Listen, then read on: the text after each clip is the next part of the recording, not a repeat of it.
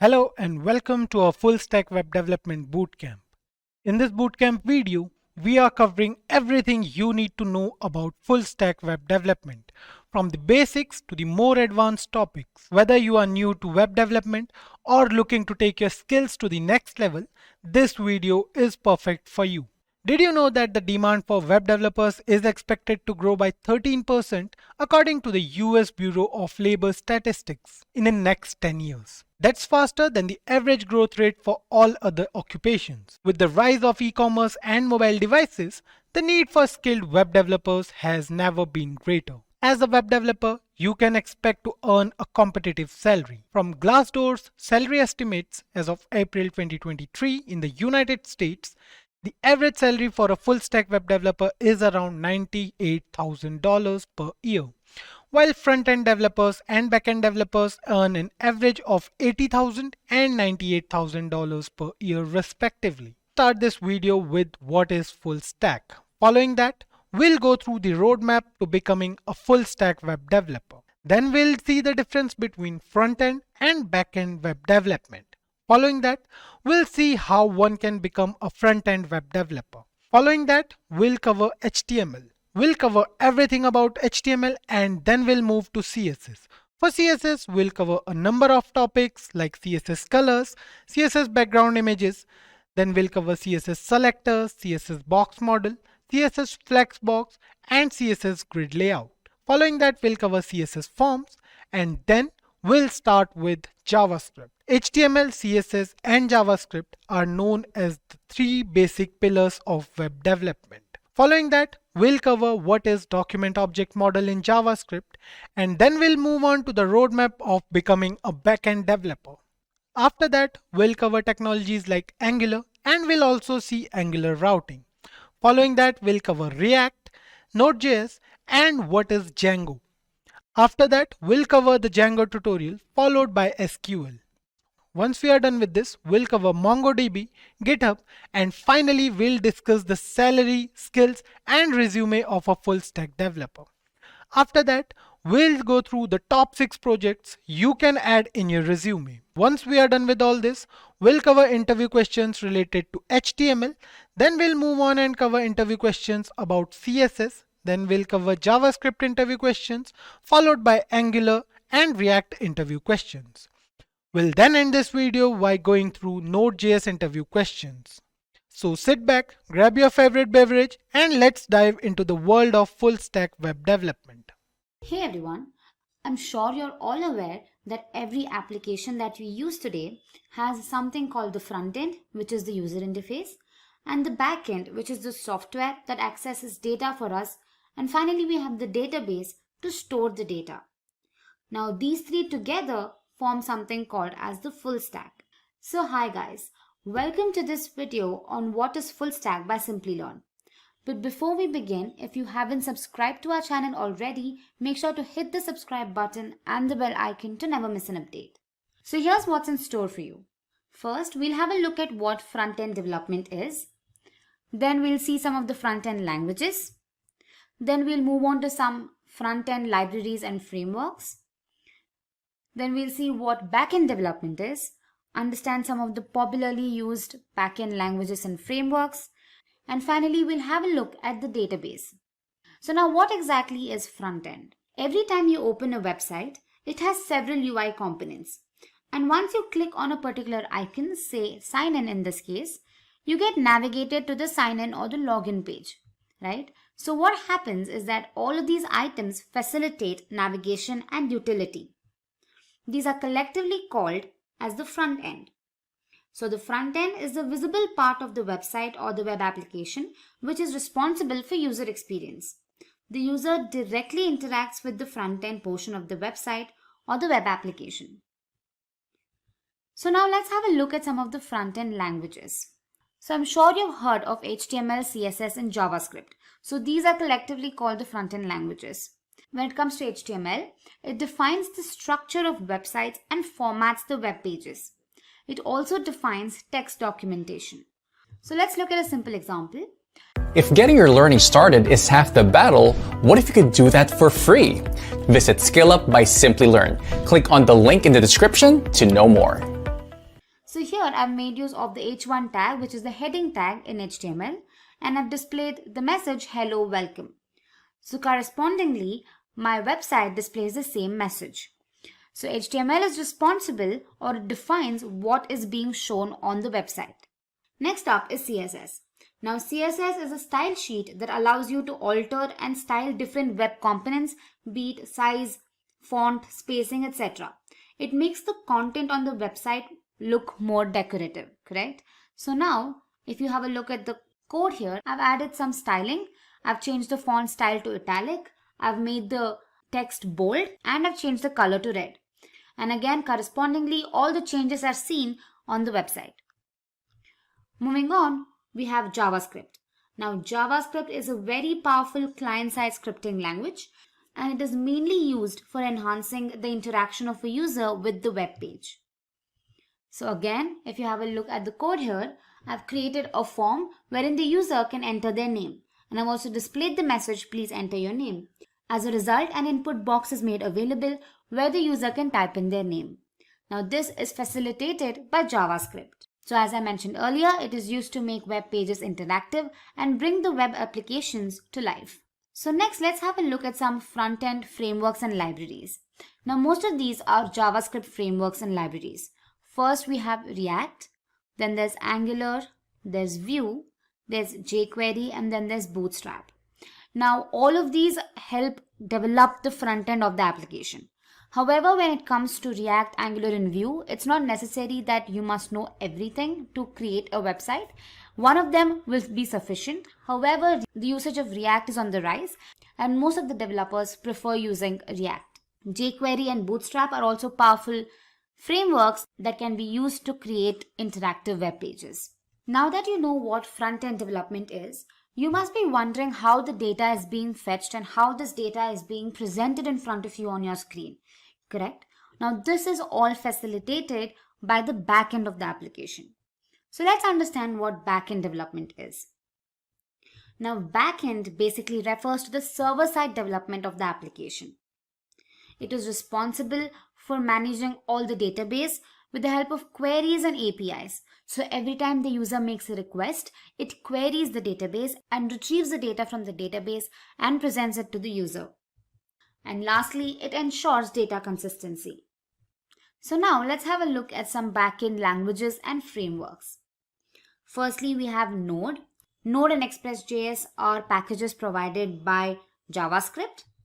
Then there's Python, which is a very popularly used language. Python frameworks like Django and Flask are popularly used to create the backend of applications.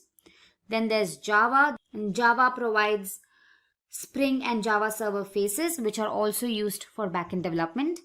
Then there's C#, which provides frameworks like ASP.NET Core and ASP.NET MVC. And other popularly used backend languages are PHP, there's Perl, and Ruby. Database is the collection of interrelated data which helps in efficient retrieval, insertion, and deletion of data from database and organizes the data in the form of tables, views, schemas, reports.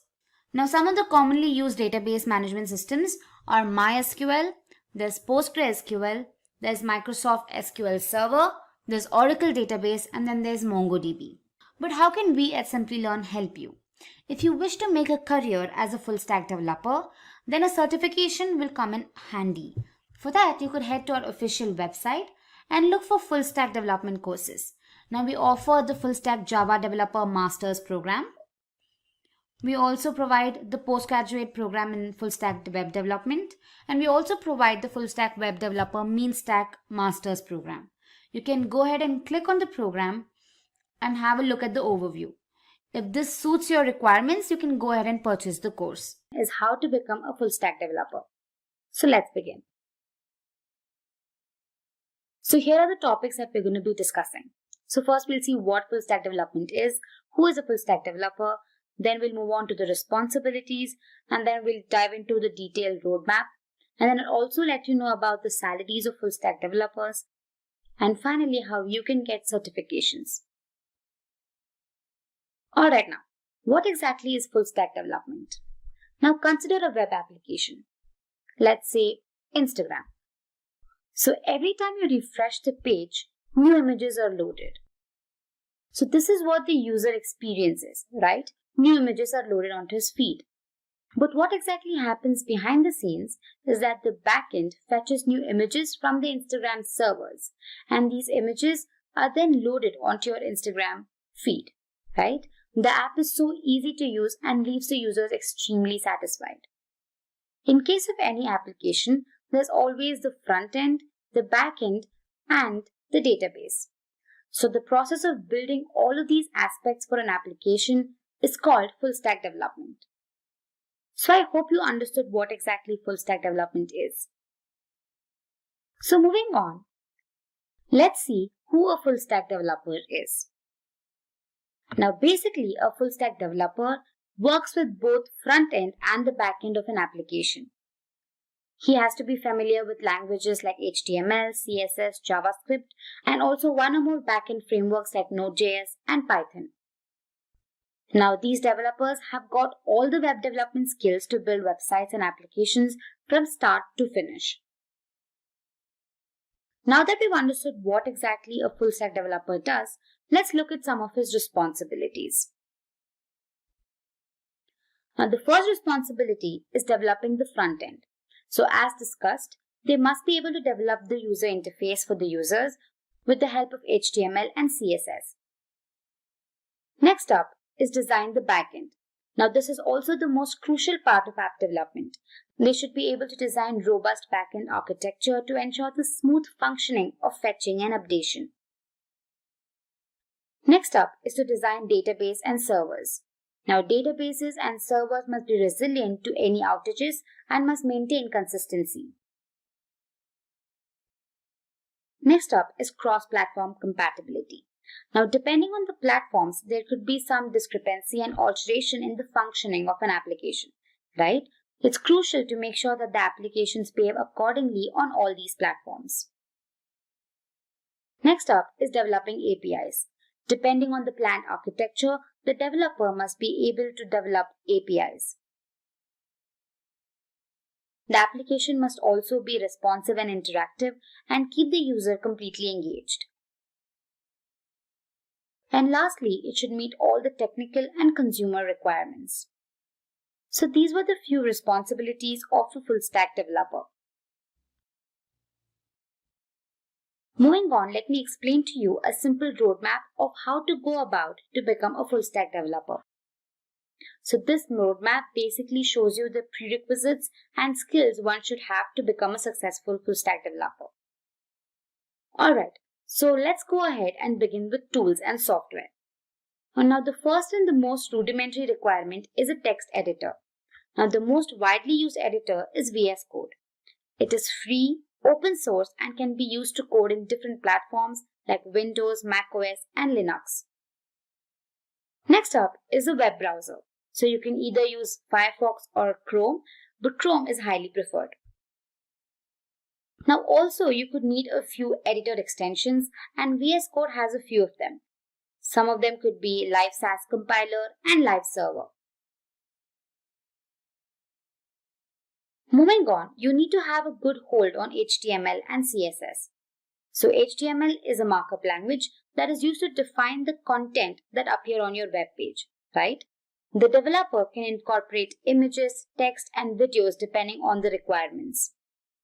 And moving on to CSS, it is basically a style sheet which is used to decorate your entire application.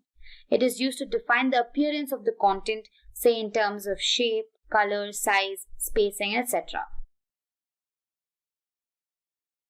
Next up is JavaScript. Now this is the most widely used front-end language and enhances the interaction with the web page. Now you might want to brush up your knowledge on simple concepts like arrays, functions, objects and loops. You can also learn ES6 features like callbacks, promises, async await, DOM manipulation and event, fetch API and JSON. All of these are required when you're making use of different JavaScript frameworks and libraries. So I'd recommend you brush up your knowledge on all of these topics. React, Angular, Vue and jQuery are some of the JavaScript libraries and frameworks that one can use. Now, all of these topics that we discussed earlier, be it ES6 features or basic concepts, they come in very handy when you're using these frameworks. Among React, Vue, and Angular, over the last couple of years, React has gained immense popularity, followed by which Vue is also being widely used. Now, Angular has seen a downward curve over the past few years. So, depending on your requirements, you can choose one of these frameworks. Next up is version control. Now, Git and GitHub are the most widely used version control systems. Now, Git basically helps you manage project files. Git basically keeps track of the entire history of things that the user is working on, right? So it makes sure that it allows the user to backtrack and see what he's worked on until then. Moving on to GitHub, it is basically a web-based service for version control using Git. Now, the user can also look into other people's code, identify issues or errors, and also even propose changes. Now, this comes in extremely helpful when you're working in a team. Let's move ahead and look at some of the backend environment. Now, the most popularly used environment is Node.js. Now, this is basically an open source cross-platform runtime environment that allows developers to create server-side tools and applications in JavaScript. Now, Node is typically used to create real-time applications with two-way connections, wherein both the client and the servers can communicate and exchange data without any hassle. Now, I really recommend you have a basic knowledge on command line as well. That is, now knowledge on basic command line like npm, that is Node Package Manager, is also essential. So this was a simple overview on Node.js. Moving on to other backend languages, there's Python and the most commonly used framework, that is Django. Now, Python is the easiest programming language out there, and I'm sure everybody will agree with me with this. So it also offers many libraries and frameworks for different technologies. So when it comes to backend in full stack development, Django is a clear winner. Now, it is a high-level Python framework that enables rapid development of websites. It is also free and open source and has a huge active community of users. So I'd really suggest you get your hands on Django and work on it extensively.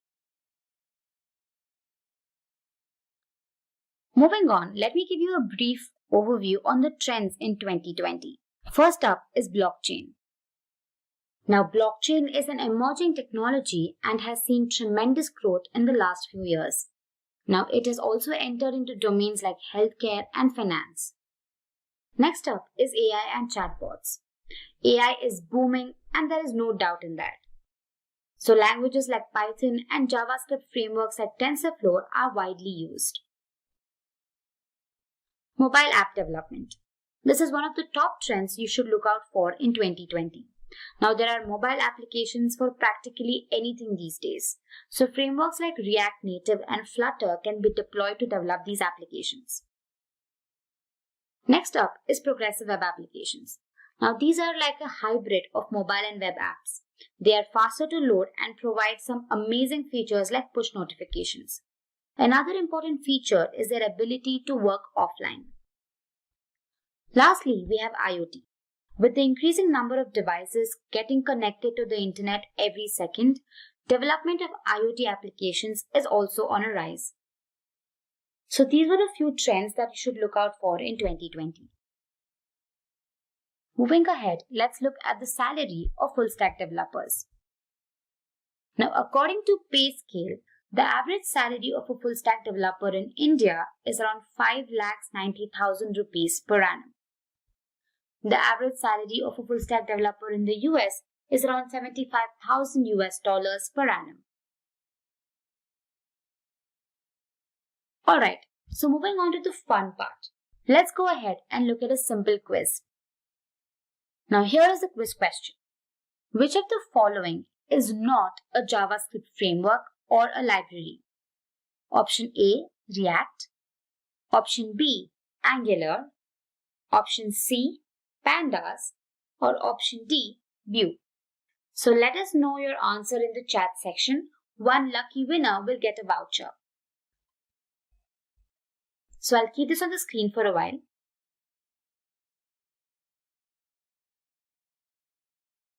Mind you, which of the following is not a JavaScript framework or a library?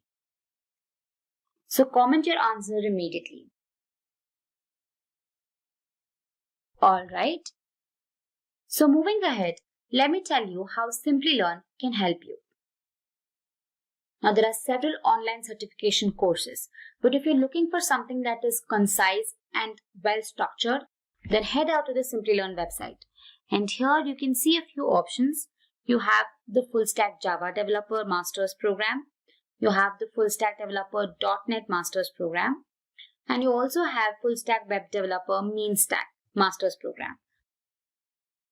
You can also go through the overview, and depending on your requirement, you can choose the appropriate course. Hey guys, I'm sure you all have heard about phrases like web development, full stack development, front-end and back-end development. But if you are not sure about what exactly they mean or how they're different, then don't worry. You're in the right place. This video on front-end versus back-end development will help you differentiate the two. But before we begin, if you haven't subscribed to our channel already, make sure to hit the subscribe button and the bell icon to never miss an update. Now let's jump right in and look at what's in store for us. So first, we look at what exactly web development is. Then, we look at the different types of web development. Going ahead, we'll look at what front-end development is and understand what exactly back-end development is. And lastly, we'll be comparing the two on the basis of languages, libraries and frameworks, skills, job roles, and salary. So now let's begin by understanding what web development is.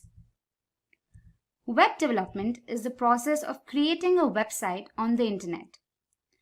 It refers to the non-design aspects of a website, such as creating features and functionality using programming, markup, and scripting languages.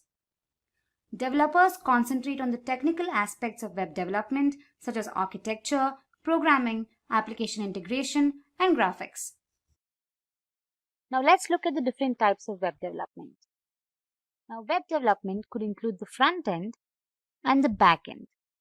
Now together, they form something called as full stack development. Now I'm sure you're wondering what they actually mean, so let's go ahead and understand them. Let's begin by understanding what front-end development is. Now front-end development is the part of the website that codes and creates front-end elements of a website, which are features that are directly viewable and accessible by the client. Now essentially, a front-end developer is in charge of everything you see, be it styling, graphics, text, alignment, navigation, colors, etc. And he attempts to improve the user experience to make it as seamless as possible.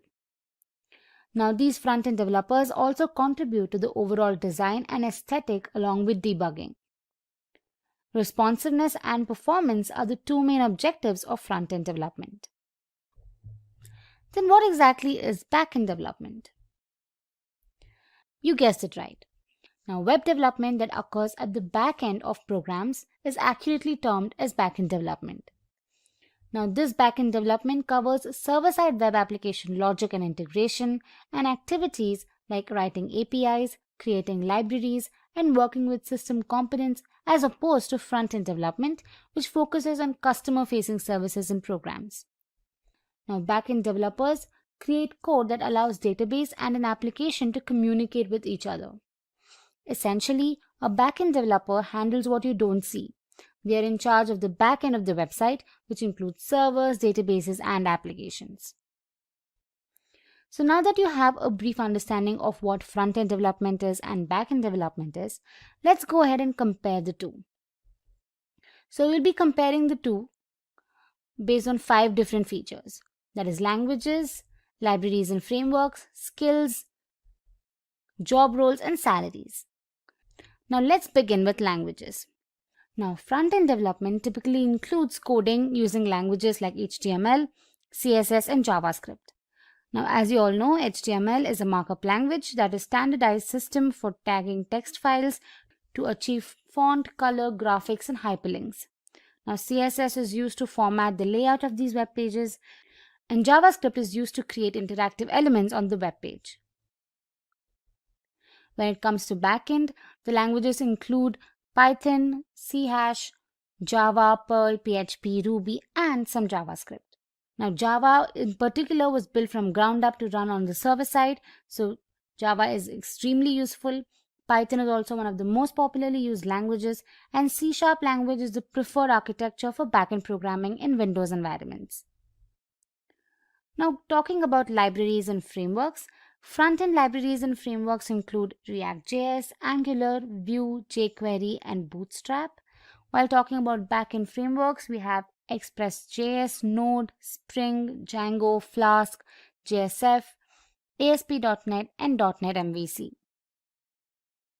Now, front-end and back-end developers work very closely, so it's helpful to have a foundational understanding of front-end developer technologies like HTML and CSS as well. Moving on to skills. Now, front-end developers are in charge of bringing visual elements to a website as well as interactive elements such as navigation, buttons, and anything else that improves overall usability. HTML, JavaScript, and CSS are frequently used to ensure that a site's visual side operates well. So it's crucial to know these languages, and a good understanding of JavaScript frameworks and libraries is also essential. And other general skills include a good grasp of front-end programming languages, the ability to create a responsive design, the knowledge of testing and debugging, and an understanding of front-end development tools like automation, content management, version control systems. Talking about the skills required for backend development. Now, backend developers deal with backend languages and frameworks like Java, Ruby on Rails, etc.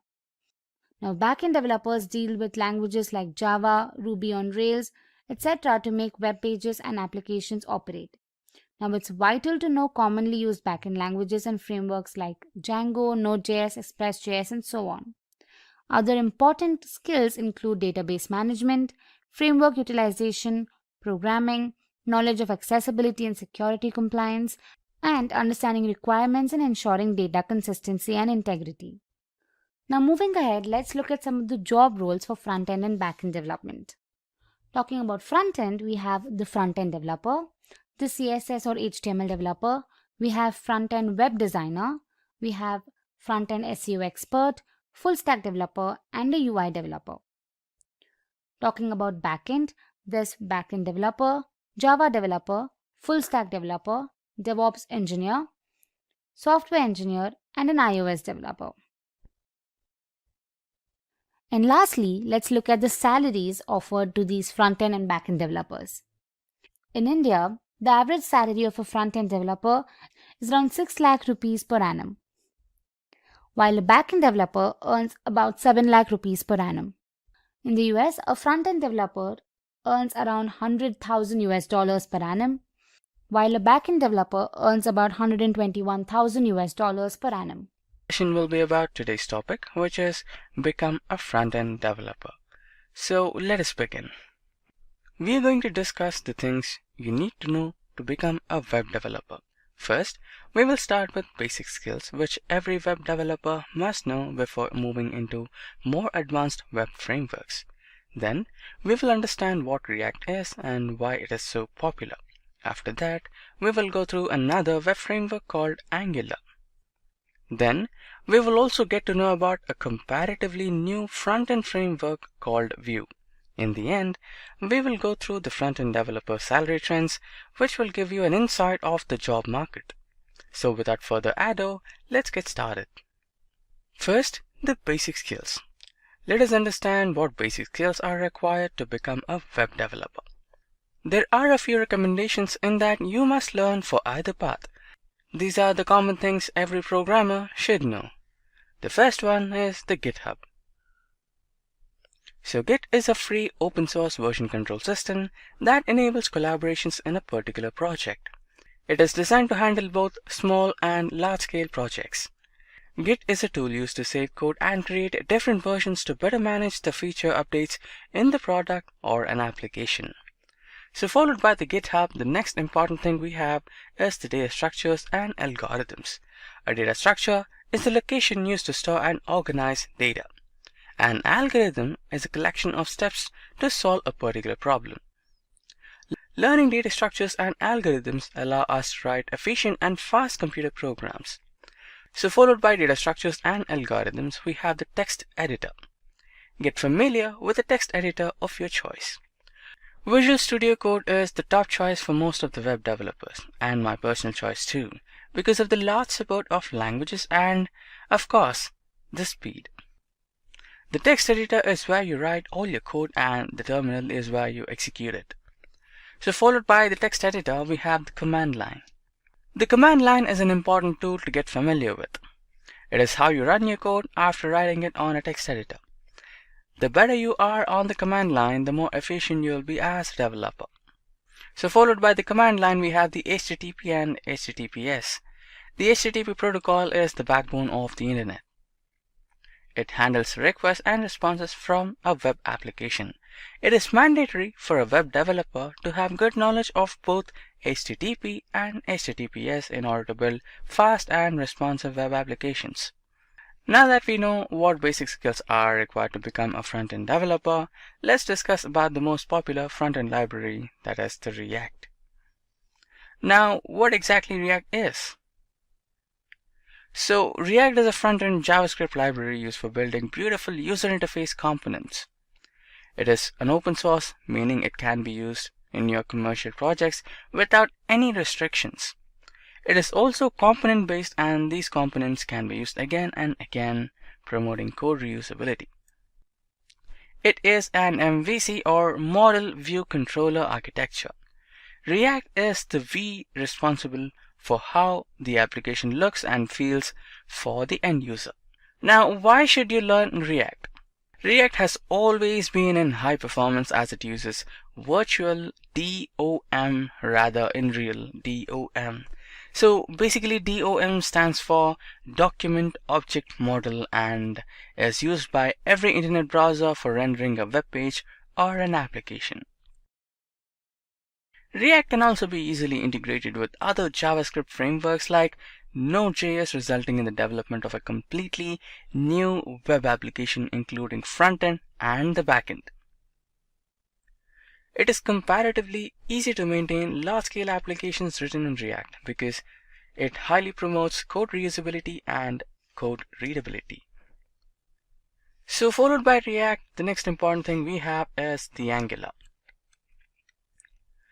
We have an idea of what React is, but it is not the only framework used for building user interfaces. So now let us know about Angular. So now what exactly Angular is? Angular, unlike React, is a fully fledged framework for web application development, which usually does not require additional libraries for implementing additional functionalities like routing. It is also open source and backed by Google and is regularly updated, resulting in constantly improved performance and addition of new features. In terms of performance, it was pegged to be much slower than React, but with the recent versions, performance seems to be on par with React. Now, why should you learn Angular? Angular is one of the most stable frameworks out there. It is also the most complete, meaning you don't have the need to integrate with other frameworks since it pretty much includes everything for the web development of a complete web application. Angular, backed by Google, is safe choice for using in long-term projects since it is not going anywhere anytime soon. Angular is obviously used by Google for its web applications and also used by other large-scale companies, creating a lot of job opportunities. Now followed by Angular, the next one we have is the Vue. Now that we know quite a bit about the two popular front-end frameworks, namely React and Angular, let's now go ahead into Vue and learn a bit more about Vue.js library. Now what exactly is Vue? Vue is a lightweight and open source progressive JavaScript framework used for developing interactive web user interfaces. It is meant to be integrated with other libraries to develop a complete web application.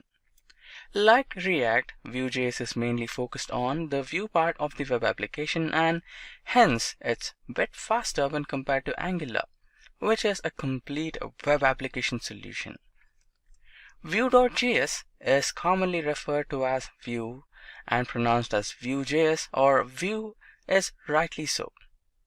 Now, why should you learn Vue? Any beginner web developer can easily understand Vue and start building their own web user interfaces.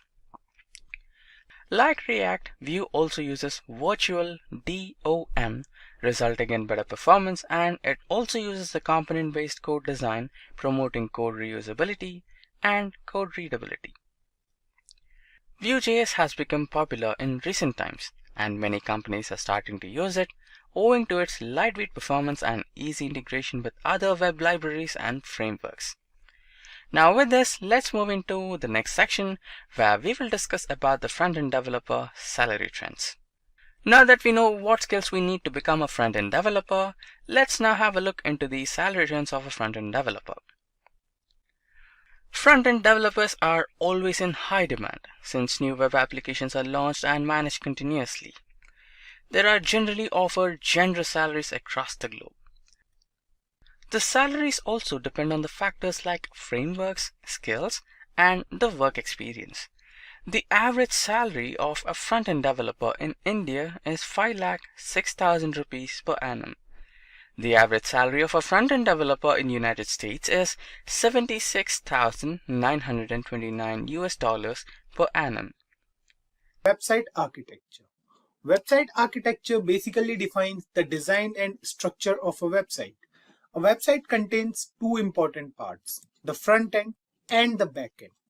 The front end of any website is something the user came across. We can also state it as the client side of any website. Whatever the user of the website sees while going through any particular website is considered as front end. HTML, CSS, and JavaScript are the three most popular and mainly used technologies which are responsible for the development of the graphical user interface. The combination of these three technologies is responsible for giving a smooth and appealing user experience.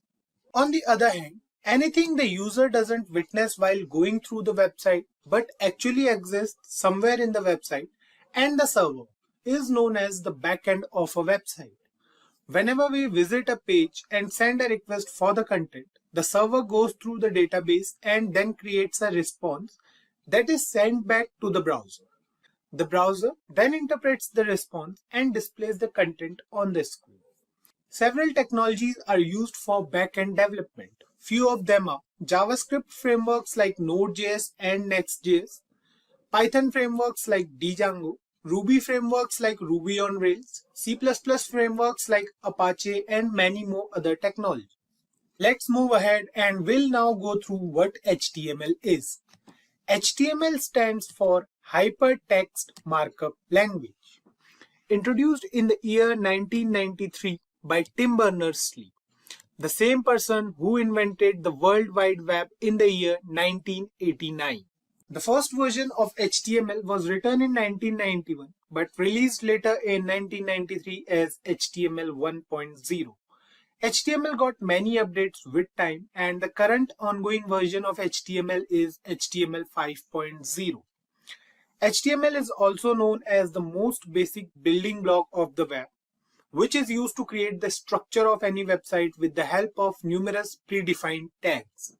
It helps the browser to understand the structure and style of a document or file for viewing over the internet. It allows our web pages to host videos, images, and other applications. It also facilitates navigation within web pages or between websites through hypertext. Hypertext refers to the links present in any website to connect different web pages and create a whole website. HTML has a lot of use cases. Web development. HTML code is used to design how a browser displays web page elements such as text, hyperlinks, and media files. Internet navigation. Users can easily navigate and insert links between related pages and websites, as HTML is heavily used to embed hyperlinks. Web documentations. HTML makes it possible to organize and format documents similarly to Microsoft Word. Moving on to the installation part. HTML does not require any special software to work. If you have Notepad installed in your system, that's enough to start using HTML. The best part about HTML is its ease of use. Let's move on to the editors part now, and we'll then download a particular editor for a complete HTML playlist. An editor or IDE, which stands for Integrated Development Environment, is a software application that comprehends facilities to a programmer for software development. Just like Photoshop makes it easier to edit photos, in the same way, IDE makes it easier for a programmer to write code. The number of IDEs present in the market today is huge. Some of these editors are Notepad++, Atom, and VS Code. These editors are free to use. On the other hand, editors like Sublime are free but with some limitations. To access all the features of Sublime, we have to go for the premium version for the license, and then we can use it for software development. My personal choice for an editor is the Visual Studio Code. There is a reason behind using VS Code as an editor. Let me tell you a few advantages of VS Code over other editors. First of all, it is free to use as it is open source software, so we can get it at no cost. It supports multiple programming languages. There's nothing like we need any web support or work on different editors for different programming languages. We can use VS Code for different languages as well. Extensions are also one of the main reasons behind using VS Code. Suppose we want to use a programming language, it does not support. All we have to do is to add an extension and we are good to go. It also does not affect the editor's speed as it runs as a different process. Besides all these properties, one main key factor behind using VS Code is its availability in different platforms, like it is available for Mac, Linux, and Windows. So I think there are enough features we have discussed till now. There are many more features that we'll discuss while installing and working with VS Code. Let's start with the installation part now. The installation process for VS Code is pretty simple. Just go to Google and write here VS Code. Press enter and the next page which will open will show us the results. Click on the first link over here and we are here at the website of VS Code. Right. Now you can see the download button in front of your screen. You can click on it and you can download the stable version for your operating system from here only, or you can go to the other download button present at the top right corner of your screen. Click on the button over here. So you can see here we have all the extensions as well. These are the top extensions. We have to download them inside VS Code once the downloading part overs. So here you can see the download starts. Now sit back and relax until the download finishes.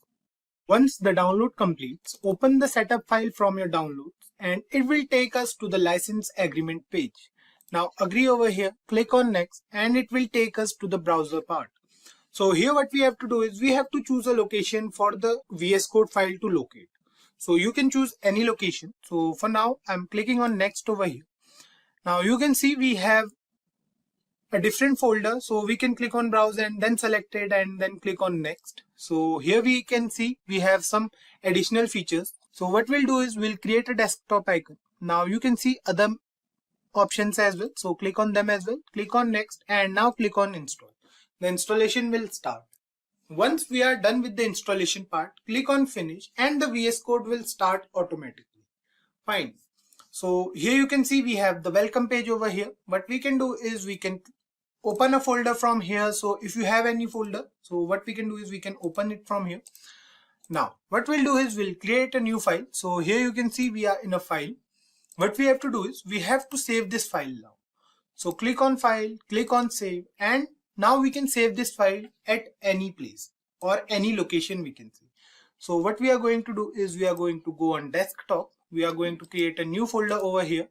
We are going to name it as HTML. Now inside HTML, what we are going to do is we are going to write here the name of our file.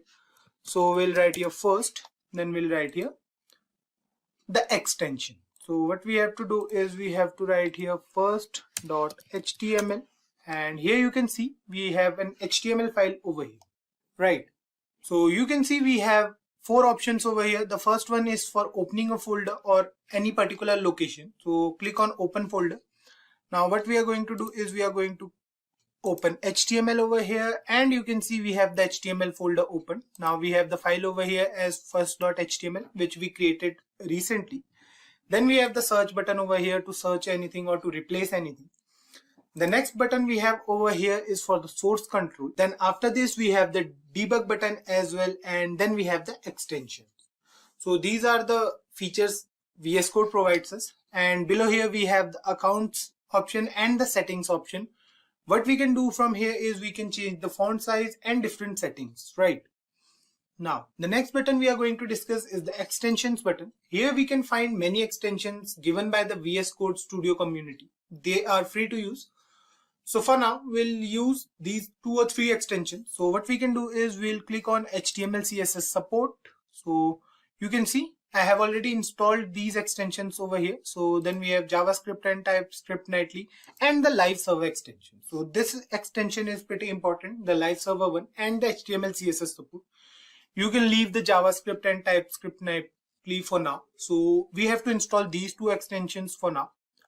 So I have already installed it. You can install them in your computer. Now, the next thing we have to do is, so we can start writing our code here on. I've already told you that while saving any file, make sure that we are saving that file with a .html extension. So what we have to do here is we have to put an exclamation mark over here and press enter. And you can see we have the basic HTML code, which we'll need in almost every project. We can simply start with it if we have basic computer knowledge. We got you covered if you are a newbie to HTML. Please stay connected with us and you guys will understand HTML in a very fun and exciting way. Before we go through the different tags present in HTML, let's discuss what a tag is. A tag refers to a special word wrapped in angular brackets which are used to define a particular type of content on a web page. After using a tag in an HTML file, the browser decides how to render or display the content on the screen. The list of tags present in HTML is pretty huge. We'll go through some basic tags in today's video and we'll go through the remaining tags while working with them. So let's start with the most basic tag we have in HTML. You can see here we have a basic program written over here. All the tags mentioned over here are mandatory for all HTML programs. The first thing we have here is the doc type as HTML. You can see it over here. We have written doc type HTML. So this is not an HTML tag, but an instruction for the system about the type of document. Basically, we are telling the system that this is going to be an HTML document so that all the browsers can know that this particular document is an HTML document and work accordingly. The next tag we have here is the HTML tag. You can see the HTML tag starts from here and goes till end, right? We have ended this HTML tag at the end of our HTML document. Now this tag is necessary for all HTML documents. If we are working on an HTML document, then this tag is what we are going to need.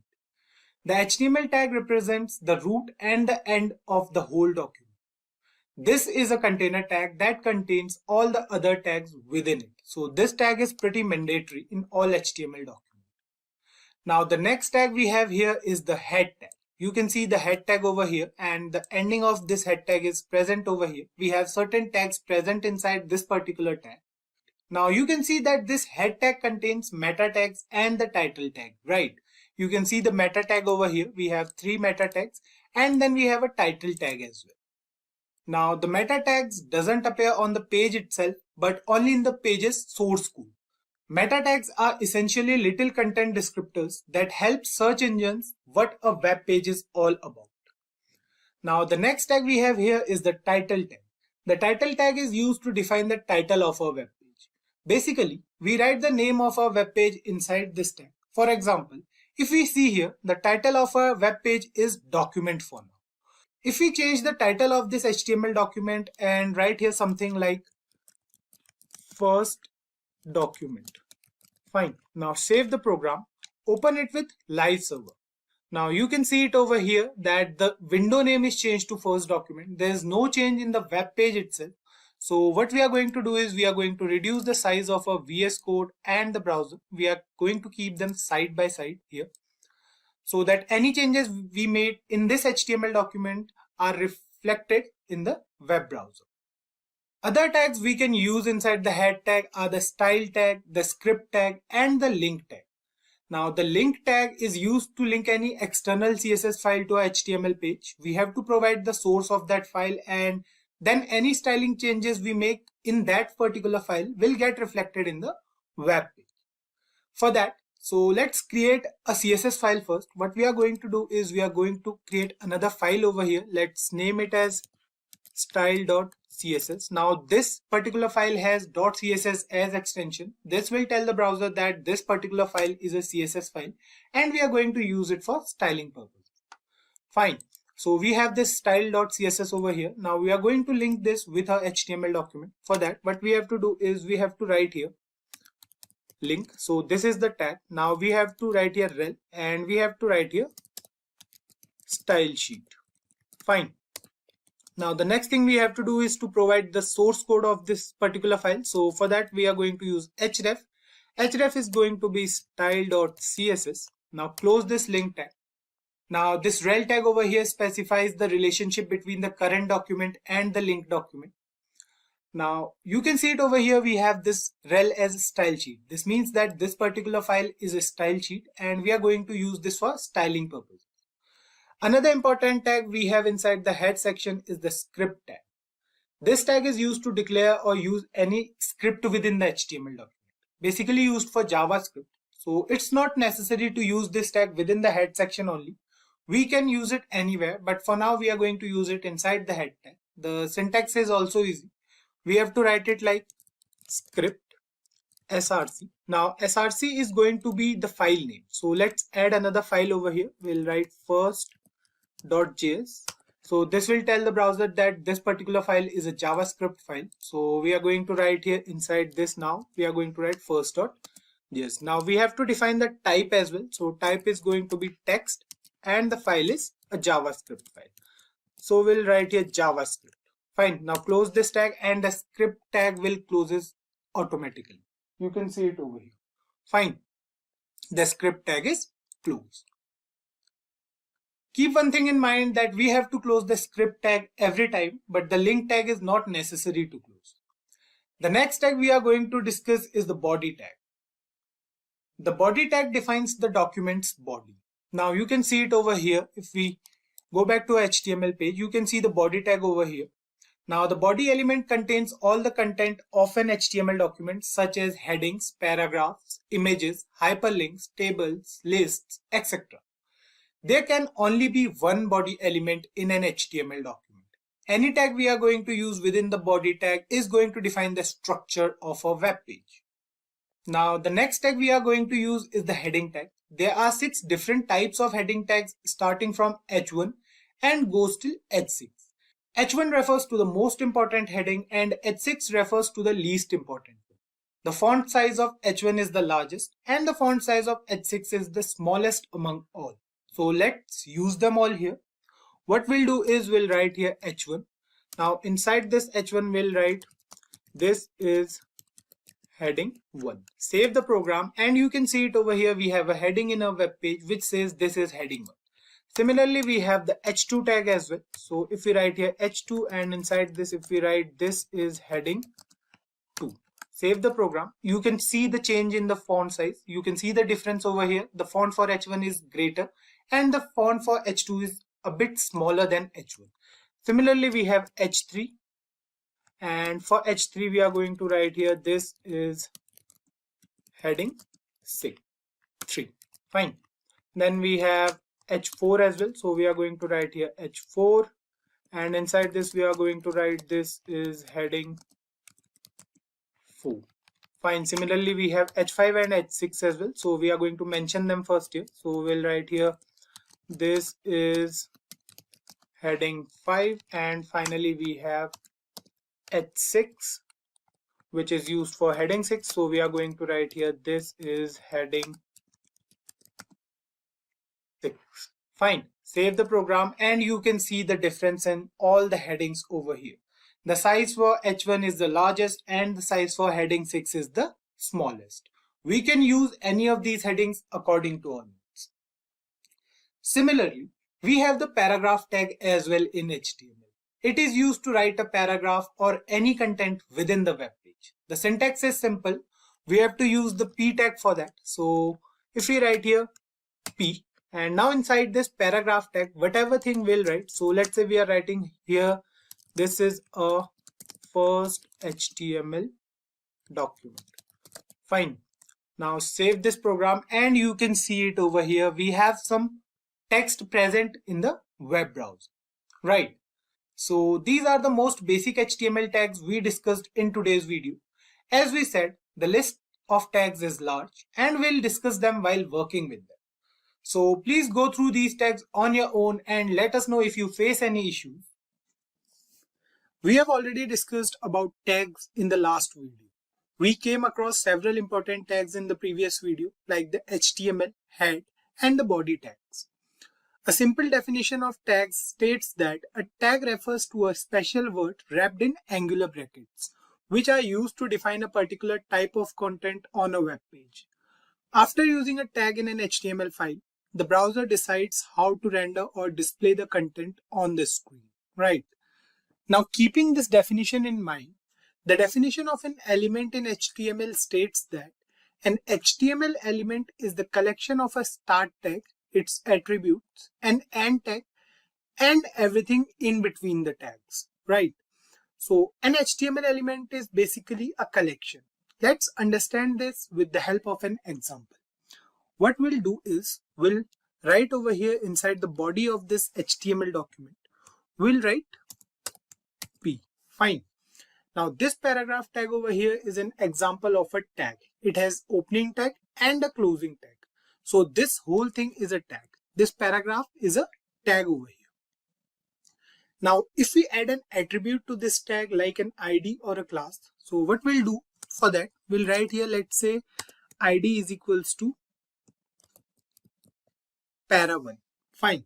This tag now has an attribute within it. ID makes this whole tag unique. We can access the content of this tag with the help of ID attribute. We'll discuss attributes in detail in the upcoming video. For now, let's add some content inside this tag. So what we'll do is we'll write inside this tag. We'll write over here, let's say this is a paragraph. Fine. So we'll write here paragraph. So this is the content of a paragraph tag.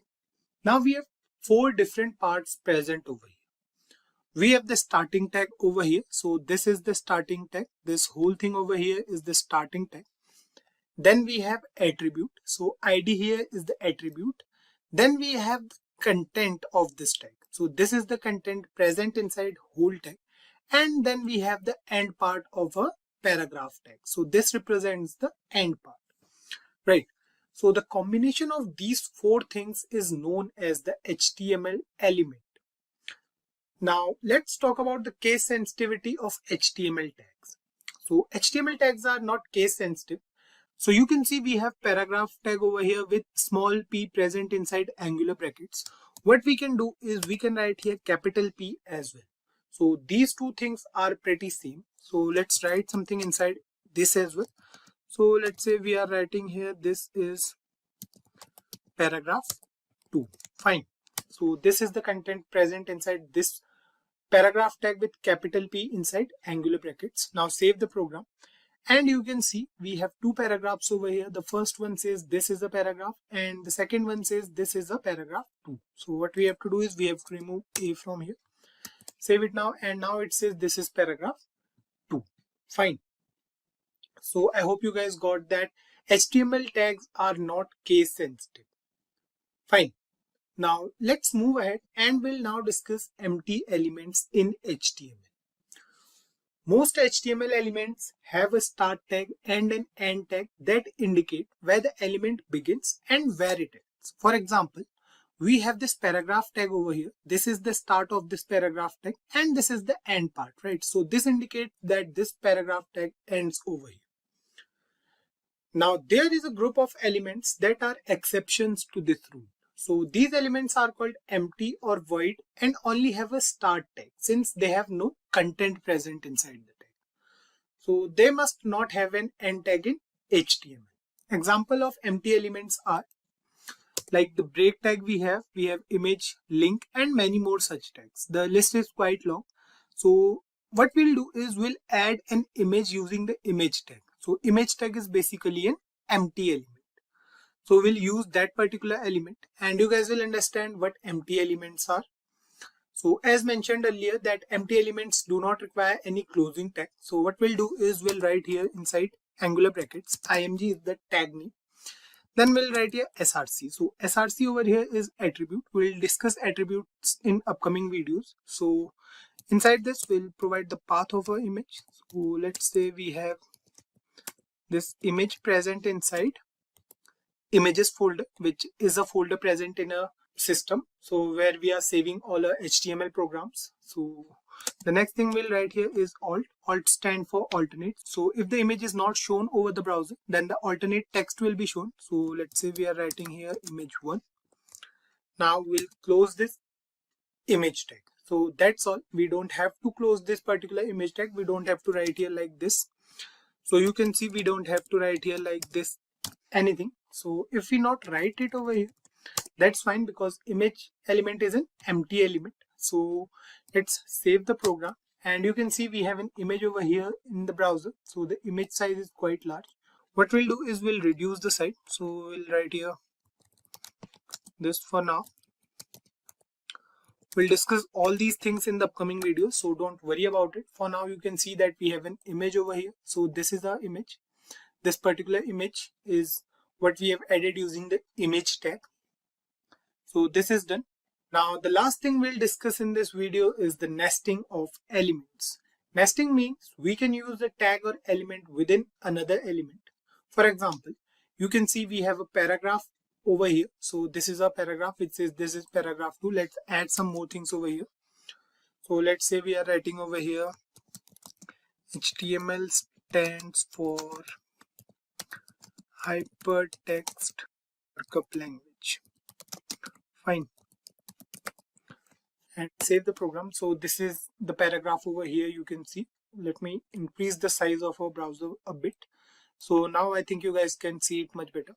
Now what we'll do is we'll use a particular element or tag within this paragraph tag. So let's say we want this HTML to be cursive and bold in nature. So what we'll do over here is we'll use the B tag over here. So B stands for bold. So what we'll do next is we'll cut HTML from here and we'll paste it inside this B tag. Now save the program and you can see HTML is bold in nature now, right? Similarly, what we can do is we can nest one more tag inside this bold tag. So what we can do is we'll write here I. Now we have to put this HTML inside both these tags, save this program, and you can see the HTML is cursive in nature now.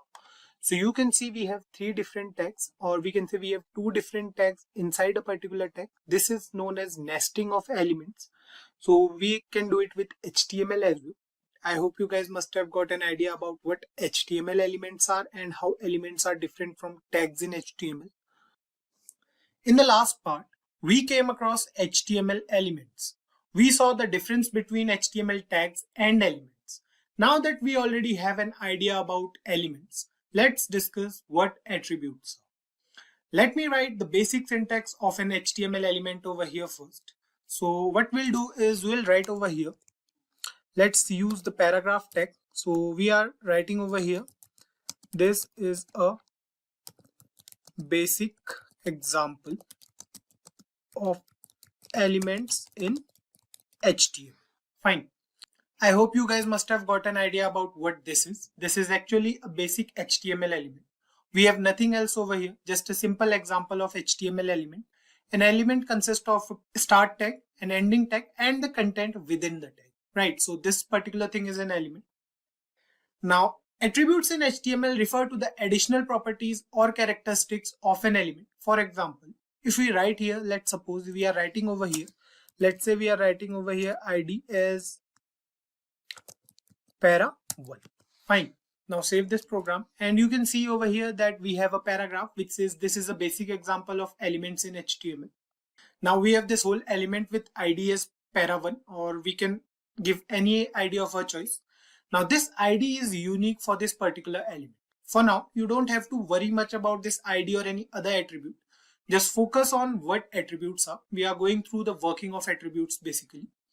So we can use the ID of this attribute to style this particular element. So basically this ID attribute defines what this HTML element is. We have to use the style tag element, or we can say we have to use the style element for styling this particular paragraph.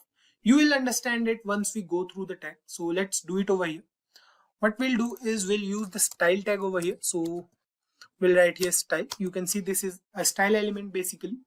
It has start tag, it has ending tag. Now we'll write some content inside this particular tag. So let's say we are writing over here hash para1. Now inside this, what we'll do is we'll define some styling properties. So let's say we are writing over here background color as red, and we'll write here color. So this color here refers to the font color basically. So we'll write here blue. Now save this program, and you can see the paragraph in our browser is changed. So what we did here is inside this style element, we access this particular ID. So ID is unique for each element. We'll discuss it later on. So basically this particular paragraph tag has an ID named para1. So we are using that particular ID. Then we have some CSS properties. So these properties are used to style a particular element. So we have used it over here. You can see it over here. If I zoom out a bit in the browser, you can see the background color of this whole paragraph is red and the font color is blue. Fine. What we want to say here is this ID over here is basically an attribute. It is used to identify or change a particular element. We have many attributes present in HTML. So we'll go through some of them. Let's say we are adding an image over here. So let's add an image, and you guys will understand about HTML attributes here as well. So we'll write here img. So this is basically an empty element. We have discussed it in the previous part wherein we went through HTML elements. Now what we'll do is we'll write here src. Now src is also an attribute. This attribute is used to provide the system with the source of a image. So if we go back to this particular HTML folder, so here we have a HTML folder. You can see we have a folder here named as images, and we have an image present inside this particular folder, right? So what we have to do is we have to provide this path inside a HTML file. So what we are going to do here is we are going to get back to VS Code, and inside here we'll write images. So this is our folder name, and we have a file name html.png present inside that particular folder. So src is the attribute, and this particular thing is the value of our attribute, right? Now the next thing we are going to do here is we are going to write here alt. Now inside this alt, let's say we are writing HTML over here. Now this alt attribute is used when we add an image on. So basically what happens is when we add an image to a web browser, sometimes what happens is the image is not shown over the browser. So in that case, the alternate text will be shown. So if this particular image is not shown in the browser, then this particular text will be shown. So let's save this program. We'll open a web browser here side by side as well. You can see that this particular image is present over here in a web browser. The size of this image is quite large. We can change the size in two different ways. We can either use the ID attribute here as well, and then use that particular attribute in the styling tag or CSS file to change the size of this image. Or we can simply use the height and width attribute in the image tag over here. So that's the simple one. So what we are going to do is we are going to write here height. Height is an attribute. We have to define the height in pixels. So we have written over here 300 pixels. Save the program, and you can see the height of this image is 300 pixels now. Same thing goes for width as well. If we write here width, and if we define the width as 300 pixels as well, save the program, and you can see now the height and width of this particular image is 300 pixels, right? So guys, this is all about the basics of attributes in HTML. I hope you guys understood this. We'll go through each attribute while working on those attributes in the upcoming videos. So don't worry about it if we haven't covered all the attributes over here. We'll go through them in the upcoming videos. Before we move on and discuss the different formatting tags in HTML, let's understand what formatting is. Formatting refers to the process of making the text present on a web page more appealing to the user. For example, let's say we want to add a heading in a HTML document, and for that we want a specific font size. Let's say we want to add a heading with a bigger font size. For this purpose, we have the heading tag present in HTML, which provides us with 6 different font sizes, with H1 being the tag with the greatest font size and H6 with the smallest one. We have already discussed in the previous videos as well. Now we need to make sure which font size we want, and we can use the heading tag accordingly. Let's understand this with the help of an example. Let's suppose we are working on a web page wherein we want a heading. So let's say the heading is what is HTML. We want the font size to be bigger. So simply we'll write here H1. We have already mentioned it that H1 has the biggest font size of all the 6 heading tags, right? So inside this we'll write what is HTML. So let's suppose this is the heading. Now on saving the program, you can see here on the browser that we have a heading with larger font size. So what we can do for now is we'll remove this heading from here. Now save it, and you can see we have only one heading as of now. We have the heading as what is HTML. We can also write a paragraph after this heading tag that will explain what HTML is using the paragraph tag. So let's do it over here as well, and you guys will understand it much better. So here we are going to use the break element. So this is basically an empty element used in HTML for line break. So what we are going to do is we are going to put it over here.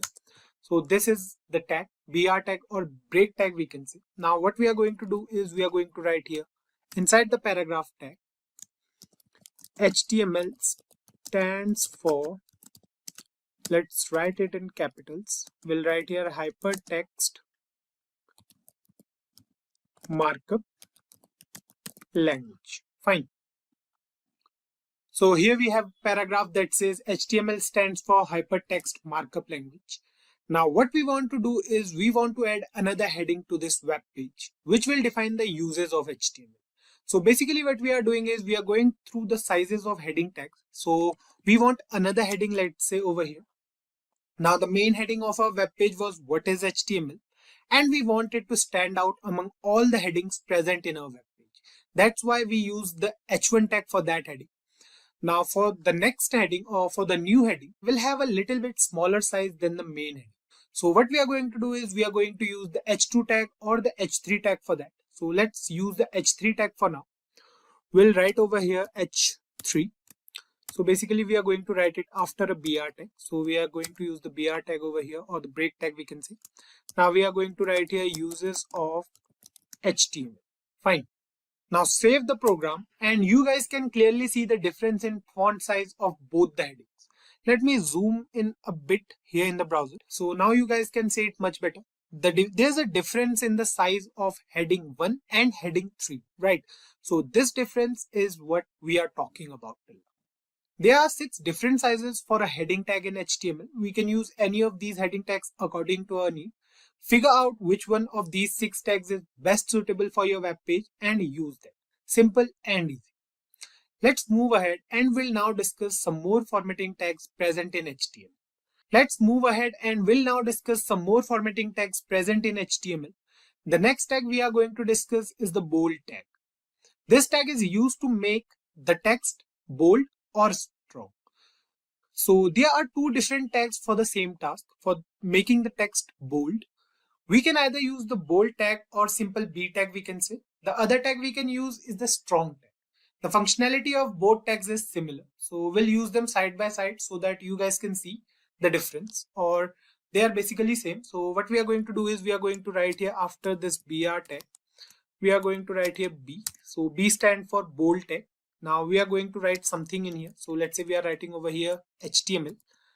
Now again after BR tag we are going to use the strong tag. Fine. We'll write same thing here. The content will remain the same. So we are going to write HTML over here. Now here we used both tags with similar content present inside them. Save the program, and you can see we have 2 similar outputs here on our web page. The outputs are exactly similar. The working of both the tags is the same, right? Now let's recall the nesting of elements in HTML from the previous video. We have said earlier that we can use an element within another element in HTML. We are going to nest this bold tag inside a first paragraph tag. It means that we are going to nest this bold tag over here. So what we are going to do is we are going to use bold tag inside the full form, or we are going to put the full form of HTML inside the bold tag. Fine. So save it. And you can see we have hypertext markup language written over here in the browser in bold, right? It looks better than the previous one. Just like the bold tag, we have two more tags present in HTML to make the text on screen look more appealing to the user. The italic tag and the underline tag. Now you guys must be thinking that these three formatting techniques are also present in Microsoft Word. You are right. These three tags are present in both MS Word and HTML.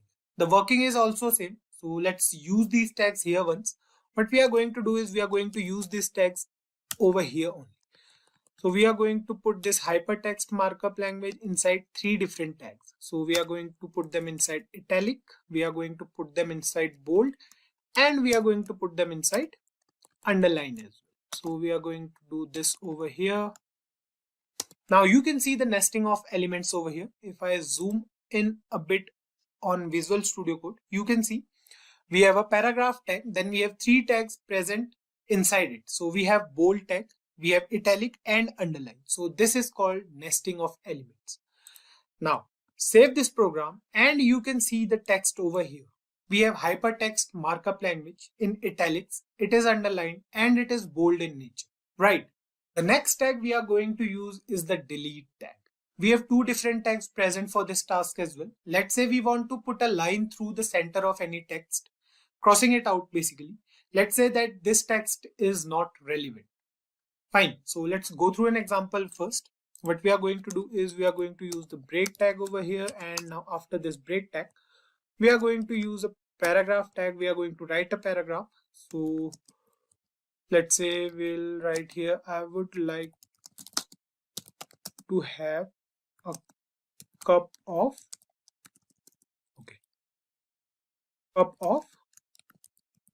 coffee. Fine, save it, and you can see we have this paragraph or sentence over here on the browser. Now what we want is we want to delete this particular word, or we can say we want to put a line through it. Fine, so what we are going to do is we are going to write here strike. Fine, we are going to put coffee inside this strike tag because we want this particular word to cut, and then let's say we are writing over here tea. Fine, so save it now and you can see it over here. It says I would like to have a cup of coffee, has a line over it, and then we have written tea. So you guys can understand the meaning of this sentence by yourself, I guess. We can use this tag anywhere according to our needs. We can achieve this same thing with the help of the delete tag as well. What we have to do is we have to write here in place of strike. What we are going to do is we are going to copy this piece of code from here. We are going to paste it here. Now instead of strike, we are going to write here delete. So del, this is the tag, and we are going to close this tag as well. Now we are going to write coffee inside it and save the program, and you can see we have the exact same output with this tag as well. Fine. Another tag we have in HTML for formatting is the mark tag. Now the mark tag in HTML is used to mark any particular text. The text will be highlighted with yellow color. For example, let's say we are writing something over here, or we can just paste this again and we are going to remove this part. Now we want to mark the word coffee, let's say. So what we are going to do is we are going to write here mark. This is the tag, and inside this tag we are going to write coffee, let's say. Fine. Save the program and you can see it over here. We have this sentence which says I would like to have a cup of coffee, and coffee is highlighted over here, right? So this is the mark tag and we can use this tag for formatting. Now the last tag we are going to discuss in today's video is the font tag. The font is an inline element used to change font sizes, font colors, and font styles of the text in a web page. This element has its own attributes. So the three attributes we can use are size, color, and face. Fine. Size is used to change the font size of the text. We can write values between 1 and 7, with 1 being the smallest and 7 being the largest font, exactly opposite to the heading tag. So you can learn it that way. Color refers to the font color. We can simply write the name of the color, or we can use the hexadecimal values for colors. The hexadecimal numbers are specified according to the RGB value for each color. The last thing we have is face. Face refers to the font style. The default HTML font is Times New Roman. We can use any font style of our choice using this attribute. So let's use this tag over here and you guys will understand it much better, I guess. So what we'll do is we'll write here. Let's say we are using a paragraph tag. So we'll write something over here. Let's say I prefer. Now we are going to use the font tag over here. So this is a tag. You can see it in red color. Now we have three different attributes, right? So the first attribute we have is size. So we'll write here inside size, let's say the size of this font is 4. Then we have color. So color defines the font color. So let's say the font color we want is red. And then we have the face. So let's say we want the font style to be Verdana, and we'll write something over here. Let's say we are writing this over red. Fine. Now save the program and you can see it over here. It says I prefer red. Fine. So let's complete this sentence. What we are going to do is we are going to write something after this font tag as well. So let's say we are writing over here red over blue. Save the program and you can see it over here that we have this particular sentence which says I prefer red over blue. So let me increase the size of VS Code so that you guys can see it clearly. So here you can see we have this paragraph tag. Then we have written inside it I prefer, and we have kept this red word inside a particular element, font element basically. This font element has three different attributes: size, color, and face. Now let's change the size of this to 6 for now. And we'll check the output, save the program, and you can see red over here is quite large in size, right? It looks different. So I hope you guys got this. Formatting an HTML document is mostly done using CSS, but now HTML also allows us to format our documents using different tags. Basic formatting, we can say. So formatting is making the web page more appealing using these particular tags. So the list of formatting tags present in HTML is quite long. We can't discuss all of them here, but if we use any of those tags in the upcoming videos, then surely we'll discuss them over there on. Now the task for you guys is to use these formatting tags and let us know if you find any difficulty in using them. In HTML, a phrase tag is used to give structural meaning to a block of text. What does that mean? Let's try to understand this with the help of an example. We'll first take a paragraph for this example, a small one maybe. So let's do it here. What we'll do is we'll write here P. So we are going to use the paragraph tag. Let's write something over here. So let's say we are writing over here, hello everyone. Then I'll write this is Kaushal. And let's suppose we are writing over here, please subscribe to a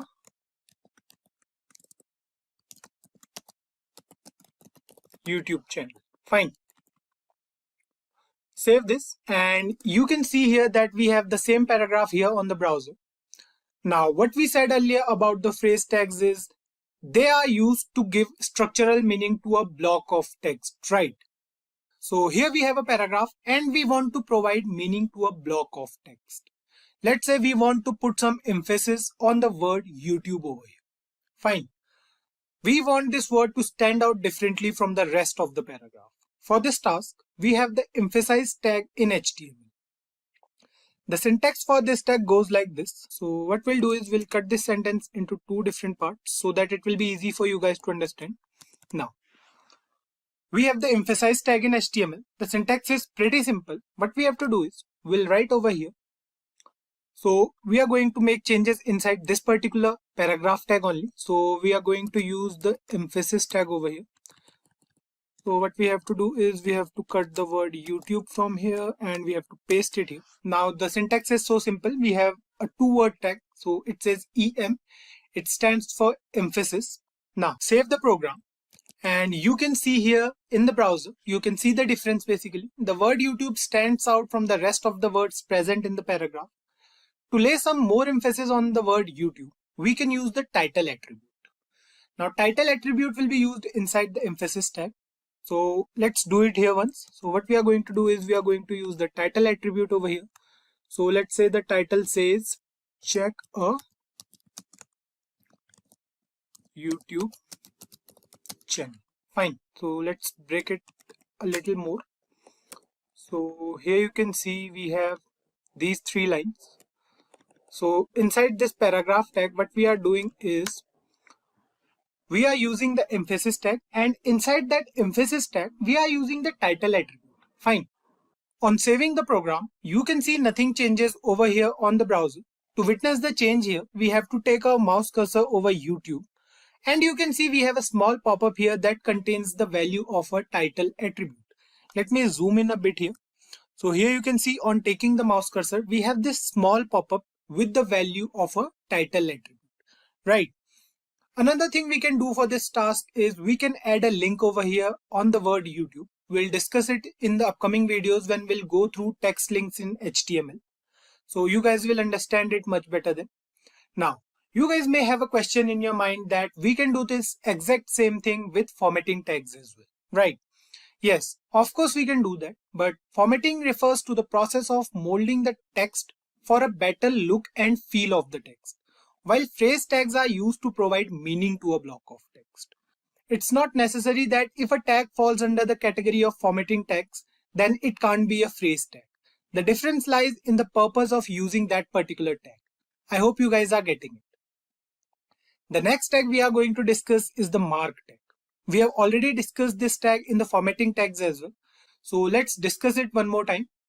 The mark tag in HTML is used to mark any particular text. The text will be highlighted with yellow color. So we have discussed it previously. Now what we are going to do is we are going to copy this piece of code.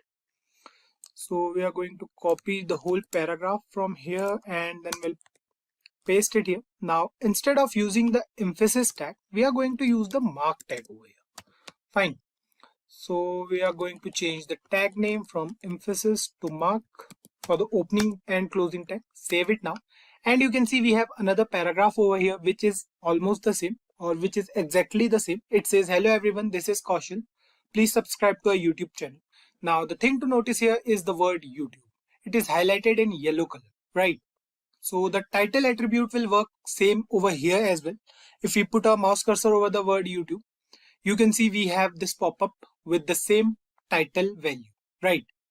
So one thing to notice here is the title attribute is basically the differentiator between the formatting tags and the phrase tags. It means that the tag remains the same, but the way of using it defines the purpose. So let's move ahead and we'll now discuss the abbreviation tag in HTML. The word abbreviation in general terms refers to the short form of a word. That's it. We have the answer here. If we are using any abbreviation for any word, we want the user to know that this particular word has a special meaning. Then we can use the abbreviation tag. So the syntax goes like this. What we'll do is we'll again use the same paragraph and we'll paste it over here again. So what we are going to do is we are going to remove this empty space from here so that you guys will be able to see the whole code or as much code as possible. So what we are going to do now is we are going to use the abbreviation tag. Fine. So we'll remove this piece of code from here. We have to put this over the word YouTube. So what we are going to do is we are going to write here abbreviation, and inside there we are going to write YT. So this is the short form of YouTube basically. Now save the program and you can see that we have another paragraph, but there's no difference over here as of now. The word is simple. It's not standing out basically, right? So this is because while using the abbreviation tag, we must necessarily use the title attribute along with this tag. So let's do it here. we have to write here title, and we have to write here YouTube because YT stands for YouTube. So we are going to write here YouTube. Now save the program, and you can see here that the abbreviation YT is now underlined with a dotted line. Fine. This indicates that the word YT is used as an abbreviation here, and the user will know that something is different over here. On taking the mouse cursor over it, you can see we have the value of our title attribute. You can see it says YouTube. So this is basically the short form of YouTube, YT over here. Now the next tag we are going to discuss is the address tag. This tag is used to display the address in the web browser. The content is written within the opening and closing address tag is considered as an address in HTML. So this is the address we generally use. Fine, not an IP address or nothing else. The general address we use for our location or for our address. So let's use this tag over here. We'll write here address, and this is the tag. Now inside this tag we are going to write YouTube office, let's say. Then we have 123 street. So this is going to be the street name for our address. Then we have, let's say, sector. So let's say the sector is 456. And then we have the place name as Noida and the country name as India. Fine. So this is an address, and let's save the program. You can see here the difference in the browser. The address tag over here has a different font. This tag is used to indicate that this particular block of text is an address.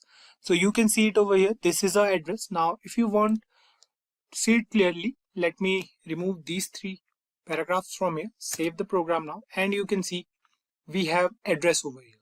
So if you want to write it in different lines, so what we can do is we can use the break tag over here, then over here again, save the program, and you can see we have the address over here. The font is different. That's the only difference between address tag and other tags. The next tag we are going to discuss is the short quotation tag. This tag is used to add double quotes within a sentence. The syntax is simple. So what we'll do is we'll write something over here. Let's say we are writing over here paragraph. We are writing over here, let's say, again, please subscribe to a. Now we want the word YouTube inside double quotes, right? So for that we are going to use the quotation tag. This is the syntax. We have to write simple Q, and we have to put the word YouTube inside it. Fine, then we'll write here channel, and we have to put a space over here. Save the program, and you can see it says please subscribe to our YouTube channel with YouTube present inside double quotes. Fine. So the last tag we are going to discuss in today's tutorial is the code tag in HTML. This tag is used to represent programming code in HTML. The text will look like we have any code from a programming language. For example, we'll write here code. This is the tag. Now inside there we'll write, let's say we are using a for loop in JavaScript. So we'll write here for I is equals to 0.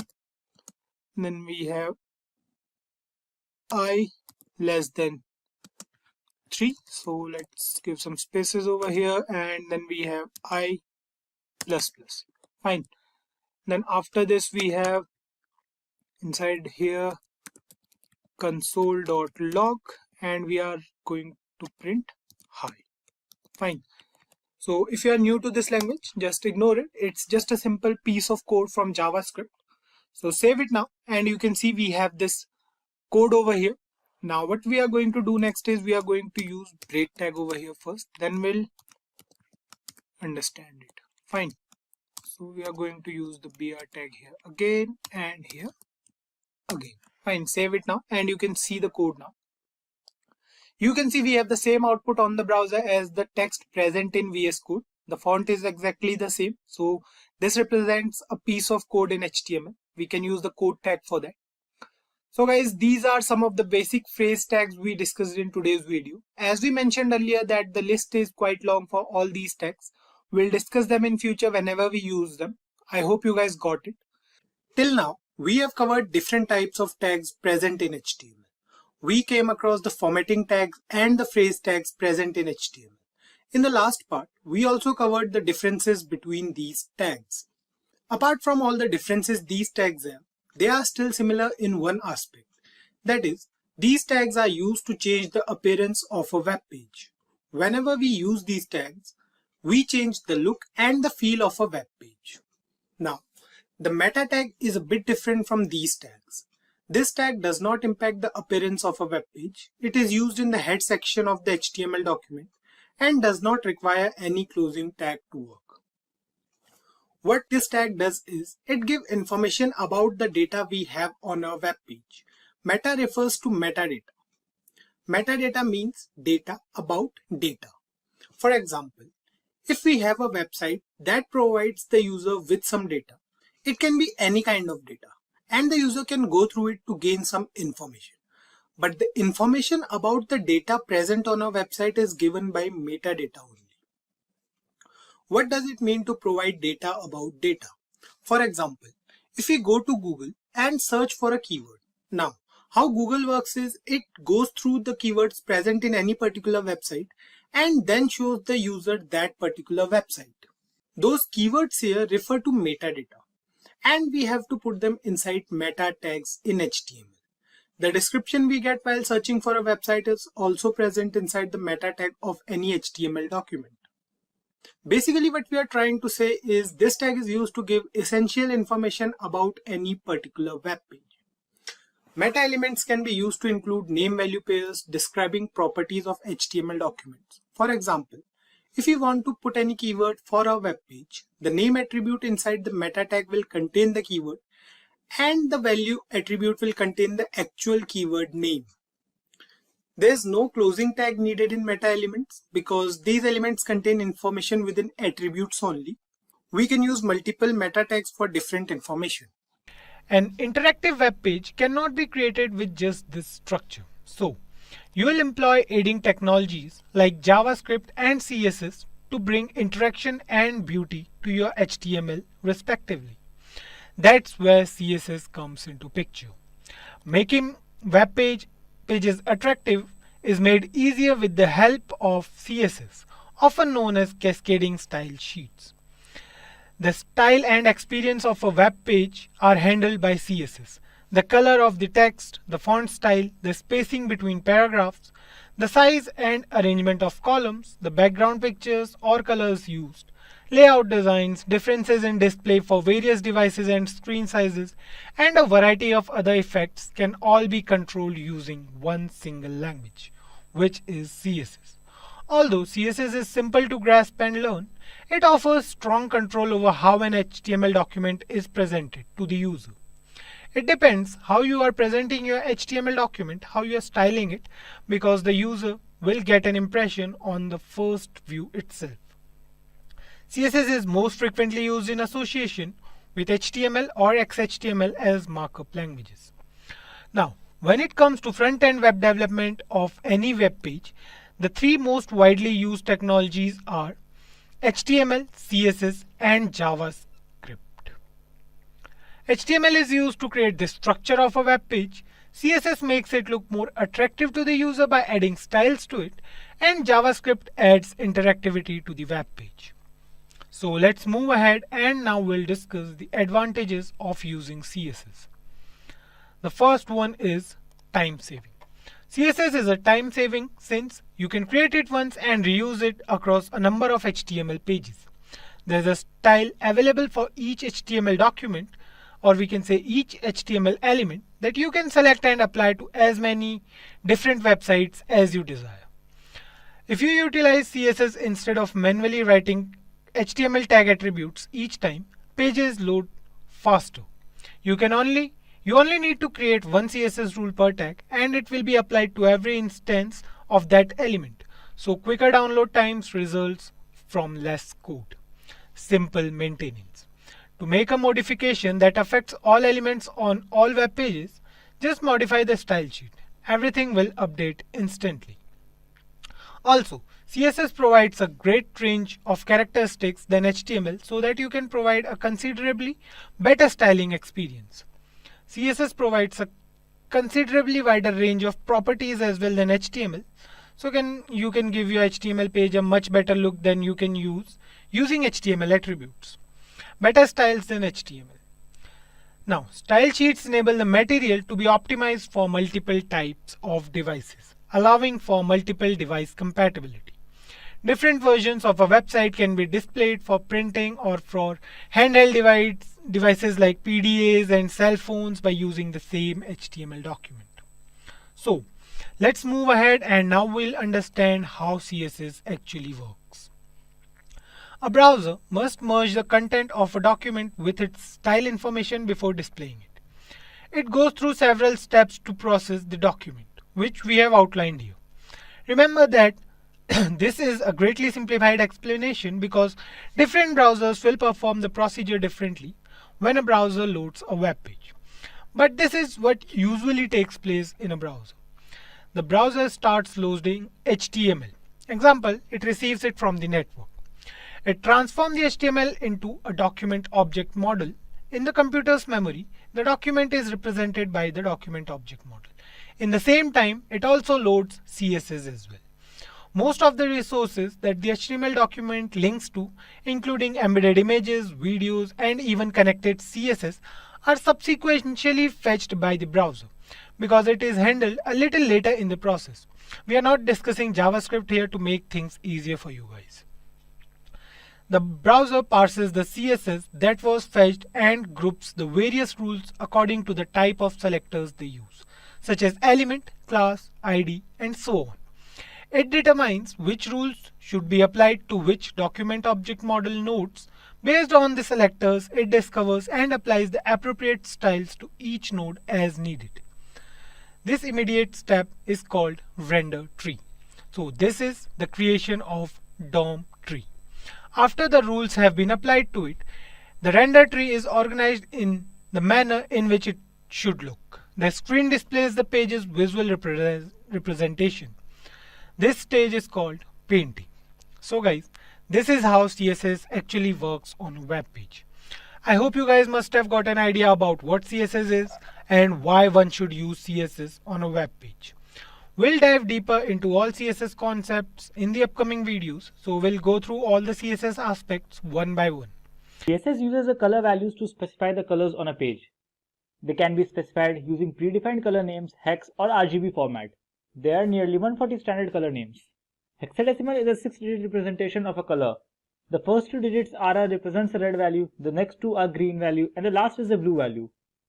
All the other colors can be created using the combination of these 3 colors. There are several websites available where you can know the hex value of the different shades of color. As you can see, the black color is signified by hashtag and the 6 zeros. The red is hashtag FF and the 4 zeros followed by it. The RGB color value is specified using the RGB property. This property takes 3 values, one for red, green and blue. The value can be the integer between 0 to 225 or a percentage. As you can see, the black color is signified by 000, the red by 25500, the blue by 00255 and the green by 02550. Now let's move to an example to understand how we can add the colors to our page. In this example, we will see how we can add colors in different ways to our HTML. So we are on the Sublime Text Editor. As you can see, we have the standard boilerplate ready with an H2 and a paragraph on our page. Open the style tag and make the font size of the paragraph to 25 pixels so it is clearly visible.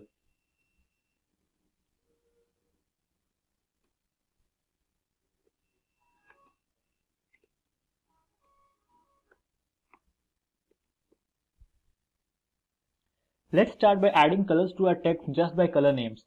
HTML supports nearly 140 standard color names. We'll make the color of the paragraph green. For that, just type color and set the color to green. As you can see, our paragraph is changed to green. Let's try one more. This time we will add the color red. Just refresh. As you can see, the color is now changed to red. There are nearly 140 HTML standard colors that is supported by the web browser. You can also add colors using the RGB format. There are many websites available to know the RGB or hex value of the desired color. One such is htmlcodes.com. As you can see, in the htmlcodes.com we have the hex value and the RGB value of the desired color. Let's try one. We'll add this color with the RGB value 171, 229 and 27 to our paragraph. So for that, just type RGB and the color code you want.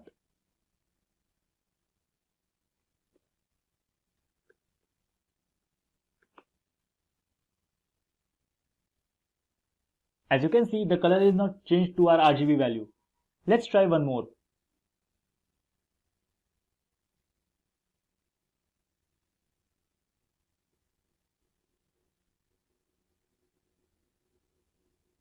This time we'll use this RGB value to our text.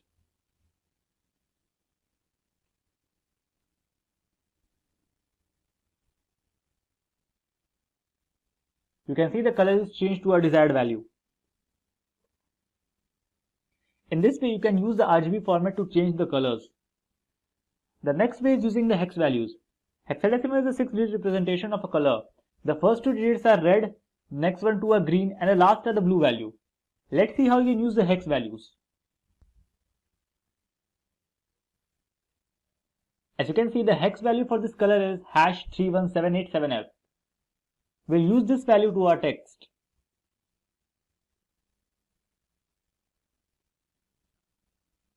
To add the hex value, you have to use the hashtag followed by the color code.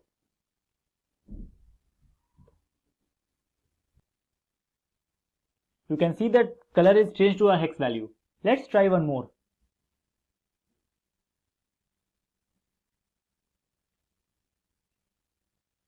You can see the hex value for this color is #F14A07. Just copy the desired value to your file.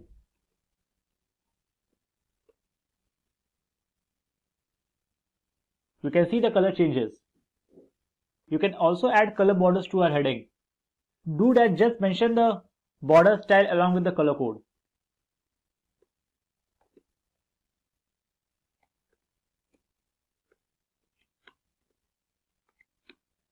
We'll add the border color red to our H2.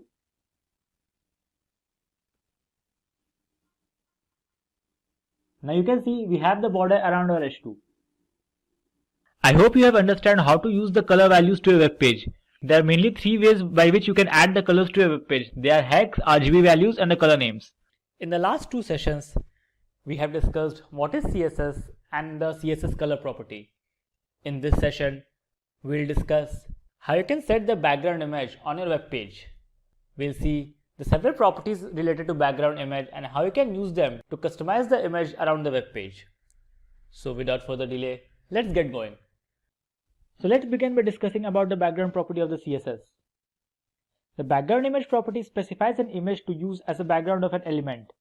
The background is defined in the body element of the HTML code. To add a background image on an HTML element, use the HTML style attribute and the CSS background image property and mention the path of the image inside the URL attribute. There are several properties of the background that are used to define the image on a page. Some of the common ones are background image, background repeat, and background position. By default, the image is repeated so it covers the entire element. Let's switch to the text editor and see how we can add the background image to our page. So we are on the Sublime text editor. Let's start by opening a style tag. The background image is always set on the body tag.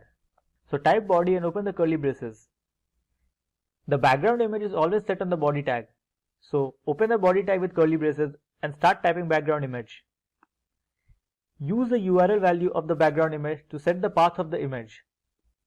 Make sure the image is in the same folder as of the HTML file. Here we have our file nature3.jpg. So mention the path inside the double quotes.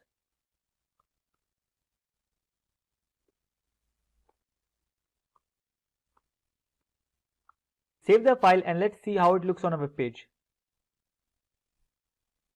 As you can see, we have the image on the web page. Let's format this image a little bit. We'll start by setting the background size.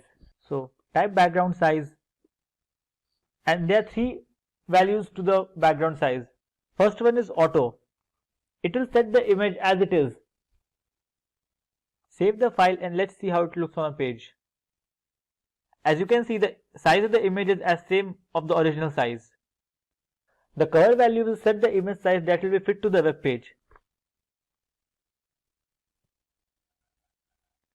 As you can see, the image is set to the whole web page. We can also set the image size to manual. Let's say we want the image size of width 500 pixels. So now as you can see, the width of the image is 500 pixels. Next, we will set the background repeat property. There are 3 values to background repeat. First is no repeat. With the no repeat value, the images will not be repeated on a page. Now as you can see, the images are not repeated. Second is repeat X. It will set the images to be repeated on the X axis.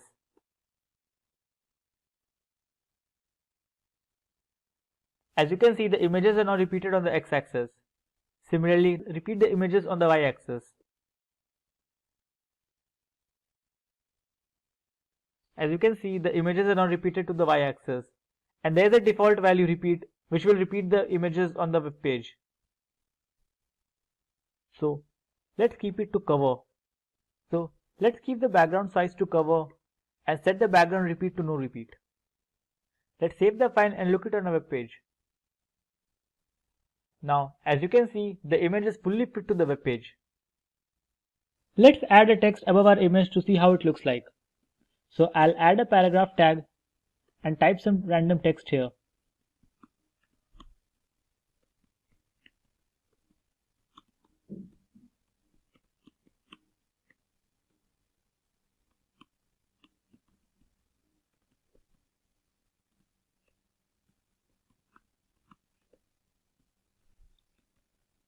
Let's set the text color to red and align it to center. I'll type P and open the curly braces. I'll set the color to red.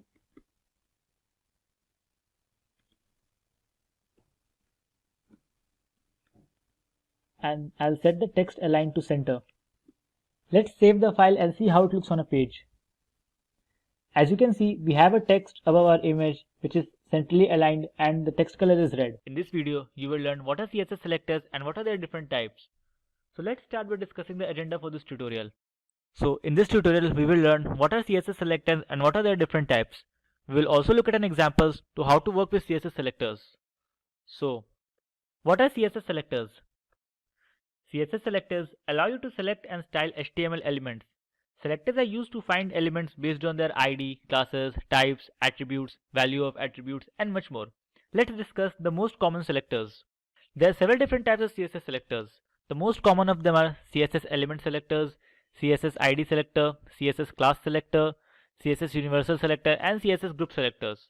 So, what is a CSS element selector? The element selector selects element based on the element name. This is a CSS selector. It means it will select all the P elements on the page. It will style all the P elements to the central aligned having blue color. This is a CSS selector. It is set to P. This means it will select all the P elements on the page. It will style all the P elements to be center aligned having blue color. Let's look at what it looks on a page. So as you can see, all the elements are centrally aligned with a text color blue. CSS ID selector. The ID selector uses the ID attribute of an HTML element to find a specific element. An ID should be unique within the page. So you should use the ID selector to find a single unique element. To find an element within a specific ID, use a hash character followed by the ID of the element. So here we have used the hash para1. So all the rules will be applied to the HTML element with ID equal to para1. So this is an ID selector. It will be applied to all the HTML element with ID is equal to para1. As you can see, it is applied to the element having the ID para1 and all the other elements are defaultly styled. CSS class selector. The class selector finds the element with a specific class set by the HTML class attribute. To select an HTML with a specific class, use a period character followed by the name of the class. So this style will be applied to all the elements having the class name class1. This is a class selector. It is denoted by a period symbol. All the elements having a class name class1 will be styled with centrally aligned and color blue. As you can see, the element having the class name class1 is styled and all the other elements are set to default. CSS universal selector. The universal selector selects all the elements on a page. The universal selector is assigned by a star character. The universal selector selects all the elements on a style sheet.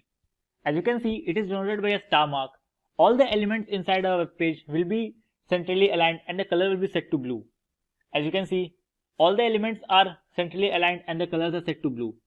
CSS Group Selector. In style sheets, there are often elements using the same style. To minimize the code, you can group selectors. To group the selectors, separate each selectors with a comma. Here, we have group selectors for H1, H2 and P. So, style is applied to H1, H2 and P elements only. It is better to group the selectors to minimize the code. Here we have group selectors P, H2 and H3. So, style will be applied to only elements having P, H2 and H3. As you can see, so all the elements of P, H2 and H3 are centrally aligned and colored to red.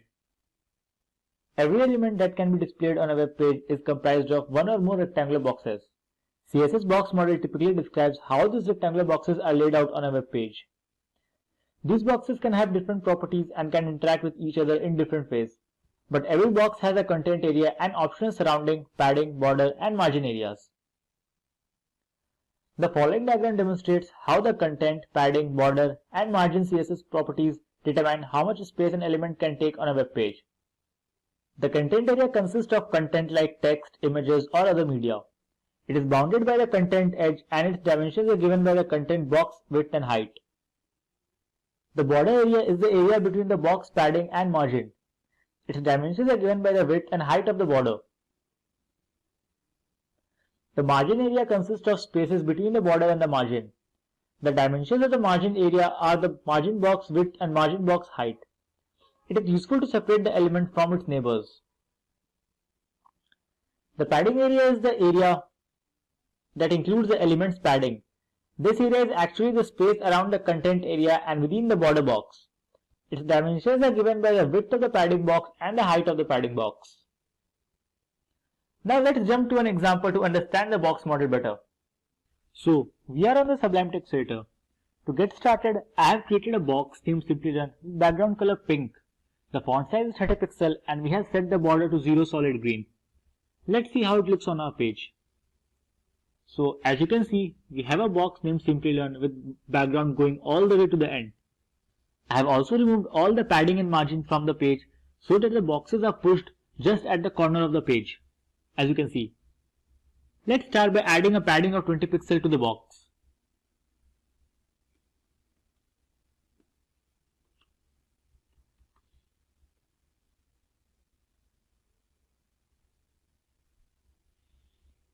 If you save the file, you can see the box increased by 20 pixels from all the sides.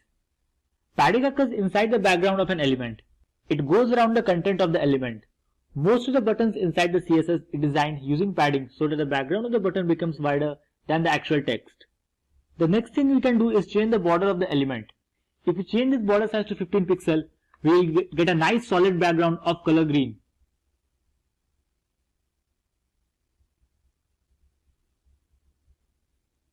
The border goes around the padding of our element.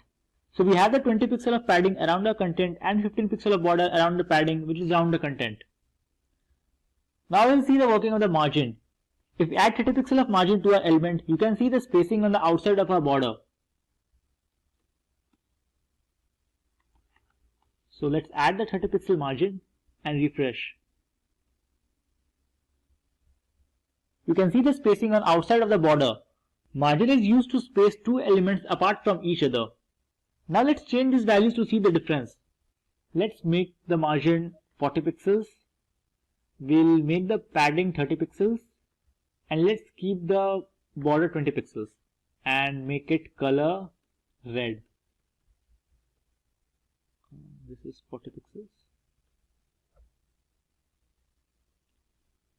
Let's observe the changes. So as you can see, our border now has a red background. The padding is 30 pixels, the margin is 40 pixels. Let's inspect the elements to understand it better.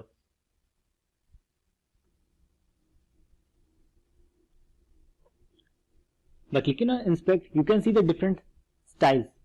Here in the computer tab, you can see the box model. This is the content area, this is the padding area, this is the border, and this is the margin area. We have the margin of 40 pixels around the border. So you can, when you click on this area, you can see the margin gets highlighted. The border area gets highlighted of 20 pixels. This is the padding and this is the content. You can change the size of the content by adding the height and width. So let's try adding height and width. We'll give the height 50 pixels and we'll give the width also 50 pixels. Just save the file. Now when you refresh, you can see the content area 15 to 50. What is a Flexbox? Flexbox, also called Flexible Box Model, is basically a layout mode or model that provides an easy and clean way to arrange the items within a container. If you are using a CSS for a while, you must have used the old block model, where you assign width in terms of percentage or fixed width, and then use the float to arrange the items on the page. Suppose, for example, you want to arrange 3 boxes in a row.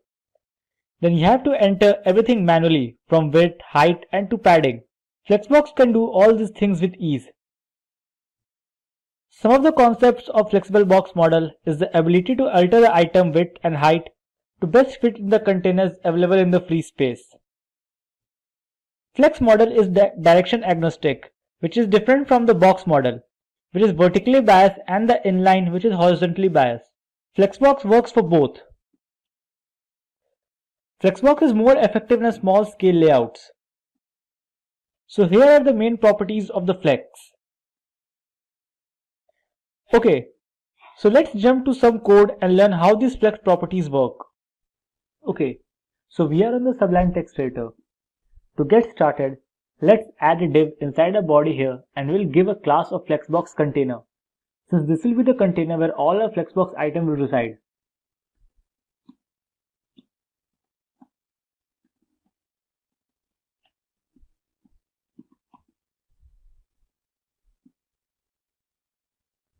Then inside this container, we will add another div and give it a class Flexbox item and one more class Flexbox item 1, which will help us to understand which items we are referring to when we style our elements individually.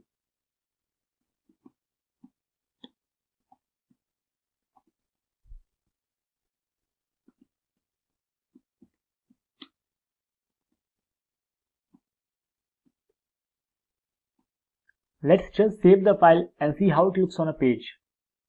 Now if you save the file, you can see we have the box because I have already applied some of the styles to these Flexbox items. Let's just see the styling. So you can see we have the items styled, just a basic styling, so that we get the box on the web page. Now let's just copy these and add 2 more Flexbox items, and you will see we have 2 more boxes on our page. Just copy and paste them below. Give them the class name Flexbox item 2 and Flexbox item 3.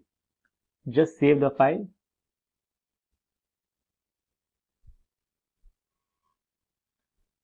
Now you can see we have 3 boxes on the page. Now to create a Flex container, we will add display Flex to our Flex container. And this is how we create a Flex box container. So here we will just add display Flex. Just save the file. Now you can see all the items are in the same height and they are all in the same row. You will also notice that if we shrink our browser, the items adjust themselves accordingly to fit within the browser. Now, if we want to style the elements on the main axis, we will use the property justify content inside a Flexbox container. Let's make it a center. Save the file. Now you can see that all the elements are in the center of the page. Another thing we can do is, if we want our layout to have a spaces between the elements, we will set the justify content to space between.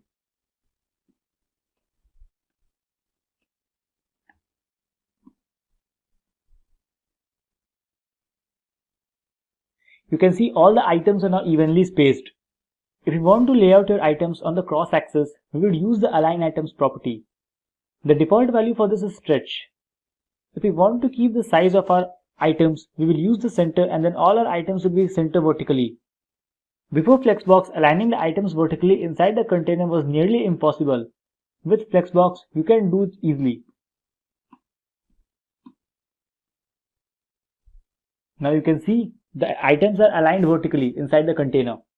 Now let's just delete everything and we'll just keep the display flex. Now if we want to have a column layout instead, we will use the flex direction and change it to column. Flex direction, column. Now if you refresh the page, you will see all the items are shown up in a column. Now we can start talking about the different properties that can be applied to our different Flexbox items as opposed to the Flexbox container items. The Flexbox container is only for laying out and spacing between your items as well as the positioning of your item inside the container. The actual Flexbox item properties are used to override those item properties or to apply different sizing to these elements. Now, if we want our first item that it does not shrink when we shrink our browser, we'll set the flex shrink to 0 to our first item. So, we'll set the flex shrink to 0. Now, if you go back to the page and try to shrink this, you'll see the first item remains the same. It does not shrink. Now, in the same way, you can set the items to grow in proportion with the web browser. Suppose we want our Flexbox item to grow with as the page grow and cover all the empty spaces. So we'll set this flex grow to 1.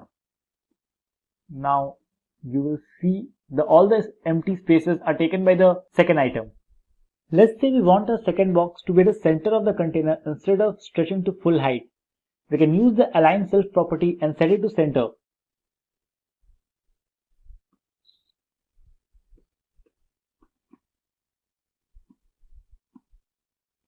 Now you will see that the align self property overrides the align content property of the container. You can see it is centrally aligned. So this is all you need to understand and get started to work with the Flexboxes. I hope you guys enjoyed this video and learned something new about the Flexbox and how you can use the Flexbox to create the dynamic layout for your site. What is a grid? A grid is a set of intersecting horizontal and vertical lines defining the rows and columns. And what is a grid layout? So, CSS Grid layout is the most powerful layout system available in CSS. It is a two-dimensional system, meaning it can handle both columns and rows, unlike Flexbox, which is largely a one-dimensional system. You work with grid layout by applying the CSS rules to both the parent element, which became the grid container, and the element's children, which became the grid items. The CSS Grid layout excels at dividing a page into major regions or defining the relationship in terms of size, position, and layer between parts of a control-built HTML primitives. You can see this is the basic layout of a grid system. Like tables, grid layout enables an author to align elements into columns and rows. However, many more regular layouts are either possible or easier with CSS Grid than they were with tables. For example, a grid container's child element could position themselves so they actually overlap and layer, similar to the CSS positioned elements. So here are the features of the CSS Grid layout. They are fixed and have flexible track sizes. You can create a grid with fixed track sizes using pixels. For example, this sets the grid to the specified pixel which fits to the layout you desire. You can also create a grid using flexible sizes with percentages or with the new FR unit designed for this purpose. You can place the items into a precise location using the grid line numbers, names, or by targeting an area of the grid. The grid also contains an algorithm to control the placement of items not given an explicit position on the grid. You can define an explicit grid with a grid layout. The grid layout specification is flexible enough to add additional rows and columns when needed. Features such as adding as many columns that will fit into a container are included. It also gives you control of overlapping content. More than one item can be placed into a grid cell or area and they can partially overlap each other. This layering may then be controlled with the z-index property. So, here are the basic terminologies you should know to work with the grid system better. The grid line is the dividing line that make up the structure of the grid. They can either be vertical or horizontal and reside on either side of rows and columns. A grid column is a space between two adjacent vertical grid lines. The size of a grid column is determined by the grid template columns property. On the other hand, a grid row is a space between two adjacent horizontal grid lines. Its size is determined by the grid template rows property. The grid cell is the single unit of a CSS grid. And in grid design, a gutter is basically the width of the space between columns. A gutter margin is the white space formed by the adjoining inside margins of two facing pages in a book, or a space between columns on a page. So, with this, let's now move on to the hands-on demo and see how the grid system works in actual world. If getting your learning started is half the battle, what if you could do that for free? Visit SkillUp by Simplilearn. Click on the link in the description to know more. So we are on the Sublime Text Editor open with a project with some basic background styles and nothing inside the body. You can see this is the basic background style we have pre-applied just to have a good look of the box model. We'll start by creating a container and wrapping our grid items in it. So let's create a grid and give it a class named grid container.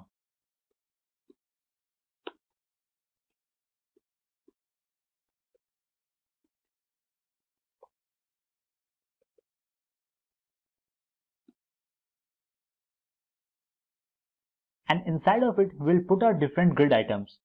So we'll just create different grid items and give them a class grid item followed by a class number they belong to, so that we can easily distinguish between them.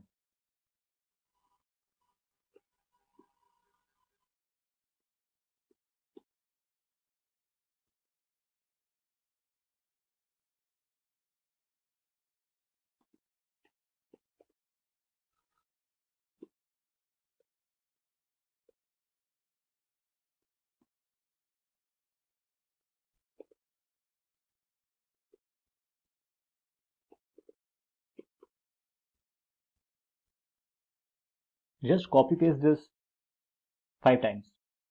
So we'll have the 5 elements on our page.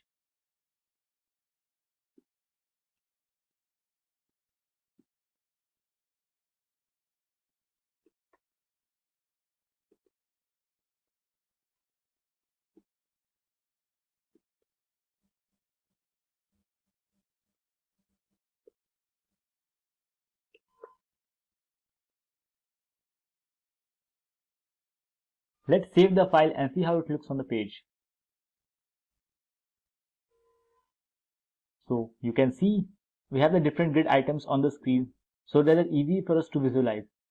We have not applied any styles to them other than the visual styles. So we'll go back to our code. Let's go back to the CSS styling sheet. So to create the grid, we'll open our style sheet. We need to display grid on our grid container. So we'll select our grid container and set the display to grid. If you save now, you will see nothing changes. This is because the grid itself doesn't define any rows and columns for us to work with. It just, they give it the alignment properly. Therefore, by default, it looks just exactly the same. To make the grid look actually grid, what you need to do is define columns and rows for a grid. So to do this, you will use a set grid template and set the column if you want to set the size of the column. We'll set the size to 100 pixel and 150 pixel.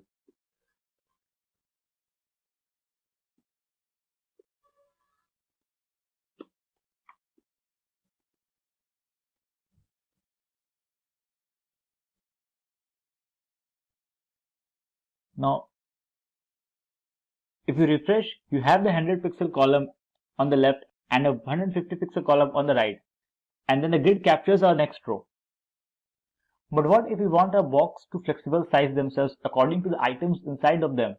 Here, we'll use a fraction unit. Instead of a 150 pixel column, we want one fraction of our size, and instead of a 100 pixel, we want the two fractions of our size. So we'll just replace with two fractions and this with one fraction. Now if you save the file and go back to the page, you will see that the items on our left here in our first column are twice as large as the item on the second column. And that's because of the FR units we have defined. You can see the difference in the sizes. The item 1 is the twice of the size of the item 2. Another thing you can do is with columns is use repeat. Suppose you want 4 columns of a size 100 pixel wide. You can just write repeat command and inside of it how many times you want to repeat the size. So we'll just delete this and use the repeat. We'll set the number of times we want to repeat and the size of the columns. Now if you save the file, you will see we have 4 columns of 100 pixel wide. We can do the same things for row. Just set the grid template rows and define the size you want.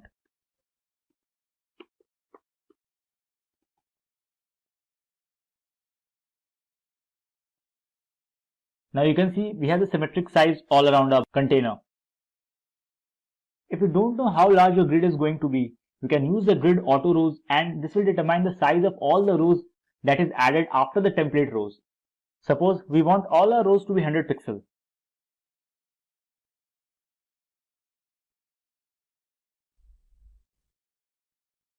So we'll just delete the grid template rows and set the grid auto rows to 100 pixels.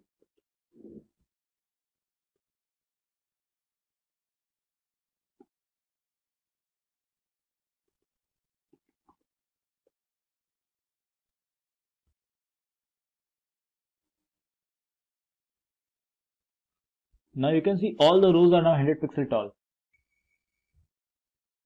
Let's change our column back to 100 pixel and 150 pixels so that it will be easier for us further.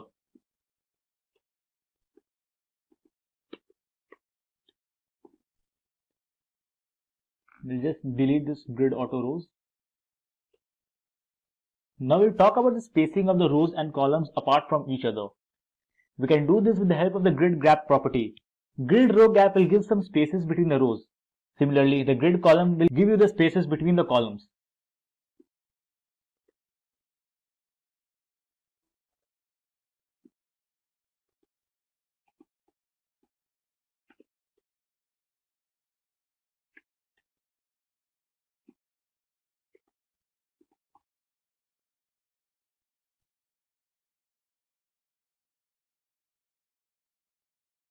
Now you can see the gaps between the rows and columns. Now if we want the same value for both the columns, you can use the grid grab property and mention the space. We'll just delete this too.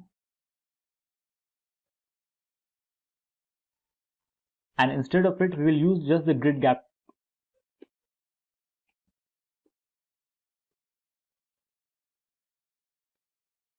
And set the size to 20 pixels.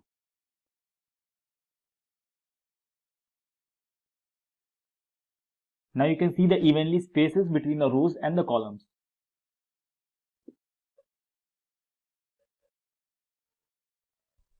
This is all you need to know about the sizing of the different columns and rows.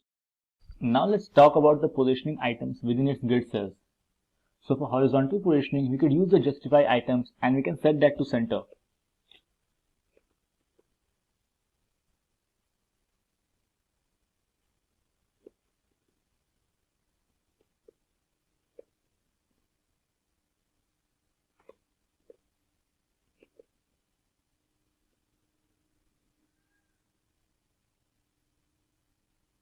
So that centers each item within the cell.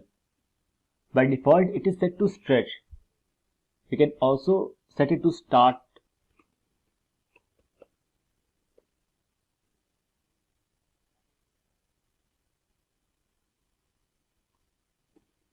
Or end.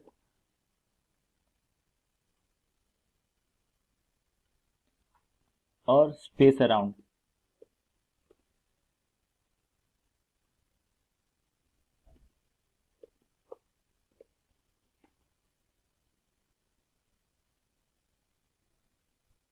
We will leave this to center.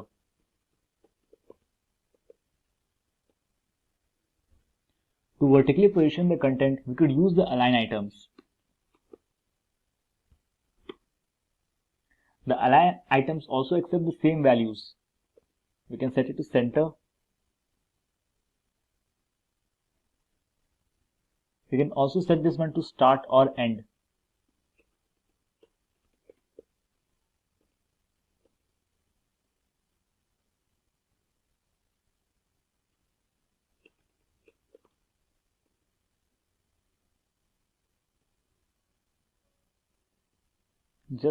We'll keep this to center as well. You can also align the entire grid within the container. So let's get rid of these to just demonstrate them in a proper manner. We could use the justify content, and that will align the content horizontally within the container.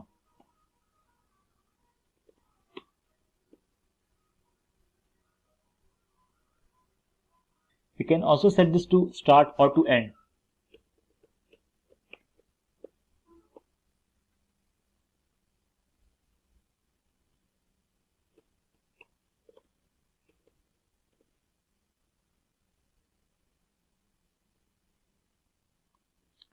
Just set this back to center. To align the content vertically, we could use the align content, and the align content also accepts the same value. We can set it to center.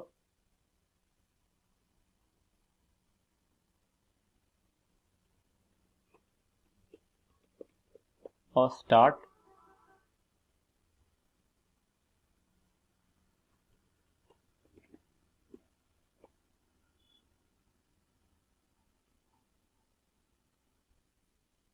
If you inspect the elements,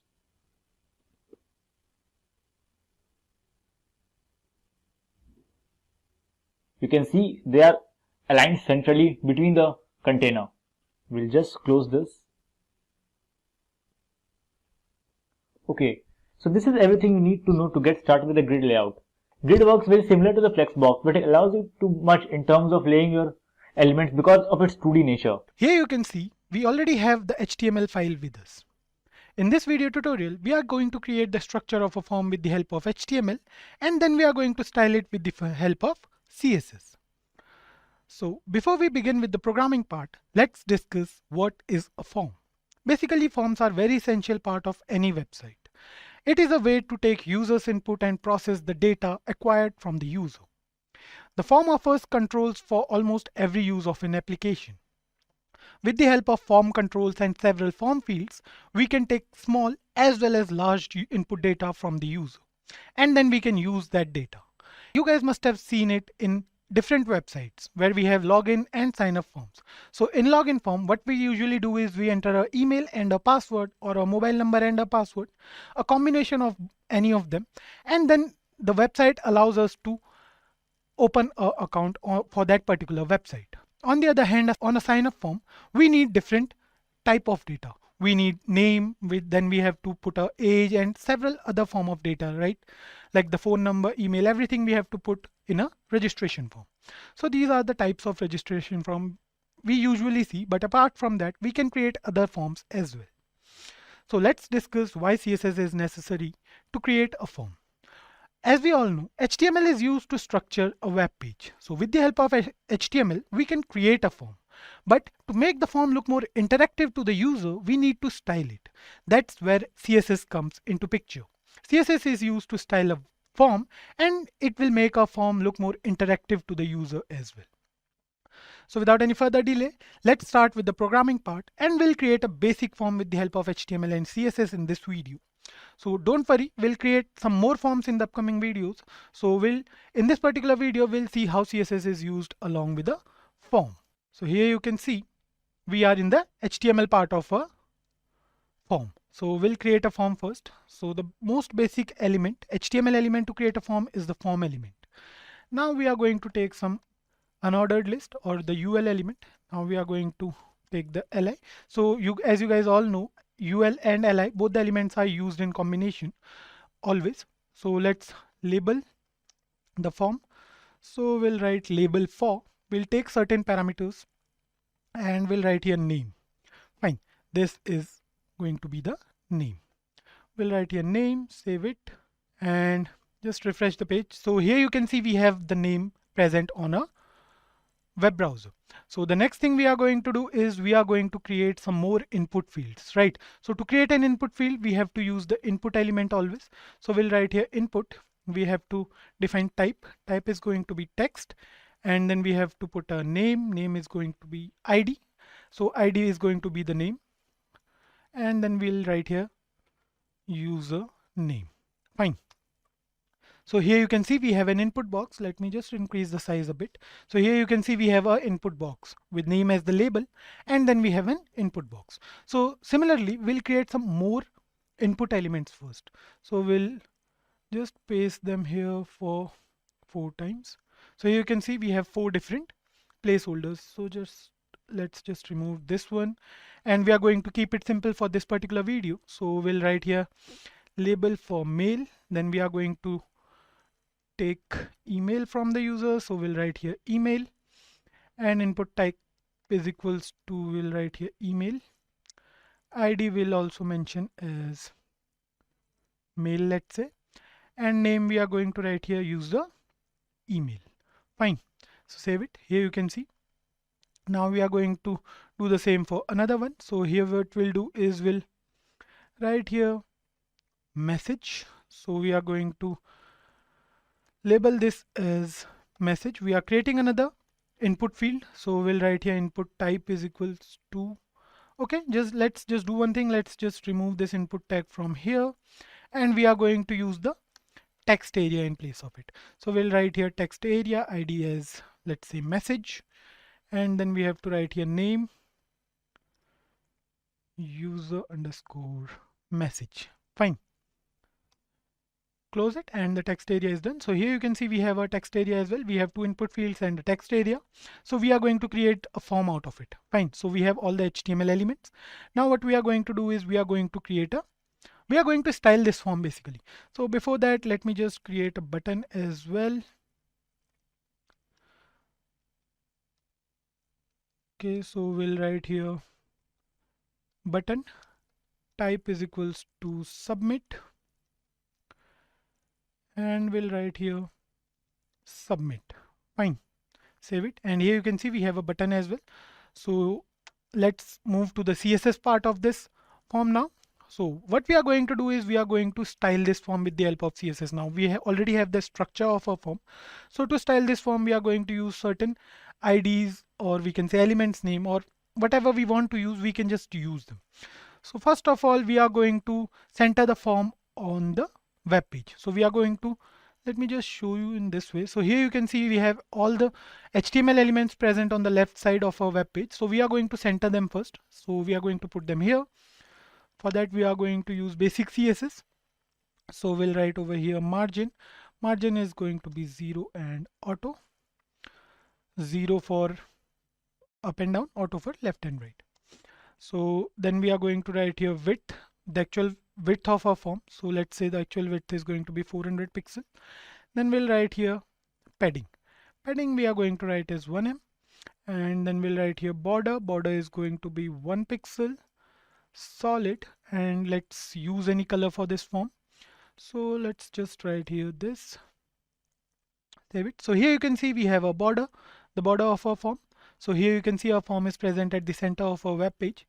It looks different from what we had in our HTML part, right? So we have a border, all the elements are present at the center. Let's style it more. Then we are going to define the border radius. Border radius is going to be, let's say, 1 em. Save it, and here you can see the curved border, and we'll write here background color. Background color, give any. Let's use beige. So here you can see this background looks nice for this form. So we are actually done with the outer styling of our form. We have a form here. Now what we are going to do is we are going to style these elements as well.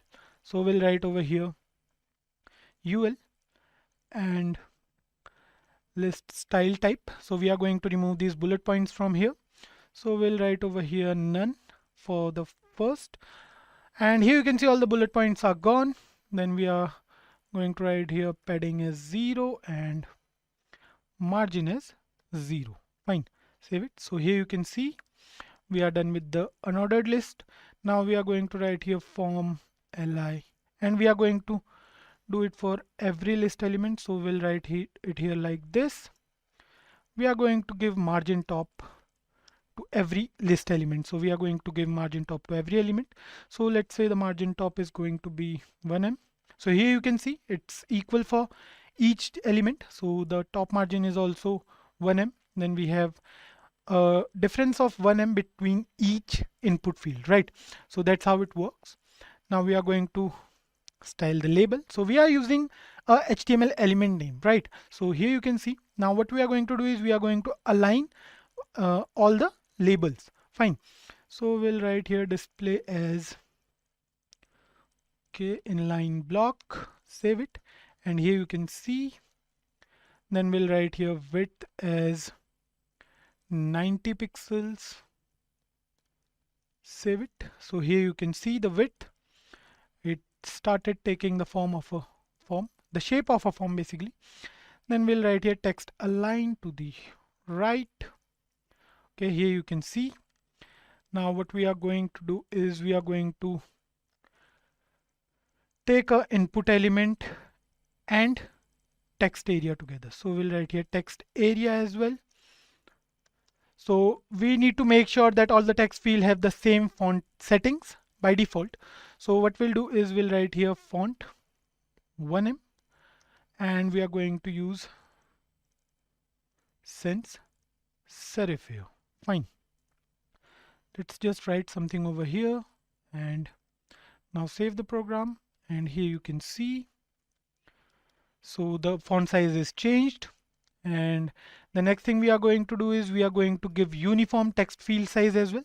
So we are going to write here width as 300 pixels, and then we have box sizing property. Box sizing, we are going to write here border box.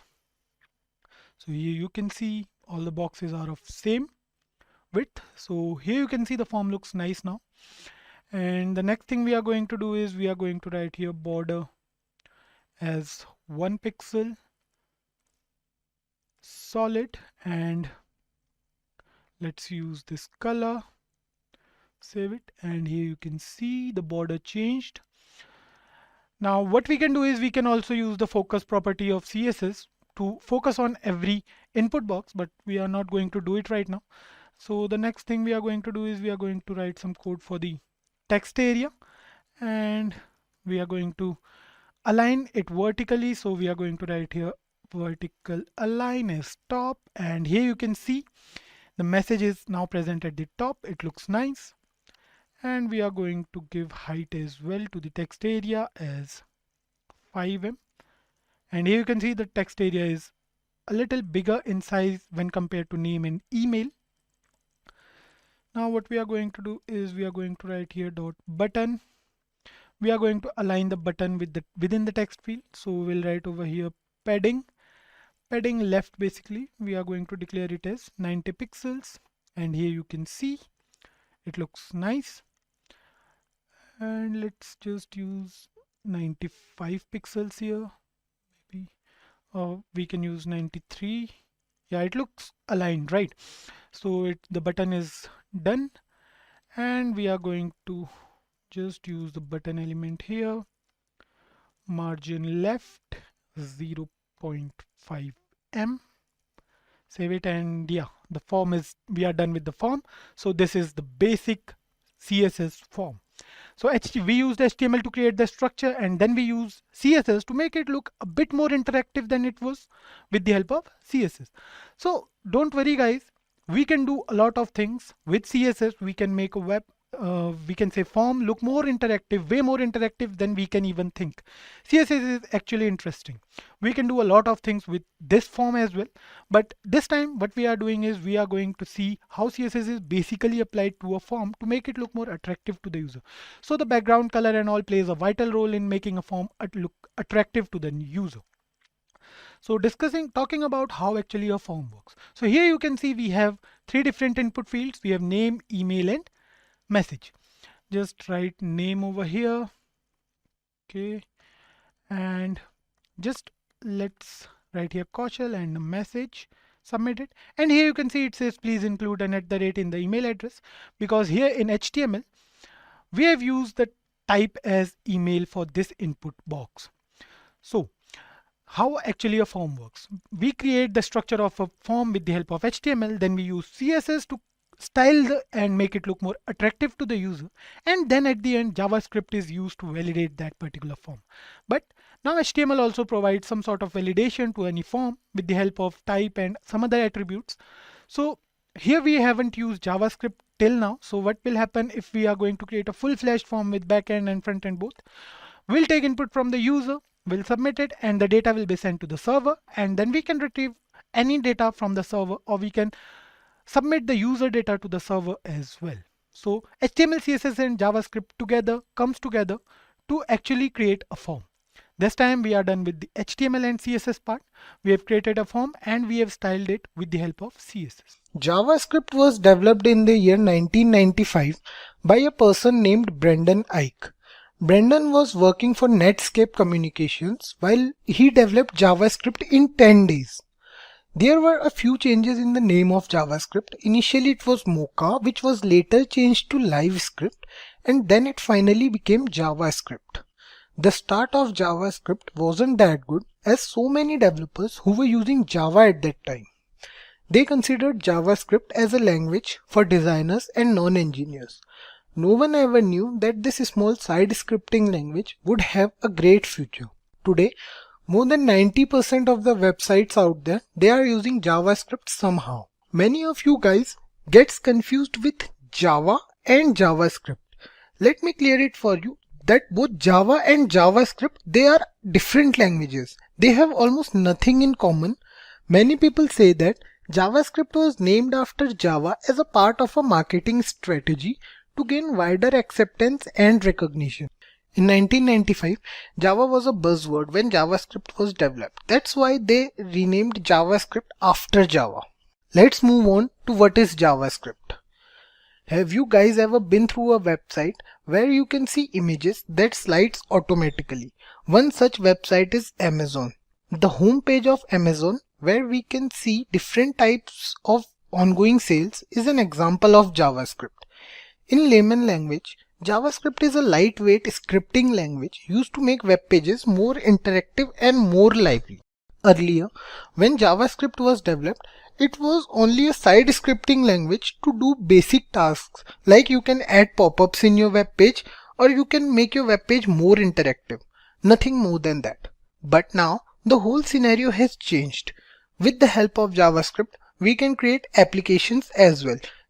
If we talk about applications, let's take an example. Let's suppose we want to create an app. We can create it in Android or in iOS. But we have to learn few different languages to create those apps. For Android, we have to learn Java and XML, and Swift we have to learn for iOS. But with the help of JavaScript, you can create hybrid applications which can work on any platform without any problem. Tech giants like Google, PayPal, Amazon and YouTube, they are using JavaScript these days. The evolution of JavaScript in the past few years was unbelievable. Suppose you want to create a single page website. Every one of us is familiar with Gmail, let's suppose. So Gmail is a single page website which looks more like a desktop software than a website. So Gmail is based on Angular.js. It is a popular framework by Google which is free of cost, and it is totally based on JavaScript. Now let's go over some of the features of JavaScript. These features are actually why it is considered that using JavaScript is advantageous over other languages. So let's start with some of these points. JavaScript is not a proper programming language. Indeed, it is a scripting language which works in the runtime environment just like Python. So there are few other languages like C++ and Java. They need a compiler to work. But with JavaScript, you don't need a compiler. Once you are done with the script, it will interpret and show you the output in the browser directly. Next up is lightweighted. JavaScript can provide programming facility to some extent. In JavaScript, you don't need to specify any data type or return type, which helps in making development more quicker. That's why it is known as lightweighted. JavaScript is both client-side as well as server-side technology. Client-side technology runs on the user's computer, whereas the server-side technology runs on the web browser. Initially, when JavaScript was introduced, it was introduced as a client-side technology. But with the introduction of Node.js in 2009, one can now work in the backend as well. There is a way to validate the user's data before sending it to the web server, and we can do that with the help of JavaScript. The data will be checked for correct form and value. All we have to do is start a loop, give it the condition to check the data. JavaScript is also platform independent, although originally designed to work on browsers only, but now it is a platform independent language, which means once you are done with the script, you can use it on any browser or platform without any problem. JavaScript is an object-based scripting language, although many programmers do not consider JavaScript as a true object-oriented programming language due to its lack of class concept. It does support other features of object-oriented programming, like it supports encapsulation, it supports polymorphism, and also it supports prototypal inheritance. The last but not the least feature of JavaScript is case sensitive. So when it comes to keywords, identifiers, names and functions, JavaScript differentiates between capital and lowercase letters. We have to keep this in mind while programming. Now, I will quickly go over some of the JavaScript applications where JavaScript is currently being implemented. First one that comes to every person's mind is web development. It was also the main motive behind developing JavaScript. We have technologies like Angular, we have Node.js, we can create beautiful web pages. Also, JavaScript can be used along with HTML and CSS to make those static looking web pages more engaging. If we talk about other applications of JavaScript, we can use it in app development, either mobile app or web app. Like we took the example before that how hybrid apps made with the help of JavaScript can take over traditional Android and iOS app. One of the most important and unique application of JavaScript is in smartwatches. The Bangle.js is an open sourced smartwatch powered by JavaScript. Gordon Williams, the man who is currently working on this project, it is said that this new open sourced stack built around JavaScript will replace the onboard firmware soon. The next application of JavaScript is client-side validation. As we discussed earlier, JavaScript is used to validate the user data, whether the user's input is correct or not by cross-checking it with the given condition. Like the user wants to enter in your website and you want it to be a user with @gmail.com in his email ID. So you will give that condition to JavaScript and it will cross-check it with the user's information. Like when the user will try to enter in your website, it will check that if @gmail.com is there or not in the user's email ID. So it can validate the user also. Apart from that, one more application of JavaScript is game development. JavaScript can be used to make fully fledged 2D or 3D games using different libraries. Although most JavaScript game development focuses on creating games used in browsers only. Let's start this video with the introduction to DOM. DOM stands for Document Object Model. It is an API for HTML and XML documents, which helps JavaScript to understand what is there written inside the HTML document. API stands for Application Programming Interface. To understand API better, let's take an example of a restaurant. Imagine yourself in the restaurant. You are sitting at the table with the menu. The chef in the kitchen is also part of the system. The waiter here works as a messenger between you and the chef. That's what API does. It works as a moderator between JavaScript and the HTML document. DOM defines the whole HTML document in a hierarchical form to make it understandable for JavaScript so that other JavaScript functions can work over it. It represents the entire document in the form of object and nodes. Whether it be elements or text or anything stored in the document, the entire page content can be accessed or manipulated by JavaScript. DOM is not used with JavaScript only. Other languages like Python also uses DOM. DOM was designed to be used independently. To begin with DOM, there is nothing special you have to do. Different browsers have different implementation of the document object model.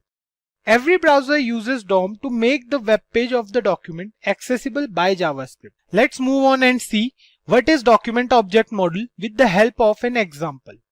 I believe you guys have the basic knowledge of HTML and CSS, a prerequisite for this course. Let's start things off with a basic HTML example. Here we have a code that consists tags like HTML, head, body, heading tag, etc. We have the HTML tag here, the opening HTML tag and the closing HTML tag.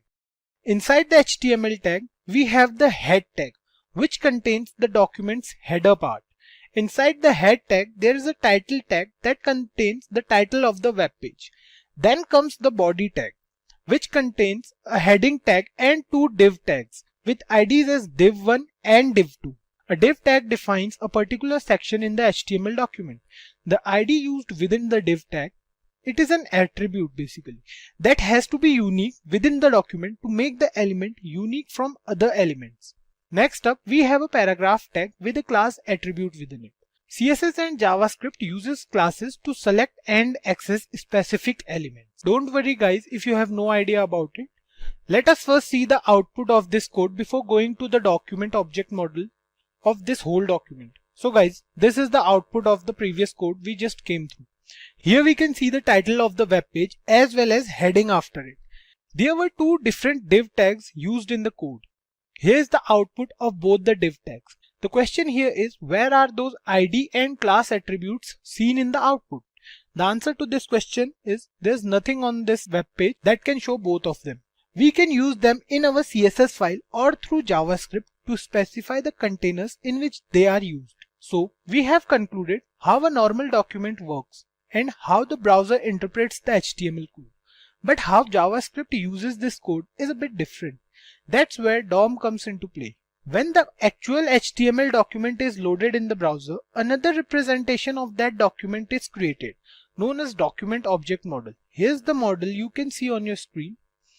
Each of the tags used in HTML document is correspondingly represented as objects in the DOM, like starting from the HTML tag and covering all the other tags like head, title, body, and few more.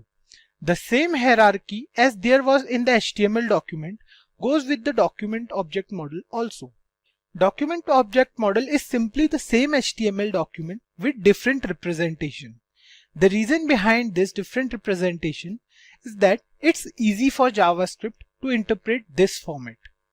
JavaScript can't understand tags, but it can understand these objects. JavaScript can easily manipulate these objects using different functions, which we will see in future while working on these functions. For example, if you want to access the text present inside the heading tag, you can do it by accessing the heading tag with JavaScript. You can also work on the style of this text with the help of JavaScript as well. JavaScript uses the concept of nodes. It can access nodes of the document object model. There are many types of nodes present in the DOM. The basic three types are element node, attribute node, and text node. The element node consists of all the tags used in HTML document, like the head tag and the body tag. The attribute node contains the attributes used in HTML document. By now, I hope you have understood the concept of attributes. So JavaScript can access these attributes as well, and the user can work upon them as per requirements. The text here in the HTML document, that is simply. It can also be accessed with the help of JavaScript. It is the value of that particular element. Variables are named storage that a program can manipulate. As the name suggests, a variable is a value that can change according to conditions. Variables refers to those memory blocks inside the computer where we can store information. Let's suppose you want to store any value inside your computer. So variable will represent the location of that value. In simple terms, variables are cups with stuff inside them, and you can use that stuff later again and again according to the way you want to. Before the introduction of ES6 or ECMAScript we can say, which is the updated version of JavaScript, variables were declared using a single keyword only, which is where. We'll try to declare a few variables here. We'll see how where keyword works. So let's comment this thing first. So let's declare a few variables. Let's suppose where a equals to 15. We will declare where b and the value of b will be 6. We will declare where c and the value of c would be a plus b. So here we have defined three variables a, b and c. A is a variable with value 15 stored inside it, and so is b. The value of b is 6. But c is a variable that will contain the value of a plus b. Let's try to print this on browser. Document.write, and we will print the value of c.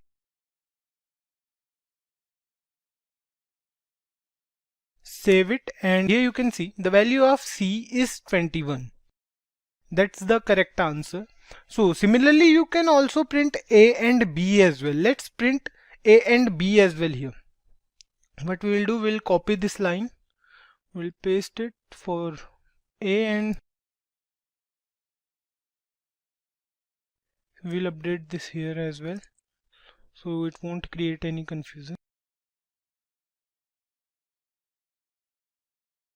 So here you can see the value of c is 21, the value of a is 15, and the value of b is 6. It shows the value of all the three variables we declared. But with the introduction of ES6 or ECMAScript in 2015, two more ways were introduced to declare a variable. These are let and const. We shall discuss these two terms in the later part of this session. Let me show you how to declare a variable. There are a few things you have to keep in mind while declaring a variable name. Here we have seen we use three variables a, b and c.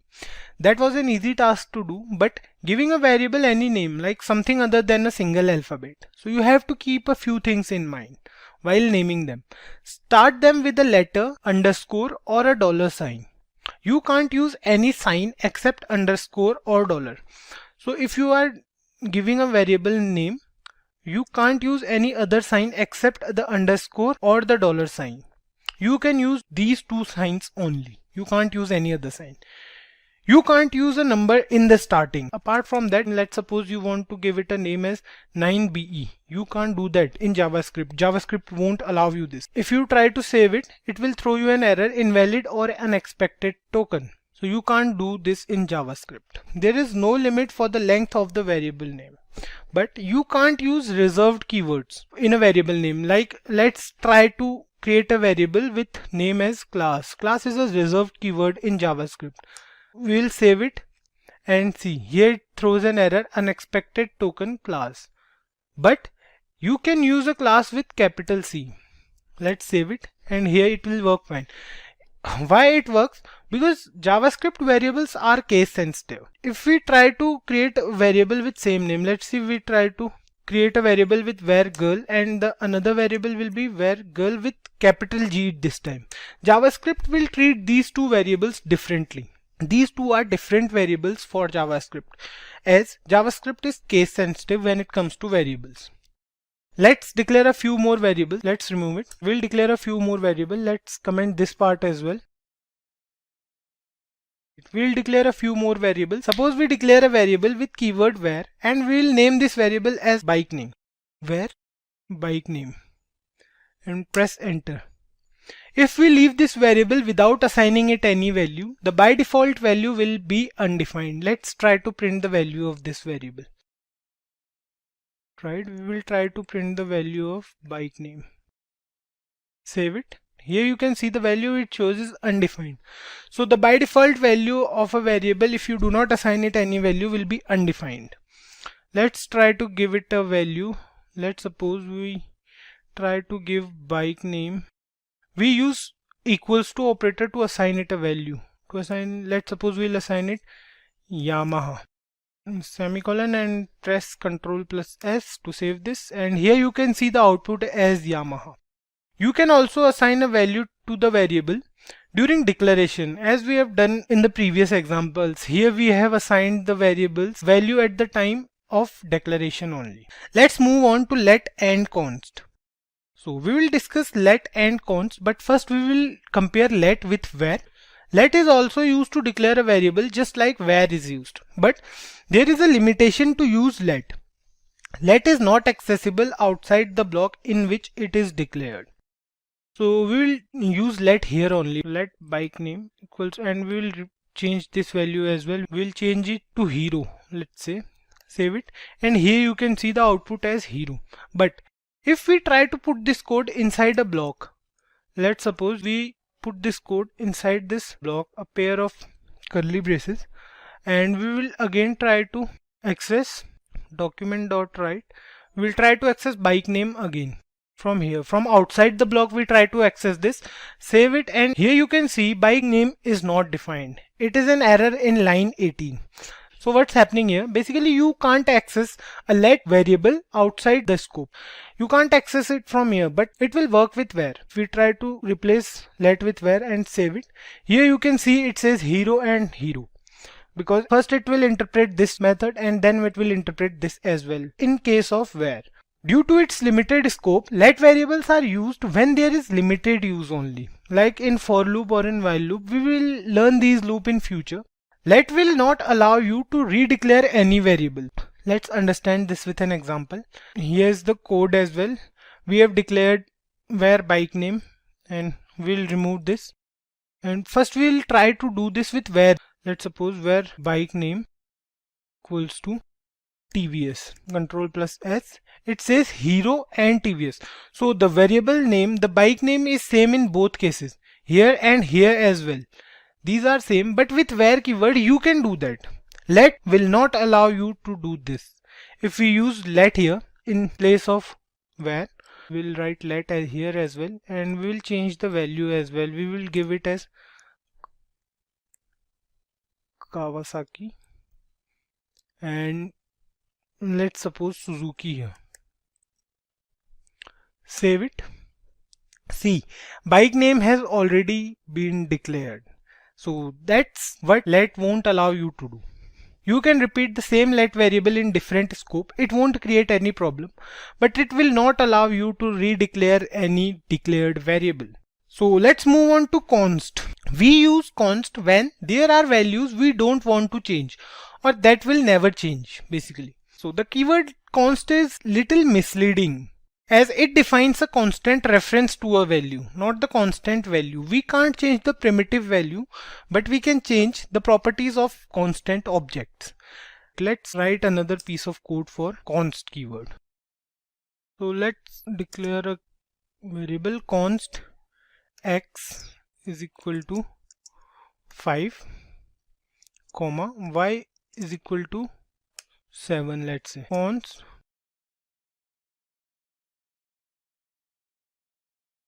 So here what we have done, we declared a variable x and a variable y with value as 5 and 7. We declared this time with const keyword, and a variable z which is x plus y. We printed z on the browser and it shows the value as 12, which is x plus y. 7 plus 5 is equal to 12. Now what we will do, const will let you do this, but if you try to update the value of x, let's suppose we try to update the value of x as x equals to x plus 10. We'll print x this time. Document.write x. Let's save this. It will throw an error, assignment to a constant variable in line 24. So here you want to update the value of x. You can't do this with const keyword. You can do this with let and where as well, but you can't do this with const. Also, const won't allow you to redeclare any variable, just like let. So if you try to use const x again is equal to 10, save it. So here it says identifier x has already been declared. This thing you can do with const.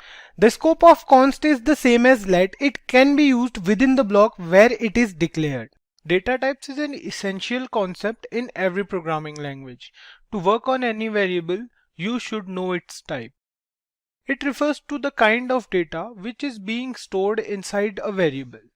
The type of variable is holding basically. Every programming language has its own set of data types which is unique in its own way. We discussed earlier that JavaScript is a lightweight scripting language because we don't need to specify any data type in JavaScript.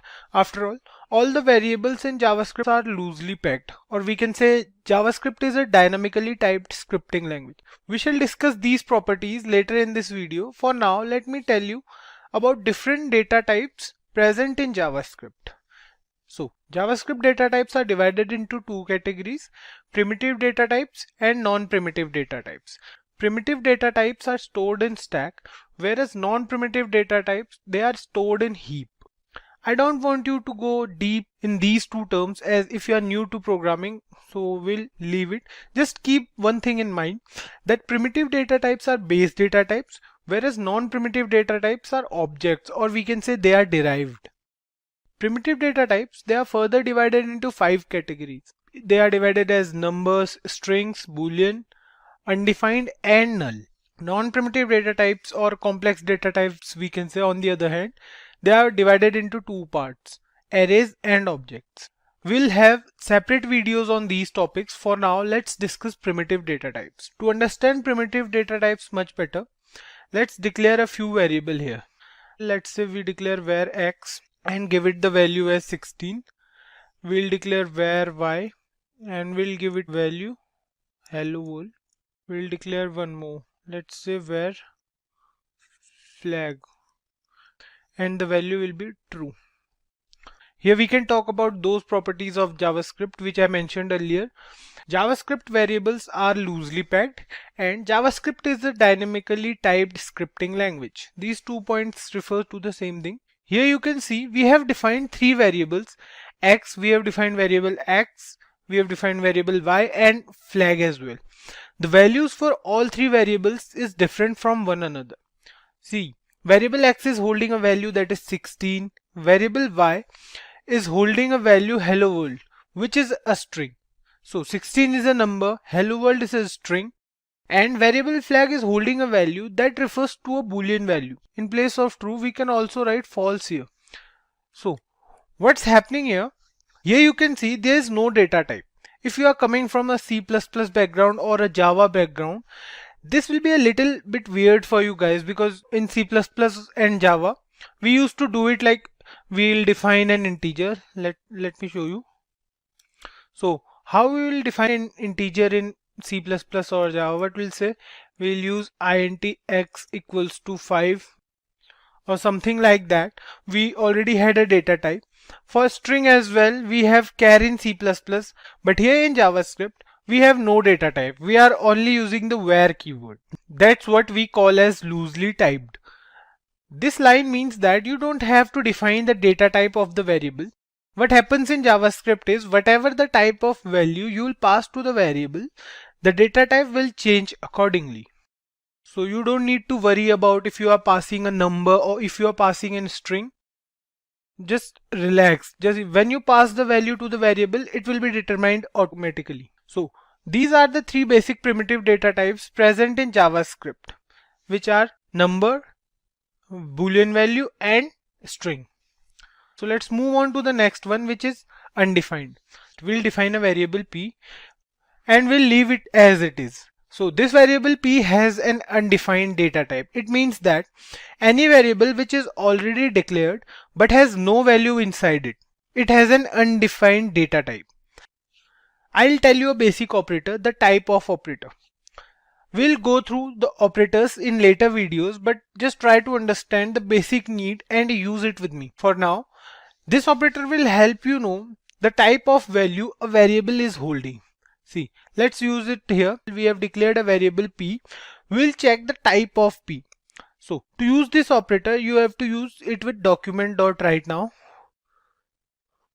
So we'll do document.write and we'll use 2 brackets, and inside it we'll write type of, and whatever, like if you want to know the type of variable x, let's suppose, we'll write here x semicolon, save it, and you can see here it says number.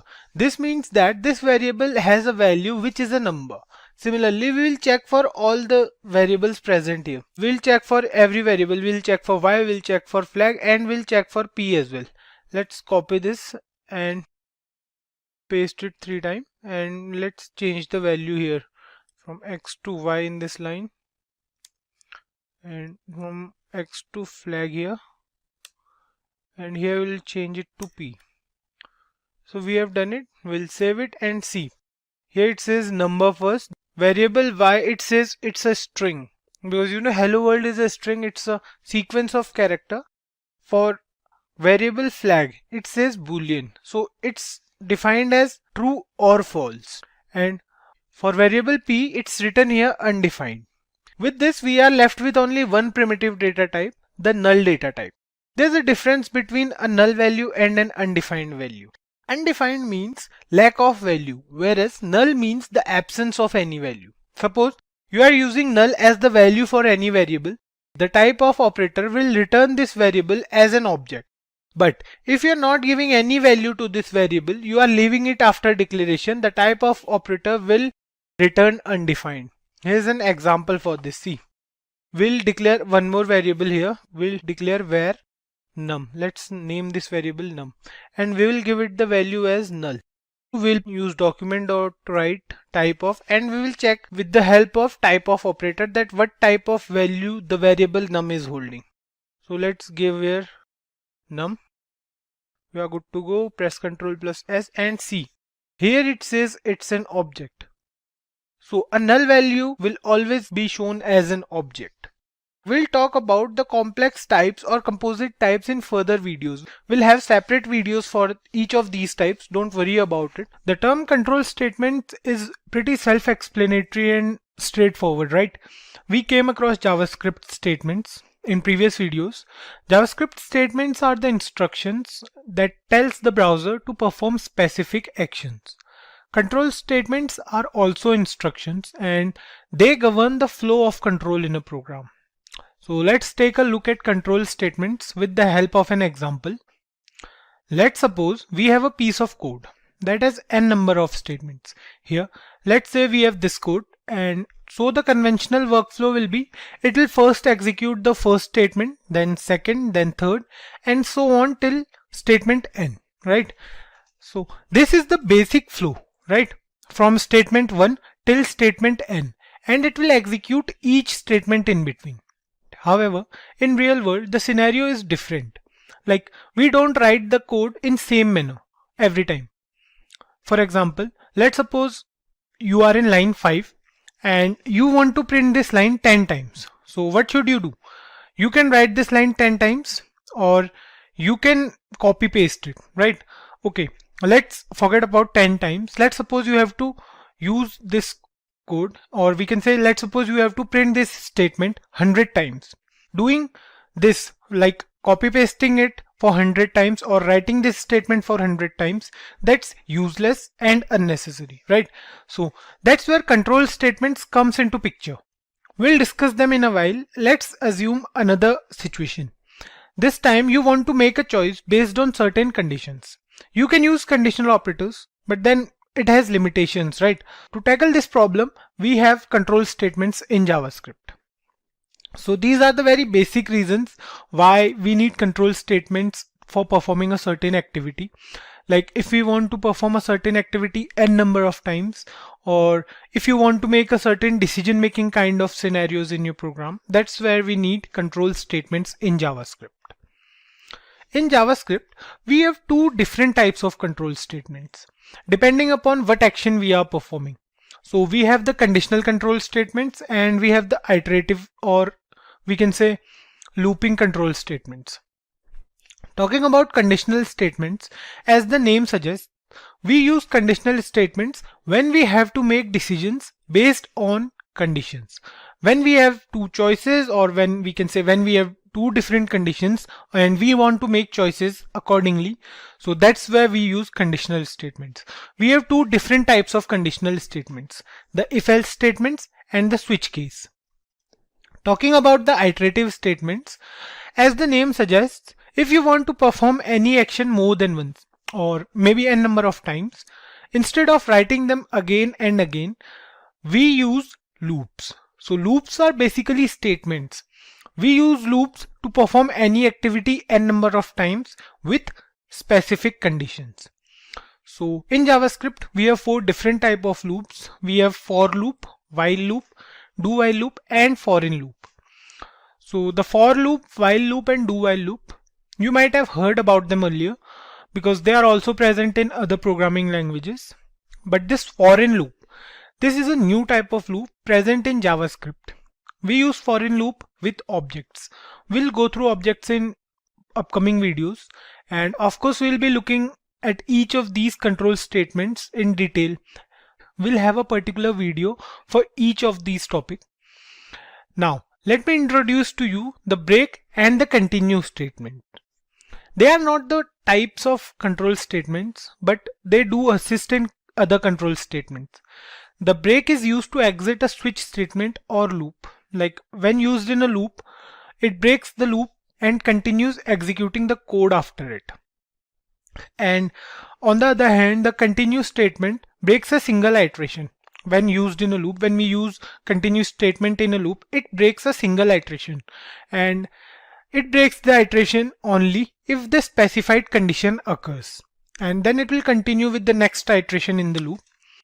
So the if-else conditional statement is used whenever we work with condition. It can be either a single condition or maybe more than one condition or multiple conditions we can work with. So let's try to write a basic program with a single condition. So then we'll move on to multiple conditions using the else if statement. So we'll create a new file today.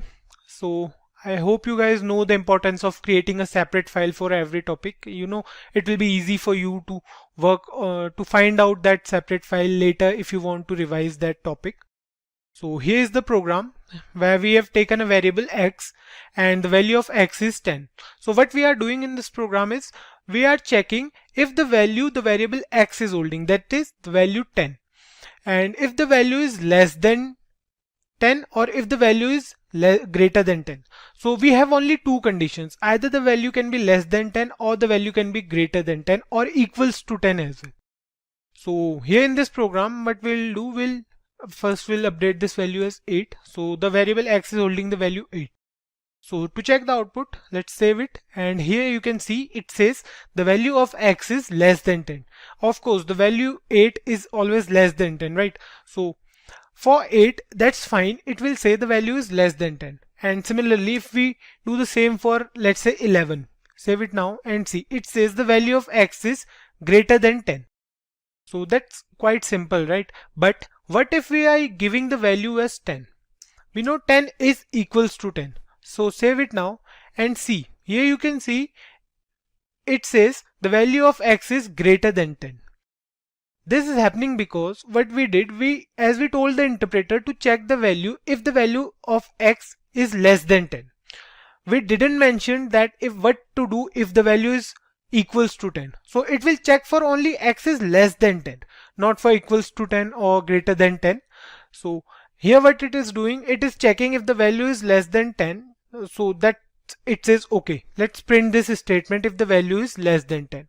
Or if the value is not less than 10, or if the value is equals to or greater than 10, it will print the value of x is greater than 10. To avoid this type of misunderstanding, we use an else if statement. So the concept of else if statement is the same as if statement. What we are doing, we are using multiple conditions, right? We are giving it more than one condition. So how to use else if? It's quite easy, and the syntax is also similar to the if statement. The only difference is that it contains an else before if. So it's an else if. So what we are doing is we are giving it a condition that else if x equals to 10. So now what it will do, it will check for two conditions, that if the value x is holding is less than 10 or equals to 10. And what we'll do, we'll update it as. So let's check the output now. Save and see, here it says the value of x is equals to 10, right? So I hope you guys are getting this. The execution flow for this program will be like, it will check for the first condition if x is less than 10. If yes, it will print the value of x is less than 10. If no, it will move on to the following condition. Like under the else if statement, it finds a condition that if x is equals to 10, it will check for it. If yes, if x is equals to 10, then it will print the value of x is equals to 10.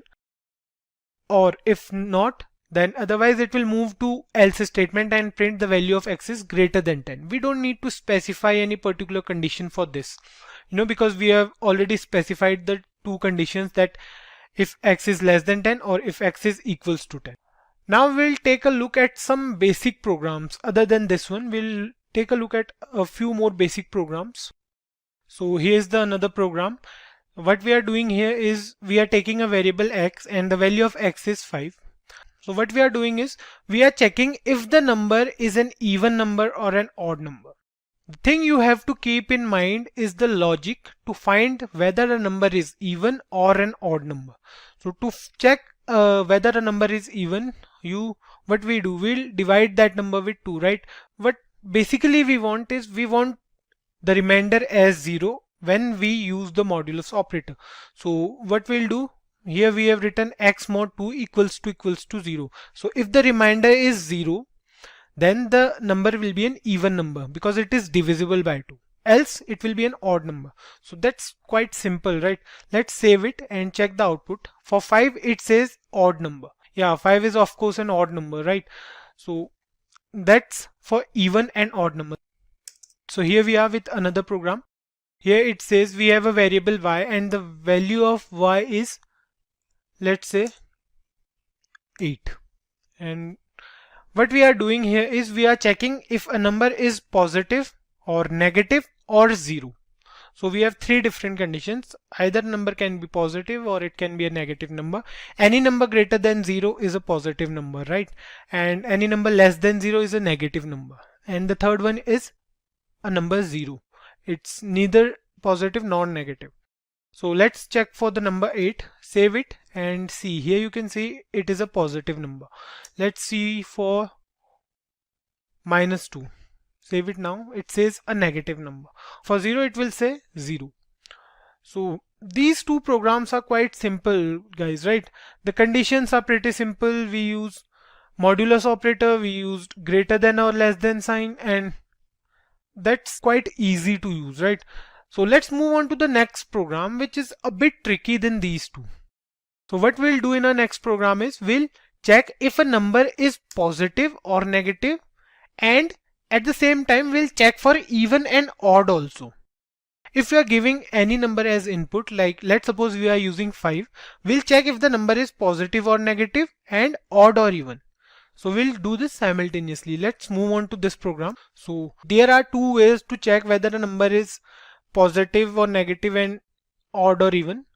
So the two methods, we'll discuss them one by one. The first one here is to use nested if, and the another one is when we use logical operators along with the if else if statement.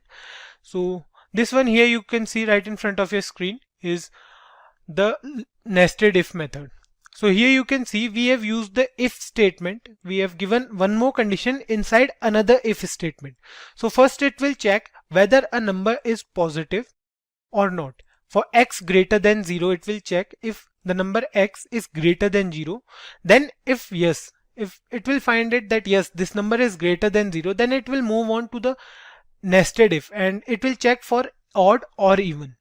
For odd number and even number, it will check if it finds that the number is even, it will print that the number is positive and even. If the number is not even, it will print the number is positive and odd.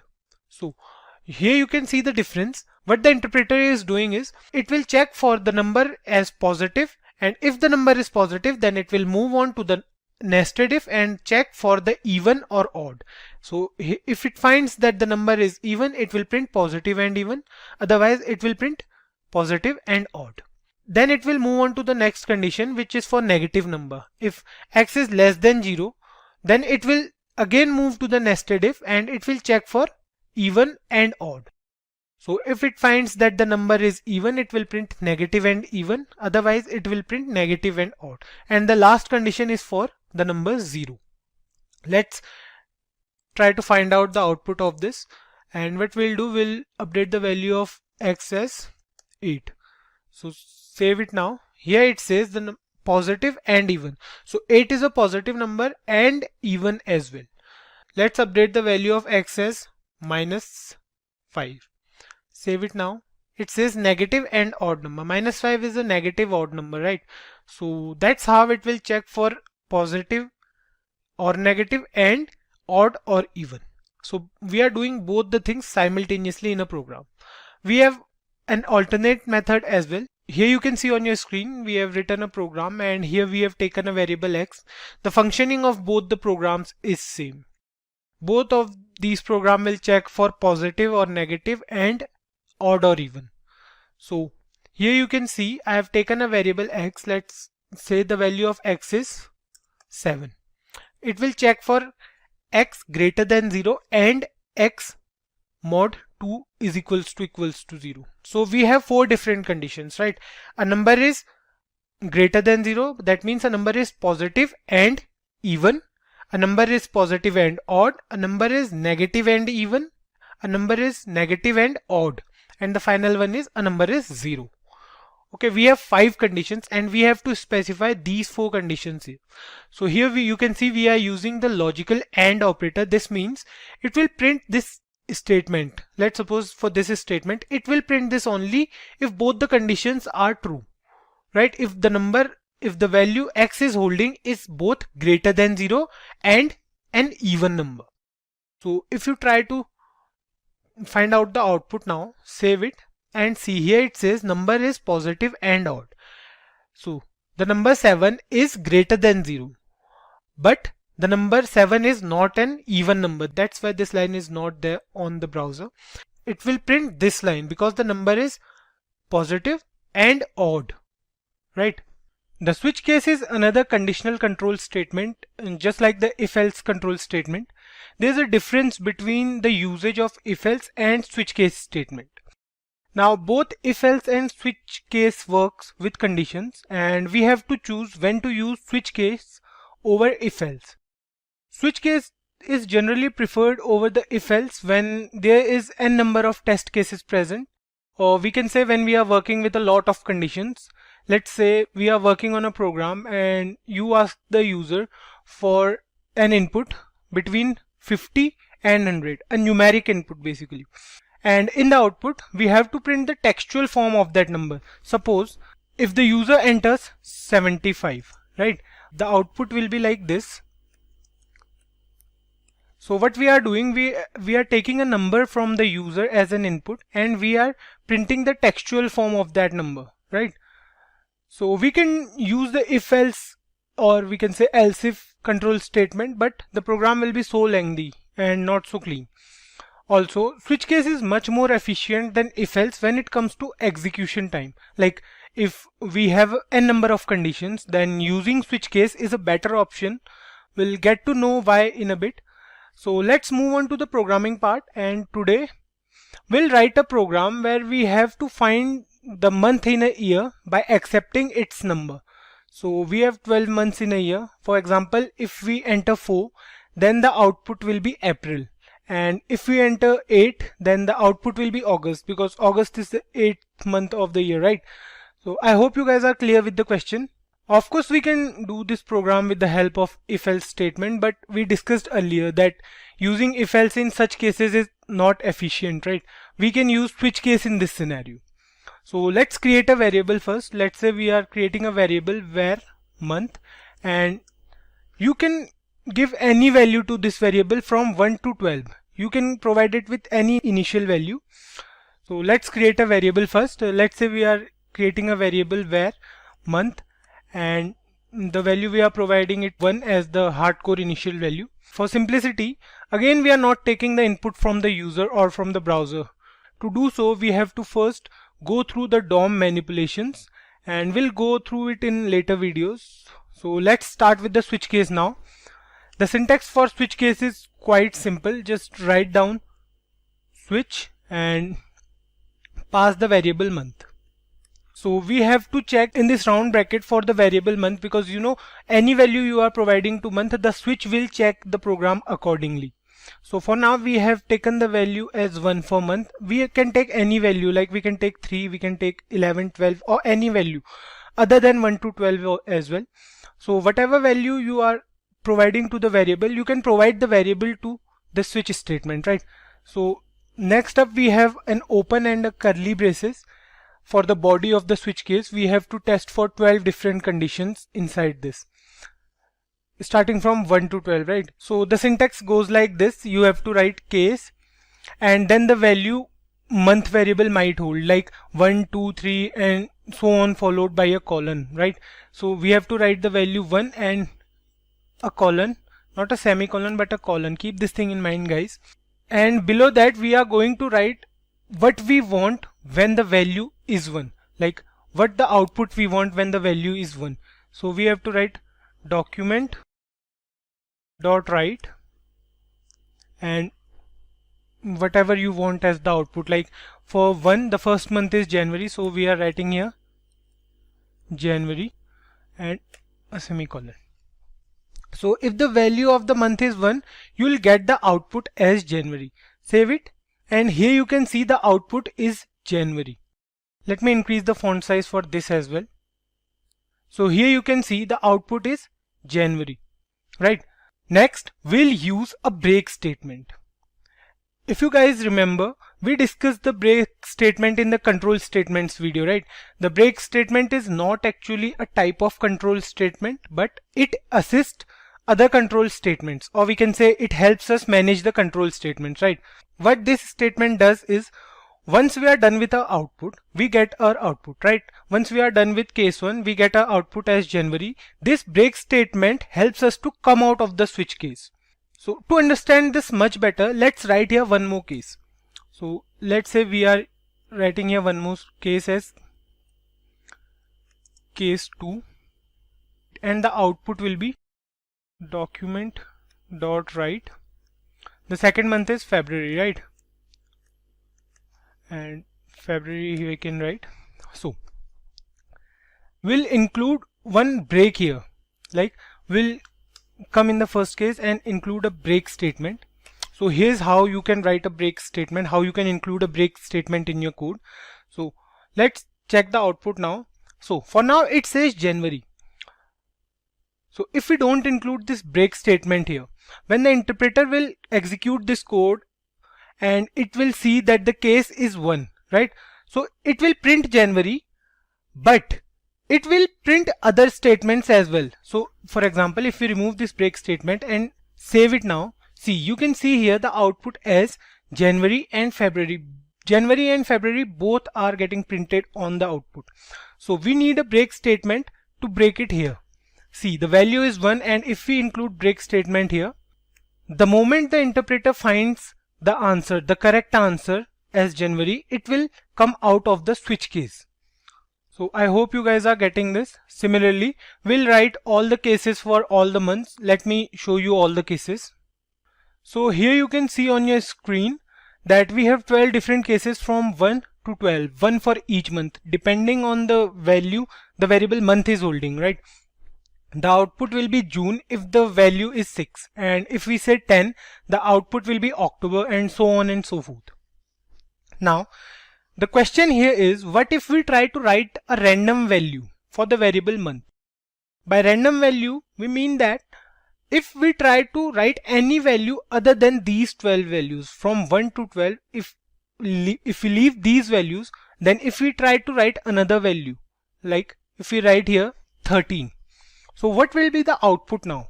Let's save it and see. There's no output, and there might be no error for this as well. So if you try to check for an error, go to inspect and check out. See, there's no error, right? So in that case, we have one more case, like we have default case. So let me show you how to include default in your program. What you have to do is write here default with a colon and write document dot write, and let's suppose we are writing here wrong input. What is happening is, let's try to run this program first. Press Ctrl plus S, and now you can see it says wrong input for value 13. So what is happening is, the switch case will first check these 12 cases, and any value other than 1 to 12 will get the output as wrong input. It works the same as the else statement, right? In else statement, we don't need to specify any particular condition. Any condition other than the if condition or else if condition will fall inside the else statement. It's not necessary to add default in your program. It's just if you want to give the user a prompt that he has entered a wrong value. So you must include this default case in your program every time while using switch case, because it's quite useful, you know. Okay, so this is the complete program to find out the month by accepting its number. If you try 6 and save it now, it will say June. If we try 10, save it, it will say October. If we try 12, save it, it will say December. So I hope this is clear to you guys. Next up, let's discuss about switch case in detail, because the switch case in JavaScript works differently from other languages. Like switch case is also present in C++ and Java, but in JavaScript it is a bit different. So in JavaScript, switch case can accept numbers, it can accept strings and boolean values as well. Now let's have a look at how the switch case works with string values. So here is an example of string values. You can see the value variable month is holding is June, right? And you can use this string in case as well. So here you have to give the case as a string value, right? Because we are using switch case statement with strings. So the first case here is when the value will be June, the output should be 6th month. And when the value is July, the output will be 7th month. So let's check it out if this is working or not. Let's save this program and see. For June, it says 6th month. And similarly, we can check it for July as well. Let's check for July. Save it and see, it says 7th month. You can include the default case as well if you want to. It will be similar, like there's no difference for default case. Let me show you how. We'll write here wrong input.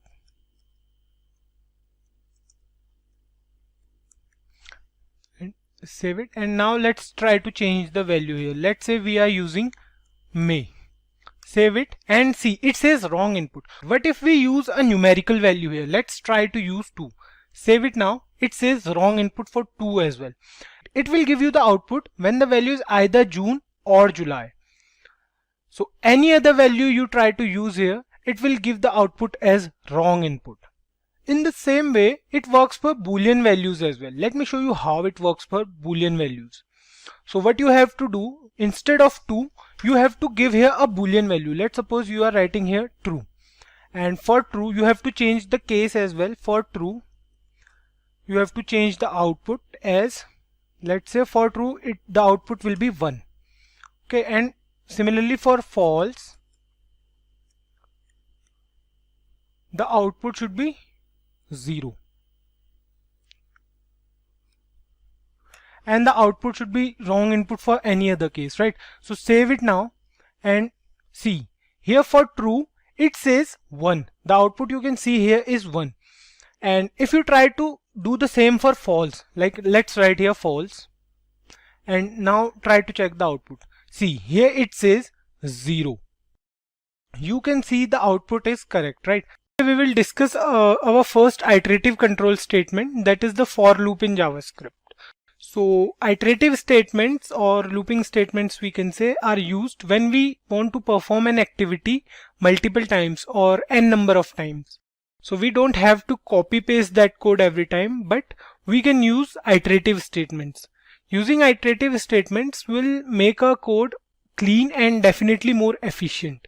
So we have 4 different types of iterative control statements, right? We discussed it in the previous video.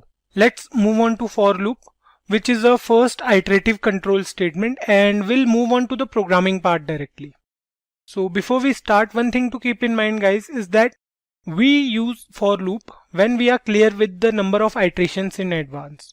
So let's start with our first program. In this program, we will print the multiplication table of 10 from 10 into 1 to 10 into 10. Let's start with coding.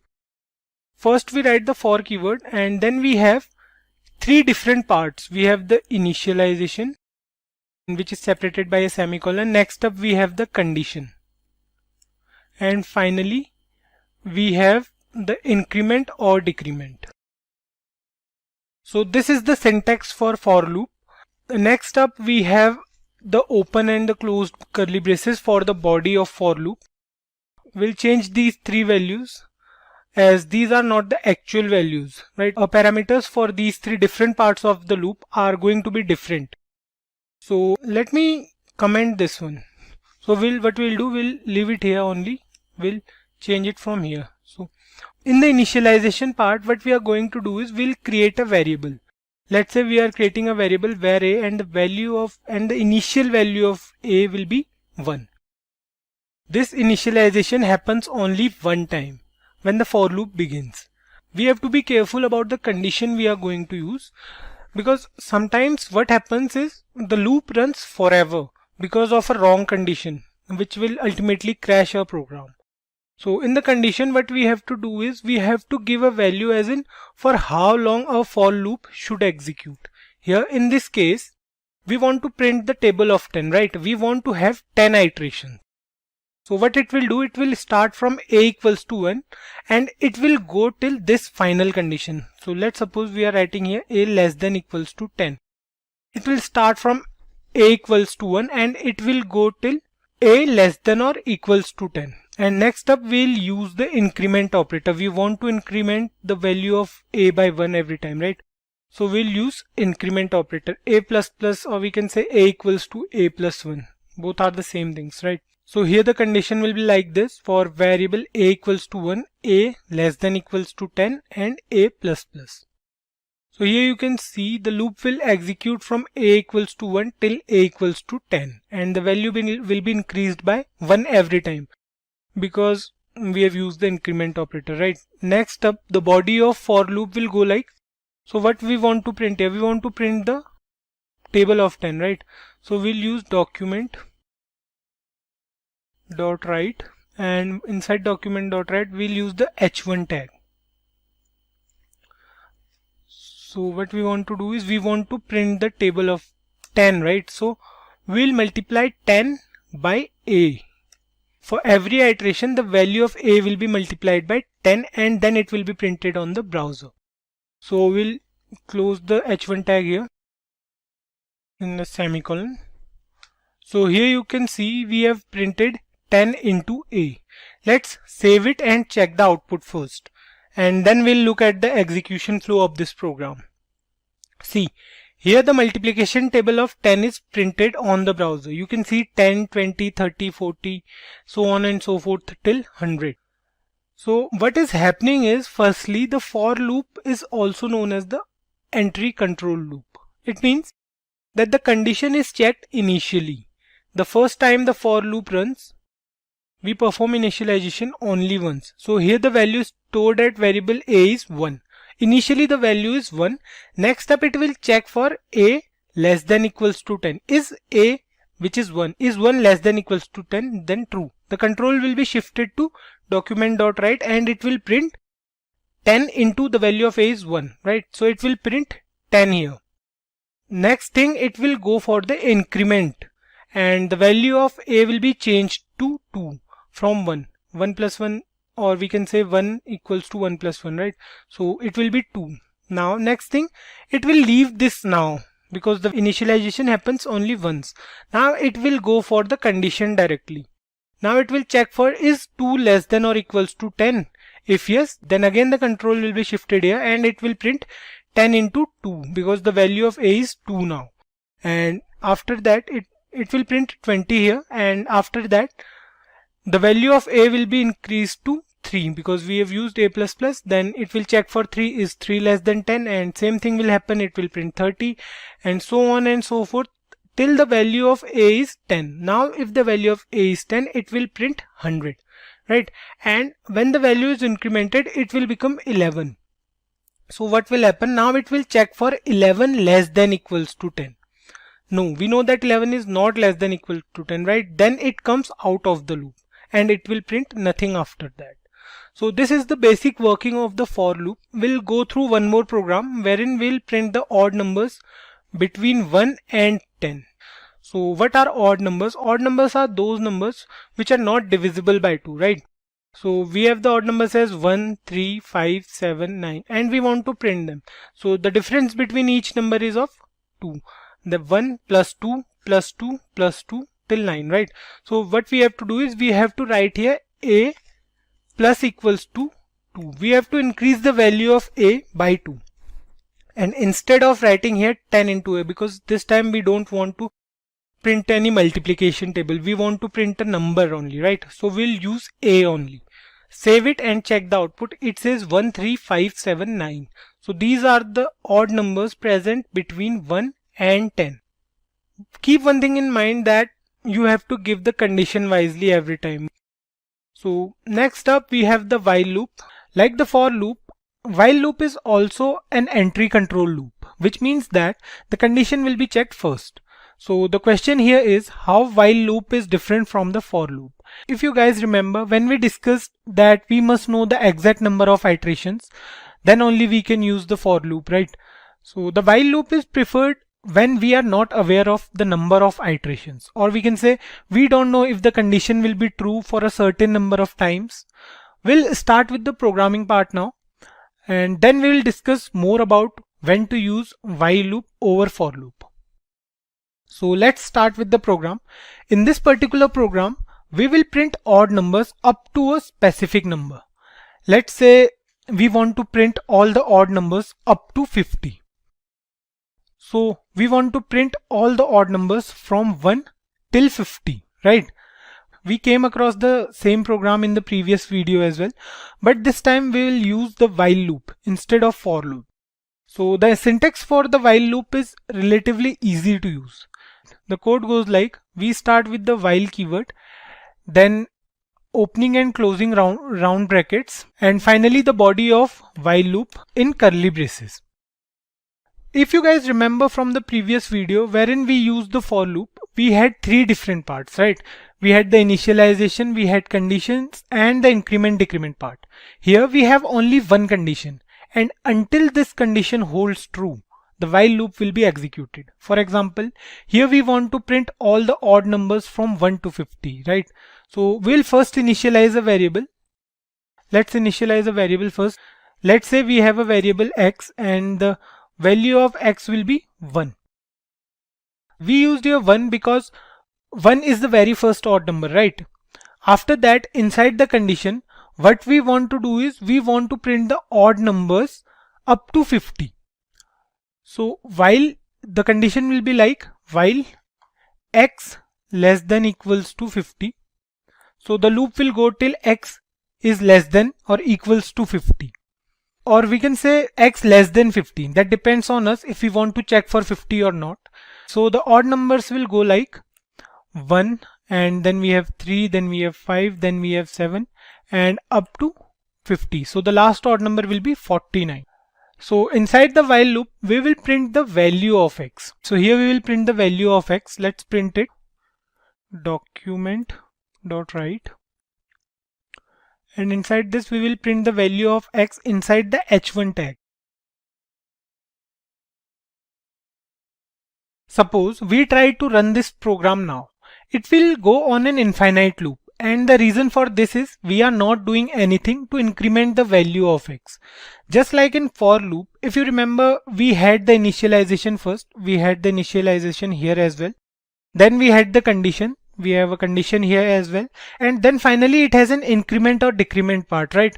So here we don't have that same increment or decrement part. We have to do it separately. So we'll increment the value of x here only. So here we will write x plus equals to 2, or we can say it is same as x equals to x plus 2. You guys are aware of it, right? So the reason is simple, because we want to go from 1 to 3 to 5 and so on. That's why we use x plus equals to 2. We incremented the value of x by 2. Save it here and let's check the output. So here you can see it says 13579 and so on and so forth till 49. So 49 is the last odd number before 50, because we are checking between 1 and 50, right? So 49 is the last odd number. Let me show you how the program goes into an infinite loop. So for that, what we have to do, we will comment this whole line here. Let's check the output now. Save it, and here you can see it is refreshing forever. And this is basically how a program in an infinite loop looks like. The output of this program is the program will ultimately crash. So what we have to do, we have to open a new tab and then again we have to run the program with correct increment part. So here you can see, you can wait for it to become responsive or exit the page. So here you can see we have all the odd numbers from 1 up to 50 and the last one is 49. Coming back to the difference between the while loop and the for loop. We did the same program previously, right? Using the for loop. So where to use while loop over for loop? So consider a scenario where we are taking input from the user and the input from the user is y. We want to do something. Let's say we want to print something on the screen. Or if the input from the user is n, we want the process to be stopped. We can give the condition in the while loop, which will go like when the character y becomes n, the process will be stopped. We'll go through one such program once we are done with the DOM manipulation part, wherein we take the input from the user. Let's move on to the do while loop in JavaScript. In the previous videos, we have already discussed that both for loop and the while loop are entry control loop. That means the conditions are checked first, right?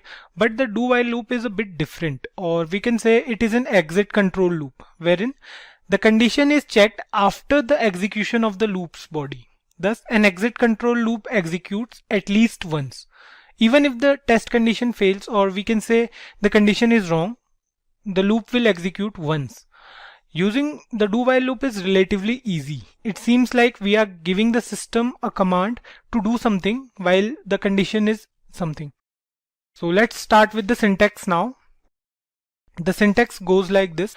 We write the keyword do and we have a pair of curly braces for the body of the loop. And after that we have the while keyword and here we will write the condition. Make sure you are using the semicolon after the while loop. It's necessary while using do while loop. Keep this thing in mind. So we have two parts in the do while loop, the do part and the while part, or we can say the condition part. While part is the part where we write the condition. So let's define a variable first. Let's say we are using a variable. We are using a variable x and the value of x will be 5. So here we have taken 5 as a random value. You can take 1 as well. Now inside the condition part of the do while loop, this is the condition part where we are using the while keyword. So we'll give a condition. Let's say we are using while x greater than 5. It will check for the condition that if the value of x is greater than 5 or if the value of x is smaller than or equal to 5, it will come out of the loop.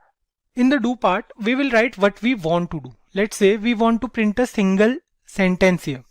We write document.write and whatever sentence we want to write. Let's say we are using welcome to Simplicode. So here you might be thinking that the condition is false, but the condition will be checked after the first iteration in the do while loop. So no matter what the condition is, the first iteration will happen always. So if we try to save this program and let's try to run this. Here you can see the output is welcome to Simplicode. A single line is printed. What is happening here is, although the condition we used was wrong, but the condition will be checked only after the first iteration. When the do while loop will perform this particular statement, when the document.write will be performed, after that it will check for the condition if x is greater than 5 or not. If we use here 6 instead of 5, let's try to write here 6 instead of 5, and if we run this program now, it will go into an infinite loop because we are not performing the increment decrement operator here, right? As we have discussed in the previous videos, the importance of increment decrement part. So we need to do it here after the document.write part. So what we'll do here, we'll write x minus minus. Today we are using x minus minus, and for the other two loops we use the plus increment operator, right? So the x minus minus is the same as x equals to x minus 1. Let's check the output now. Save it. Here you can see the output is still welcome to Simplicode. The execution flow of this program will be like, it will first perform the iteration before checking the condition, and it will print here welcome to Simplicode for the first time. When the loop will start executing, it will first perform this statement and it will write here welcome to Simplicode. So then it will perform x minus minus, means the value of x is now 5 because we are decrementing the value by 1.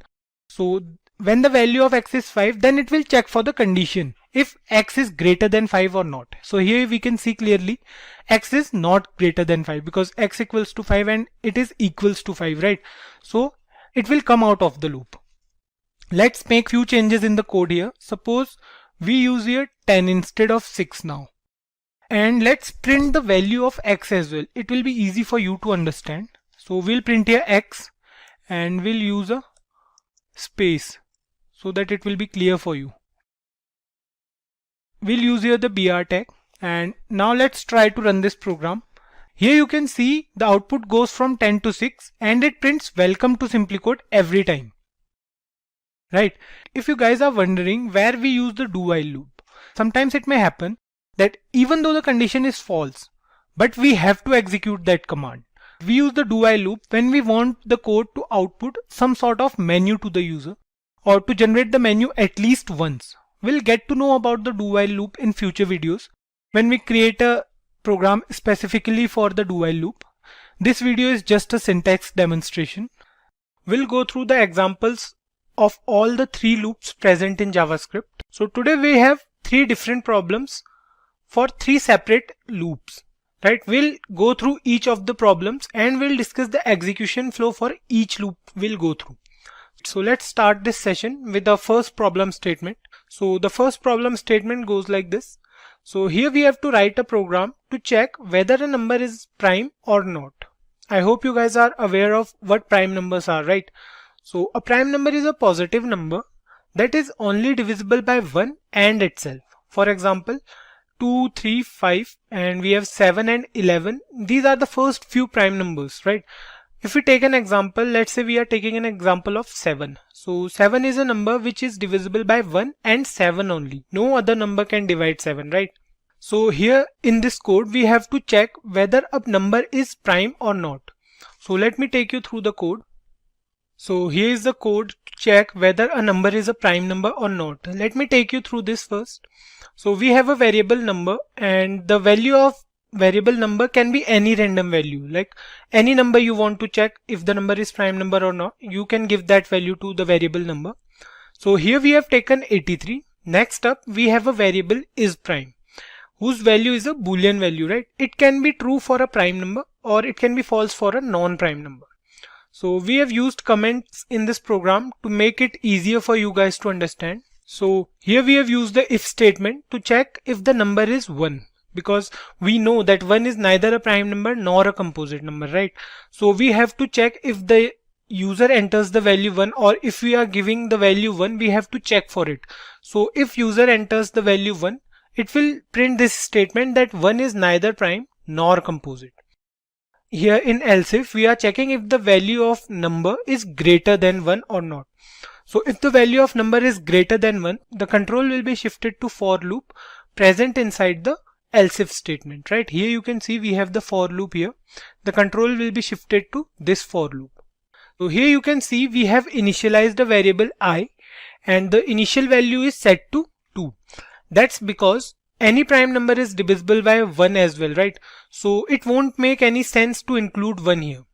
We'll start from 2 and we'll check until the value of I becomes half of the value of number. So if we take an example of 10, we'll check until 5, because you know any number greater than 5 won't divide 10, right? It's practically not possible.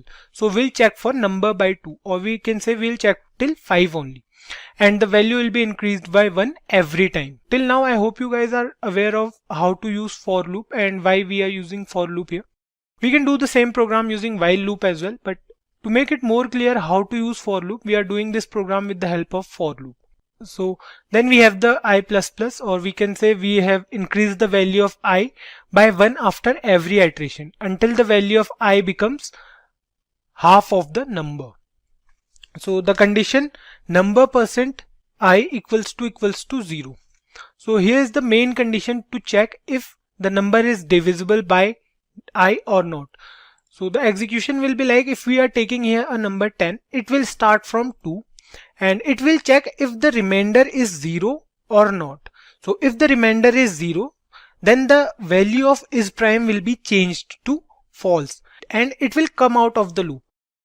Next, it will check for the value of is prime if the value of is prime is true or not. Here you can see if the value of is prime is true, then it will print n, or we can say then it will print that the number is a prime number. Else it will print that the number is not a prime number if the value of isPrime is false. For example, when we took the example of number as 10, so the value of isPrime will be changed to false, because 10 divides by 2 is equals to 0, or we can say the remainder will be 0. So the value of isPrime will be changed to false, and for false it will print number is not a prime number. So at last we will check if the number is less than 1. If the number entered by the user or any other number we have taken, like if we take here -5, so it will print the number is not a prime number, because by the usual definition of prime numbers, any negative number cannot be a prime number. That's a usual definition, right? So we have to keep this thing in mind, and here in this else loop we'll print that if any negative number is entered, we'll make sure that the program gives the output that the number is not a prime number.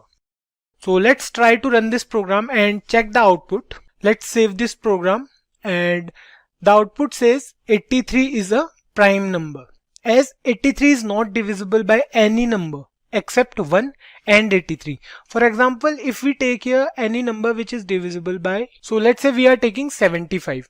Save it now and see, it says 75 is not a prime number. Okay, here's a spelling mistake. It says 75 is a not prime number. So here we'll correct this.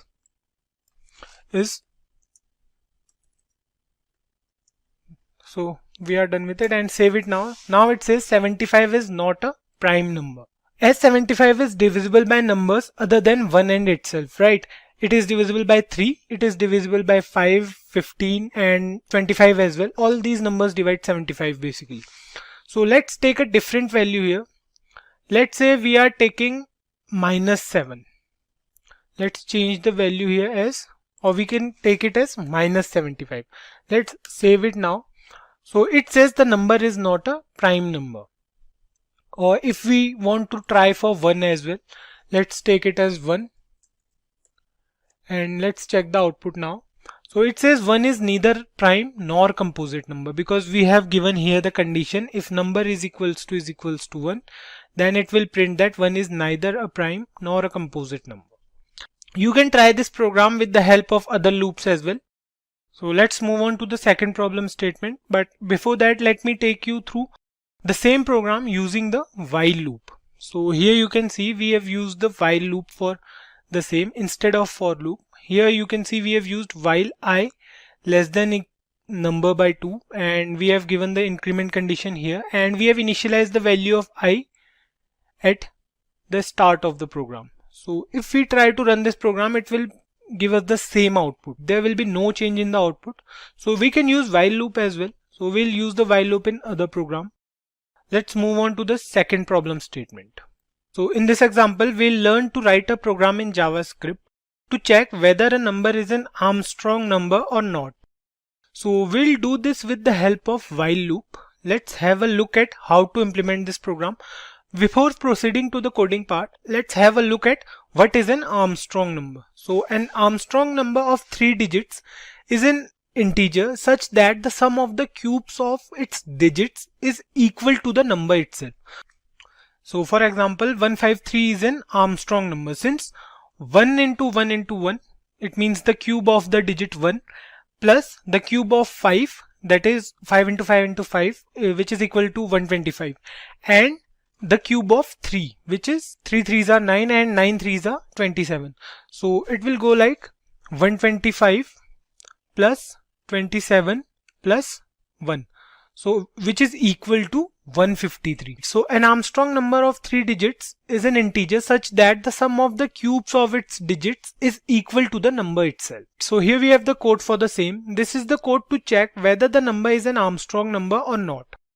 So here we have taken a variable and the value is 153. The value of the variable number is 153, right? Because we already know that 153 is an Armstrong number. There are few more numbers like 371 is also an Armstrong number. Next up, we have taken a variable sum and the initial value of sum is 0. We have used the variable sum to store the value of the cubes. And next up, we have a temporary variable so that we can break a 3-digit number and we need the number after all this program, all these loops and all, will need the number, will need the original number to compare it with the sum of the cubes, which will be held in sum. So, but we need to break the number as well, right? So we need a temporary variable to break it. Here we use the while loop, and the loop will run until the value of variable temp is greater than 0. So the initial value of temp will be 153 here. In this particular case, the initial value will be 153, and the loop will run until the value of 153 is greater than 0. Next up, we have a variable remainder that stores the last digit's value, as we are dividing 153 by 10. So the remainder here will be 3. So the value saved at variable remainder will be 3 for the first time. Then what will happen will, we are updating the value of sum, and the new value of sum will be 0 plus 3 into 3 into 3. So 3 3s are 9 and 9 3s are 27. So the updated value of sum will be 27. Next up, we are removing the last digit from the number. So for example, we have here 153, and if we divide 153 by 10, the answer will be 15.3. That's why we are using here %, because what % will do, it will convert the float value into an integer. So if we try to perform a simple divide in JavaScript, like if we try to divide 153 by 10, it will give us 15.3. It will give us a float value, but we want an integer value, right? So % will change this value to the nearest integer. So 15.3, the nearest integer will be 15. So the new value of temp will be 15. Then again this loop will be executed, and for this time the variable remainder will hold the value of 15 modulus 10, and the remainder will be 5, right? So the new value of remainder is 5, and the value of sum is 27 plus 5 into 5 into 5, which is 27 plus 125, right? So the new value of sum will be 152. And then again it will go to the temp, and it will divide 15 by 10, and it will change the value to an integer. So 1.5 will be changed to 1. And next up, the final value of temp is 1, which is greater than 0, right? So it will divide 10 by 1, and the remainder will be 1. So next up, it will add 152 plus 1 into 1 into 1, that is 153, right? And then it will divide 1 by 10 using the %, but this time the value will be 0 because there's no remainder, right? Next up, we'll compare the value of the sum and the number variable. So the sum variable here, it is holding the value as 153. We break this number into 3 different parts. Then we took the cube of these 3 numbers and added them. So the final value of the variable sum is 153, and the initial value of number, or we can say the value we gave to the variable number, is 153. So right, it will print here that 153 is an Armstrong number. Or if we use any other number instead of 153, let's suppose we are using 121. So it will print 121 is not an Armstrong number. Let's check out the output once. Let's save it and see the output here is 153 is an Armstrong number. So if we change the value of 153 to 121. So let's check the output now. It says 121 is not an Armstrong number. Why? Because if we take the cube of each of the digit and we'll add them, suppose the answer here will be 10, because the cube of 1 is 1 and the cube of 2 is 8 and the cube of the final one is 1. So 8 plus 1 plus 1 is equals to 10. So that's why 121 is not an Armstrong number. Let's move on to our last problem statement, where we'll use the do while loop to find the factorial of a number. So here's the problem statement where we'll have to write a program to find the factorial of a number. So factorial of an integer is the product of an integer and all the integers below it, or we can say before it till 1. So if we take an example of 5, so the factorial of 5 will be, it will multiply each number before it. If we take 5, the factorial will be 5 into 4 into 3 into 2 into 1, or if we don't include 1, that's totally fine. So this program is pretty simple as compared to the previous two we did. So this is a small one too. Let me take you through this. So here we have the program. And here we have three variables, right? We have a variable I, which is initialized as 1. Then we have a variable n, which is 5. And then we have a variable f, whose value is 1. F is for factorial and n is for number we want to check the factorial of, and I is for checking the condition. So here what we will do, we'll use a loop where if we, for example, if we are taking 5, then the loop will go from 1 into 2 into 3 into 4 into 5 from 1 to that number. It's not like if we are using from 5 towards 1, but we are going from 1 towards 5. The answer will be same, right? Because we are multiplying all the numbers in both the cases. So here we took 5 as the number. Next up we have a variable f, and the value of f is also 1, as you know. So here we are using the do while loop. For the first iteration it will perform this. So the value of f for the first iteration will be f equals to f into I, which means f equals to 1 into 1, which is 1. So the value of I will be increased and it will become 2. And now it will check for while 2 is less than equals to n. Yes, 2 is less than n. So it will again go up and it will update the value of f, and the new value of f will be 1 into 2, that is 2. Then again the value will be increased and it will become 3, and then it will change the value of f as well. It will become 6, and the value of I will become 4. Then it will check if 4 is less than 5. Yes, 4 is less than 5. And then it will multiply 4 with 6 because the value of f was 6, right? So 4 into 6, it will become 24. And then finally the value of I will be 5, and it will check if the value of I is less than or equals to 5, right? While I is less than equals to 5, yes, that's true, because now 5 is equals to 5, and it will again execute the loop, and the value of f will be 24 into 5, which is 120, and then again the value of I will be increased. Now it will become 6, which is greater than 5. So it will come out of the loop and it will print the factorial of a number. So let's save this program. So the factorial of 5 is 120, because see here we have used the factorial of n. N is 5 and the factorial is 120. So if we try to give any other number here other than 5, let's say we are using here 10. Save it. It says the factorial is 3628800, or it's 36,28,800. So if you try to multiply 10 into 9 into 8 into 7 so on till 2, or we can say 1, the answer will be this. You can check it, you can Google it, or you can go through it in your calculator.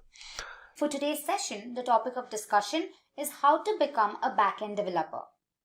So if you're wondering how to become a backend developer, what skills are required and what the responsibilities are, then you're in the right place. But let's wait for a while for more people to tune in.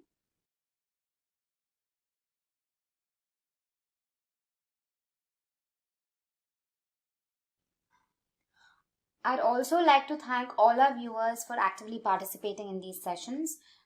Alright, so whilst you're at it, if you haven't subscribed to our channel already, make sure to hit the subscribe button and the bell icon to never miss an update.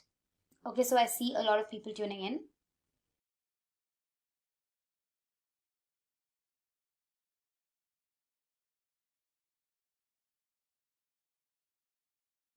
Alright, so I think we're good to begin. Now, I'm sure all of you use social media applications.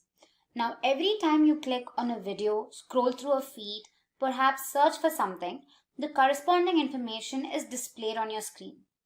Now, these applications provide an excellent user experience. But how is this achieved?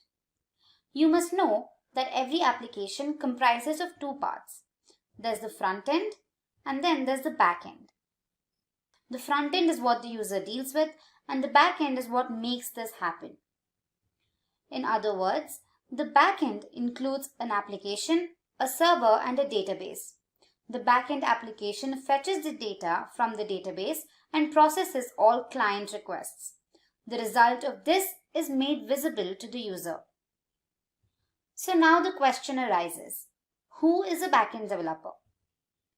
A backend developer's role is to focus on details like building an effective website architecture, scripting and writing code that serves as a means of communication between the website's database and the browser, and lastly, to ensure data integrity and consistency. So now, let's look at the skills required to become a backend developer. It is vital for you to have good understanding of programming concepts like data structures and algorithms.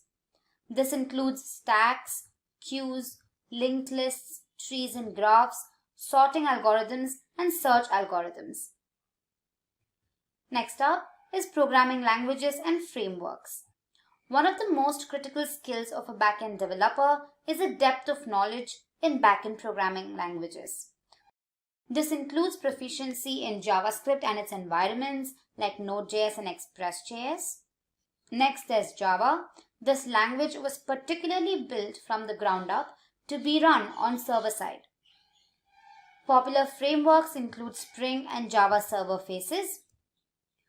Next up is Python, which is the most popularly used language today. It is flexible and easy to use. Python frameworks like Django and Flask are used for backend development. And lastly, there's C# and its frameworks like ASP.NET Core and ASP.NET MVC. Other languages include Perl, PHP, and Ruby. Now, because backend and frontend developers work so closely together, it is also helpful to have a foundational understanding of front-end web languages like HTML and CSS. Now, proficiency is essential not only for performing daily tasks, but also for working alongside front-end developers for developing solutions. Next, we have database management systems. A backend developer writes code that is used to perform relational mapping to fetch data from the database. Some popularly used DBMS are MySQL, SQL Server, and PostgreSQL. Next up is version control. Again, popular ones are Git and Subversion. They help manage the project files and keep track of the entire history of things that the developer is working on. And lastly, there's cloud hosting platforms.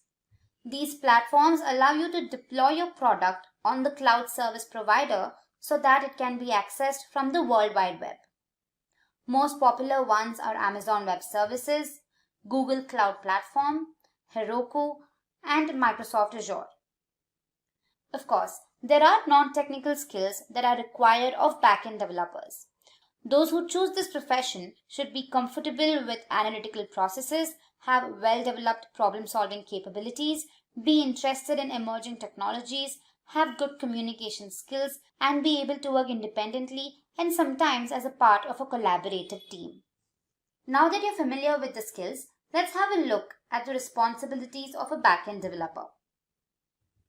First up is forming an understanding of the performance needs and goals of the website to develop effective, successful solutions. Development and management of application programming interfaces. Development of systems for websites to accept and securely store data, such as those required for payment processing systems. Then there's writing code, testing and development solutions for code-related issues. Then there's organization of system logic. Other responsibilities also include development of site architecture using proper methodologies like Agile Scrum framework, and also providing solutions to system problems. Lastly, let's have a look at the salaries of a backend developer. The average salary of a backend developer in the United States is around $102,000 per year. The average salary of a backend developer in India is around 7,23,000 Indian rupees per annum. In this session, we're going to cover the topic of what is Angular. I'm sure all of you use mobile and web applications. Be it from social media to healthcare, e-commerce, and net banking, these apps are used by billions of people across the globe. Now, the main reason we use these apps is that they offer seamless user experience and interface. But how are they developed to provide such reliability. One of the frameworks that is widely used to build such robust apps is Angular. So let's dive into the session now. So here is a list of topics that we're going to be covering. First up, we'll see why Angular was introduced. Then what is Angular? Features of Angular, Angular architecture, advantages and limitations of Angular, the learning curve of Angular, and finally we'll look at some of the companies that deploy Angular. So without further delay, let's begin. Why Angular? Now, JavaScript is the most commonly used client-side scripting language. It is written into HTML documents, enabling interactions with web pages in many unique ways.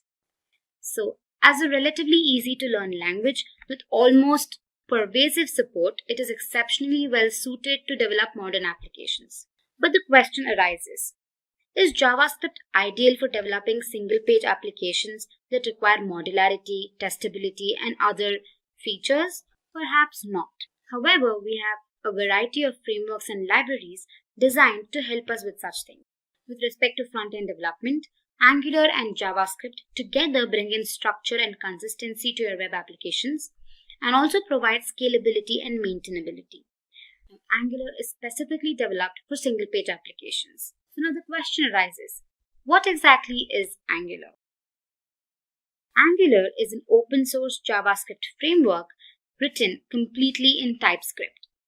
Now, it was primarily aimed to develop single-page applications and is maintained by Google. Angular as a framework provides a few advantages while also providing a standard structure for developers.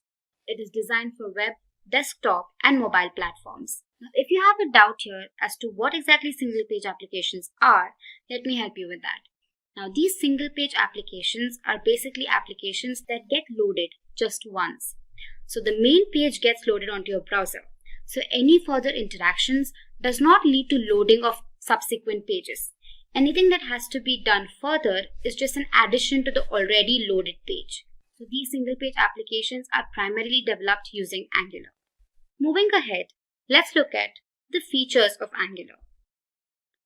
We have 4 features that we're going to be discussing. We have the document object model, TypeScript, data binding, and testing. Now let's look at them one by one. Now the document object model treats an XML or an HTML document as a tree structure. Now here every node in the tree structure defines an object representing a part of your document. Angular uses the regular DOM. Now let's suppose you've made 10 updates on a single HTML page. So every time you make a change, the corresponding DOM or the tree structure needs to be updated. Now Angular updates the entire tree structure of HTML tags. Moving on to our next feature, we have TypeScript. Now TypeScript defines a set of types to JavaScript, which helps you write JavaScript that is easier to understand. Now all the TypeScript code compiles down to basic JavaScript that can run smoothly on any platform. Now TypeScript is not mandatory for developing an Angular application, but it is highly recommended. The main reason it's highly recommended is that it offers better syntactic structure while making the code base easier to understand and maintain. Now TypeScript can be installed as an npm package. Now to do that, you just have to run the command npm install -g TypeScript on your command prompt. Next up is data binding. Now data binding is a process that allows you to manipulate web page elements using the web browser. Now, it mainly employs dynamic HTML and does not require complex scripting or programming. It is used in web pages that include interactive components like calculators, tutorials, games, etc. Now, incremental display of a web page makes data binding extremely convenient when pages contain a large amount of data. When it comes to Angular, it uses two-way data binding. So any changes made in the UI element is reflected in the corresponding model state. And conversely, any changes made in the model state are reflected onto the UI state.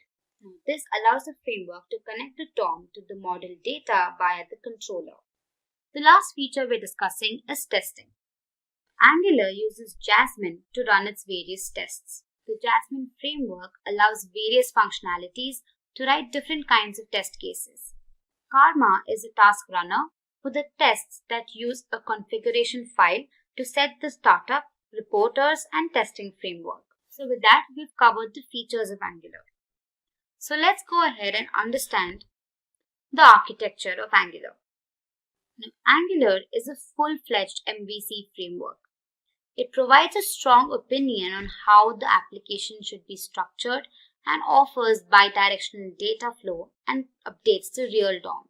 MVC, short for Model View Controller, is an architectural pattern that separates the application layer into model, view, and controller. Now, model here relates to all the data-related logic.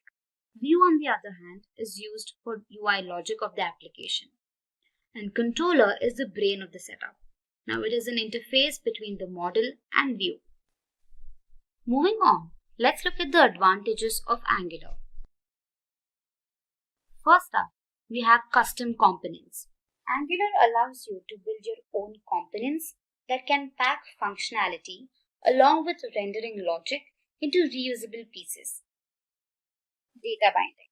As discussed, Angular allows you to effortlessly move your data from your JavaScript code to the view and react to user events without having to write any code yourself. Dependency injection. Angular allows you to write modular services and have them injected wherever they are needed. This greatly improves the testability and reusability of the same. Don't worry if you can't wrap your head around these topics. We're going to discuss them further in the coming videos. Next advantage is testing. Angular has been built from the ground up with testability in mind. You can literally test every part of your application. Comprehensive.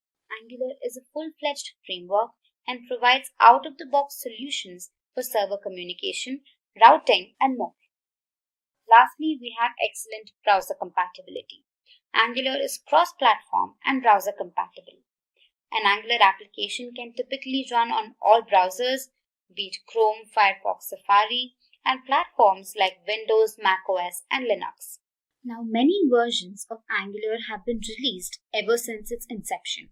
All of these versions have added to the efficient working of the framework. Now, here are the different versions released. First up was Angular 1. It was built on JavaScript and completely based on controllers. Next release was Angular 2. Now, this incorporated the component-based approach, wherein the entire UI was divided into several components and lastly integrated to give the final logic. Next was Angular 4. It included router updation. Angular CLI or Command Line Interface 1.0 was introduced, however not deployed. In this release, the Angular CLI was optimized and commands like ng-update and ng-add were added. In the Angular 7 release, prompts were introduced which provided tips in CLI about the functions being used. In Angular 8, IV renderer and Bazel were introduced. And finally, the most recent release was Angular 9. Now this came with the better framework and Angular material. Now this completely switched to the IV renderer as a default compiler. Now that we've learnt about the pros of using Angular, let's look at some of the limitations of Angular. First up is a steep learning curve. Now since Angular is a complete full-fledged framework, it becomes difficult for learners to begin with. You need to be acquainted with simple topics and then move on to more advanced topics to become proficient in this language. Next up is limited SEO options. Now, Angular offers limited SEO options and poor accessibility to search engine crawlers. It's verbose and complex. Now, a common issue faced by the Angular community is the verbosity of the framework. It also poses to be complex compared to other front-end tools. And lastly, migration. Now, one of the drawbacks of Angular is poor migration. Now, it becomes difficult to port legacy code to Angular-style architecture. Also, with each new release, it is painful to upgrade and a lot of them are not backward compatible. Next up, let's look at the Angular learning curve. Now, if you wish to learn Angular, you need to be acquainted with basic topics in Angular. Some of them are directives, modules, decorators, components, services, dependency injection, pipes, and templates. Now, once you've mastered your basics, you will want to go and understand more advanced topics such as change detection, zones, AOT compilation, and RX.js. However, the learning curve of Angular is clear-cut. In the beginning, it could be a little intimidating, but once you start using the tool, it becomes way more easier to comprehend and understand what is going on. And lastly, let's look at some of the companies that use Angular today. Many top-tier companies like Nike, Forbes, Google, HBO, Sony, Upwork, among others, readily deploy Angular. So moving on, let's look at the prerequisites for Angular. First up, we have Node.js. Angular uses Node.js as its base for a large part of its build environment. So as a result, to get started with Angular, you will need to have Node.js installed on your environment. So head to their official website and download the latest release for your corresponding operating system. Next up is the Angular CLI. Now this command line interface is a tool that makes it easier to bootstrap and develop your Angular applications. Now to install the latest version, run the command npm install-g at angular/CLI. You gotta run this command on your command prompt. And finally, to confirm installation, check for its version. Now the next thing that you will need is an IDE or a text editor to type your code. Now there are several IDEs that you can choose from, but in this series we've used VS Code throughout. So it is available on all platforms, so go ahead and download it if you haven't already. Now moving on to the final part is the demo. Now that you have a basic understanding of Angular and its prerequisites, I think you're ready to create your first Angular application. So let's head to our VS Code and begin.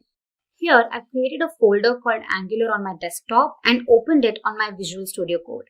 So to create your app, you need to open the terminal. Just go here and select New Terminal.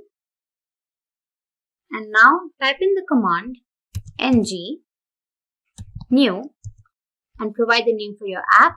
So I'm just going to say hello world. So now this is going to create, just say yes.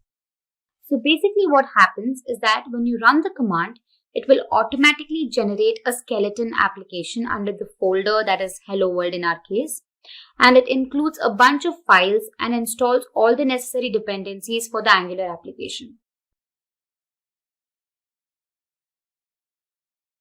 So this could take a while.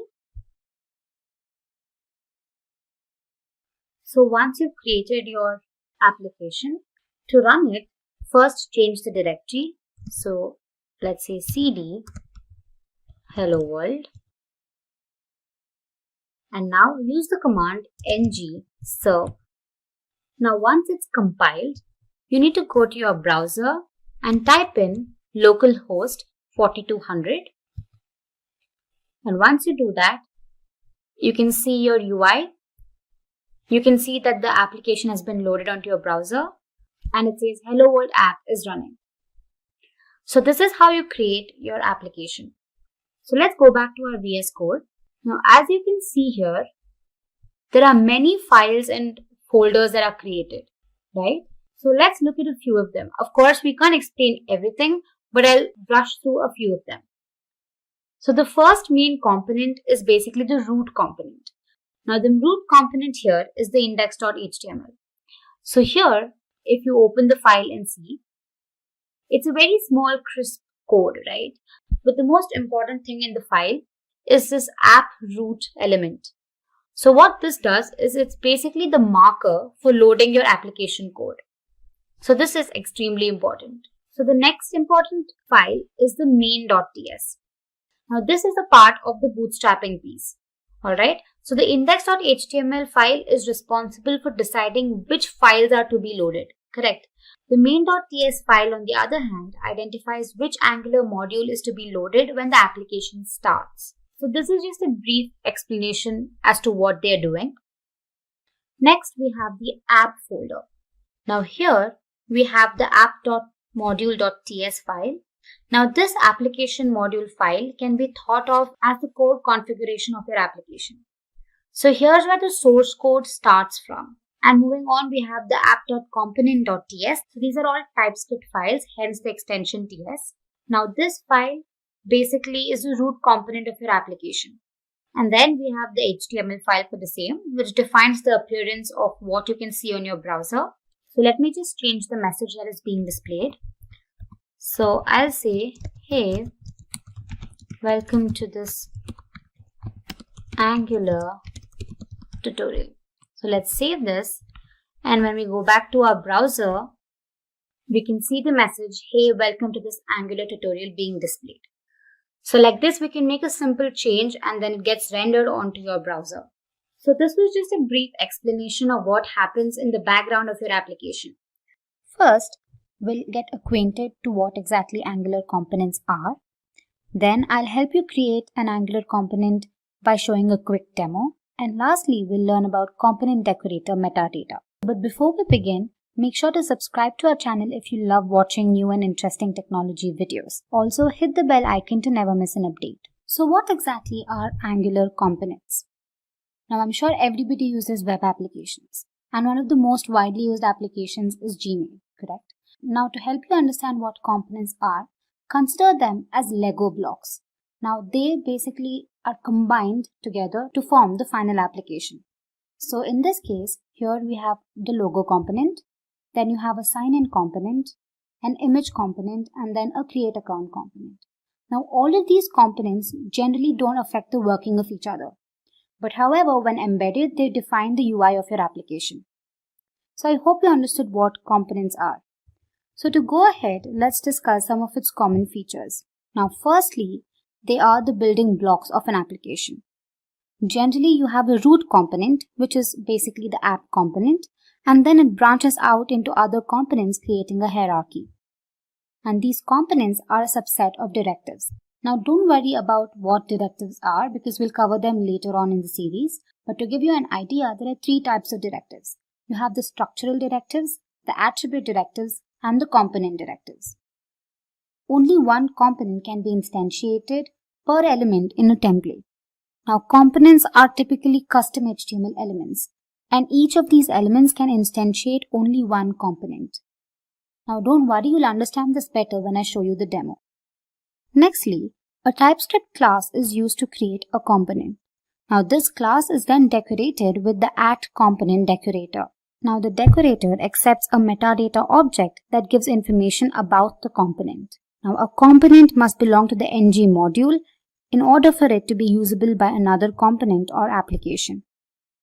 And finally, components control their runtime behavior by implementing lifecycle hooks. So this was just a brief introduction to what Angular components are. Now, you will only be able to understand the working of components when I show it to you practically. So let's head over to our Visual Studio Code. Now here, back in my VS Code, I've created a folder called Angular Demo, within which I've created an Angular application called Demo Components. Once executed, the browser looks something like this.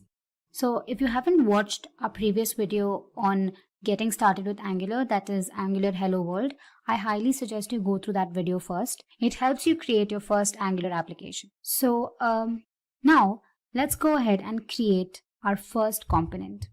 Now the command used to create our component is ng-gc and your component name.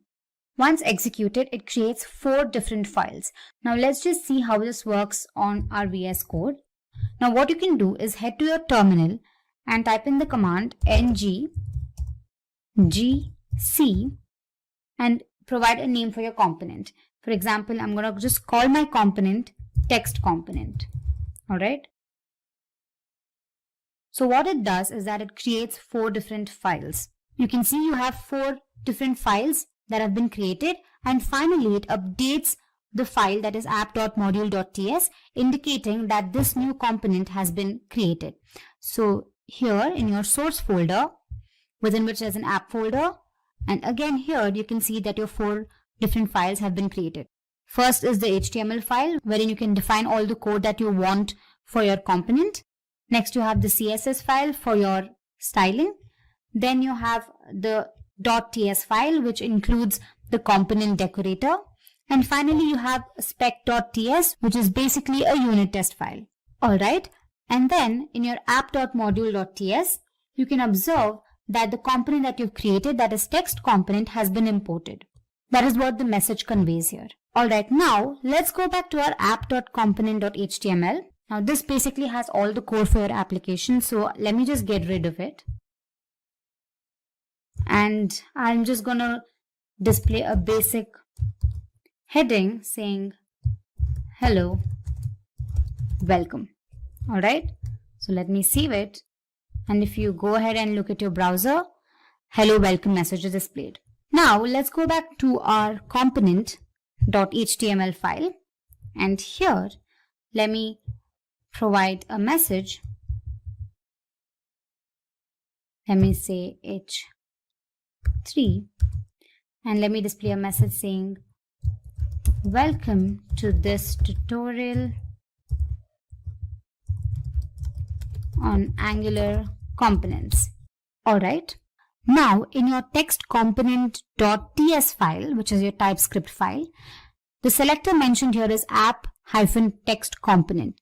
Now go ahead and copy this, and in your final component.html, go ahead and create your custom HTML tag with the selector that you just copied. Now this indicates that the component that you just created, that is the text component, is being incorporated in the final render. So what happens is that whatever is defined in the component.html file is also being rendered in your final output. So when I save this, let's go ahead and check our browser. You can see that the message welcome to this tutorial on Angular components is displayed.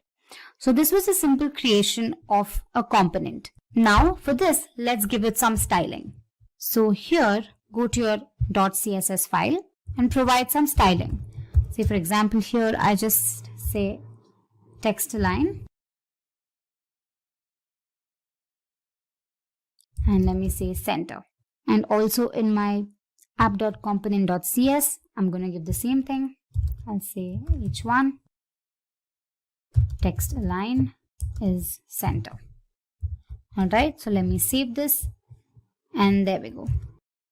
Now we can also create multiple components and define the tags in the app component. Now the components are executed sequentially. So now let's create another component just to give you a brief insight into it. Let's say ngGC image component. Now here I'm going to be adding the Simplilearn logo. So I'll show you how that works. Now you can see that a new component has been created with 4 files again. So in my assets folder here, I've added the logo. So what I can do is back in my HTML file, I can go ahead and create an image tag. So first, let me just display another message here just to avoid any confusion. And let me say this is the image component. And then let me say image source equals, so the source is basically assets / logo.png, and class equals center. Alright, so you can also head to your CSS file and provide any sort of styling that you need. So let me just say text align to be center, and then let's create a styling for the image, and here I mentioned the code for the image. So let's save this, and from the .cs file, let's copy the selector and create a custom HTML tag in our final component.html file.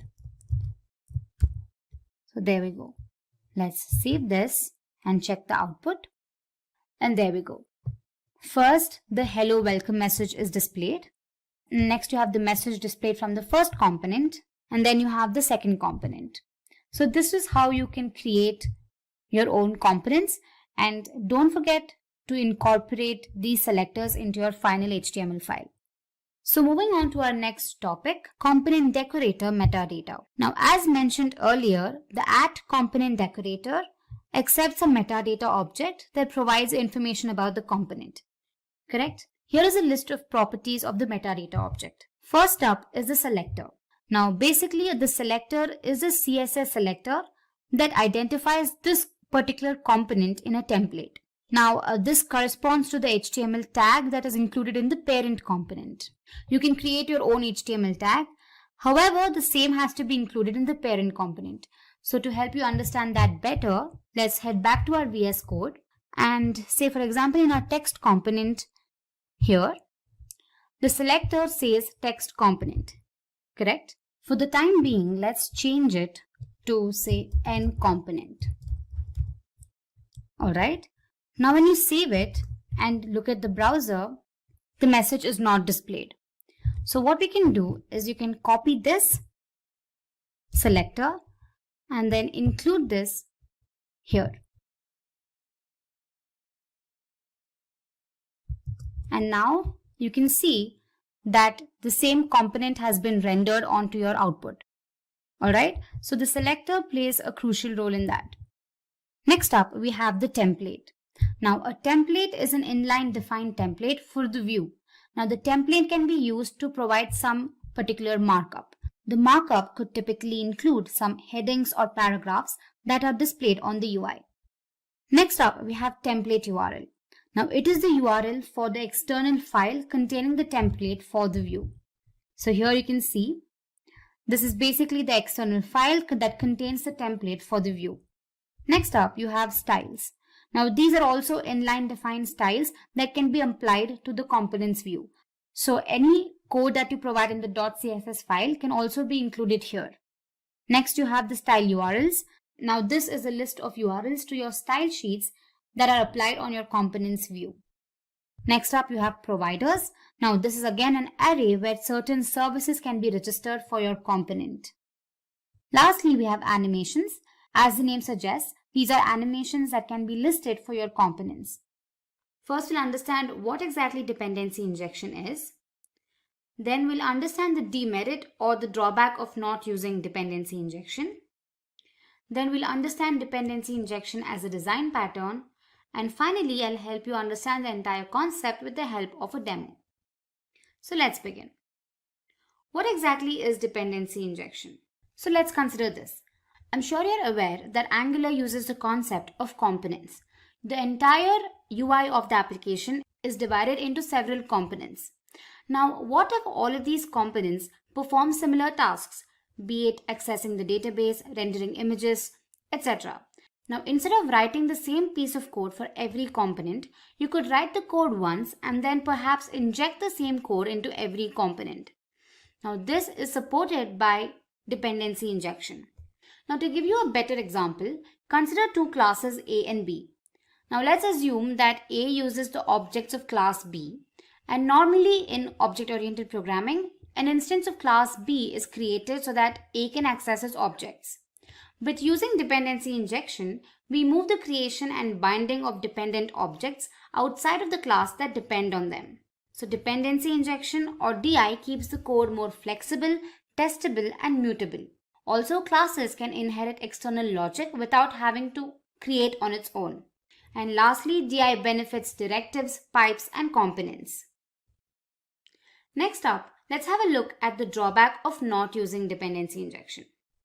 Now let's consider class postal details that is dependent on the number and the address class.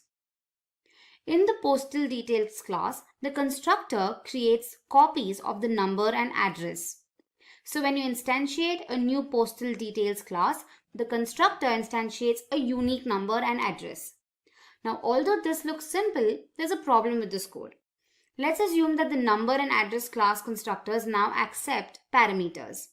When we change the numbers class, the postal details class gets broken. Now to overcome this, what we need to do is we need to pass parameter to the number constructor. So this applies to address as well. The first drawback of using this traditional method is that the code is not very flexible. Anytime the dependencies change, the postal details class needs to be changed as well. And the second drawback is that the code is not suitable for testing. Once you instantiate the new postal details class, you get the same number and address. Even if you change the number and address classes every time, what if these classes are in turn dependent on other classes? Then it's going to be a chain reaction. So to overcome this, we make use of dependency injection. Now let's look at DI as a pattern. Dependency injection, as you all know, is a coding pattern where a class receives its dependencies from an external source rather than creating them on its own. So here in the above example, we have moved the definition of dependencies from inside the constructor to the constructor's parameters. So the postal details class doesn't create the dependencies anymore. It just consumes them. So the postal dependencies class doesn't create the dependencies anymore. So with that, we overcome the drawbacks of not using DI. So now that you know what exactly dependency injection is and how vital it is, let's look at a simple demonstration to understand the concept better. Now, services, classes, modules, components, all of these are benefactors of dependency injection. So in the demo, I'm going to be showing how dependency injection can be used with the help of services and injecting these services into classes. So the main thought behind this is normally components are used to ensure just a good user experience. These components do not generally execute tasks. So to execute these tasks, we make use of services. So a component can delegate tasks like fetching data from the server, any network related issues, etc. to a particular service. And these services can be made available to components. With the same thought, what I'm going to be doing is I'll be creating a service that performs the task of displaying an employee list. Later, we're going to inject this service into the class using dependency injection. So let's head to our Visual Studio Code for the demonstration. Alright, so as discussed, I'll have to first create a component that displays a button for the employee, and then I have to create a service class and inject it into my component. Now this service holds the employee details such as name, employee ID, email ID, etc. So first, let's go ahead and create a component. So here, let me just type ngGC, and the name of the component I'm providing is minfo. If getting your learning started is half the battle, what if you could do that for free? Visit SkillUp by Simplilearn. Click on the link in the description to know more. Alright, so as you can see here in my app folder, I have the component with 4 different files. Alright, so the next thing we have to do is we have to create a service. So to create that, we make use of the command ngGS. You can either give S or service, and the service name I'm providing is records. So let me just say records here. Alright, here you can see 2 files are created. There is a spec.ts file and the .ts file.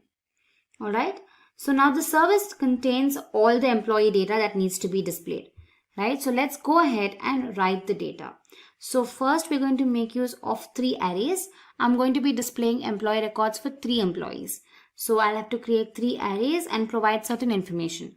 So let's go ahead and do that.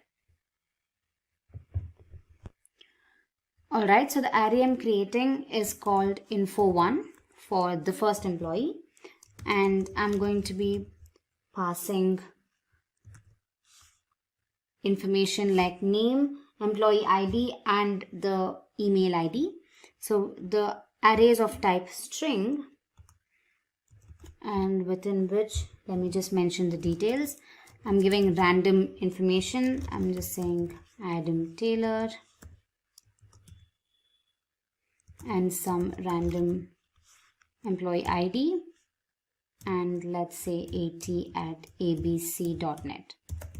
Alright, so I'm going to be creating 3 records, so I'll just copy the same thing and paste for the rest too.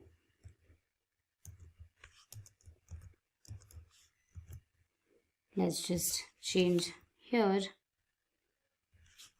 provide a different name here.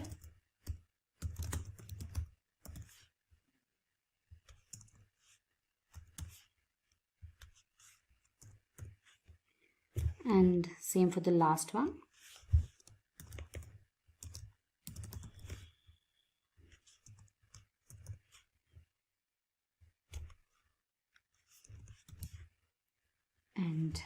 Let me change the name of the array as well.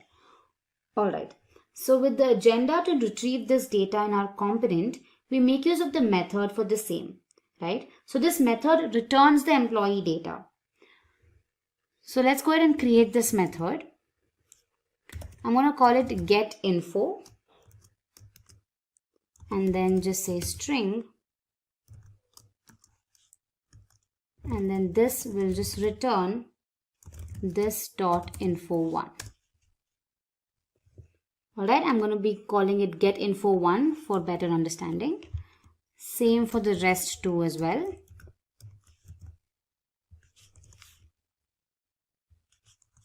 I'm just going to return different arrays here. Alright, and lastly info3. Alright. Now in order to retrieve this information in our component, we need 3 more arrays, right? 3 more arrays that will receive this data. Let's go back to our component.ts file here and then type in the following code. So I've created 3 arrays again.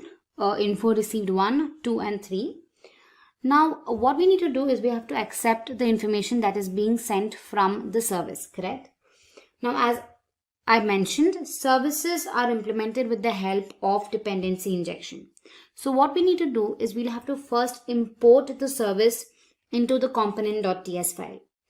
The key reason behind doing this is that when Angular creates this component, an instance of this service class is also made to perform the necessary tasks. Correct? So let's go ahead and just import it here. So I'll say import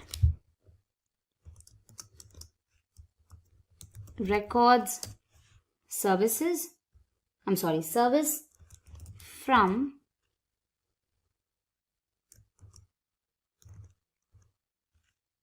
and let's say records.service.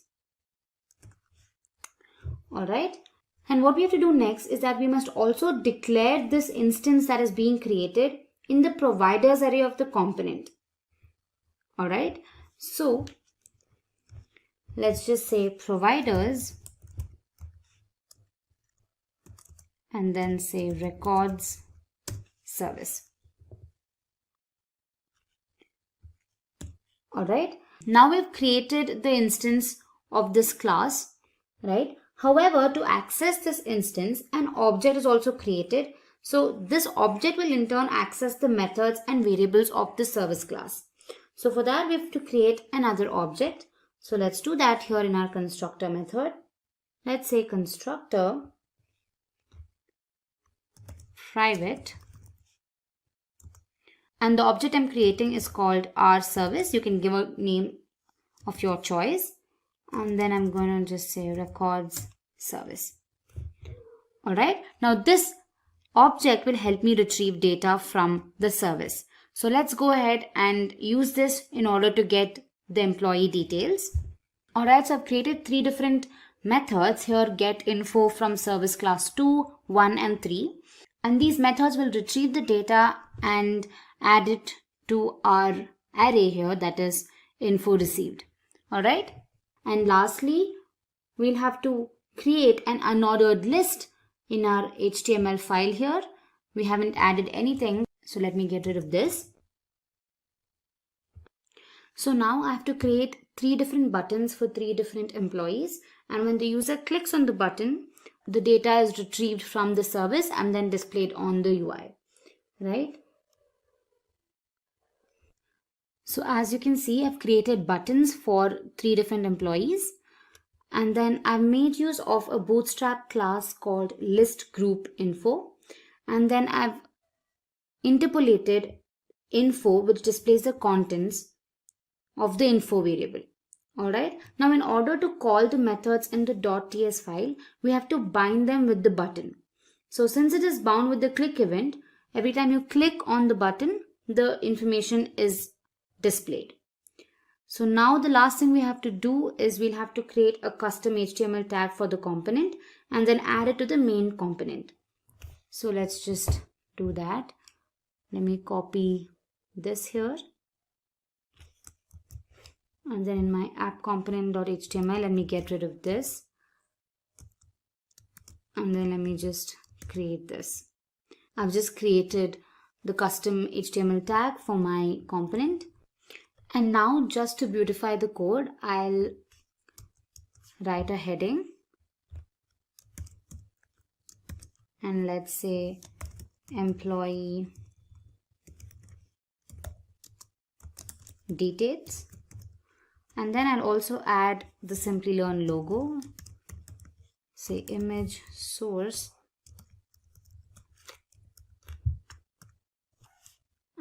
I've added the image here, so let me just say logo.png.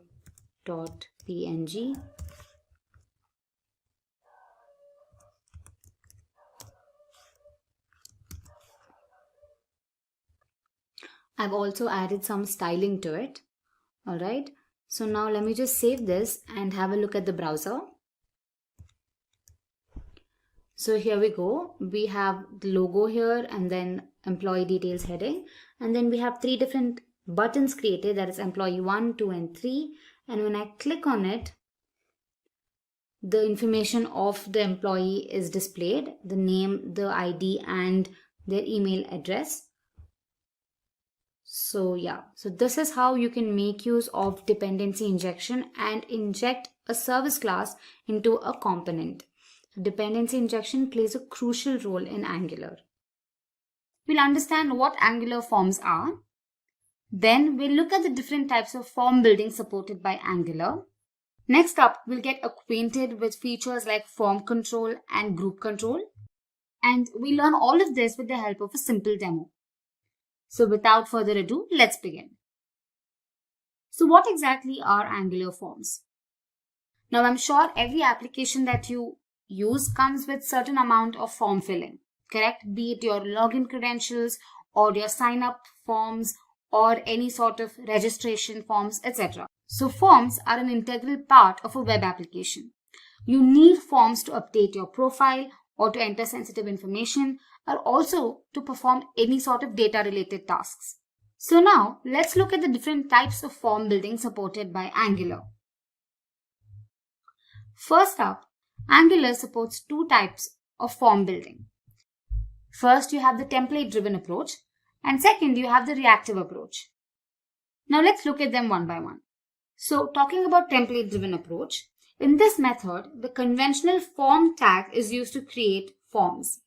So Angular automatically interprets and creates a form object with the help of the directives.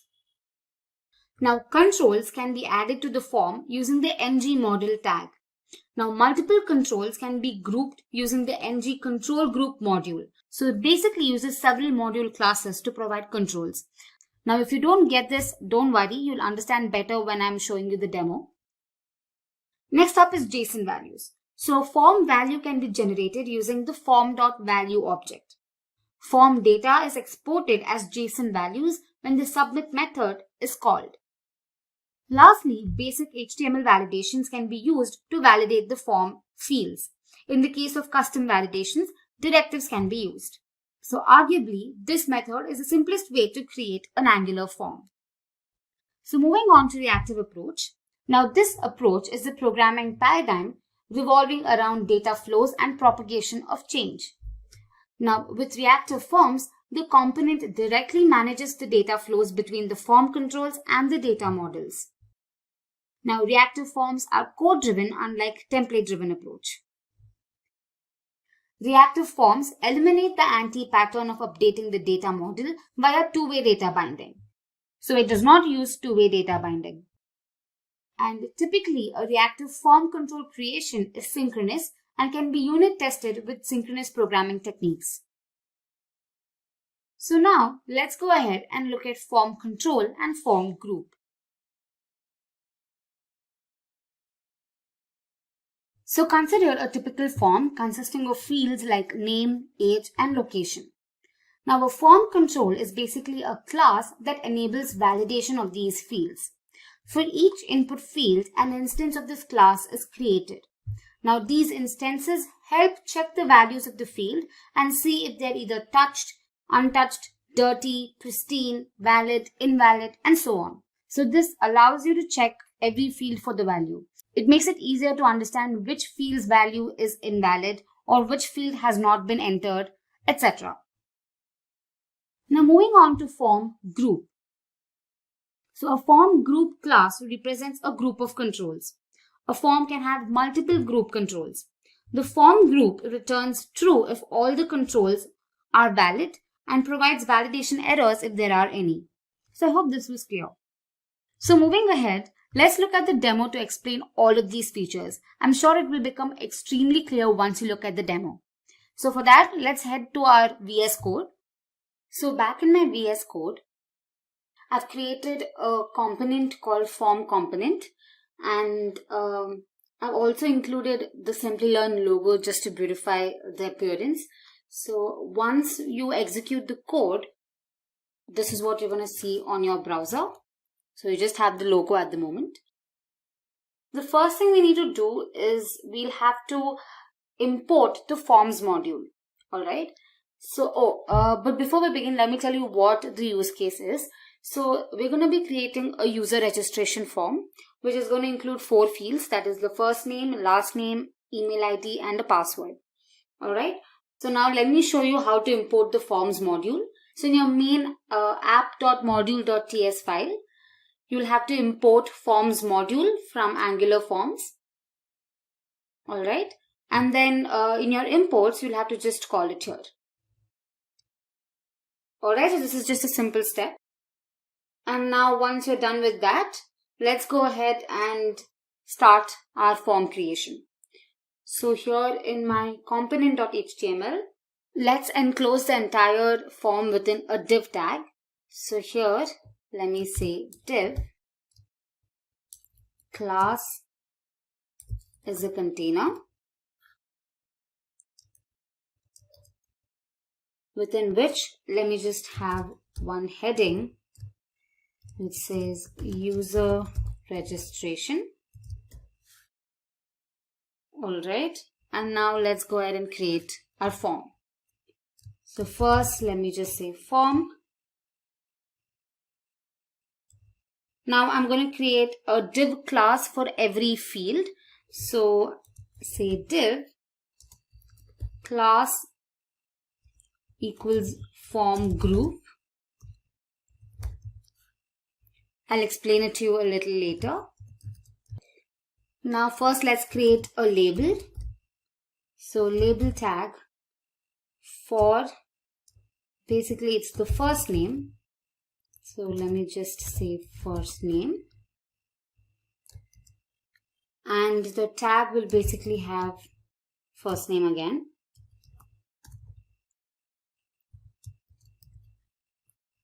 Alright, and let me just break the line. Next we have the field. So let's say input. Type is text. Name is first name. And we have a class which is the form control class. Alright. So this we'll have to do for all the other fields. So let me just copy this and paste it like 4 times. I'll also add the tag pre for spacing. Let's do that here. And finally, we'll have the button. So let's just add that here with a type submit. And let's just say submit on the button. So now let's go ahead and change these values here.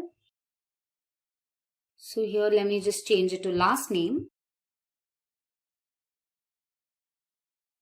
Here as well. And here as well. And in this case, it is going to be email. So let me just change it here.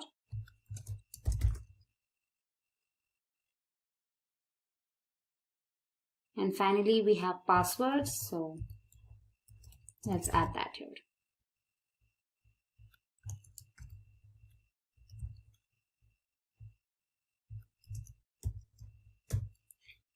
Alright, so let's save this and just have a look at our browser.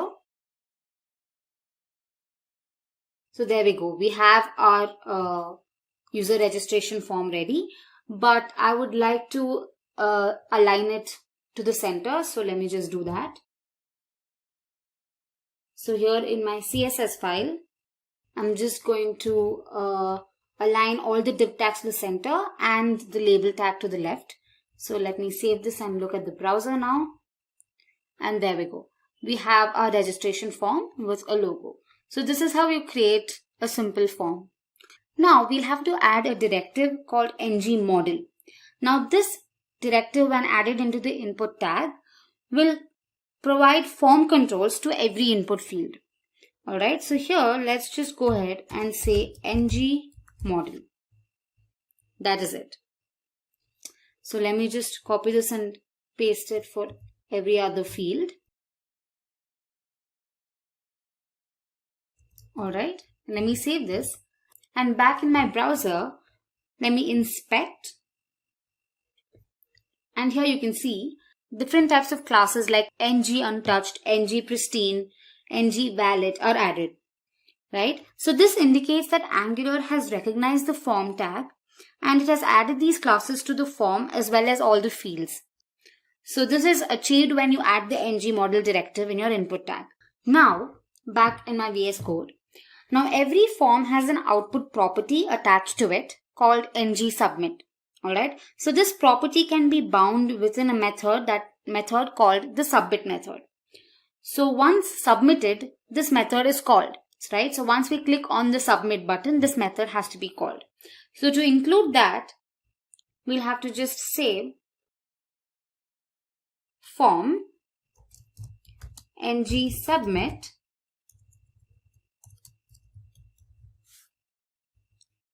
equals submit. Alright, so now we have to define the submit method in our component.ts file.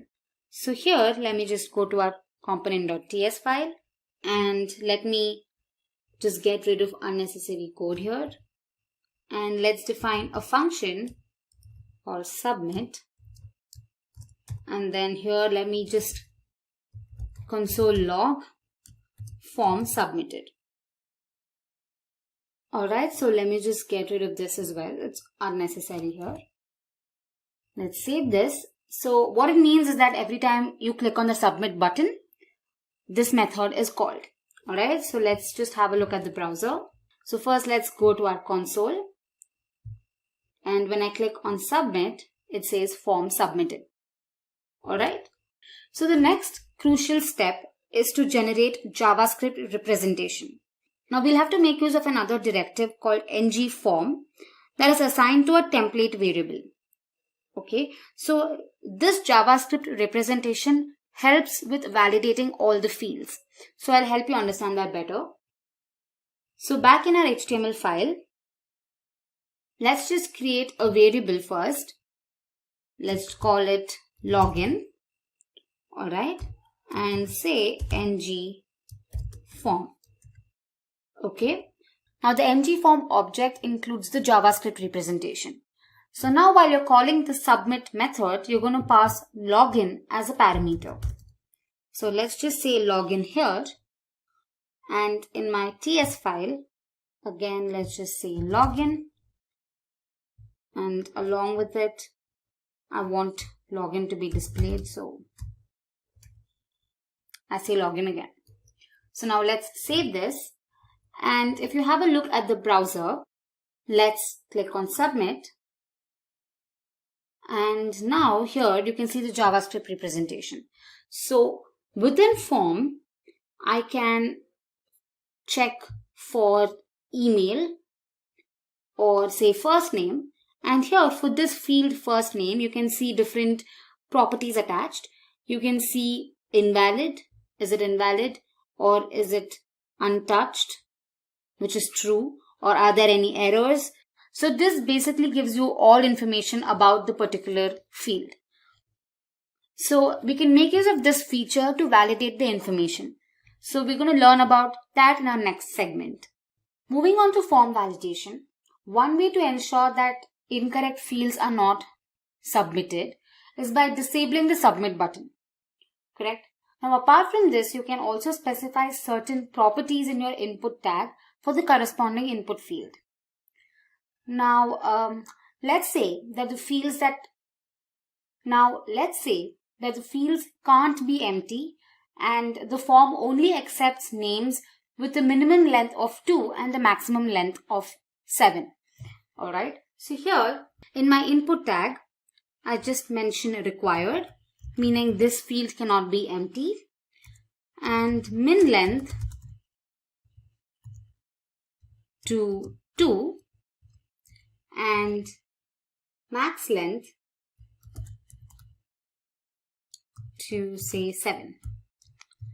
Alright, so to check this, let's go to our browser, and here let me submit the form without filling the first name, and evidently there has to be an error. So when I submit it and I look here within forms and here controls, and my first name, you can see that an error is shown. Here it says required equals true. That means there is one error. Now you can make use of these form control objects. You can leverage form control objects to ensure field validation and display a message whenever an error occurs. Right? So to do that, you need to access these objects like errors or invalid or touched. All of these properties or objects need to be accessed. For that, we'll have to create a template variable. And then this variable is assigned to this object. So back in our VS Code, let's create a variable. Let me call it name. And let's say ng model. Alright, here the variable name receives the control object. So here back in my browser, when I submit again without the first name, you can see that the invalid property is set to true. Correct? So this helps us use this property to alert the user with the help of a simple if logic.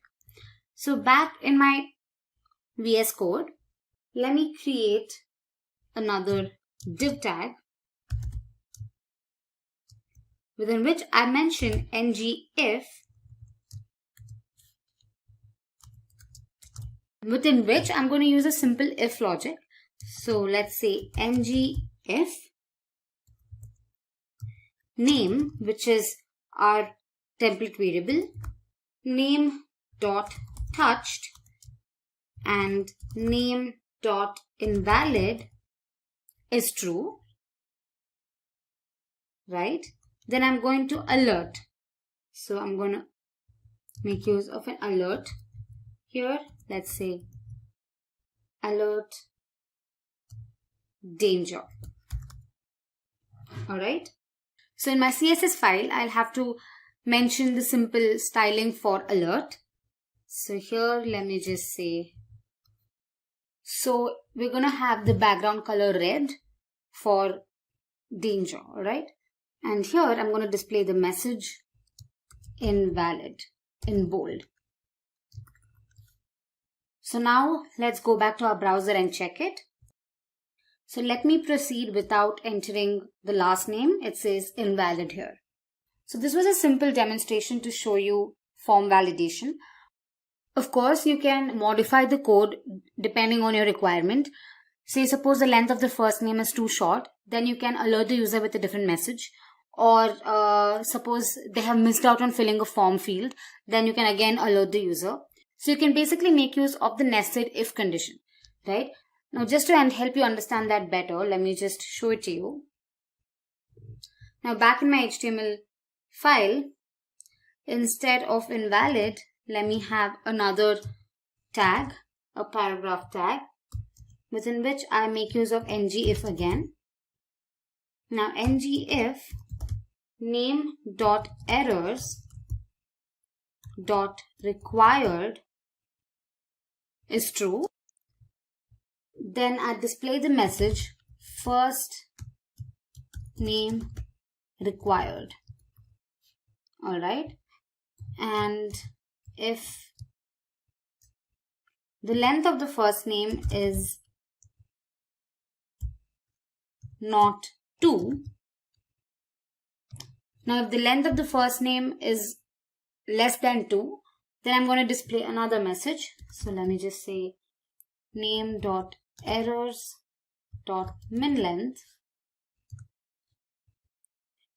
If this is true, then I'm going to say sorry, short first name.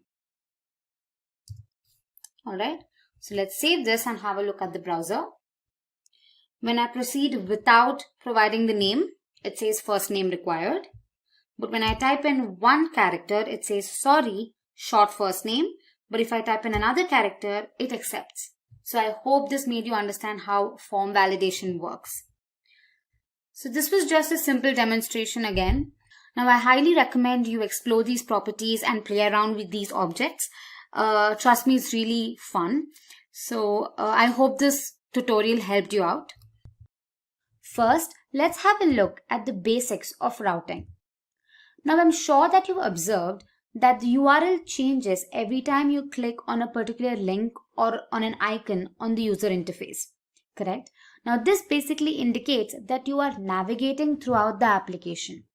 Now to achieve this navigation, we use a mechanism called routing.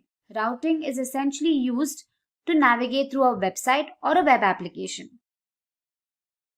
But how is it achieved in Angular? Especially in Angular, routing plays a major role. It is used to create single-page applications. Now these applications are loaded just once and new content is added dynamically. Applications like Google, Facebook, Twitter, and Gmail are a few examples of single-page applications. The best part of using single-page applications is that it provides an excellent user experience and you don't even have to wait for new pages to load, which by extension makes single-page applications extremely fast. But how is this new content loaded? Enter routing. Now routing is the mechanism that, as discussed earlier, that is used to navigate through the application and load new content. Routing helps Angular configure the route and the component that needs to be displayed. Now I'm sure you're going to understand the concept of routing better when you work on it hands-on. So in the demo, we're going to be navigating to the login and the home pages of a web application with the help of routing. So let's head to our Visual Studio Code.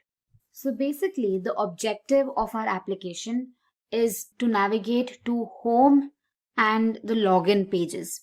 So when I click on the login icon here, it loads the login page. And here you can see the extension /login. And similarly with home, once you click on it, some new information gets added and the URL changes with a /home appended. Alright, so this is the main objective of our application. So to create it, let's head back to our VS Code. Alright, so here I've created a folder called demo_angular and I've created a file called demo routing. Now the first thing you want to do is open the index.html file and make sure that the base tag is added. Now although this is generally added when your app is created, if it is not, then add a base tag with href attribute which is set to a /. Alright, now this is generally done to tell Angular to construct the URL while navigating with a /. Alright, and the next thing you want to do is open your app.module.ts file and check if the app routing module has been imported. If not, go ahead and import it and then also mention it in your imports array. With that, the initial setup is done. Now to create the nav bar, the code that I'm going to be using is already explained in the previous video, that is Angular Bootstrap. I highly suggest you go through that video before watching this. So the code is already available. I'm just going to create a component and write the code for it and paste the code in it. So let's do that. Let me say ngGC navbar.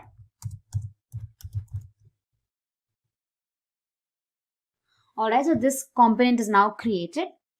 Now here in my HTML file, I'll just get rid of this and paste the code for the navbar. So here we go. I've pasted the code for the navigation bar. And back in my app.component.html file, I'll just remove all the unwanted code here and just specify the custom HTML tag for my navbar. So let me just create one here. Alright, let me save this. Let me just run the application and see if it's displaying correctly. Alright, so when I open the browser, the navigation bar has been created along with these different options, that's home, about, services and login. Alright, and we also have the Simplilearn icon here. Alright, now the next step is to generate the components to display the login page content and the home page content. Now again, I have used Bootstrap to define the user interface for these files. You can easily find the code online. Just search for Bootstrap login templates, and depending on your requirements, you can choose the appropriate one. So first, let's create the components for my two files, that is for the home component and the login component. So let's go ahead and do that. ngGC, I'm just going to call it login for my login component. Alright, and then I'm going to say ngGC home for the home component. Alright, so I'm just going to copy the code for the login component. So back in my login.html file,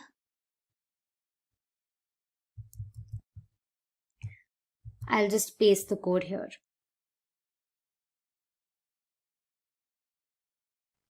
Okay. Also note that I've added the Simplilearn logo in my assets folder and then just provided the source for it here in my login component. Alright. So next up is the home component. And if you've seen the previous video, that is Angular Bootstrap, you might have seen that we created three different components, that is intro, courses and footer, which included the content for the intro message, for the courses and the footer message, correct? So here we're going to just paste the code for all of these three and then just display it when the home button is clicked. Alright, so what I'm going to do is I'll just paste it here. So this basically has all the content. One thing I want to tell you is that in the previous video, we made sure that the code was written in three different components. However, for this, I've just added all the code in the same component. Now, I agree that this is not the best practice. So if you want, you can go ahead and create three different components and separate the code into these three components and just add the custom HTML tags in your home component. I'm just hoping you're following me right now.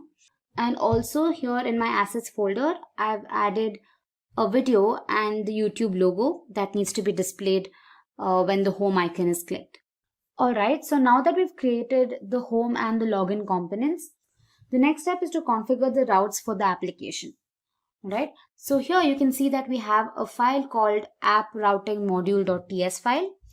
So here we have the routes and the router module that is imported, and we also have a constant called routes, which is strongly typed to routes from the router package. Alright, now this array is used to define all the possible routes in the application. Now each route is basically an object with a path. So here in my routes array, I'm just going to go ahead and create the paths. That is, we have two different routes, right? One is for login and one is for home. So I'm just going to create a path object. So let's say path. Sorry, within curly braces, I say path. And then the path that I'm going to give is login. This is basically what will appear on the URL. Alright. And the component that needs to be navigated to is nothing but the login component. So let me just say login component. As you can see, the login component has been automatically imported. Now same with the home path. So let me just say path home, and the component that needs to be rendered is the home component.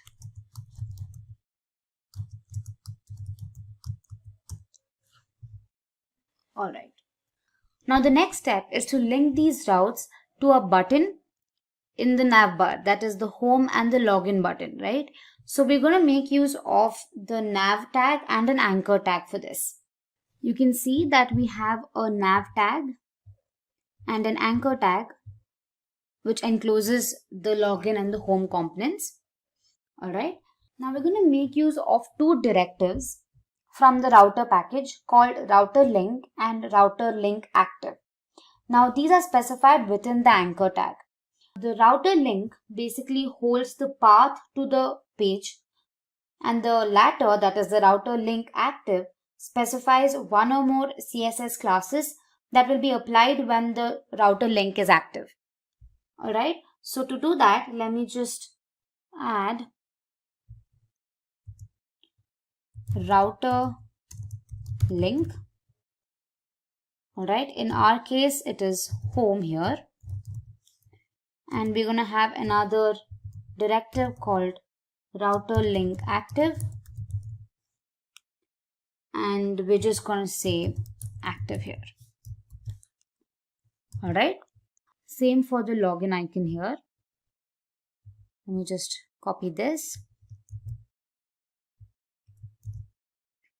and instead of home, the path we created for this was login. Alright. So this is how you can bind the route to your specific button on your UI. Now, despite of all this, how are we specifying where these components are to be displayed? Right? The answer to this is using the router outlet directive. Now again, this directive is available in the router package. So we have to add that in our app component.html file. So here, just go ahead and type router outlet. Alright, so with that, we've created a simple navigation bar which has different options, that is home, about, services and link. And once the user clicks on the home icon, it displays the content that is in the home component.html file. And once the user clicks on the login component, it displays the content in the login.html file. Alright, it's as simple as that. So now let's go to the browser and see if it executes correctly. So alright, we have the navigation bar, and once I click on the home icon here, alright, yes, we see that all the content has been loaded. You can see we have the intro section, we have the courses section and the footer section as discussed. And in today's video, we'll be learning all about React.js. So let's jump in and see what's in store for us. So we'll be covering topics on what is React, why React, features of React, React prerequisites, and its industry trends. Let's go ahead and begin with what is React. React is a JavaScript library used to build fast and interactive user interfaces for both web and mobile applications. Now, one thing that makes React extremely powerful is the fact that it's open source. Any user can access its source code, modify it, and enhance it. In a typical model view controller architecture, React defines the view part of the application. It is also responsible for how the app looks and feels. Fun fact, React was built by Jordan Walke, an engineer at Facebook. Now let's go ahead and see how React works in real time. Consider a typical web application, say Instagram. The entire UI of the web page is divided into several components. We have the search component, a profile description component, stories component, and a post list component. These components make the code easier to debug and always remain discrete. Components also make development and maintenance of web applications faster, as multiple developers can work simultaneously on different components of the same web application. Now let's see why React is so popular these days. React helps in creation of dynamic web applications. It also provides performance enhancements. Now there are several performance enhancements like virtual DOM and one-way data binding. We'll learn about these topics a little later in the video.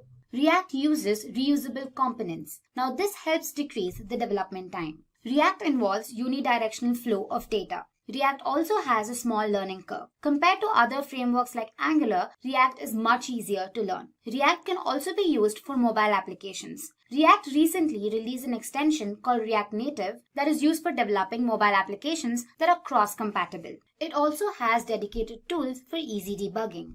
Now let's dive into the features of React. First, let's understand JSX. JSX is a syntax extension to JavaScript. Using JSX, we can add HTML to the JavaScript file. All coding in React is done using JSX. It also helps in making the code easier to understand and debug. Ultimately, JSX is a combination of JavaScript and HTML. Now let's consider a small example. Const simple here is a JavaScript notation. H1 tags indicate HTML. Again, the semicolon indicates JavaScript.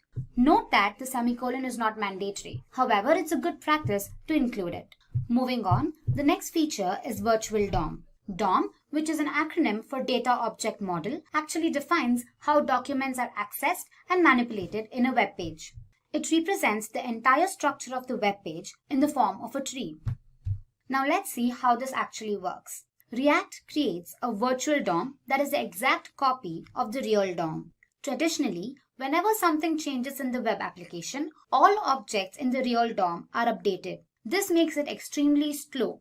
Let's see how React counters this. Now consider two objects whose states have been changed. React now compares the virtual DOM with the virtual DOM snapshot that was taken right before the update. By comparing the new virtual DOM with the pre-update version, React figures out exactly which virtual DOM objects have changed. Now React only updates those objects on the virtual DOM. This makes a big difference when it comes to speed.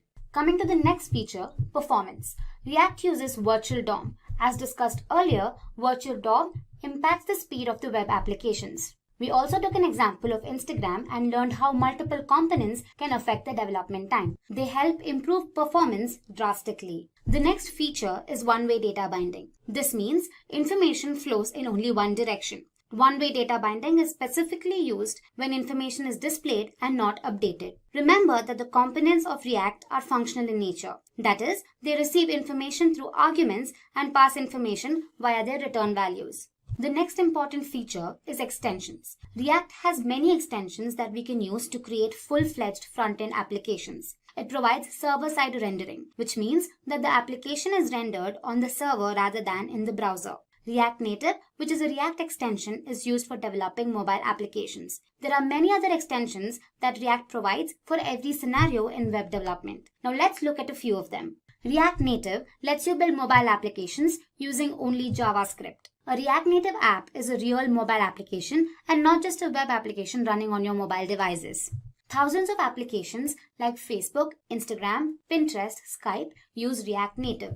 The next popular React extension is Flux. Flux is the application architecture that Facebook uses. Flux implements a unidirectional flow, which makes it easier to understand what actually is going on. Now let's see how it works. When we trigger an action, the dispatcher will get notified. The dispatcher receives actions and dispatches them to the stores.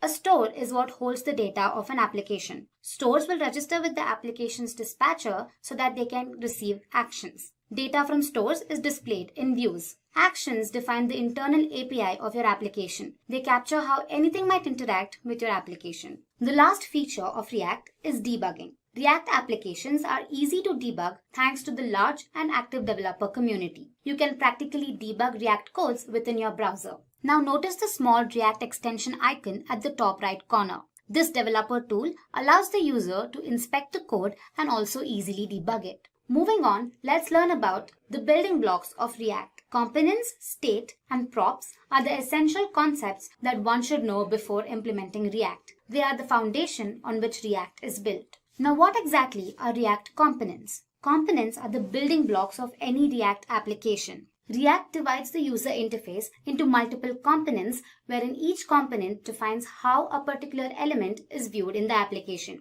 React components remain discrete and are processed independently. Another feature is reusability. Components can be reused multiple times across the application. This reduces the development time. Consider the following code snippet. A component is implemented as a JavaScript class having some state and a render method. State is the data which we want the component to render. The render method is responsible for how the UI looks and feels to the user. The next concept is state. State of a component is an object that holds some data. This data influences the output of a component. Every time the state of an object changes, the component is re-rendered onto the screen. Now let's see what props are. Props, or short for properties, allow us to pass arguments or data to components. Properties help make components more dynamic. It is important to define all the properties, their types, and their default value. Props are passed to components in a way similar to that of HTML tag attributes. Now consider the following code snippets. This shows exactly how properties are passed to components. Also, detailed illustrations on components, props, and state will be shown in the upcoming videos, so stay tuned for that. Moving on, let's go through some of the things that you should know before you can actually start working on React. You should be familiar with programming concepts like functions, objects, arrays, and classes. One should also have a basic knowledge of JavaScript and a familiarity with HTML.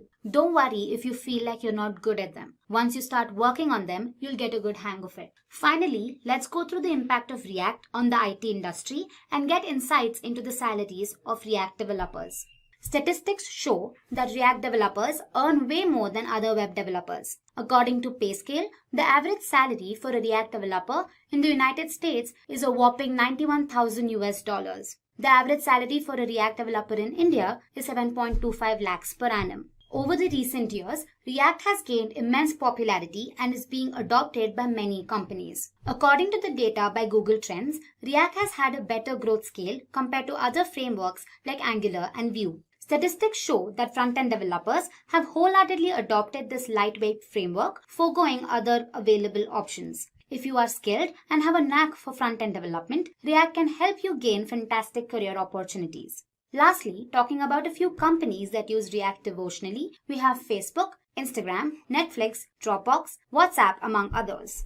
In today's video, we'll be learning all about React installation on Windows. So without further ado, let's get started. To set up the React development environment, we need two things installed: Node and a text editor of your choice. So let's begin by installing Node.js. We can head to the official Node.js website, say download Node.js. So here you can see the Windows installer. Depending on your system, you can either download the 32-bit version or the 64-bit version. So I'm going to go ahead and click on the 64-bit version. Since it's already installed on my system, I'm not again installing Node. You can follow the installation guidelines and download it. Once you're done with Node installation, you can go ahead and download a text editor of your choice. So I'd suggest VS Code. So let's head to the VS Code page. Say download VS Code. Click on the first link and download the 64-bit version for Windows. Once you're done with the installation of both Node and your text editor, you can start creating your first React application. So for that,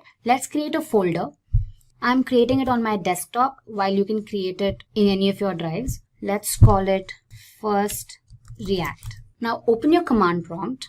Now you can type in the path for the folder that you just created. So say cd users first React. Now go ahead and type in the command npm install -g create React app. Okay, so this command installs all the necessary React.js modules. Now to check if the version is correctly installed, you can type in create React app version. So you can see the version here. Now let's continue and develop your React application. Type in the command create React app, and you can give a name to your application. So I say my app. Now this should take a couple of minutes. Okay. Once you've successfully created your application, they say to begin by typing the following commands. So let's do that. Say cd my app and npm start. This should typically start your application, and here we go. Alright. You can also open your application in the text editor that you've downloaded. So let's go ahead and open VS Code. VS Code, file, open folder, go to your desktop or the drive that you've saved your folder in. First React, my app, and I say select folder. So as you can see, all your modules have been imported. You can click on app.js and start editing. In today's video, we'll be learning all about the most basic infrastructure of React.js called components. Without delay, let's begin and look at what's in store for us. So we'll be touching on topics like what are components, types of components, nesting components, higher order and pure components, and a brief description about component lifecycle. Alright, to begin with, what exactly are components? Components are the building blocks of a React application wherein each component represents a part of the user interface. Now to make it more understandable, consider the Facebook homepage. The entire UI can be broken down into several elements. Say we have the credentials component, the sign up component, the image component, and the logo component. Notice that each component adds something to how the homepage looks.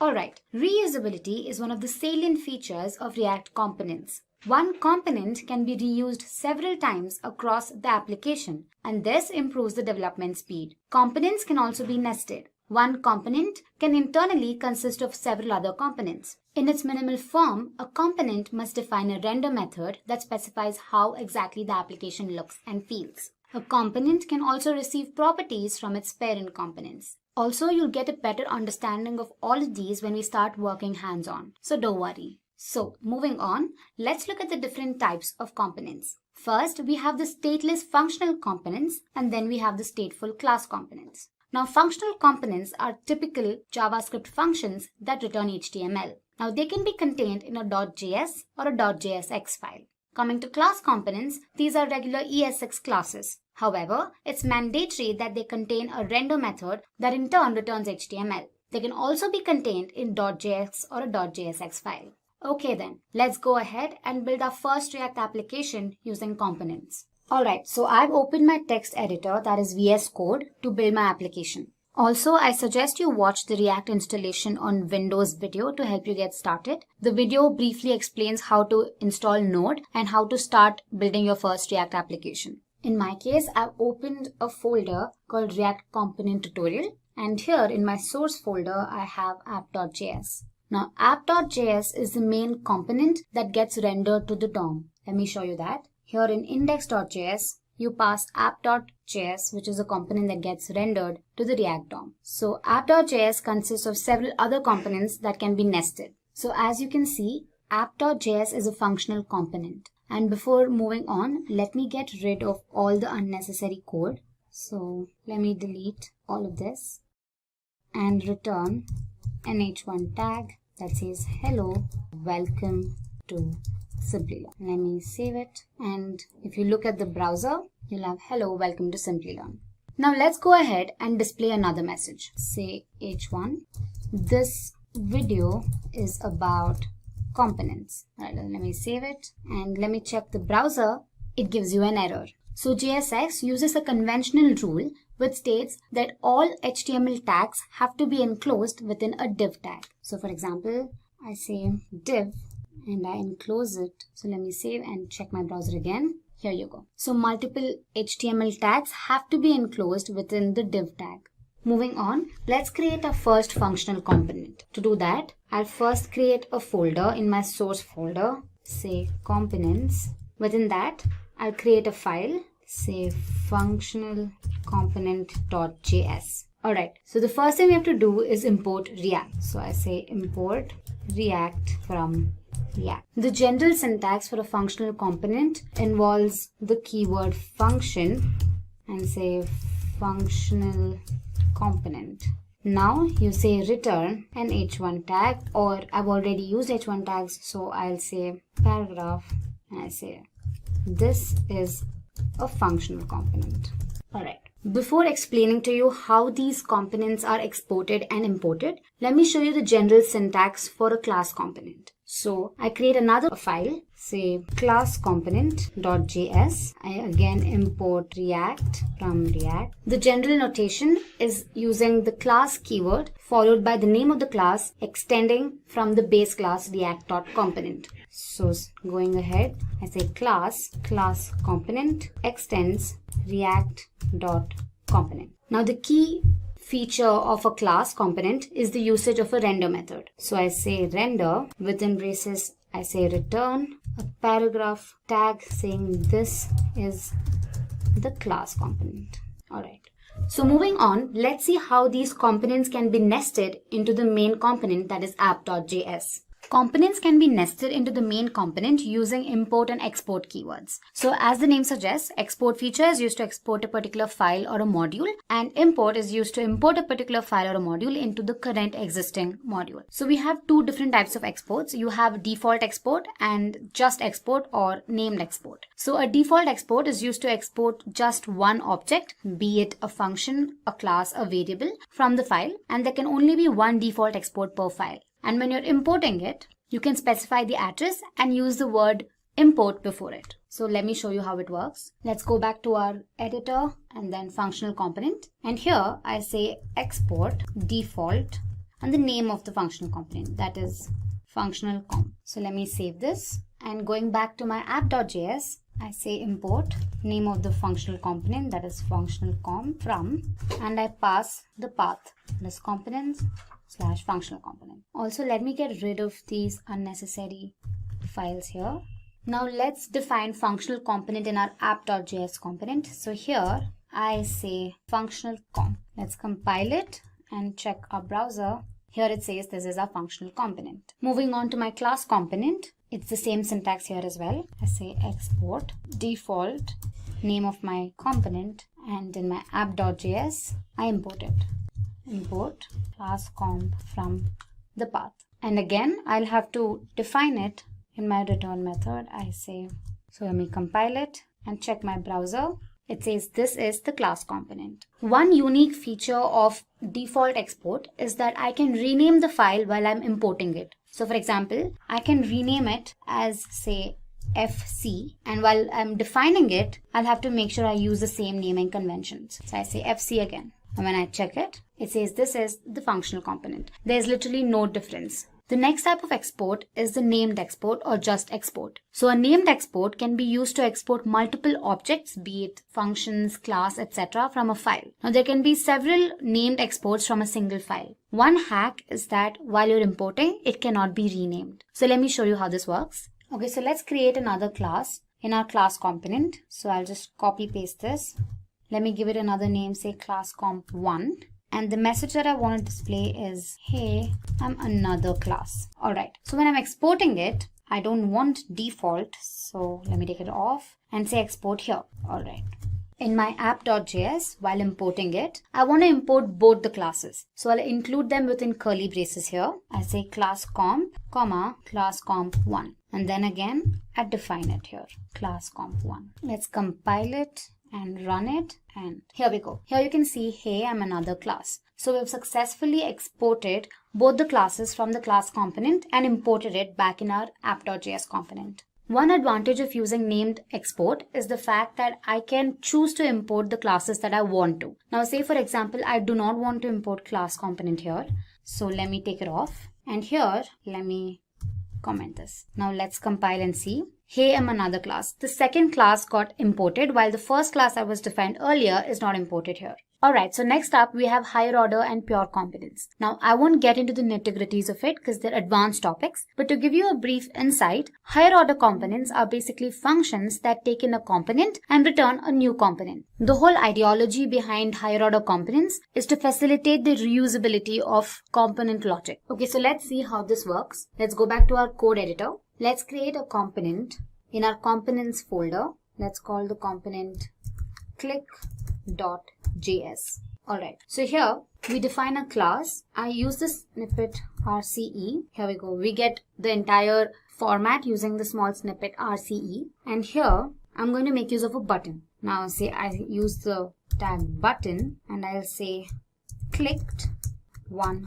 time. Every time the user clicks on the button, the value gets incremented. So for this, I'm going to use a variable say count, and I'm going to use the concept of states. So let's go ahead and define our variable count and initialize it to 0. So for that, I'm going to use another snippet called rconst, and here this dot state equals my variable count, initializing it to 0. So let's define the count variable in our render method. So I say const count equals this dot state. So every time we click on the button, the count value has to get incremented, right? So we make use of an event called onClick equals this dot update click. Now update click is going to be another method that we have to define now. So every time the button gets clicked, this method is called. So let's go ahead and define the function.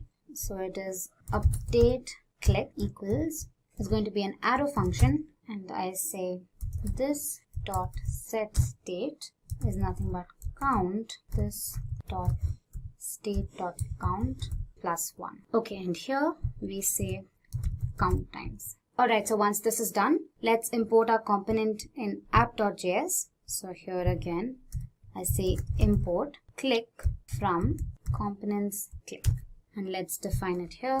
So let's check our browser.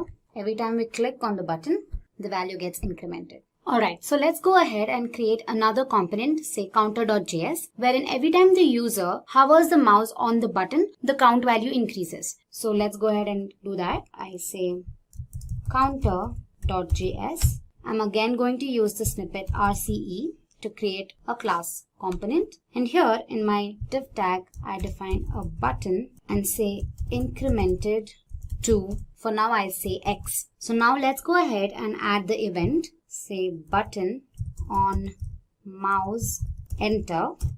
I'm going to call the method this dot increment count.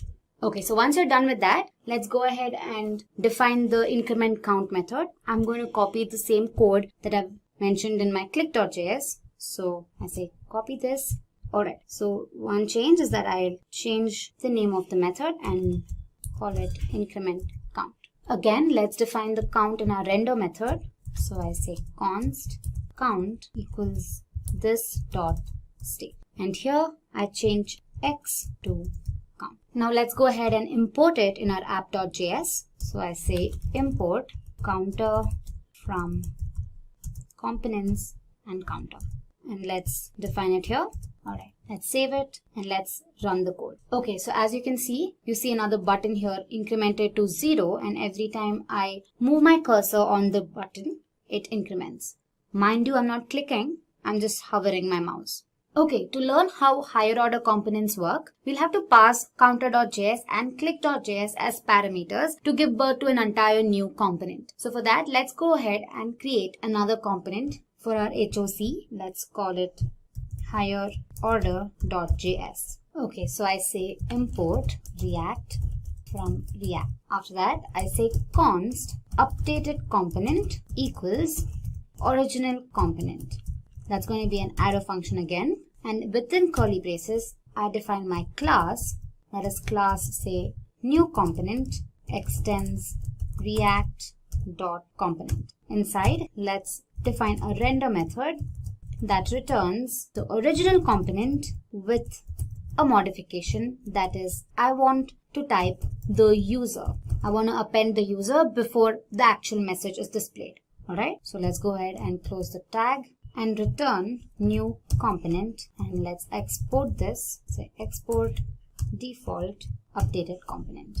Now we import higher order.js in our counter.js and click.js and pass these components as parameters. So let's do that. Let's go to our counter.js, and here I say import updated component from / higher order component. And here, while exporting, I say updated comp and pass this as my parameter. Let's do the same to click.js. Here I import updated comp from higher order component, and here I pass this as a parameter. Now here in our higher order component, we've defined a property name and initialized it to the user. So we'll have to include this in our other components, that's counter and click. So let's do that. And here, right before incremented to, I say this dot props dot name. Let me save it. Let me do the same thing here and say this dot props dot name. So if you go back to our browser, here you can see it says the user clicked 0 times and the user incremented to 0. Okay.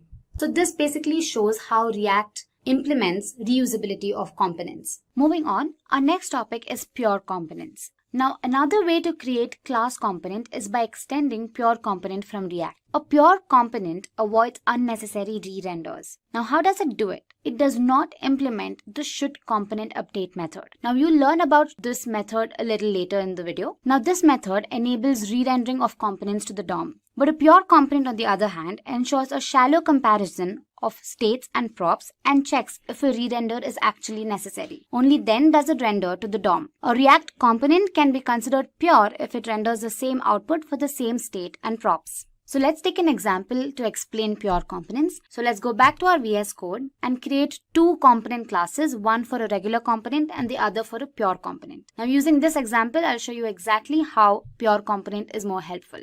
Okay, so let's create a pure component.js file.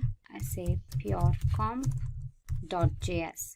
So here I'm going to use a snippet rpce that is going to create a pure component class. Let me get rid of this export. And here in my div tag, I'll display the text, say I'm the pure component. Alright, now let's go ahead and create a regular component. I may call it regular component.js. And here I'm going to use the snippet RCE. And the message that I'd want to display is I'm the regular component. So to draw a comparison between the regular component and the pure component, let's create a parent component for the two. So let me create one here. I'll call it parent component.js. And this is again going to be a regular class component. And here I display the message, I am the parent component. To change the state of the component, we're going to make use of a constructor. So let's use the snippet rconst. And here let me create name. You can give anything and I say Simplilearn. Now we make use of the component didMount lifecycle method to set a time interval. Now don't worry about this. We're going to learn about it a little later in the video. So moving ahead, I'm going to make use of the method and say component didMount. And here I say set interval. And the first argument is going to be an arrow function and the second will be the time interval. And I'm going to be setting it to 3 seconds. Now within the arrow function, I'll make use of the setState function to set the state of my property. However, I do not change the name. I keep it Simplilearn itself. Moving on, let's import pure component and the regular component into our parent component and then pass name as a property. So to do that, first import pure comp from pure component and then I say import regular comp from regular comp.js. And here let's say regular comp name equals this dot state dot name and I say pure component name equals this dot state dot name. Now let's include the property name in both our regular and pure components. So to do that, let's just say this dot prop dot name and here I again say this dot prop dot name. And finally, let's import parent component into our app.js component. So here I say import parent comp from, okay, and here let me define parent comp. So now if you look at the browser, we have I'm the parent, I'm regular component Simplilearn, and I'm the pure component Simplilearn. We've got the result as expected. Now to check if the pure component is actually re-rendering or not, let's include simple console.log statements. So here I say CLG snippet and here I say pure component render. And in my regular component, I do the same thing. I say console.log regular component render. Now let's do the same in our parent component as well.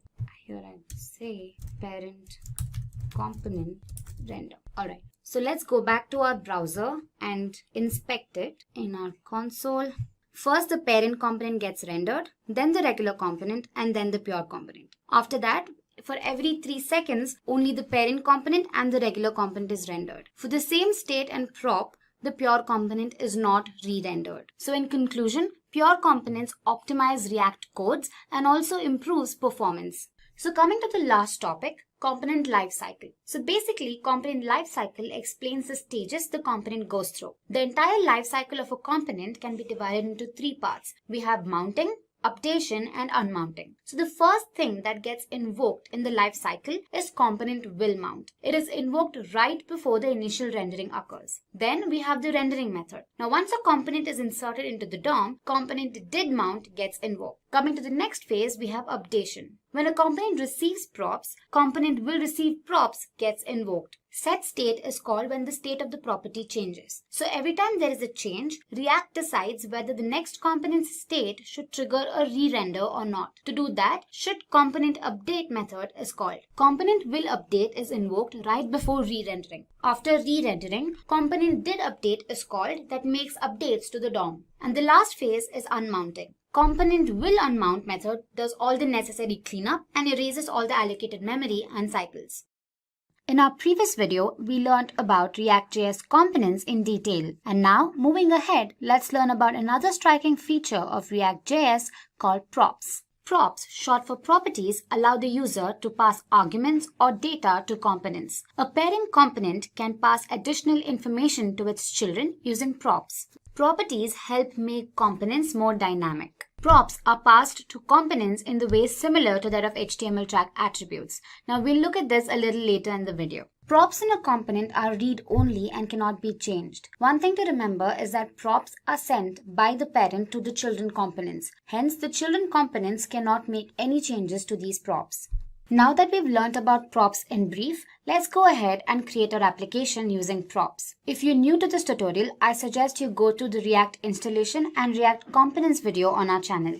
So back in my code editor, that is VS Code, I've opened a folder called React Props. And now I'm going to create a component, a class component, and I'll call it class props.js. So let's create the class component. I give RCE the snippet. And here I display a message saying an h1 tag basically. Alright. Now let me get rid of export here and import it in my app.js main component. Here I say import class props. Alright. Now we define the class component in our render method. Let's say. Alright. Now if we go back to the browser, you see hello learners, welcome to Simplilearn. Now let's say we want to individually welcome every student. Instead of retyping the message for everybody, we can pass their names as props. Now let's see how to do that. Now we pass the name as a property from the main component, that is app.js, to the child component and render this onto the browser. So let's do that. So here, while I'm defining my child component, I say name. I save it, and here in my child component, instead of learners, I use the keyword this dot props dot name. Let me save it, and if you look at the browser, we'll have hello learner 1, welcome to Simplilearn. Now let's go ahead and welcome learner 2 and learner 3. So I again say class props name equals learner 2. Alright, so if we save and look at the browser, we'll have all the 3 learners displayed on the browser. We can also pass multiple props to the child component. Now say for example, we want to welcome the student from a particular place. So we say welcome learner 1 from place X. So I can here define another property, say place, and say place. Similarly, I can do it for the rest too. Say place Y. Now let's go back to our class props.js component and here say hello learner 1 from this dot props dot place.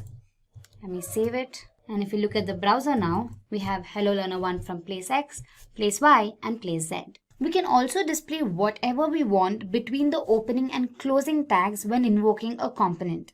Now this is facilitated using props.children reserved keyword. Now let me explain to you how it's done with an example. Here, let's split the self and closing tag into an opening and a closing tag. And in between them, let me display a message within the paragraph tag. Let me say,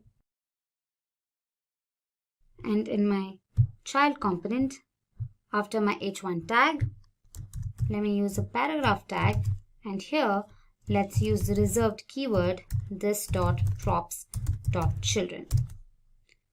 So let's save it. And now if you look at the browser, you can here see the message displayed child component. So props.children can be used when components do not know about their children ahead of time. This is commonly seen in components like sidebar and dialog that represent generic boxes. So let's go ahead and create a button tag and check again. So here I'll split it and add a button tag and say click. And let's check our browser. Here we go. We get the output as expected. Alright, we saw the usage of props for class components. Similarly, we can use it for functional components. So let's go ahead and create a functional component. Let me call it, I say import React from React. And then I say function props. And here I return an h3 tag. I'll say this is functional component, and I'll return another h3 tag saying hello learner. So let me save this and let's export it. Export default function props and import it in our app.js again. Import function prop from function prop. And here in our render method, let's define it. Let me call function prop name. Let me give learner 4 and place say A. Let me close it. And back in our functional component, instead of learner, I say props.name. Let me save it. Now, if you look at our browser, it gives us an error. It says props is not defined. So let's go back to our code editor and pass props here to our functional component. Also, let me define hello props.name from props.place. Let me enclose it within the div tag here. Let me save it. And now if you look at our browser, here we go. We get the output as expected. So let's begin and learn what exactly is a state in React. Typically, a state is an object that stores the values of properties belonging to a component. Now, these values can change over a period of time either via user interactions or network changes. And the state helps facilitate this functionality. Every time the state changes, React re-renders the component to the browser. The state is initialized in the constructor. A state can also store multiple properties. A method called setState is used to update the value of the state object. Now this function performs a shallow merge on the new and the previous state. Conventionally, a shallow merge ensures that the previous state values are overwritten by the new state values.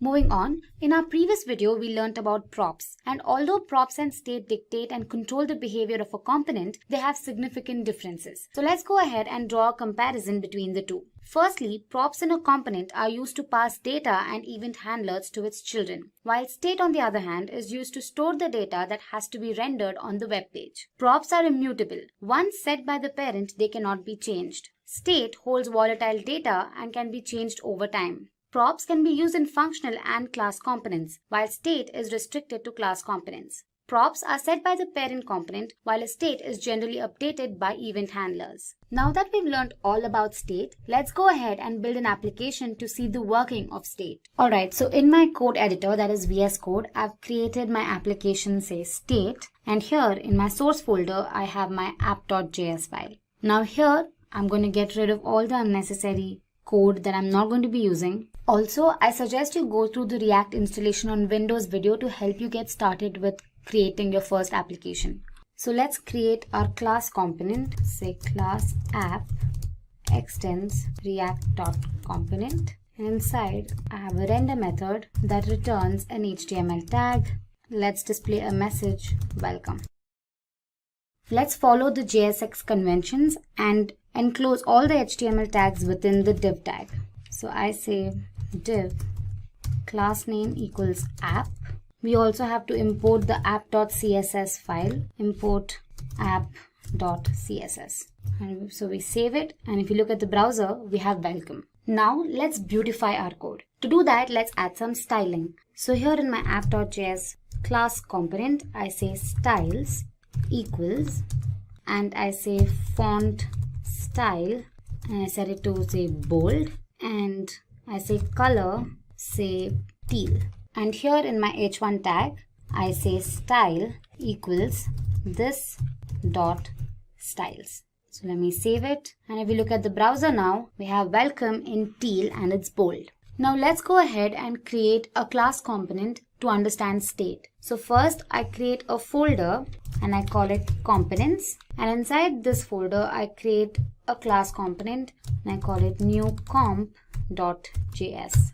And I use the snippet RCE to create the class component. To give you an insight into what we're doing today, we'll display a message asking the user to subscribe to Simplilearn. Once the user clicks on the subscribe button, we instruct them to click on the bell icon. And finally, we display a thank you message. Now to do all of this, we're going to make use of state. And as mentioned earlier, we initialize the state object in a constructor.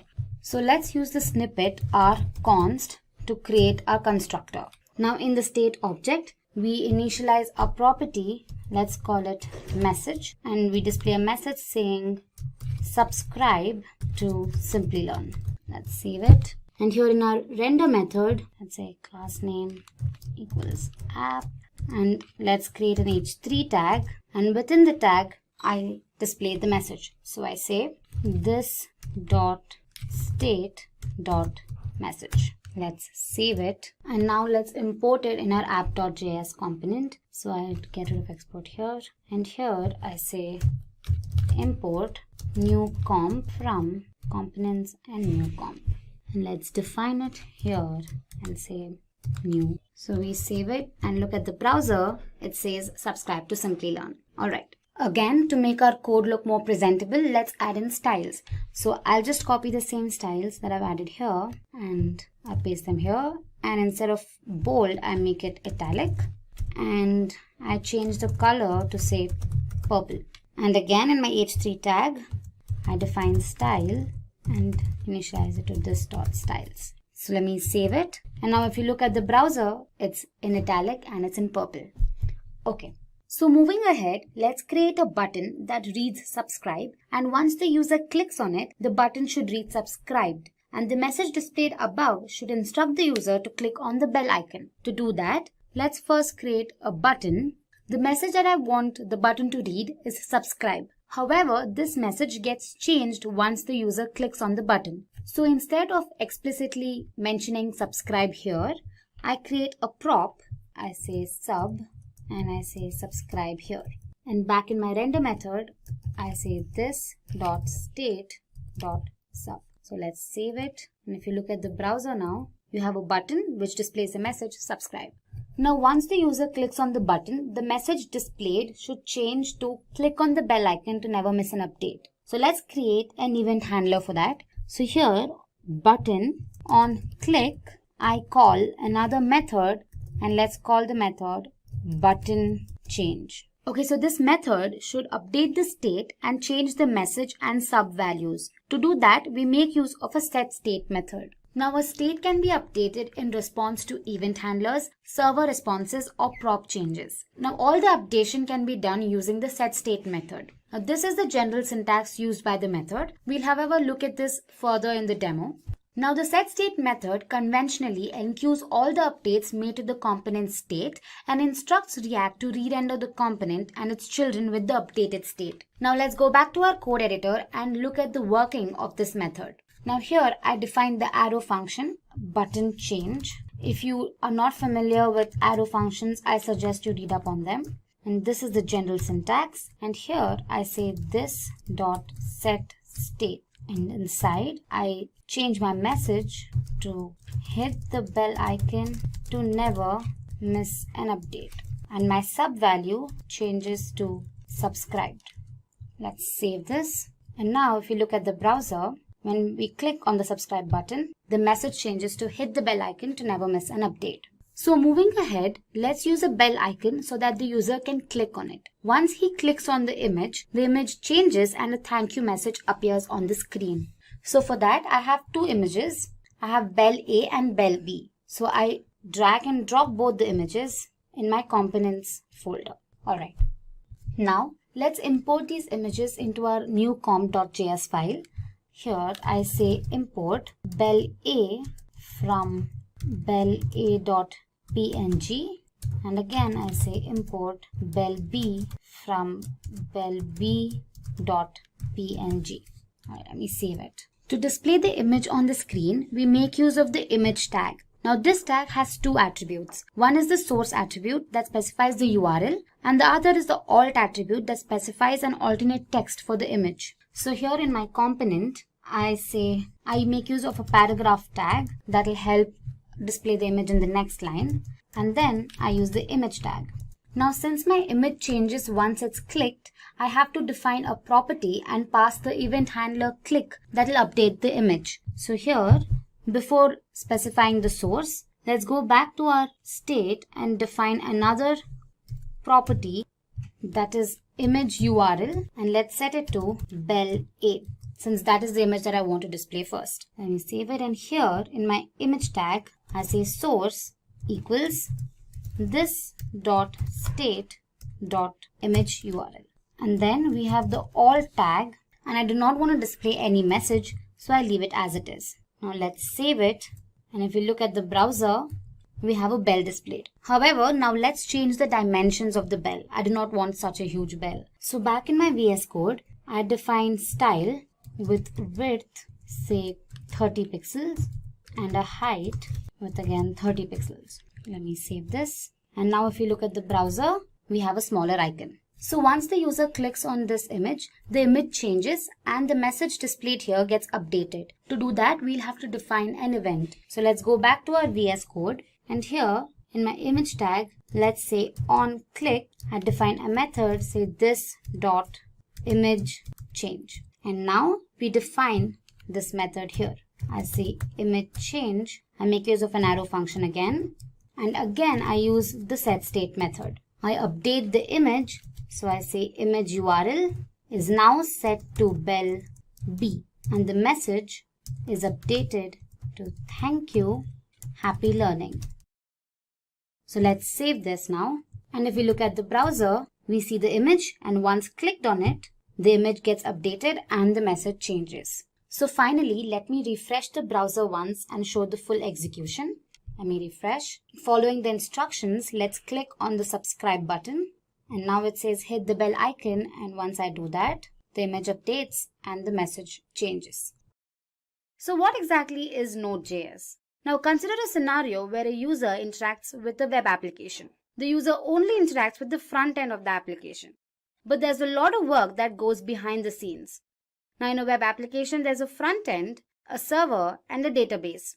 The front end is developed using JavaScript and frameworks like Angular and React, while the server is built on Java, PHP, or Node.js, and the backend database that stores the data usually consists of MySQL or Mongo DB. So Node.js is an open source, cross-platform JavaScript runtime environment for running server-side applications. It is used to develop I/O-intensive web applications like video streaming sites, single-page applications, online chatting applications, and other web applications. It is used by large, established companies and newly minted startups. Node.js was developed by Ryan Dahl in 2009, and at the same time of this session, its latest version is v13.3.0. Now that we know what Node.js is, let's go ahead and look at why it was so prevalent in the field of web development. Here are a few points. First up, Node.js is extremely fast. Being built on Google Chrome's V8 JavaScript engine, its library is extremely fast in code execution. Node Package Manager has around 50,000 bundles for developers, so whatever functionality is required for an application can be easily imported from NPM. All APIs of Node.js library are asynchronous, that is non-blocking. It means a Node.js-based server never waits for an API to return data. Node.js dramatically reduces the processing time while uploading video and audio files. It is also an open source platform and is easy for beginners for web development. The above reasons more than justify the popularity of Node.js platform and why it is being adopted by a large number of organizations and businesses today. So now moving on, let's familiarize ourselves with the parts of Node.js. Node.js consists of several components. Now let's look at them one by one. First up, we have modules. Now modules are like JavaScript libraries which are used in a Node.js application to include a set of functions. Now we can use required function with a parenthesis to include a module in a Node.js application. Node.js application has many modules to provide basic functionality needed for a web application. Some of them could be HTTP, util, fs, URL, query string, stream, and zlib. Next up, we have console. The console module provides a simple debugging console that is similar to the JavaScript console mechanism provided by web browsers. Now the console can print messages to stdout that print standard output messages and stderr to print the error messages. The next component is cluster. Now Node.js is built upon the concept of single threading programming. A single instance of Node.js runs in a single thread. To take advantage of multi-core systems, the user will sometimes want to launch a cluster of Node.js processes to handle the load. A cluster can be added to an application in this way. Here's a small code for you. The next component is global. Now global objects in Node.js are available in all modules. Now these objects are functions, modules, strings, etc. Some Node.js global objects are mentioned in the table. You have dir name, that is the directory name, file name, exports, module, and require. The next component is error handling. Now Node.js applications experience 4 types of errors. We have the standard JavaScript errors, system errors, user-specific errors, and assertion errors. Now errors in Node.js are handled through exceptions. Now for example, let's handle an error that would occur when we divide a number by 0. Now this error would crash the Node.js application, and so we should handle this error. Here's a small code for you. Next up, we have streaming. A stream is an abstract interface for working with streaming data in Node.js. Streams are objects that let you read data or write data continuously. There are 4 types of streams. First one is the readable. These are the types of streams from which data can be read. Writable, these are the types of streams to which data can be written. Duplex, these are both readable and writable streams. Lastly, we have transform. These streams can manipulate the data while it is being read or written. Moving on to the next component, buffer. The JavaScript language has no mechanism for reading or manipulating streams of binary data. Buffer is a module that allows handling streams that contain only binary data. An empty buffer of length 10 can be created by this method. Next up, we have domain. Domains provide a way to handle different I/O operations as a single group. Domain module intercepts errors that remain unhandled. There are 2 types of methods that are used for intercepting these errors. Firstly, we have internal binding. In this case, the error emitter executes its code inside the error method. Next up is the external binding. Now here, the error emitter is explicitly added to a domain via its add method. The next component is the DNS. The DNS module enables name resolution. For example, it is used to look up the IP addresses of host names. DNS module is used to connect to a DNS server and perform name resolution by using the method dns.resolve. The DNS module is also used for performing name resolution without a network communication by using the method dns.lookup. The next component is the debugger. Node.js includes an out-of-process debugging utility accessible via a V8 inspector and built-in debugging client. This Node.js debugger is not feature-packed but supports simple inspection of code. It can be used in the terminal by using the inspect keyword before the name of the JavaScript file. In order to inspect a file, say myscript.js, you can use the following method. Now that we are familiar with all the major parts of Node.js, Let's go ahead and learn about the Node.js Express framework. Express is a flexible Node.js web application framework that provides a wide set of features to develop both web and mobile applications. You can assume Express as a layer built on top of the Node.js that helps manage the server and the routes. Now let's have a quick look at some of the core features of Express framework. It is used to design single-page, multi-page and hybrid web applications. It allows setting up of middleware to respond to HTTP requests. It defines a routing table that is used to perform different actions based on the HTTP method and URL. It also allows dynamic rendering of HTML pages based on passing arguments to templates. Now moving on, let's take a quick example of a simple Hello World program. Now this is developed using Express framework to gain a better understanding. Alright, first up we have the var express. Now this is used to import Express framework into our Node.js application. Now the app.get method is a callback function with parameters request and response. The request object represents the HTTP request and has properties for the request query string, parameters, body, HTTP headers, etc. The response object represents the HTTP response that an Express app sends when it gets an HTTP request. Now the application will listen to the defined port, which in this case is 8081, and variables host and port will contain the address and the port respectively. Lastly, we have the console.log, which is used to show the address and port in the command prompt. So this is what the command prompt would look like. And finally, the output is displayed on the web browser. Having learned about the Express framework, now let's move on and look at the Node.js use cases. Now it is no doubt that Node stands out for its speed and intensive data exchange. So top industry leaders like NASA, PayPal, Netflix among others incorporate Node.js. First up, we have Netflix. The world's leading internet television network with over 117 million users is one of the top companies that trusted their services to Node.js. The reasons why the company chose to use Node.js were application scalability and data-intensive application. Now you must be wondering what application scalability is. It is basically the potential of an application to grow in time, being able to efficiently handle more and more requests per minute. And data-intensive application allows millions of people to stream Netflix simultaneously.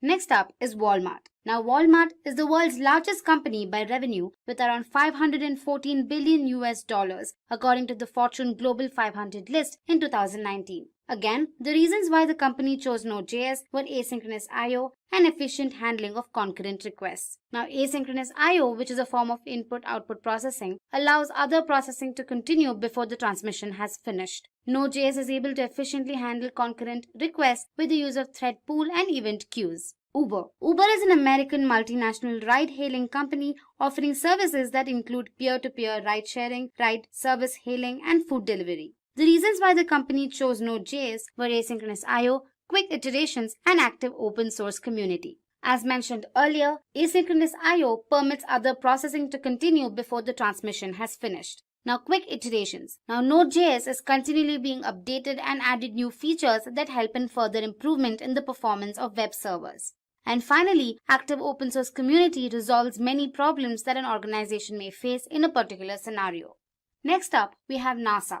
Now NASA is an independent agency of the United States federal government responsible for the civilian space program as well as aeronautics and aerospace research. The reasons why the company chose Node.js were reduced access times, handling of data-intensive tasks, and the fact that the servers are active 24/7. Now NASA has lots and lots of data and using Node.js has really helped them in reducing the access times. It is also continuously handling and working with large streams of data.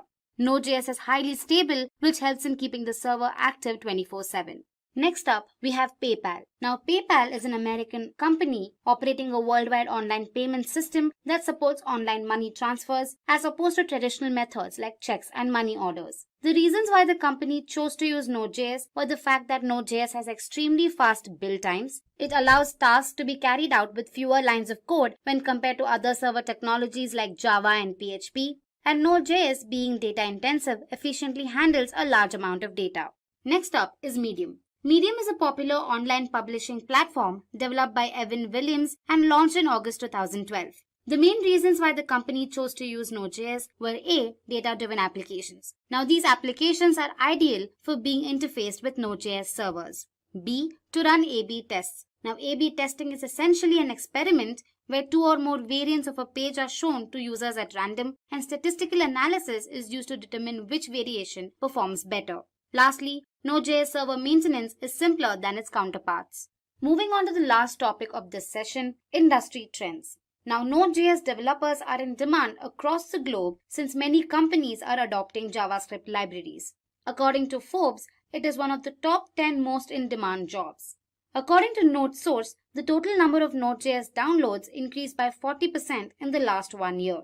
The use of Node.js in production has increased dramatically since its release in 2010.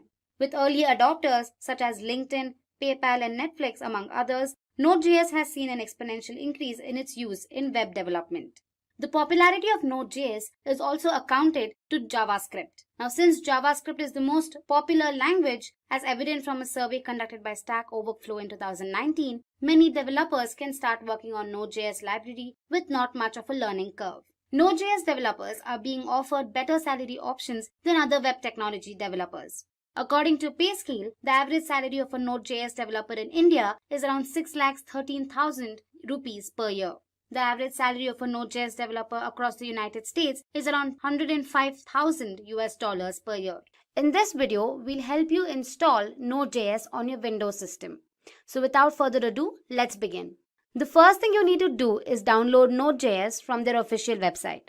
So go ahead and type download Node.js. Navigate to their official website, and here you can see the 64-bit version. So go ahead and download that. Once the download is done, go ahead and run the downloaded Node.js installer.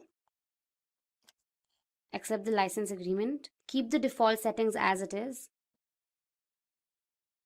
And then say install.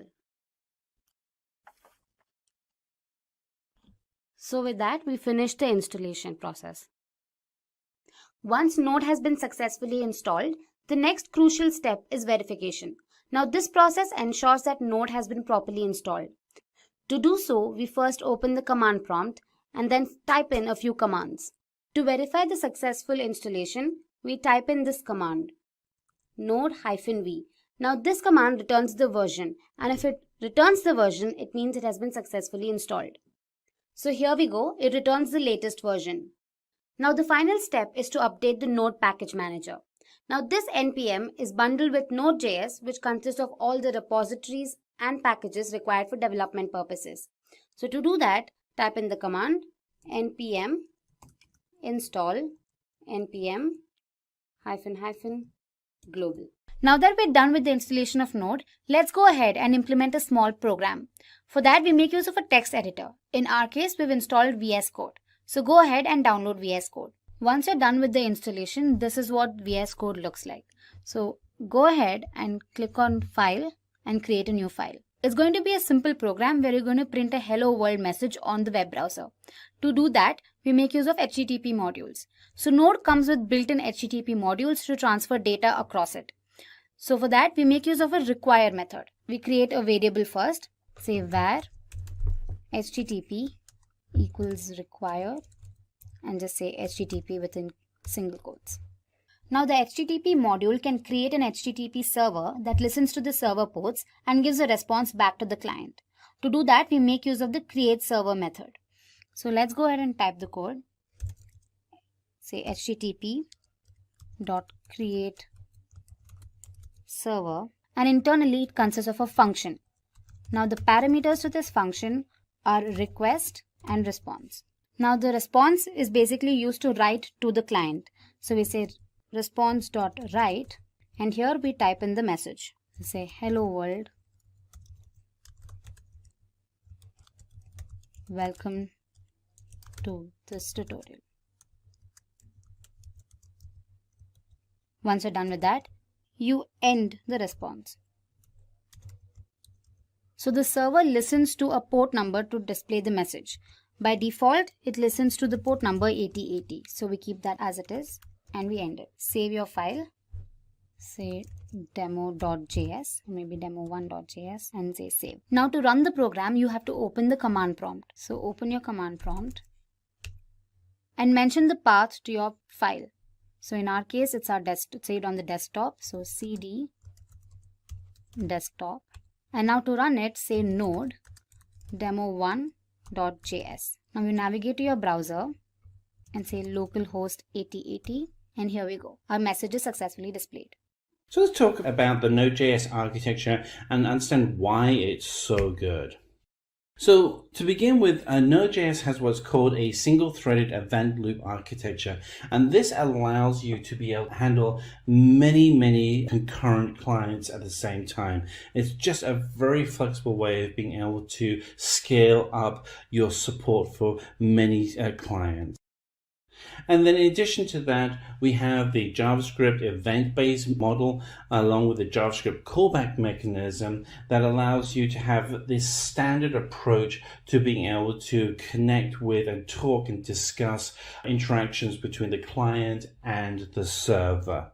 It's good to have these kind of standards where you're not using something that's unique to a specific framework or a specific technology. This just makes it so it's more accessible for everybody. So if we look at the actual Node.js server itself, everything centers around the concept of the event loop. And the event loop has an event queue, an operation completed via requests, threaded pull, and then it'll actually do the actual computation or the file system interaction. All of this interconnects in a nice seamless loop. The great thing again with Node.js is that it's not new technology. It's been around for almost a decade. It's very well tried out. Many of the largest websites out there are running Node.js.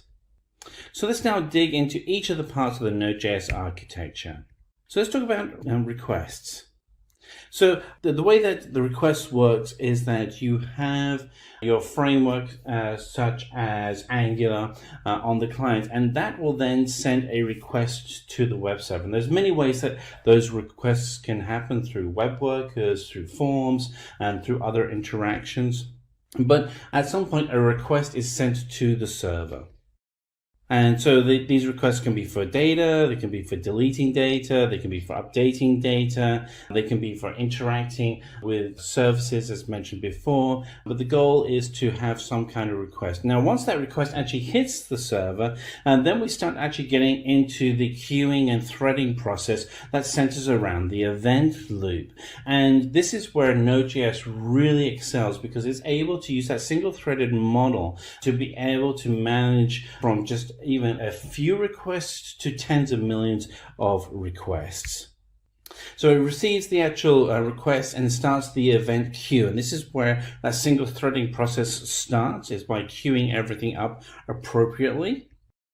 And then it then maintains the threads within a pool. So you have the queuing process as one action, and then you have a threaded pool which manages those threads as well. And then we have an event loop, which goes through and actually receives and processes those requests. And then finally, what we're doing is we're actually then going to be interacting with a system, and that could be a database, it could be a cloud system, it could be an API, file system, but we're interacting with something that's outside of the Node.js server. So the Node.js server itself is doing some actions on the server, but then it's also interact with things outside of its own server environment. And so let's talk a little bit about that workflow. So requests come in, they go into the event queue, and they get spiraled through the event loop. And then we have non-blocking operators, which are going to be doing the input-output polling, such as KQ, ePoll, and other services. And from there, we're also going to be then interacting with the threaded pull, and we're using the blocking operations to manage that threaded pull. And that threaded pull is going to now then go outside of the server and interact with something beyond the server. So whether that is a database or file system or API or microservice, these are the things that can be interacted with. So let's go through what an NPM is. So NPM itself stands for the Node Package Manager. No great shakes there. As the name says, it's responsible for all the packages and modules that are bundled within Node.js. So the Node Package Manager itself really has two key functionalities. The first is that it is a central repository for all packages and modules, which you can then search through online. You can go to search.nodejs.org and you can find all of the packages and modules that are out there. The second is that it's also a command line or terminal line utility that allows you to install those packages. So you can actually go through and you can see the version management and dependencies within those packages, and you can control the packages themselves. So why would you use NPM? So NPM is really useful for being able to extend the project you're working on. So when you're building out a project, one of the concepts I like to use is the concept of Lego bricks. Big fan of Lego. And what's great about Lego bricks is that they're all individually by themselves, very small, very specific functionality. But if you actually get a whole collection of Lego bricks together, you can build like crazy cool things. So think of when you're working with the Node Package Manager itself, is that each of those individual pieces that you're working with, each of those individual packages are their own Lego bricks, and by themselves you can then edit and update and maintain that piece separately from the whole environment. As long as your inputs and outputs, really the piece where you snap the Lego in or when you connect the Lego to something else, are interacted and open and well documented, then you can actually then use those modules effectively throughout your project. So you can actually then be able to do that. You can do version control on your codes and dependencies. You can do testing very easily. And then once you actually get to the point where you go, yes, I want to release a new module, you can do that effectively using NPM, and it will actually go through and do the actual deployment for you. So let's go through the NPM installation. So the actual package manager itself is included with the installation of Node.js. So if you've installed and you're running Node.js locally, then you've already installed the package manager. But you can also access it through command line or terminal window on your data server or in your server farm or via the cloud. If you haven't now downloaded Node.js, here's the website where you can go down to install it, and there's Windows and Mac versions of that code as well with the installers, which allow you to get up and going very quickly. You want to be able to run the installer and accept all the default settings. To begin with, you want to kind of have the standard setup so that you are most familiar with the normal settings before you start getting to the point where you're a master and you're tweaking things. There is a way that you can open up the command window or the terminal window. And once you've actually installed Node.js, to verify that it's actually installed, you can write the command node-version, and it'll actually then pull out the version of Node.js that you have installed, and then you'll be able to see that you've got it actually up and running. And then you can also do the same thing for NPM. You can do npm --version, and it actually will then show you which version of the Node Package Manager you have running, so you can actually take full advantage of that program and verify that it's actually up and running. Now, so we're actually going to go ahead and actually run a demo of using NPM. And to do that, I've got three windows in front of me right now. So I have this window here, which is my terminal window, where I'll be doing all of my instructions. Then I also have a folder which shows where I'll be putting all of the files.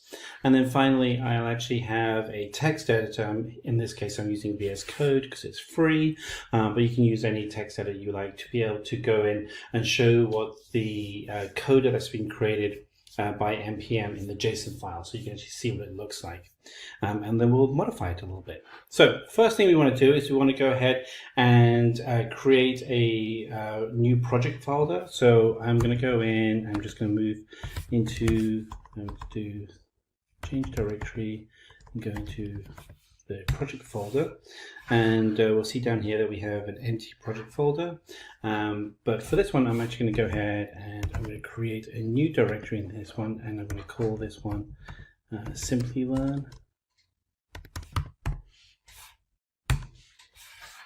And there we are, we've created a new Simplilearn folder, and we are going to move into the Simplilearn folder. And so we're now in the Simplilearn folder. There's nothing in there right now. So the first thing we want to do is we want to go ahead and initialize this folder as a project folder for working with NPM. Now to do this, you will have to have already installed NPM. If you have Node.js, NPM comes with it. And if you want to see whether or not you have NPM installed, so you can just do npm-version. And that will actually tell you what the version of NPM you have installed is. And it also verifies that NPM is installed. So I've gone ahead and I've been able to validate that I have NPM installed. So what I'm now going to go ahead and do is I'm going to initialize this folder. So to do that, just do npm init. And you'll see that the path is that we're already in the Simplilearn folder. And then when you do that, it's going to ask you some questions. So what is the package name? We're going to go with the defaults for right now, and then I can show you how we can edit those in a little bit. We're going to go with just say yes to all of these just by hitting return. And you'll see here that we're going to create a new folder called a package.json folder. This is the instructions that we have in the folder. Do we want to go ahead and create this? We want to. And it's going to go ahead and do that. And we can see now in our folder here that we actually have package.json. So we go ahead and open this up with VS Code. Here we are. We can actually see what all of the information is. We can go ahead and we can actually go and update this metadata if we want to. I'm going to leave it as is for right now because I want to show you a couple of other things. So a lot of times when you're actually working with NPM, and the reason why you're using NPM is that you want to take advantage of packages that are freely available in the open source community that are supported by Node.js. And one of those is a package called Express. And Express is a lightweight framework for building out web applications, similar in concept to Angular or React.js. I like using it, and it's also a great way to be able to show how we can install this using npm. So to install this, you just start with the command npm and then you type install. And then we type the name of the package. And we hit enter. And it goes ahead. And what you'll actually see is a couple of things. One is we have a dependency in our package path. We also have, so this is in our JSON package, that is now a dependency that's written in there. We can also go in and under our node modules, we actually see that we have, we scroll down, we should see Express. There it is, Express. Now, if we decide that we don't want to use Express, we can actually just come in and we can write command npm uninstall. I can type Express. Oops, I did a typo there, so let's try that again. npm uninstall Express. And a couple of things are going to happen. One is in our JSON file, the dependency for the Express file has now been removed. And we can also see that under our node modules, there are no extensions there. So this is kind of cool. This allows us to be able to see that we can easily add and remove packages. So let's just go ahead and I'm going to install Express again. So install Express. Oops. npm install Express.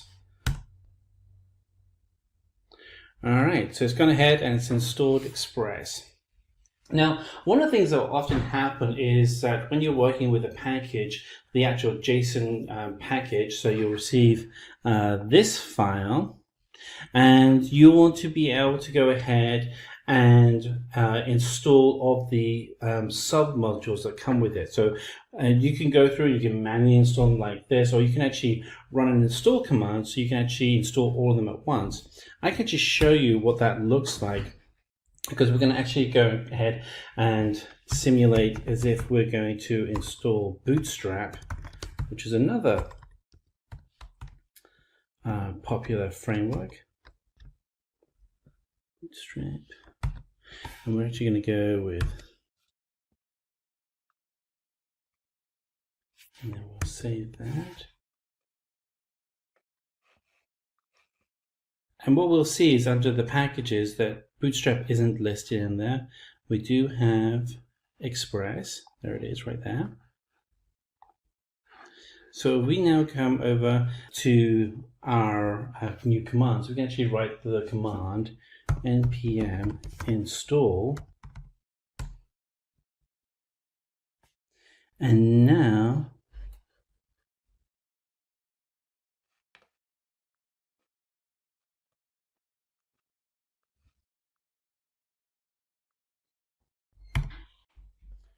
slight typo. Let's try that again.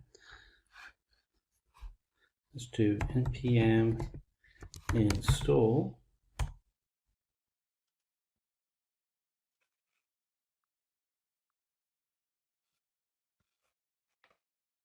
Okay, it does help to save your file. So let's go ahead and let's run npm install. And when you do that, what we'll now actually have is not just Express, but we'll also see that Bootstrap has also been added. Now, I don't recommend that you use the star symbol, which will install the latest version of Bootstrap, because you obviously haven't tested your application against that, but it gives you an idea of what's happened here. Now, if we want to, we can actually go in here and we can say uninstall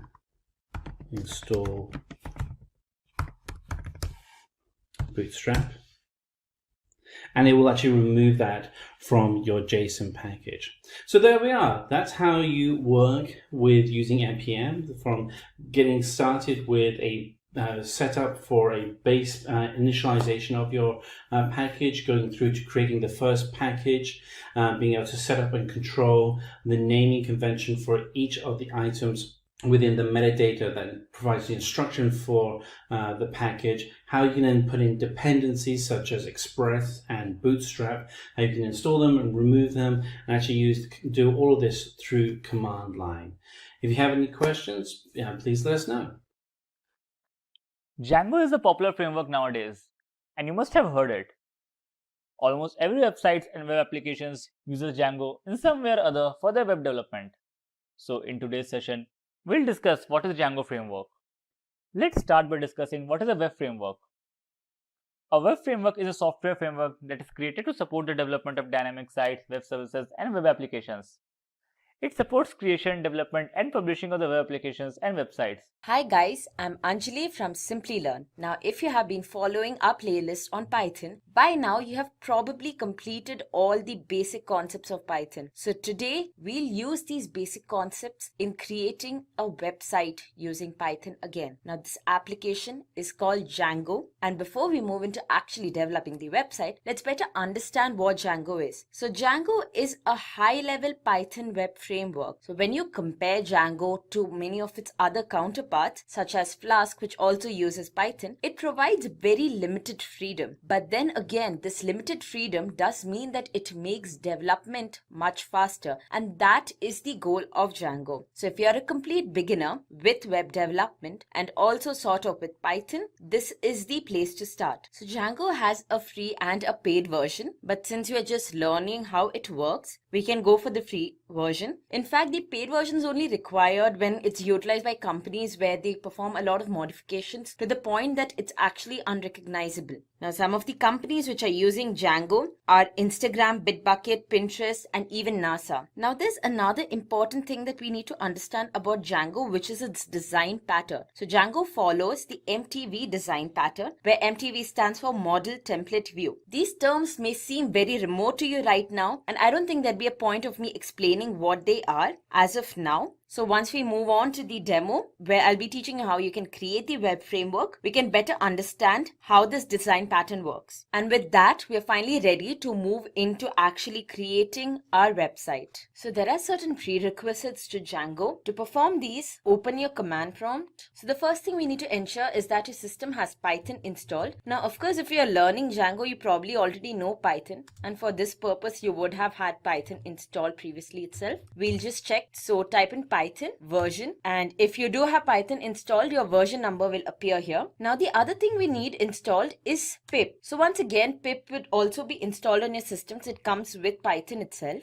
And so yeah, I have pip 19.0.2 version. Now, once those two things are done, we'll move on to a virtual environment. So a virtual environment is basically this environment that we create to isolate our application. Now, this is necessary in Django because often we make applications, we have completely built the application, and now we do not want to touch them. We do not want to create anything new. We do not want to update any packages that are already being used. So if you're creating a new application for which you need to update the packages, we don't want the implementation of that to hamper with the implementation of our current application. So this is why we completely isolate them. So for that, the first thing you do is you need to install the virtual environment wrapper. We'll use the pip command to do so. So pip install virtual env wrapper. So if you're using any other system such as Linux systems, and then press enter, but in case of Windows, put a dash and win, which signifies Windows. So I already have my virtual environment installed. So now we have Python, we have our pip, and we have the virtual environment. Now let's create a virtual environment. So to create the virtual environment, type in mk virtual env and the name for your virtual environment. So previously I had made a virtual environment py1. This time I'll go with py2, and that should create your environment. So a virtual environment is created, which is py2, and as soon as it's created, you'll notice that now your commands start running in py2. So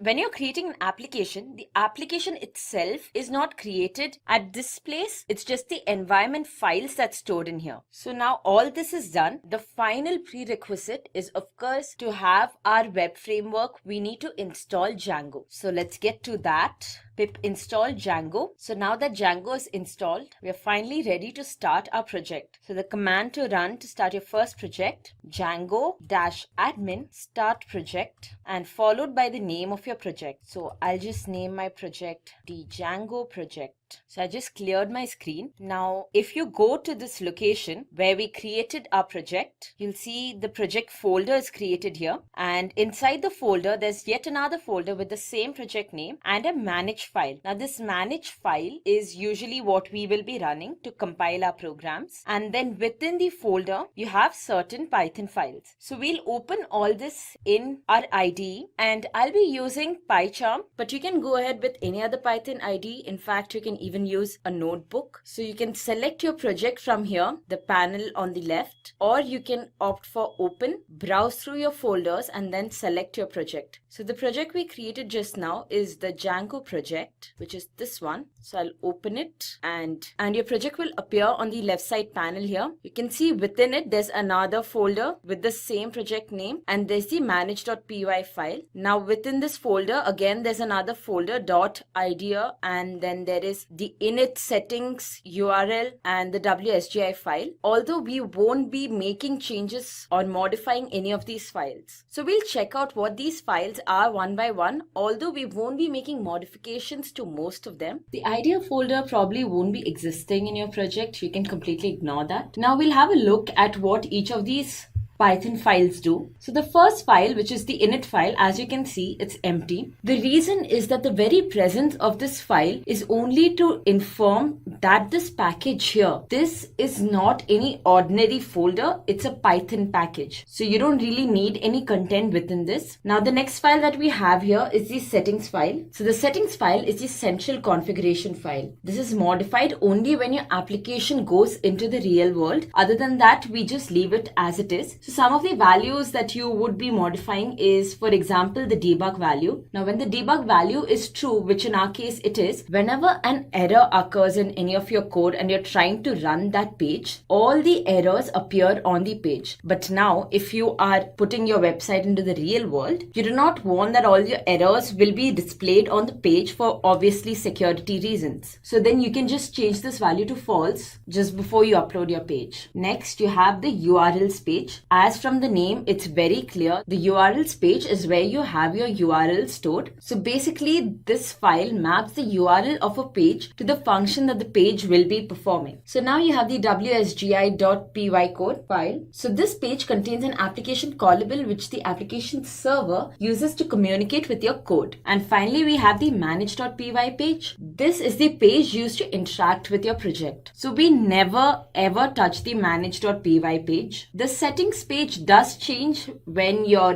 website goes into the real world. The URLs page we will be actually modifying during the course of our project. Again, the wsgy.py page, we leave it untouched. So now that you know the basics of what each file already present does, we can start our demo. So before we start coding our website, there's a dummy development server which is provided with Django. So we'll just check that out first. Just go to your command prompt and move into the path of your project. And then you just type Python manage.py run server. And as you can see here, the development server has started and it's at port 8000. So go to your browser, open any browser of your choice, localhost, and at 8000 port. And as you can see here, since we have installed our Django and we ran our server, so our Django page has appeared here and it says that our installation worked successful. So far all good. We can now start building our project. So what website are we creating? Well, I was thinking of a very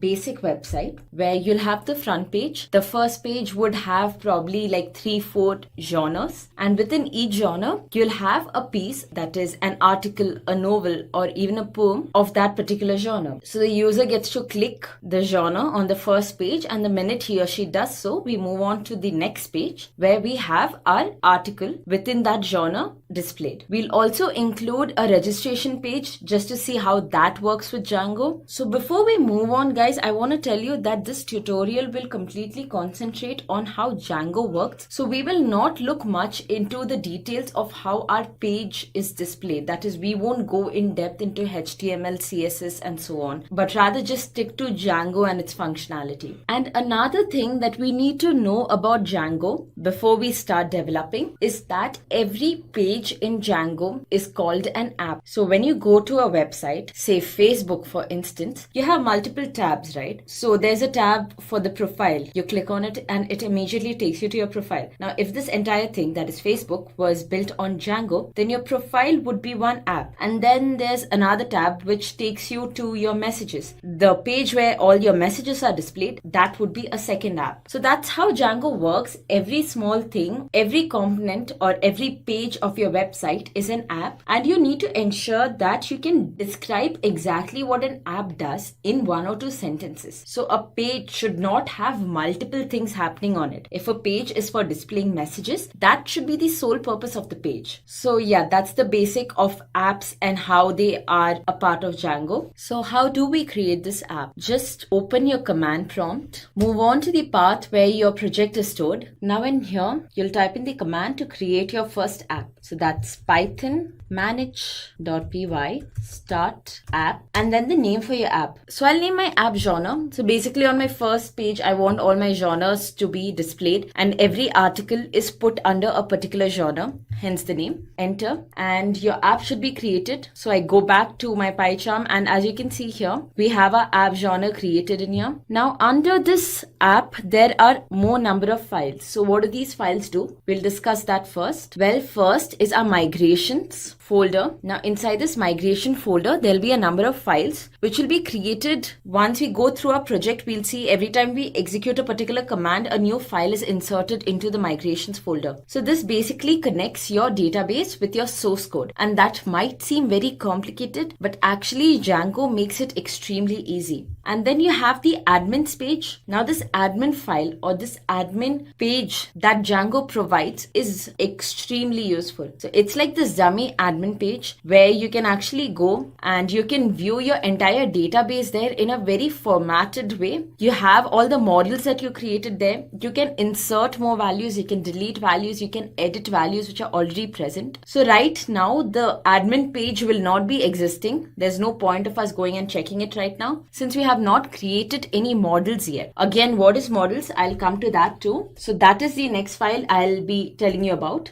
Now, if you have gone through object-oriented programming, Python or Java or any other object-oriented programming, as a matter of fact, you probably know the concept of classes. Now, over here in our models file, we create classes and each of this class is actually a model. And by that, we mean it's a database. So when we create a class, we have a number of attributes in this class and each of this attribute forms a column in our database. So that is what will be happening here. And once we create our class or what we call model, that is when we can actually view the admin page. And we'll see how this page is extremely helpful. The next important page is the views page. So guys, if you remember, initially I told you that Django has a design pattern, which is the model view template, where model is already discussed. They are the classes. Template, as you probably guessed, is the look of the page. So that's basically a HTML files. And what brings the model and the template together? That is the view. So view adds the functionality. Now, whenever you receive a request from the user for a particular URL, view will describe the response for this request. But view is not responsible for giving the response. That is another file that we'll be creating, as you'll see in some time. So now when I go back to my web page here, there's no URL for this. This is just a domain name. But once we start creating our websites, the very existence of each web page is linked to a presence of a URL. So that is exactly where we'll start building. Under our Django project folder, we have this URLs page. There's already a URL path present here. It says admin, which is, as you guessed, it's the URL to the admin page that is by default provided by Django. And over here, there's this another parameter. So what this parameter is, it's the response that is to be given for the request that you receive. Now, just in this manner, we need to add the URL for our first page, which is going to be the genres page. So I say path, genres. And then in here, I'll insert the action. So I've not created any action yet. So I don't know what to put in there either as of now. But guys, think about this. So if our website has 10 pages, does this mean that we'll have 10 different URLs going in here? That would be quite haphazard, wouldn't it? So we need a more organized way of doing this. And for that very purpose, we will use genres, the app, as our base app. So if from genres, we are moving on to our second page. So say our genres has our 3 genres, which is fiction, inspiration, and something else. So the user clicks on fiction. And this immediately takes the user to the second page where the content in fiction is displayed. So then our second page should be a sub-page of genre in a way. And every other page that we move to from our first page should be the same. So for this purpose, what we can do is we'll go to our genres app, the package, we'll create another URLs file within genre, and in this URLs file, we'll define the URL for our second page with reference to our genres URL. So how is that done? Well, the first thing you need to do is you must copy paste this statement here into our URLs page. For this page, we do not really need to import include, so I'll remove that part out. And I also need to define my URLs pattern, so copy paste this too. But again, admin is already defined there completely. We do not require that. Now here we'll say, if the user wants the page genres, this is going to be my first page. That is my front page. So what will be the response to this? The response will obviously be defined in our views page. Right now, we have not created anything in our views page, but we will soon, and we will name the response for the URL genres as index, since that is usually what the purpose of the front page is. It's usually to display the index. So we'll have view dot index, and then following this we'll also give a name to this very particular call, and the purpose of that I will explain later. Just name this index for now. It's not view, it's views. And also we need to now import views. Okay, so we define that if the user goes to this page genre, then we will be displaying whatever's defined under views.index. Of course, we have not created that yet, and we'll move on to that in a while. Now, the problem is every request that is made by the user, the first thing Django does is it checks the URLs page under your main project, which is this page. And under this page, we have not defined the action for genres. And it would be very repetitive to define this again. So what we do instead is we'll just include the file where we did define the function for genres. And that is genres.urls. So the user gives a request for the genres page. Django checks out this main URLs page. It sees it matches the URL to this very particular pattern here. And for that, it knows that the response is to include the genres.url page. So it includes this page. And within this page, we of course have the function or the response defined. So now the next thing is to create the response. So now under this views file, we'll create a view. The first thing is we need to import the HTTP package. The request is always HTTP, and this time the response that we are providing is also a HTTP response. We'll change this later because we'll need a more defined response, but for now we'll stick to a very basic display on our first web page. So let's import django.http,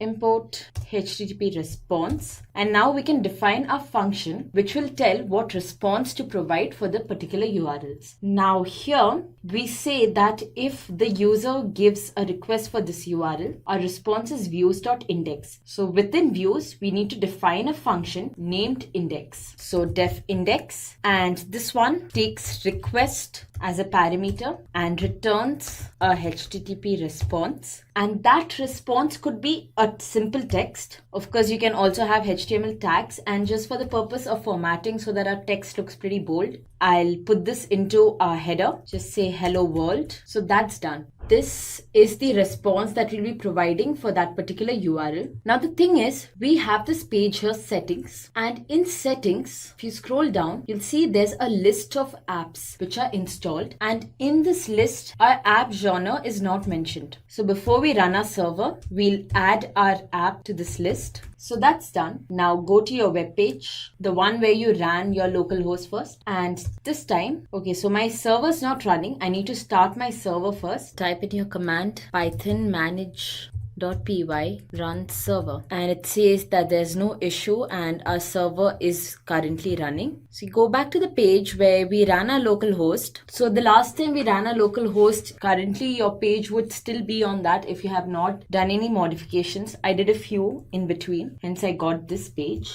Now if you check out localhost again, you'll see that there's an error. This is because now we started defining the URLs in our URL page. So when you don't give any URL as such, Django checks out the two URLs defined here and says, hey, what you typed in here, whatever your request was, does not match any of the URL patterns. So now we want to check out the genres page and enter, and as you see here, hello world is displayed. So of course this is a dummy page. We need to do something way more. We need to create a web page, and that is what we'll get to. Okay, so now that we viewed our dummy web page, the next thing we need to do is actually populate this app with some data. Now to populate the app with data, of course we need to first store the data, and that is stored in a database. So with Django, you would have probably already noticed here, there's this file called SQLite3. So this is the database management system that comes along with Django. It's already set up to be used, just a small command, a small tweak that we require, and everything will work perfectly fine. So what this does is basically all the data that you enter through your model will work along with this. So that means that there should be a communication between your SQLite and your source code. Now, if I go back to the terminal where I ran my server, you'll see here there's an error line which says you have 15 unapplied migrations and your project may not work properly. Right now, what we designed worked right because we didn't have any data stored. But from now on, we will be storing data. So we need to ensure that the migrations are done right. And by migrations, we mean that our database management, that's SQLite, is synced pretty well with our source code. So first of all, stop your server, and now you run a command to do the syncing, which is python manage.py migrate. And as you hit this command, the syncing is happening. So when you say that the migrations are complete, what you actually mean is when Django looks at your installed apps, this is an app that we created and we just added it a while back to this list of installed apps. But everything else in here in this list was already present. So these are some default apps which Django, or this project in particular, will already work with. And many of these apps require to access some databases. It could not do that until now. But now that we finished our migrations, when Django checks out these apps and needs to run them, it can easily access the database, take whatever data is required from there and perform its functions. Again, if we go back to our command prompt and run the server again, you'll see that this time we do not get the error of the unapplied migrations. So that is how you sync your database with your source code. Now, once we create our models, it means that we have added some new classes. There are some new tables which are going to be added. So again, we need to perform the migration function, which we'll look into later. Now let's get to creating our classes. So as I mentioned earlier, models are basically classes. Now there are two classes that we will be creating for this particular project. The first class will have all the genres and the second class which will hold all the articles. So let's begin coding. Now my first class, I'll call it collection. And every class needs to import from models.model. Now within this class, all we need to define are its various attributes. So I'll explain this again. The class is basically a table and all your attributes of the particular class are the columns. So the first thing is the collection name or the genre name. Now the collection name would be something like fiction or inspiration or non-fiction. Could be anything, and all these are strings. So when you're inputting them, so in Django basically that's the char field type. So you say models.char field, and a compulsory parameter here is you have to insert the maximum length. I'll give it 100 characters. Next thing, we'll have a description for each genre type. That again would be char field. Enter a max length.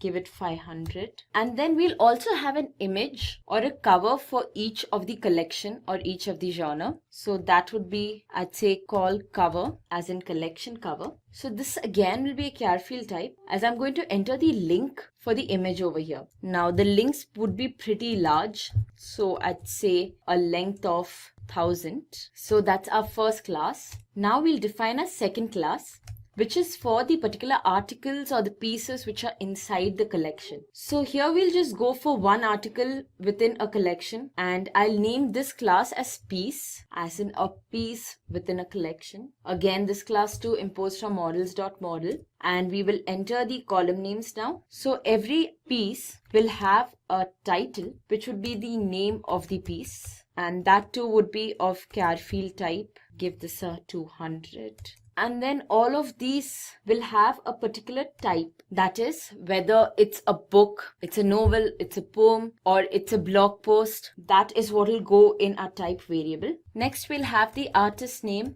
For a book, that would be an author. For a poem, that would be a poet. So we'll go for the general term, which is artist. The year it was published. Now the year would be an integer. So we have a different field type here, the integer field, and that does not require a max length. And finally, again, for each piece, you'll have a cover. So I'll name that piece cover. Again, we'll pass the link of an image here. So char field with the max length of 1000. And yeah, so our two models are created here, class collection and class piece. Now once again, we'll do the migration, and what will happen is that the database will link with this model, and then we can finally view the admin page and see what exactly that admin page is that we've been talking about all this while. But before we move on, we are missing out on something. So we have our collection and we have each piece. How do we link the piece with the collection? Well, this is where the concepts that you probably learned in database is gonna come into use. This is where we'll use a foreign key. So although we are writing a code here, this is exactly how a table in a database will be created. So every item would have a primary key, and now we are going to use foreign keys in our class piece to link each piece to a particular collection. So if I say Dan Brown's book origin, so that should be linked through the foreign key with our collection fiction. So let's create our foreign key, and I'll name it collection, but this time with a small c. Models.foreign key. So to the foreign key, you pass the table name to which you're making the reference first, which is collection, and then you pass on an action as to what will happen to a particular piece if the collection that it's linked to is deleted. So what we want is, if suppose fiction is deleted, then automatically origin, which is tied with fiction, should also be deleted, and that is called a cascade delete. So you say on delete models.cascade. And now we are finally done creating our models. So now that our models are created, we know these particular models are created for our application or our app genre. So you go back to the settings page, and here we had previously inserted this app genre, but back then it was not really required. It was just that there is this other app that is not included in the default apps given by Django. So let's put in the name there. But now that we actually have a database associated with this app, we need to specify this app in its complete structure, that is the configuration. So if you go under genres, and then there's this file apps, and under apps you can see this class genre config. Copy this, go back to settings. So genre.apps.genre config. So now when you run your server, Django will check the list of installed apps and will be able to access the database associated with our newly created app too. But there's more to it than that. Remember how previously we made migrations so we can link our database with the source code? Now we got to make those migrations again, because now we created new models. So every time you create a model or you make some changes to your models, you always need to do your migrations. And this time, since our migrations is specific to a particular app, the syntax is slightly different. So you can also use this terminal down here. It works just the same. And Python manage.py, make migrations, and your app name. Enter. And as you see, it says the models, collection, and piece have been created. Now what this migrations exactly does is it converts these models that you have written in coded format into an SQL form. So that's where your tables and everything's stored. And now if you check your migrations folder, you'll see there's a new file under it. That is the current migration that you attempted. So now that the migrations are made, you can finally run your project. So once again, an overall migrations. So I'm back to my command prompt, since the black background makes it easier to see the text. Break out of your server, and we finished our migration. So now we can run our server. No issues, and there's no error with the migrations either. Let's now check out our genre page. Of course, it'll look the same, because although we created our models, what the models will be reflected in is the database. The overall look of the page so far has not been changed, so it's the same. So I'll repeat that once again. Every time you make a change to your model or you add some new class to your model, first run the migrations for that particular app. That is Python manage.py, make migrations, and your app name, and then you run a migrations in general. So that's Python manage.py migrations, and then you can run your server. Okay, so our database is created, but right now it's empty. So our next step is to populate our database. For that, again, open a command prompt, and now you need to enter into the SQL's shell. So the command for that is Python manage.py shell. But before that, I'll just go to the path where my project is stored. And now in here, I'll execute my command. So once you get these three arrows, you know that you have entered the shell, and over here, you can execute your SQL commands. Now, before we input values into our tables, what we need to do is we have to import these tables, because even within this project, there are multiple number of tables. There are some tables which were in there by default too. So from genre.models, import collection comma piece, which are the name of our tables, and enter. So our tables are now imported. Now first we'll populate our table collection. Okay, so collection has 3 columns. There's the collection name, there's a description, and there's a cover image. So go back to your shell. So we'll have an object here, collection1, which will be equal to collection. So this would be the constructor for our class collection. And within this, we'll insert our values. So our first attribute is collection name, and that's equal to fiction. Our second attribute is the description, and we'll say enter the world of fantasies for the description of fiction. And finally, we have the attribute called cover, which is the collection cover. And in here, I'll just enter the URL of an image I found online. So that's it. We have entered the values for our 3 attributes. Now press enter. Now let's view if this is actually stored in our database. So for that, you execute the command, your table name, which is collection.objects.all, and it's empty. So what's wrong? We created an object in which we inserted all the values, but then still our database seems to be empty. So this is because so far this collection object that we created is only stored in our shell's memory. We have not actually committed this to the database. So the command for committing this to the database would be our object name, which is call1.save. And once again, we'll execute the command to check everything that's present in our database collection. And now you can see finally that there is an object present. And now we can also check the value of the various columns in our table collection for this particular object. You can say call1.collection name and gives you the collection name. Similarly, you can also check its description. Now, as I mentioned previously, every object that you create in a table has a primary key associated with it. So the primary key basically holds the uniqueness of that particular row. So we can also check the primary key for a particular row or an object. Just go for call1.pk and it says the primary key is 1. Now the primary key is also known as the ID of the object, so you can identify it as ID2.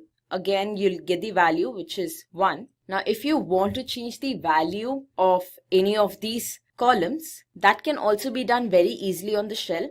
So suppose I want to change the description, say call1.description, and initially it was enter the world of fantasies. I want it to be welcome to the world of fantasies. So welcome to the world of fantasies. And now if I check the value of call1.description, the value has changed. So that's pretty simple, isn't it? Now, if you think this is simple, there's a much more simpler way of adding values to the database, which we'll see just in a while.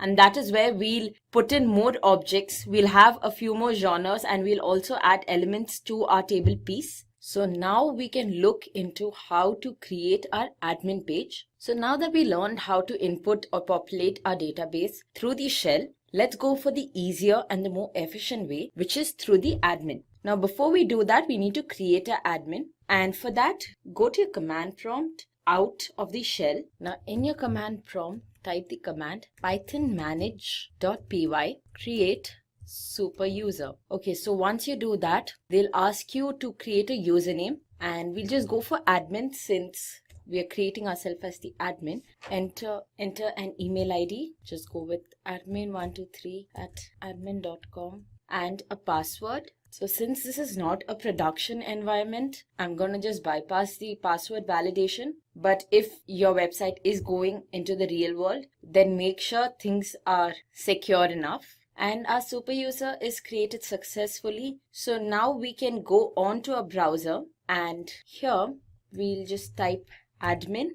So this is our admin page. You can see here there are 2 tabs, groups and users. But the main reason that we require the admin page does not seem to come out here. We expected there to be our database tables present here so we can directly go and edit them or add some values to them. But it's not there. So what is missing is that we need to go back to our Python page, and over here, go down to the admin file. So here we need to add the models that we want to appear in the admin page, basically we need to register those models with the admin page. And for that, the first thing we do is we have to import the model. So from .models import, and our two classes are collection and piece. So we have not added anything to our table piece yet. We will later on, but anyhow, we'll just register both of them at one shot. And you type in here admin.site.register collection. Copy paste this and change the collection to piece, which is our second table. And that's it. So with just these two lines of code, you should have your collection and your piece tables appearing in the admin page. Now when I move back to the admin page and refresh this, you'll see that our tables have appeared here. Click on collection and there's one collection object here. Click on that, you can see the values of the attributes. And through this admin page now, I'll show you how you can add more objects. So just press on save and add another. Here we can enter our second collection's name, which in my case is inspiration, and description would be inspired to do more.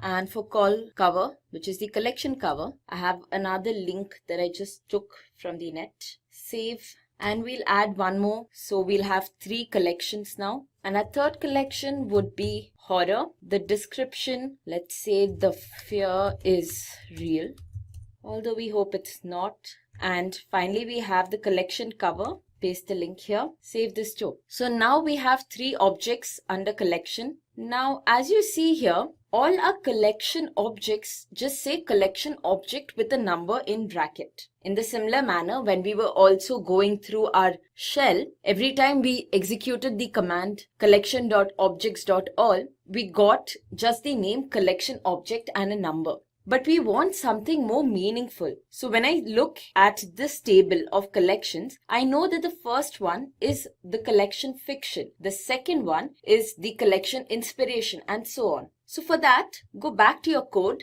So go under your models.py file, and under the class collection, we'll define a special method which is _str.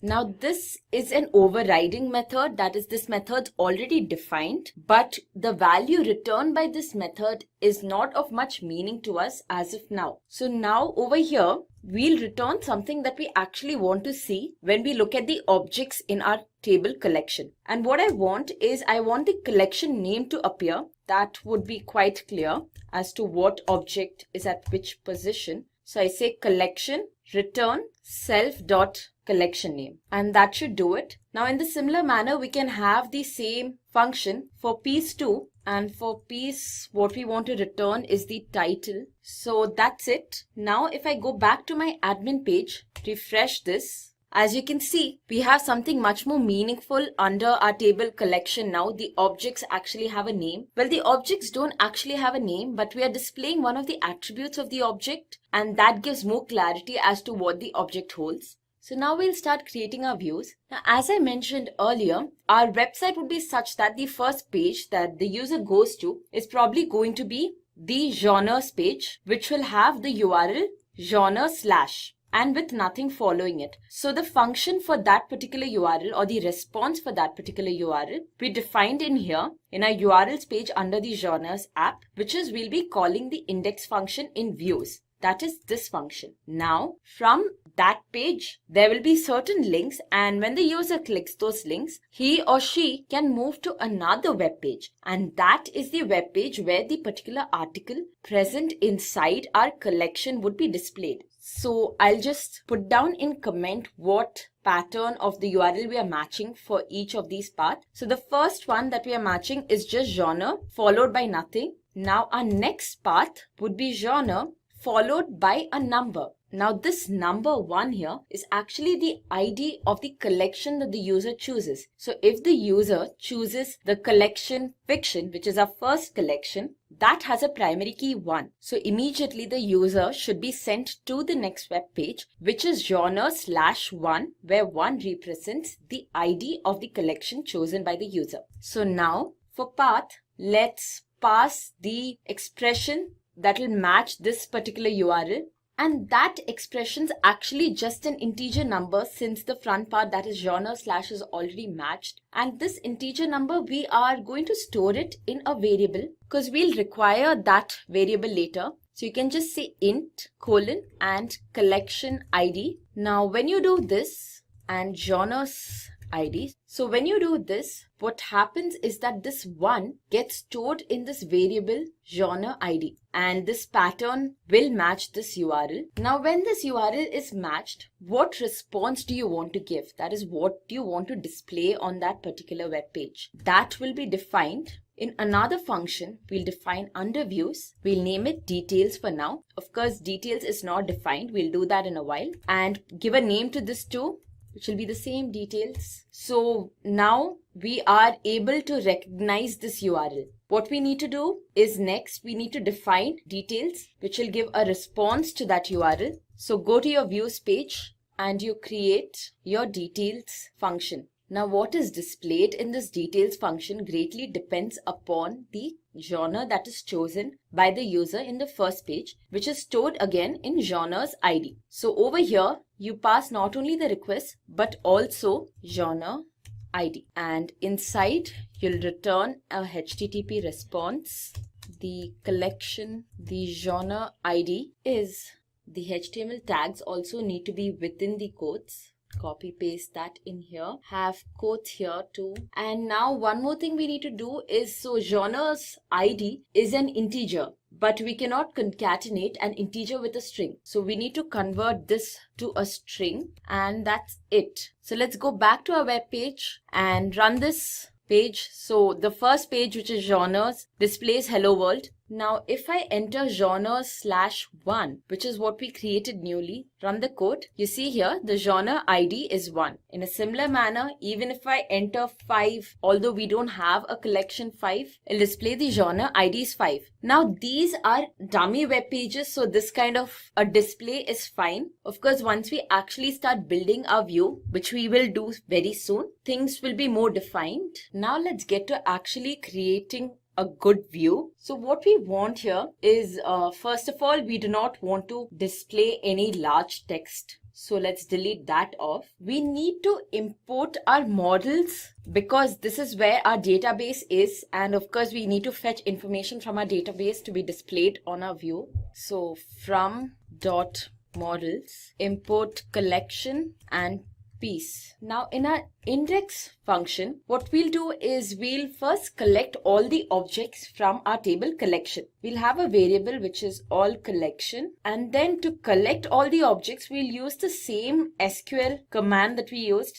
So that's collection.objects. So all your objects in the collection table will be stored in all collection. Now we'll store this as a dictionary so that we can iterate over these objects and display them one by one. So we say context equal to all collection is the key, and the value would be our variable all collection. So that's done. Now we need to iterate over this. So do we do that within our views itself? But there's no point of doing that, because while we are iterating over every object in our collection table, we also need to display them in a certain format. That means that we need these objects to be somehow embedded in a HTML file. And this is where we create our very first HTML file for our first page, which is the genres page. So to create our HTML page, inside genre, create another package, and you name this package templates. Now inside templates, create another folder and give this package the same name as your app name, that is genre. And now inside genre, we can create a HTML file. I'll name this file genre template. So all our template or our HTML files will be in this path. Okay, so before we actually develop the genre template HTML file, we'll go back to our view and complete this section off. So now what we are saying is that we have a template, we have a HTML file, and that file will define how we need to display the objects in our collection database or our collection table. All we need to do here in our index function is actually pass these objects to our HTML file. So for this, we have a function render, and before we actually use the function, we need to import the library Django.shortcuts, under which we have this function render. This is already imported on top. I did not see that, so I'll just remove that part out. And now that you have the render function, you use that to pass your object. So what this render function does is basically, we'll pass context to it. It will type context with the template name that we pass, and it will return a HTTP response object. So you pass your request, you pass the path to your template, that is genre/templates/genre/genre template .html. So now you have passed your template to, and finally the object, which is context.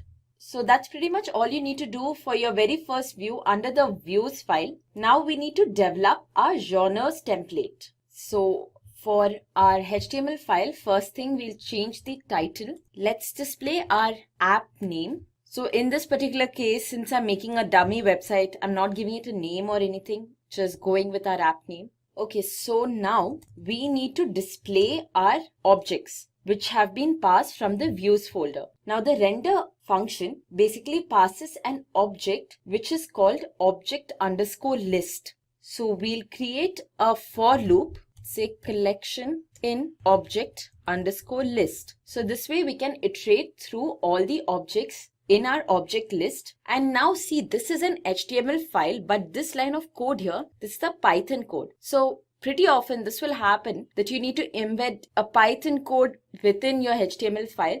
So what you do is you insert your Python code within curly brace followed by the %sign. This will tell your compiler that, hey, although this is a HTML file, this line here is actually a Python instruction. So now we're able to extract each genre. In fact, I'll name this variable as genre obj. Now we need to decide how exactly we want to display these objects. So what I want is, first I want the image of that particular collection or the genre to be displayed, which is what I've stored in one of the variables. And then just below the image, I want the name of the genre to be displayed. Now this name should be clickable so that the minute the user clicks on it, we can move on to another page. And then just below the name, I want the description for that genre to be displayed. Okay, so first we have the image, img source, and in here I need to insert the link for that particular image. So the link I actually already stored in my database. As I showed, we did that through the shell and then later on through the admin page too. So how do we access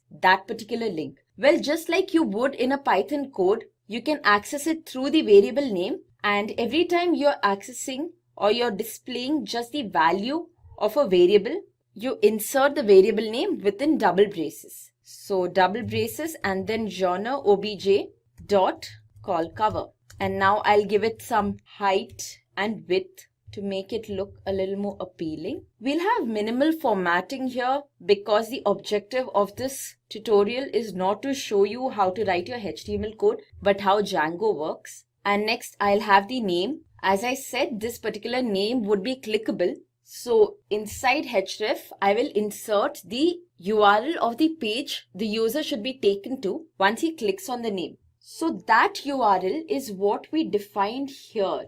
Okay, so it's genre followed by the primary key or the ID of the category that he clicked. So that would be genre slash, and we stored it in genre ID. So that's the link the user will be taken to. And now the name that will be displayed. And then after that, finally, we have the description to be displayed. So that'll be in a h3 header. Again, double braces because we are going to just print out the value of a variable. And then after each object's details are displayed, we'll break a line.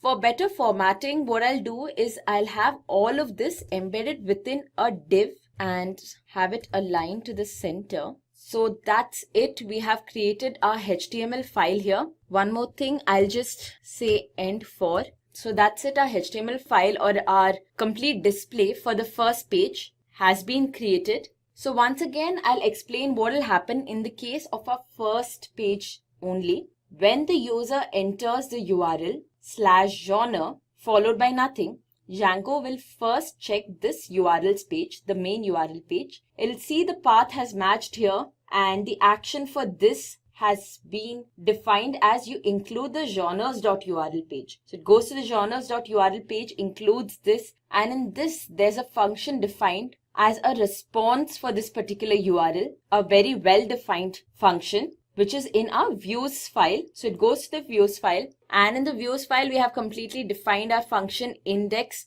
Over here we collect all the objects in our collection table. We convert that into a dictionary so that it's iterable. Then we pass it using the render function. So the render function will take your template and it will tie that along with the context, which is the dictionary, and it will pass an object, a response object, to our HTML file. This response object will be called object.list and it is iterable. So we'll iterate through the object. We will display each object in a sort of formatted way, and that is it. And then the render function will pass this object, all collection, to our template. And over here, we will iterate over the all collection, which is the dictionary. And using this HTML code here, we'll print out the objects in all collection in a formatted way. So that's it. And one more thing, make a small correction back in the views file.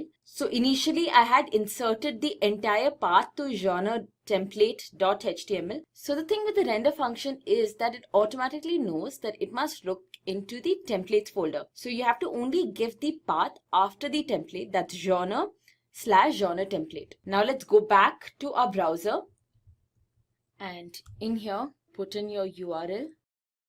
And there you go. So that's our first web page. You can see the image for our genre is here, and then you have the name, and then you have the description. Okay, so that's redirecting us to a page where there's an error. It says that this path is not found. So when you look at these error, guys, you will understand better as to how the matching of the URL patterns take place. First, this URL pattern, just this part after your port number, that is checked against the URL in your main URL file, that is Django projects.url file, where we have defined just genre. And then after that, it will check the files that we included in the genres URL file, that is genre followed by the genre ID. Now we had defined a dummy page for this previously, and that was being displayed too. So I'll go back to the code and figure out what the error is. The error is here, of course, I wrote genre ID, which does not signify anything as such.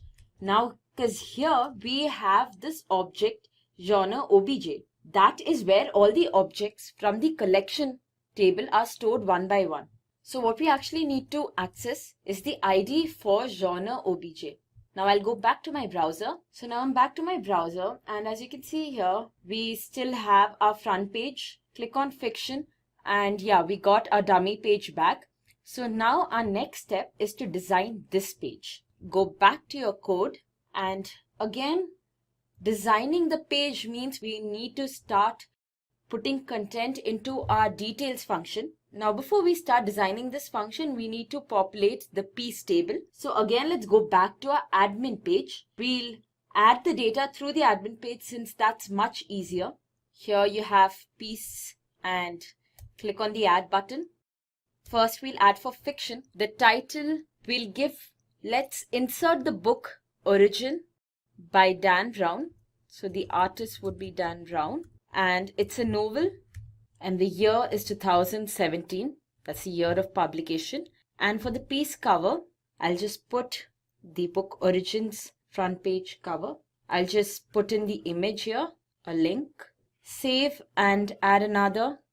Now for inspiration, I'll put in the poem If, and type would be poem. Artist is Rudyard Kipling, Kipling with single P. The year of publication would be 1895. And for the piece cover, another link. And finally, we'll add one to horror. The title would be The Pet Cemetery, written by Stephen King. And again, this is a novel. It's published in the year 1983. And then link. and we save this. So we are done for each of the categories or each of the genre. We have added a single article. So now that our table piece is also populated, we can start designing the view for this.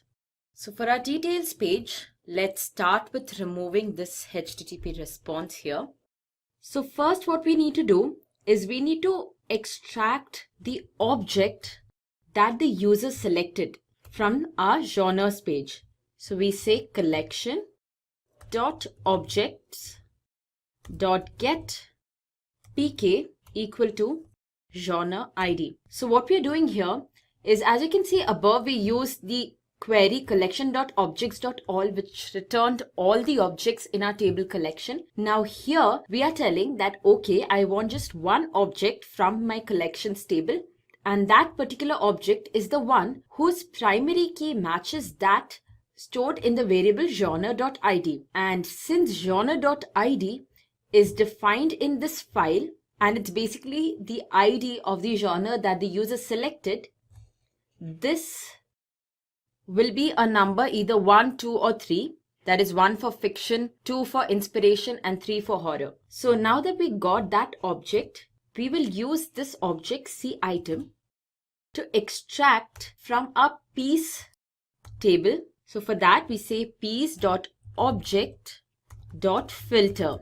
and to this we pass, and the category that we filter on is the collection, and that is our foreign key. So remember, when we created our table piece, we had a foreign key named collection. So we are saying if collection is equal to cItem, then extract that particular object from our table piece, and then we will return this again through the render method, pass the request, and in here we'll have the path to an HTML file, just like we did in the previous case, but this time a different HTML file, because we want to display this slightly differently. And then finally we need to pass the context. So we haven't created the context yet, which we will. Now, although this is just one item, every time you're passing it through the render function, you need to make a dictionary out of it. So just copy paste this here, name this p-item, pass in here p-item. And just now I did create a HTML file in the same path as before. That is, under templates you have the genre folder, and under that I created a HTML file called detail template. Nothing's filled yet, but now that we have created a file, we can put in the path here. So just copy paste this and change the genre to detail. So that's done too. Now all we have left is to actually code the HTML file. So I'll just copy paste this here and then make the required correction. So in p-item, and this would be piece object, you align its center, and piece obj is the cover. We do not really need a href here, so delete that part out, because this is the final page. We are not redirecting to any other page from here. Of course, when you're building a complete web page, this ideally, when you click on the name of an article, the article should open. We wouldn't be including that part here though, because it does not bring out any new functionality of Django. Piece obj, and here, so piece obj dot title dash, and then we'll print out the author or the artist name. So piece obj dot artist, and finally we can have the year, also what this particular article is, that is the type. So that's pretty much it. We'll change the title to. So now that this is done, we'll just end the for loop.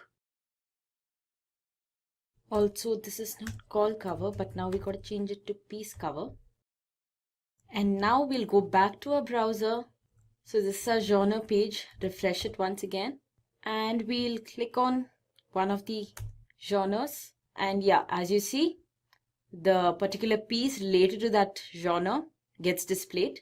The Pet Cemetery by Stephen King, which is a novel published in the year 1983. So now we're back to our code, and well, our first and our second page is designed. It's working fine. So now we are not going to create something new.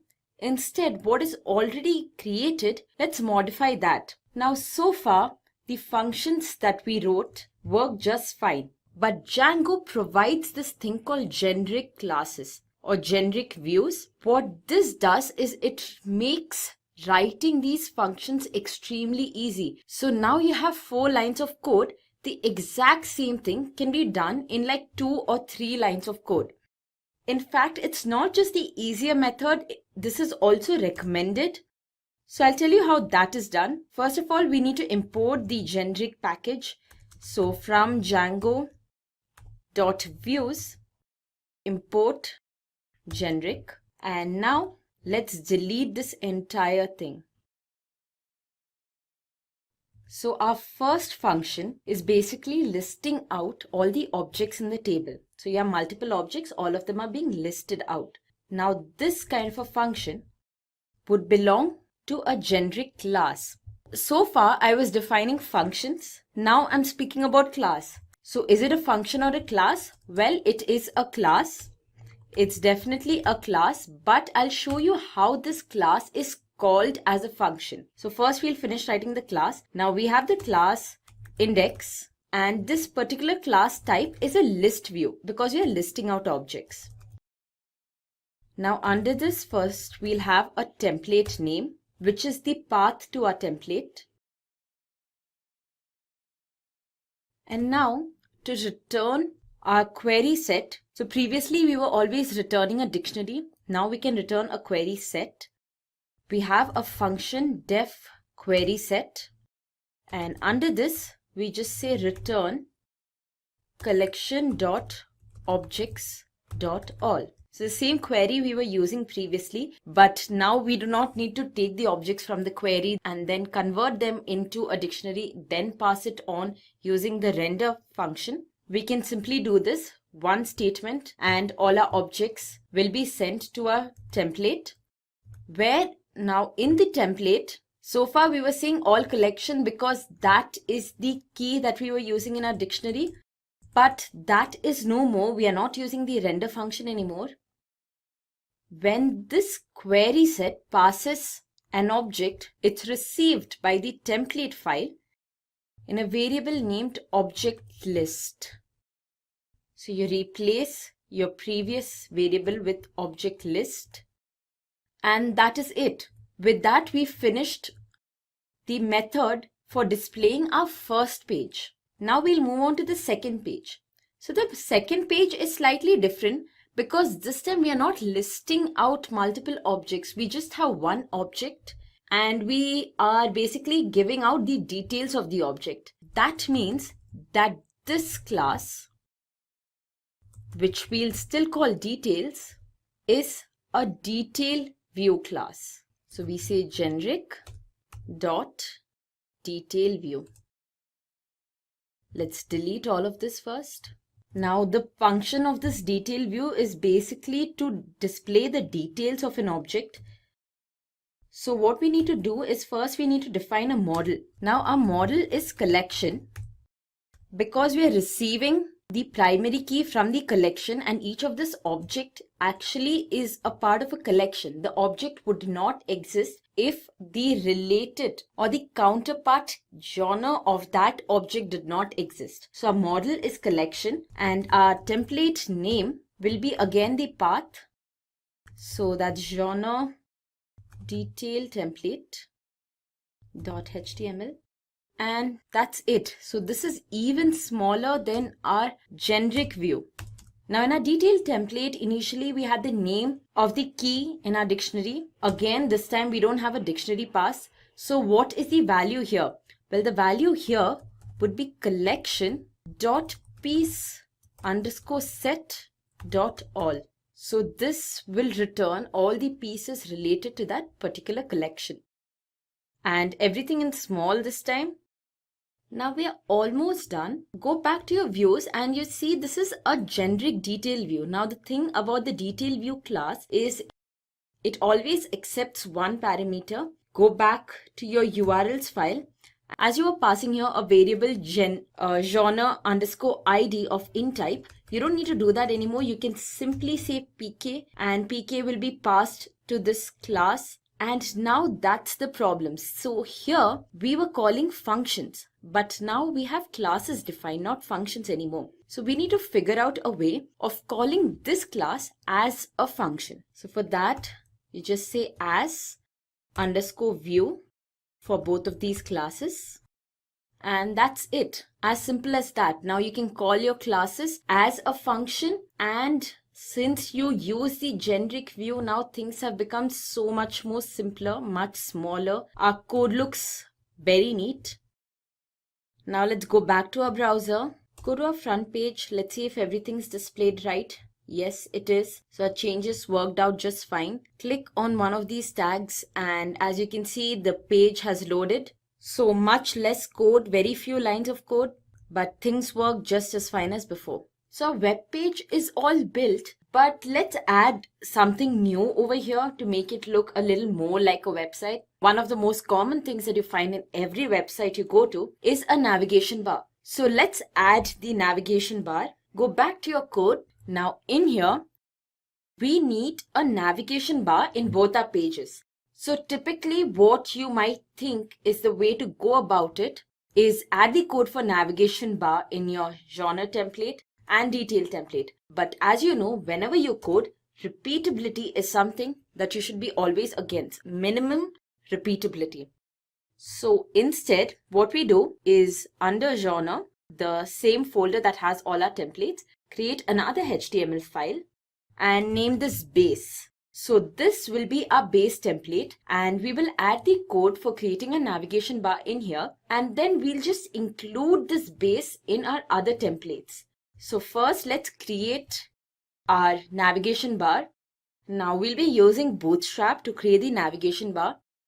And every time you work with Bootstrap, the first thing you need to do is in your head section, include these 3 links.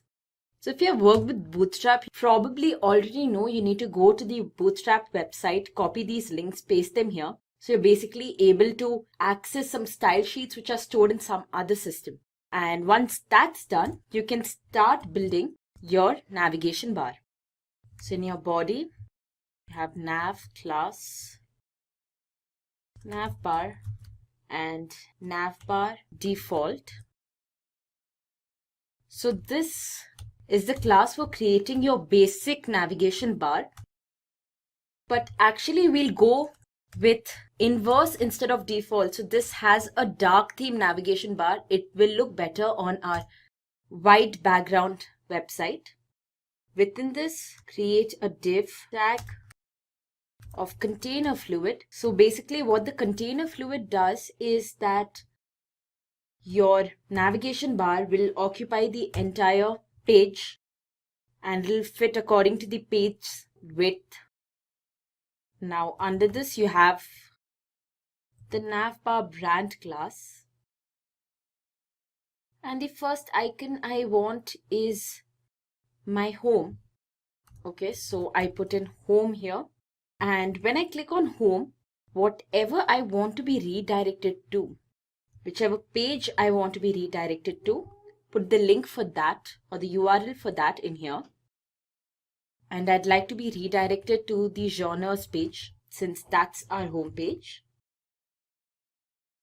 Now other elements we can include in our navigation bar. We put them as list elements. So class, navbar, and we want these elements to the right of our navigation bar. So we say navbar right. Now I'm not going into the details of this since again this is not a part of the Django tutorial. So we'll quickly just create the navigation bar. Now every element to the right will be listed out. And I'll have a registration button. So that will be under genre/register. Now I have not created the view for this URL yet. In fact, this URL is not even identifiable yet. But for now, I'll just put that in and we'll run it all together. And finally, at the very right end corner of my navigation bar, I want to display the username. That is, whichever user is currently going through my website. Now, yeah, right now we have not designed the features for all of this. We don't have a registration form itself. So a user does not mean anything to us right now. But very soon I'll show you how you can create a registration form. You can have users register to it. So then this will start making sense. So we'll say li class, and in here, the way you can extract the current user of your website is you say request.user. And that's it. That's pretty much all we need right now. Just check all the tags again. We have the navbar inverse, which is the type, the look of our navigation bar. Container fluid. And here we actually need to specify that it's a header. So we say div class navbar header. Well, this would be closing right in the end. So I'll just format this once.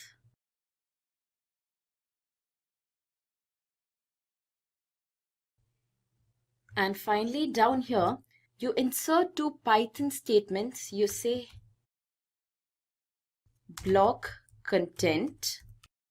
Content is a variable, so you can have any other name here. Just say block content and then end block. So why this, I'll explain to you in a while.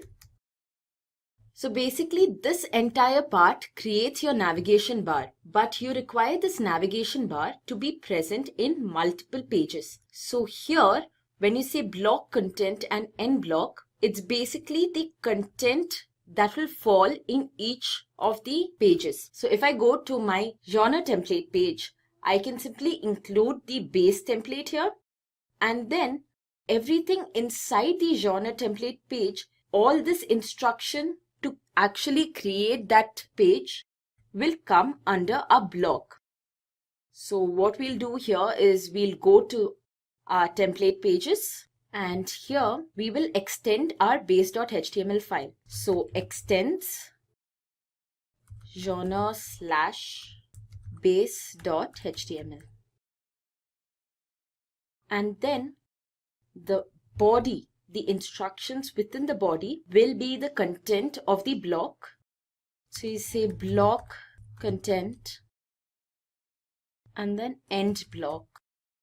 Now we do the exact same thing with our detail template.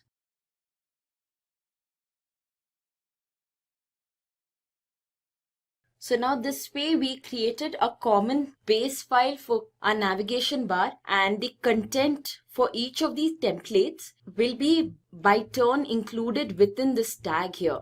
So we'll have the navigation bar present for every page. Now when we move back to our browser, you see the change here. There is a navigation bar. If you click on home, we'll be redirected to our genre page, and then click on one of the categories, and you have been redirected to the next page. The navigation bar is still present. So we also have a user here. Currently, the only user we created, the super user, it's the admin. This will change soon once we start registering people. So next step is to create a form where we can actually have users register. So for our registration page, the first thing we need to do is we need to create a URL. And go in here, let's copy this line. So the recognizable URL would just say register. So it would be genres / register. And that would call a views function called user form. And we obviously haven't defined this class yet. So yeah, this is also going to be a class. We are going to use the generic view to create this too. It's going to be pretty simple, but since it's a class, we need to call it as a function. So as view will still exist, and here we'll have user form. But before we start actually creating a view for the registration page or writing a HTML file, we need to create a blueprint for the form. So why a blueprint for the form when we did not create a blueprint for our other pages? I'll tell you why, but first we need to comment this particular line because it will result in an error. And now we'll check out our admin page. Yeah, so this table here is what we'll be using to store our usernames. So the table's already present here. We'll just tweak it a little. That is, we'll take the username, we'll take the email address, and we'll take a password field. All of these actually have a password. If you click on them, you can see here the password is hashed. So these are the 3 fields that we'll collect from the user. So we'll use the basic form, just selecting exactly what we need. So for that purpose, we need to create the blueprint. So to create the blueprint, under genre, create a Python file, calling it forms. And now in here,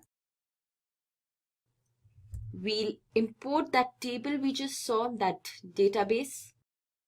So we say django.contrib.auth.models import user. There are 2 imports here. And then we'll import the module forms. Okay, so now we can create a class called user form, which will import from forms.modelForm.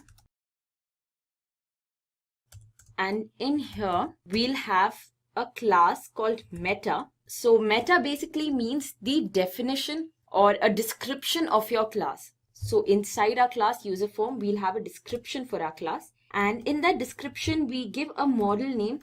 So our model name is user because we'll be using that particular model I just showed you. And then we'll specify the fields that we'll be using from this model, because we are not taking all the fields. We're going to ignore a few of them. So we say fields, create a list here, and within the list, we'll enter the name of the attributes that we'll be actually using for our particular form. So we have username, email, and we'll take a password. Now, unlike username and email, password is not just any char field. So over here, we have to specify the password type. So you say forms.char field, and within brackets, you say widget equal to forms.password import. So password input. So from this, your Django will know that here we basically need to take the hashed values and not just store what the user inputs as characters. So that's it. With that, we have created the blueprint of our form. Next thing is we can actually go to the views and begin writing the view, the class view for our form. So the class to create our form would be called user form view. Actually, before we proceed, we need to import this. So let's do that first. Import user form. Also need to import some other packages. Here we'll import a few packages for user authorization. That's authenticate and login.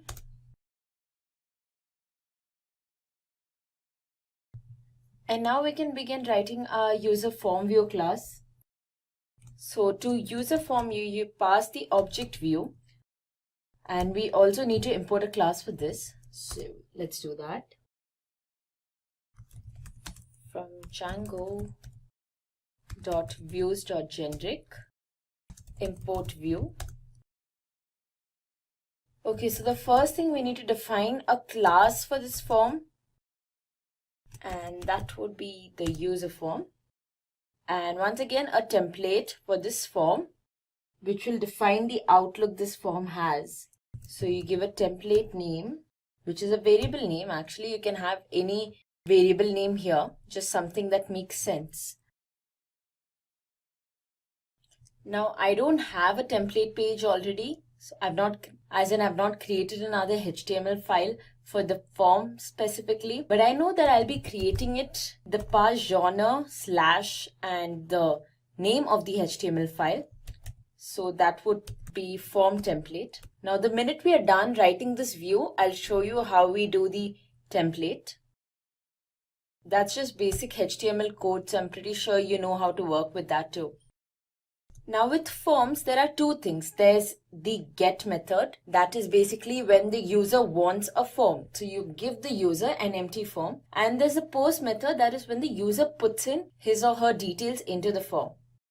So with our class, with our generic classes, these methods are already defined, and within 2-3 lines, you can completely define the functionality of these. So first is the get method, to which we pass self and request. Now the first thing is you provide the form to the user, and this form is empty. So you say self.form class, and you pass nothing to this because, as I mentioned earlier too, the form is empty. And now what you do is you return this object through the render function. So basically when you do this, the form is combined with the HTML file and an object is returned. So basically when you do this, what happens is, as I mentioned earlier too, the render function works in the same way. It passes the object of the form, the content of the form, to the template, and it basically sends out a HTTP request. So that's your template name, and then finally the form itself. And as we did previously, this will be a dictionary, and that is the get function. Now we'll move on to the post. Again, you pass self and request. Now when the user enters the data and then hits the submit button, that's when the post function will be called. All the data will be stored in a particular data variable, and that is what we'll be defining in the first line. So form equal to self dot form class and request dot post. So all your data will go into this post variable. Now the next thing that the post function has to do is check if the data entered by the user does make sense. So for that you say if form dot is valid. So if the form is valid, save this data. So you say form dot save. So where exactly are we saving this? Well, as I showed you previously, Django provides this table for user, this database for storing the users and the group users. So that is exactly where we'll be storing the data received through this particular form. Now, if the data is valid, we can separate out the various fields, receive their cleaned format. So first we have our username. Say username equal to form dot cleaned data, and that will be username. And then you have the password. So remember, when the user entered the data itself, it was stored in these fields. But now we are getting a cleaned version of that data and storing it in these variables, username and password. And now, unlike how we can usually put the equal to sign and assign values to certain variables, this kind of a process is not possible for passwords, because passwords are not just storing some char field data. It has a hash value. I'll show you that once again. So you see here, you go to the users, admin, and if you check this out, the password is not actually stored as just characters. It's hashed using some algorithm, and then it's stored. So in this particular case, we cannot say that password is equal to this value. There's a certain function through which you pass the password such that it's stored in the required format. So for that you say user.set password, and then you pass password variable. And finally you say user.save.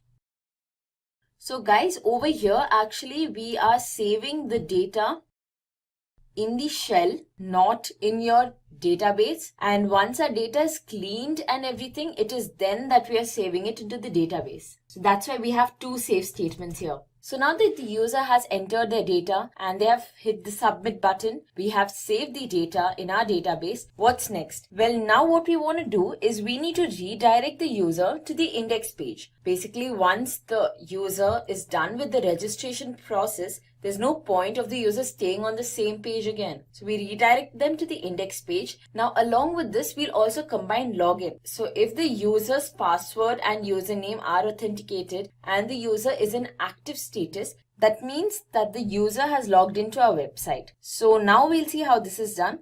Create a object new user, and this object will hold a user if the username and the password that we pass here to this authenticate function is actually valid and they match, that is they form a pair. So the username will be the variable username and password will be the variable password. So if the new user does exist, that is if new user is not null,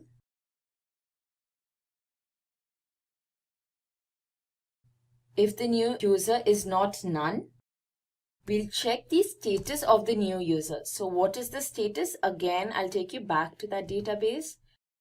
Go to users. Well, since we're in the middle of the code, we cannot access this page. But basically, this database or this table which stores the usernames has a field called status, which you probably would have noticed. And next to the active user, there's a green tick. So if the user has that green tick, if the user is active, that means his session is in progress. So it's basically like logging in. So you say if new user dot is active, you log in the user, so you send request and the new user object. And once the user has logged in, you return the user to the index page. And this is where you need to use a function redirect. Before we use that function, we need to of course import it. So here, redirect is within this same shortcuts library. We'll just add in redirect here. So index page is basically called genre. So that's where the user will be taken. Now, if this user is not authenticated, that is, there is some invalid data entered, we basically give the user back a form, an empty form, give them another chance to fill it. So for that, we just copy paste this line here, the render, put that down there. And that's it. With that, we are done creating our view for our user form. Now what we are left with is actually creating this HTML file. So let's do that. Again, go to genre, your main folder, and create a HTML file. Now remember what we named our HTML file in this view. That's form template. Make sure it's the same name. So let's start creating the form. The first thing we do is, for the form too, we want to add the navigation bar. So go to any of your HTML files and copy out these lines here. Registration. Then you have the block content, which is exactly where you'll be putting all your content. That goes here. And then we'll start. And then we'll add the end block. Again, copy paste that too. Okay. So now we can start typing out our HTML code. So first is our form tag. Now this is going to be an extremely simple, straightforward form. And now the thing with Django is, whenever you're having a form, an interactive form, make sure to include this CSRF token here. So CSRF stands for cross-site request forgery. That can be sent actually from, and it's a type of cross-site scripting attack that can be sent from a malicious site through your visitor's browser to your own server. So to prevent this, Django provides a very simple technique, which is where you provide this CSRF token. Now make sure you're always providing this whenever you have a post method and you're not redirecting or you're not using the URL or you're not using an external URL, because that means that your current page's CSRF token is being sent to an external web page, and obviously that kind of a leakage would hamper the security. Okay, so we'll be taking a username.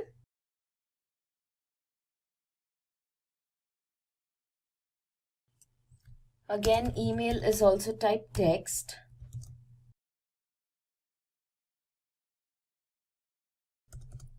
And finally the password.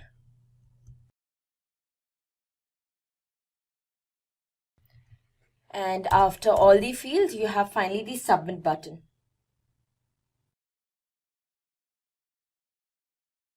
And that's it.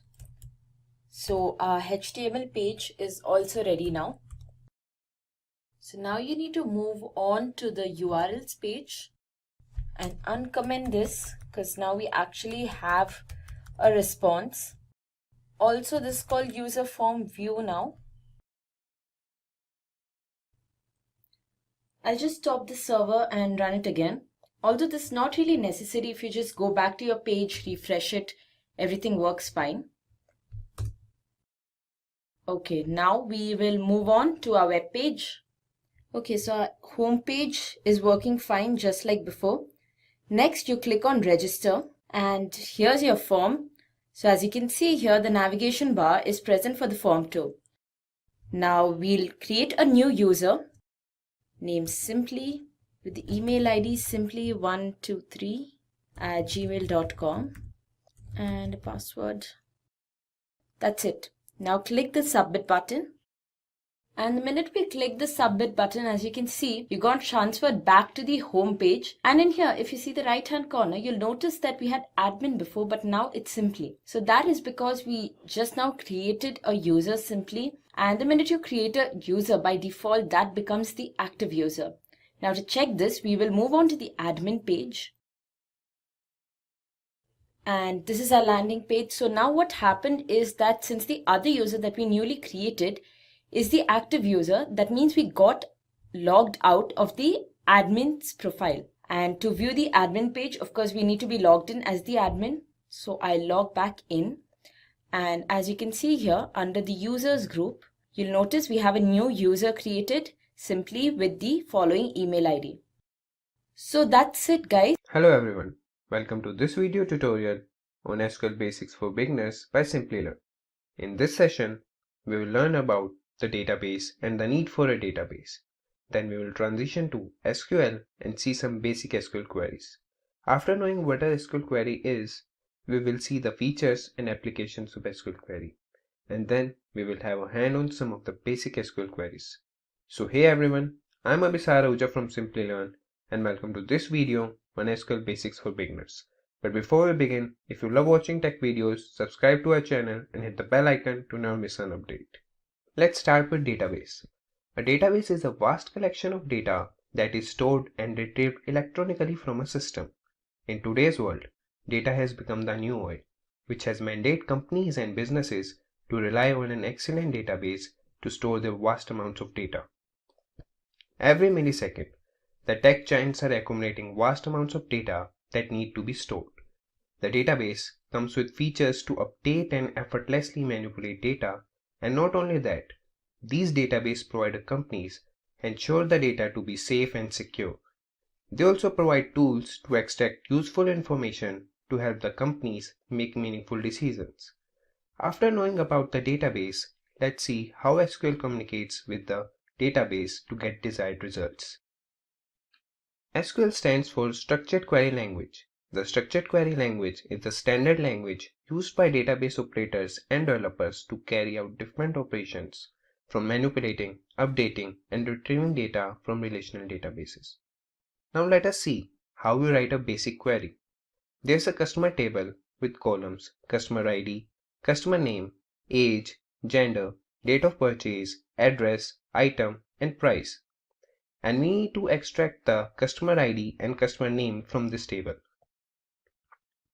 So we will write a query, select customer ID, customer name from customers, semicolon. When we will execute the query in MySQL Workbench, we will get the desired result, that is the output table, with customer ID and customer name. This is how we write a query to extract the information from the database. We'll see some more queries as the session proceeds. Now we'll see what the features of SQL are. SQL lets you access any information stored in a relational database. With SQL queries, data is extracted from the database in a very efficient way. The structured query language is compatible with all database systems from Oracle, IBM to Microsoft, and it doesn't require much coding to manage databases. Now we will see applications of SQL. SQL is used to create a database, define its structure, implement it, and lets you perform many functions. SQL is also used for maintaining an already existing database. SQL is a powerful language for entering data, modifying data, and extracting data in a database. SQL is extensively used as a client-server language to connect the front end with the back end, thus supporting the client-server architecture. SQL, when deployed as data control language (DCL), helps protect your database from unauthorized access. After knowing SQL with its features and applications, let's go through some basic queries in SQL. That is DDL, Data Definition Language, DML, Data Manipulation Language, DCL, Data Control Language, TCL, Transaction Control Language. DDL or Data Definition Language consists of the SQL commands that can be used to define the database schema. Let's see DDL commands. Create command is used to create the database or its objects like table, index, function, views, store procedure, and triggers. Drop is used to delete objects from the database. Truncate is used to remove all records from a table. Alter is used to alter the structure of the database. DML or Data Manipulation Language consists of the SQL commands that deals with the manipulation of data present in the database. Insert into command is used to insert data into a table. Update is used to update existing data within a table. Delete is used to delete records from a database table. Select. This command helps you to select the attribute based on the condition described by the where clause. TCL or Transaction Control Language. These commands deals with the transaction within the database. Commit commands commit a transaction. Rollback command rollbacks a transaction in case of any error occurs. Save point. It sets a save point within a transaction. Set transaction. It specifies characteristics for the transaction. DCL or Data Control Language. It consists of the commands such as grant and revoke, which mainly deals with the rights, permissions, and other controls of the database system. Grant command gives user access privileges to database. Revoke. It withdraws users access privileges given by using the grant command. Now we will have hands on some basic queries in MySQL Workbench. If getting your learning started is half the battle, what if you could do that for free? Visit SkillUp by Simplilearn. Click on the link in the description to know more. Now we will see some basic queries executing in MySQL Workbench. So we'll start, and first query we will run will be use SYS, that is the database. This command is used to select the database in which we want to create or manipulate any data. Now we'll see another command that would create a table.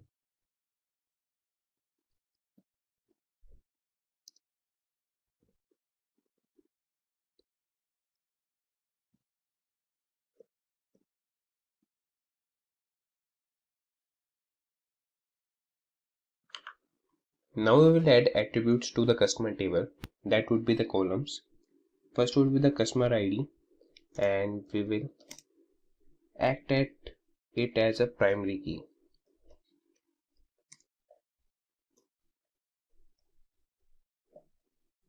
The next attribute we would add would be customer name, customer underscore name, and its data type would be varchar.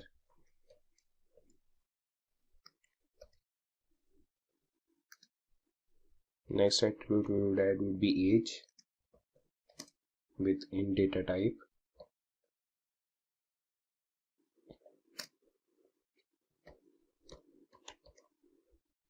Next attribute would be gender with character data type.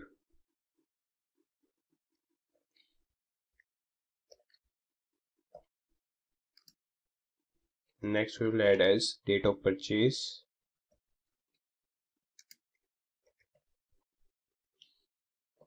with date data type. Now we'll add another attribute that would be address with data type varchar.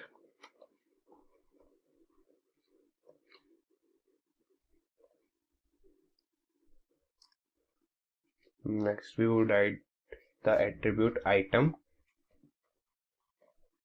that would be the item purchased with data type varchar. Next would be the price.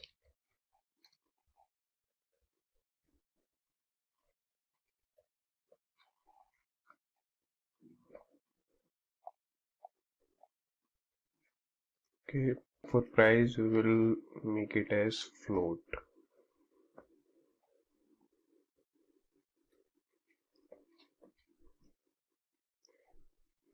And let's shift this to next line, and now we'll execute this command.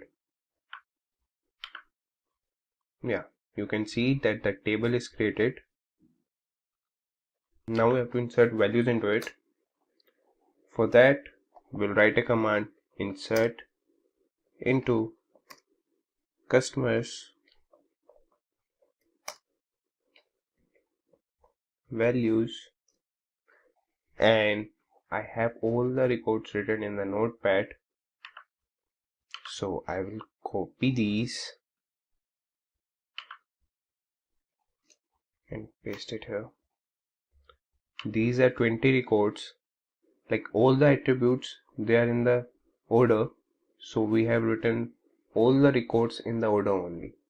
Like customer ID, that would be 101, customer name, that would be Joseph, age, that would be 22, gender, male, date of purchase, this is the date of purchase, address, Pune, item, that is vegetable purchased, price, that is 80.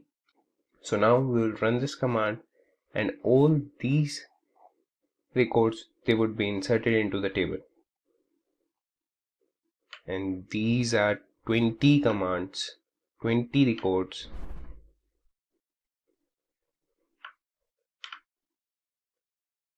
You can see insert into customer values.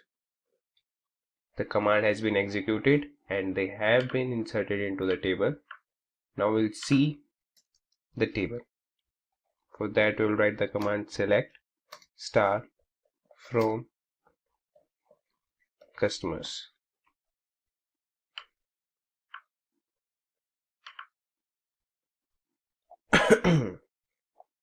Here you can see the table in the output grid. Okay, I will make sure you will see the whole table with all the 20 records.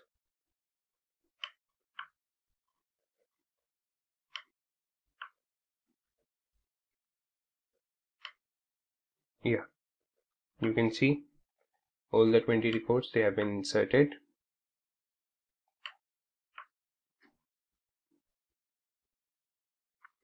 Now you see another command, and for that we would just get the output as customer ID and customer name in the output grid.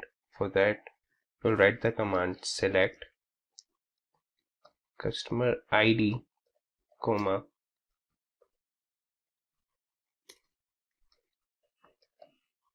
customer name from customers, semicolon, and we'll run this command and we will get both the columns customer ID and customer name in our output grid. Now we'll see another command, that would be drop. The drop command just removes the component from the database. So we'll write drop table and table name that would be customers and semicolon, and we will execute this command. Now the table has been removed from the database. To verify whether the table has been removed from the database or not, we will run a command select star from customers semicolon and execute this command.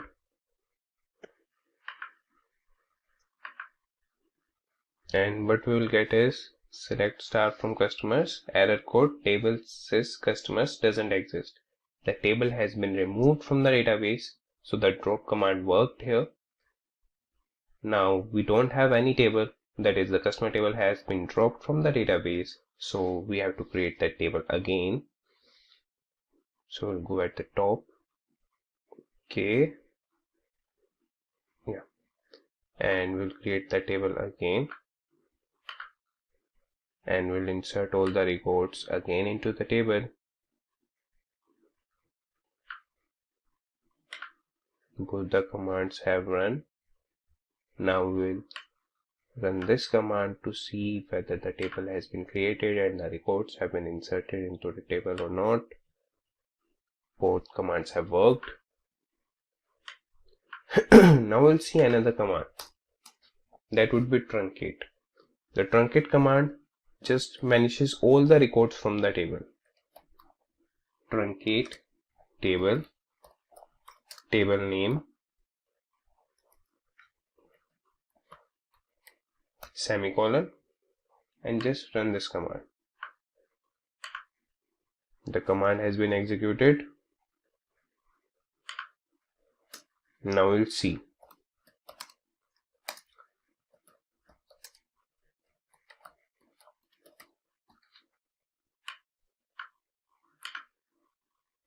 Yeah, you can see that all the records from the table has been vanished. So the truncate command worked here. Now to carry other operations, we have to insert all the records again into the table. We'll do that. We'll again go upwards and run this command, insert into customers values and all the records, and we'll execute this command, and that command has been executed and all the records are again in the table. We'll run this command and check it. Yeah, you can see all the records are inserted into the table. Now we'll see another command, that would be alter. Alter command is used to update any record into the table. We'll see alter table, table name, that is customers. And now what we should do, okay, we'll drop the column age from the table. So we'll write command drop column age semicolon. Now we'll run this command. The command has been executed, and now we'll check whether the age column has been dropped or not. Select star from customers semicolon, and we will execute this command. Yeah, you can see the age column has been dropped off the table, so the alter command has been executed successfully. Okay, so now we'll see another thing, like if you want to comment something during the execution, you can do that. Just write 2 minus signs and the text. This would be the comment, and you can also use slash star and the text inside it, and star and slash. So this is also the comment section. You can write comment with this syntax or with this syntax. They both work. Now we'll see another command, that would be update.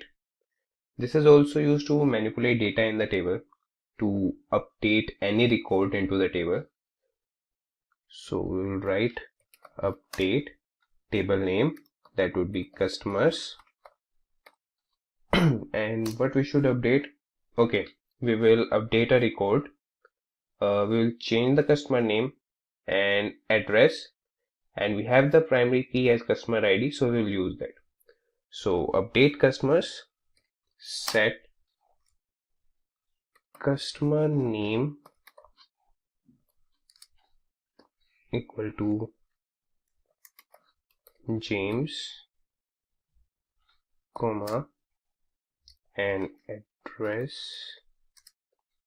equal to Boston, where customer ID equal to 101. Okay, you can see here in the table 101 customer ID, the customer name is Joseph and the address is Pune. We have updated command and we will execute it. Let's see, okay, we have an error here. Yeah, that's correct. We will execute this command. Yeah, the command has been executed successfully, and now we'll check the table with the command select star from customers, semicolon. You can see the row has been updated. The customer name is James here and the address is Boston. So the command has been executed successfully. Now we'll see another command that would be delete. So delete command is used to delete any particular record or any particular row. So we'll write the command delete from customers where customer ID equal to 102, semicolon. So the second row, that is with customer ID 102, that would be deleted when we'll execute this command. Now we'll check into the table.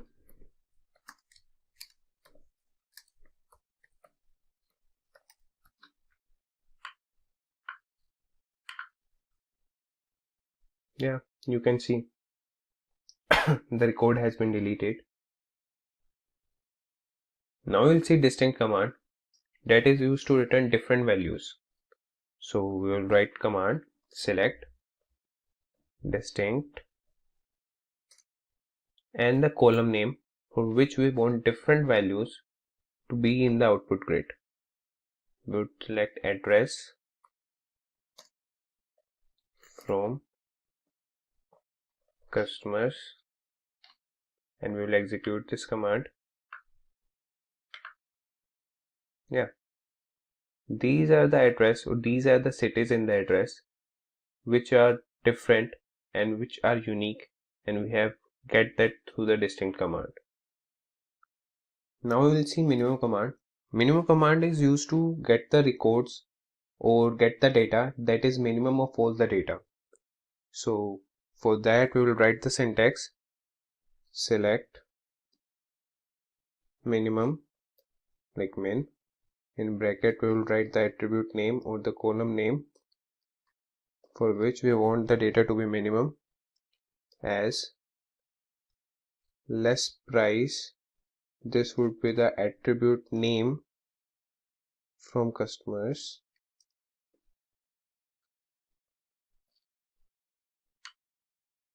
So we will execute this command, and what we would see is that 60 would be the less price. Like the customer table, they have the column price, and in that we have all the prices, and from that the minimum price is 60 and we have get it at less price. Similarly, we have the maximum command. To get the maximum amount from the column, we will use the maximum command. Select max, in bracket we would write the attribute name as max price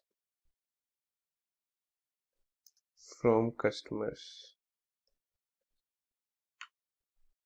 and we will execute this command, and what we get is 3400 is the maximum price from the price column. Now we'll see another command that would be count.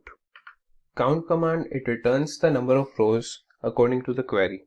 So we'll run the query and see like how it works.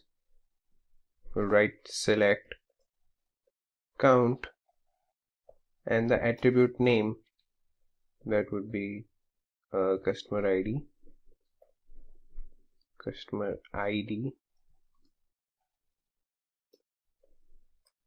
from customers semicolon, and when we'll run this command we will get 19 as a result. That is, it counted the number of customer IDs, that is 19, in the table. Now we'll see another command, that would be average. So it just gets the average of the numbers, and how we do it, let the query select avg and the attribute name for which we want the average from table name semicolon, and we'll execute this command and we'll get the average of the price from the customers table. Now if you want to add up all the prices from the customer table, you can use the command sum. So how we will execute that command? Select sum, in bracket we will write the attribute name, that would be price from customers semicolon, and we'll run this command and we'll get the sum of the prices from the customer table. Now we'll see where command. Where command is used to filter records.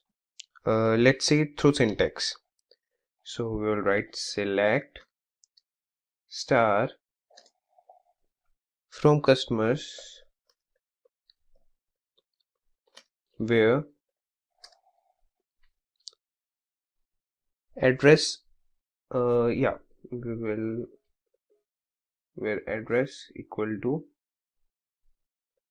Pune semicolon, and then we will run this command, and this is the table we will get the records with address as Pune. So this is the functioning of where command. Now we'll see group by command, that is used to just group the number of rows that have the same values. We will see it through the syntax. Like we will write select count, attribute name, that would be customer ID,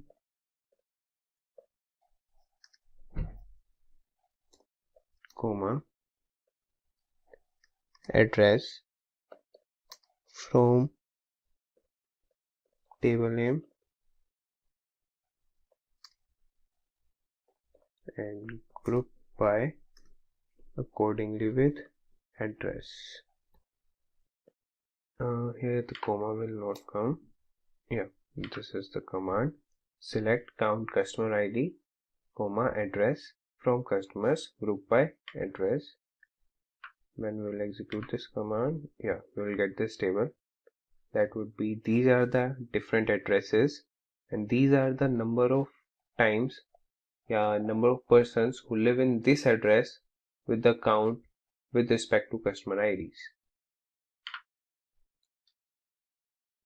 Now we'll see having close with the help of an example only.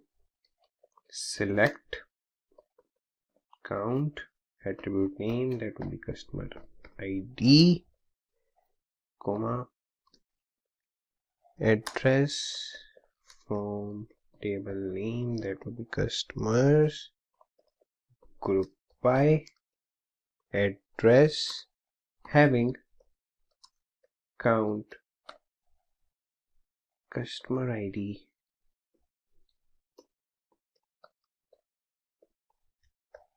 greater than let 3 be 4 4 3 to 3 only semicolon, and then we will execute this command, and you can see the output we have got through this command, that is group by command, was this. And when we have added having close, having count customer ID greater than 3, we just got the customer ID count with 4. Now we'll see another command, that is order by.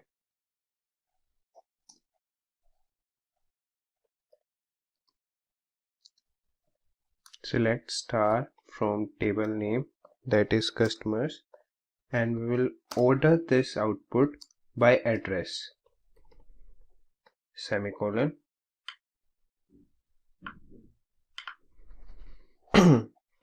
We have got the output with respect to the address. The address has been assigned alphabetically here. So what exactly is MongoDB? It is a document-oriented NoSQL database. It was initially released in August 27, 2009. MongoDB replaces the concept of rows of conventional relational data models with something called documents. It offers developers the flexibility to work with evolving data models. Since it's document-based, MongoDB allows embedded documents, arrays, and represents complex hierarchical relationships using a single record. It is also schema-free, which means that the keys defined in the document are not fixed. As a result, massive data migrations can be ruled out. But you must be wondering, when there's something like SQL, why is NoSQL or MongoDB used? There are a few reasons why MongoDB is widely used. First up is flexibility. MongoDB's notion of documents that can contain sub-documents nested in complex hierarchies is really expressive and flexible.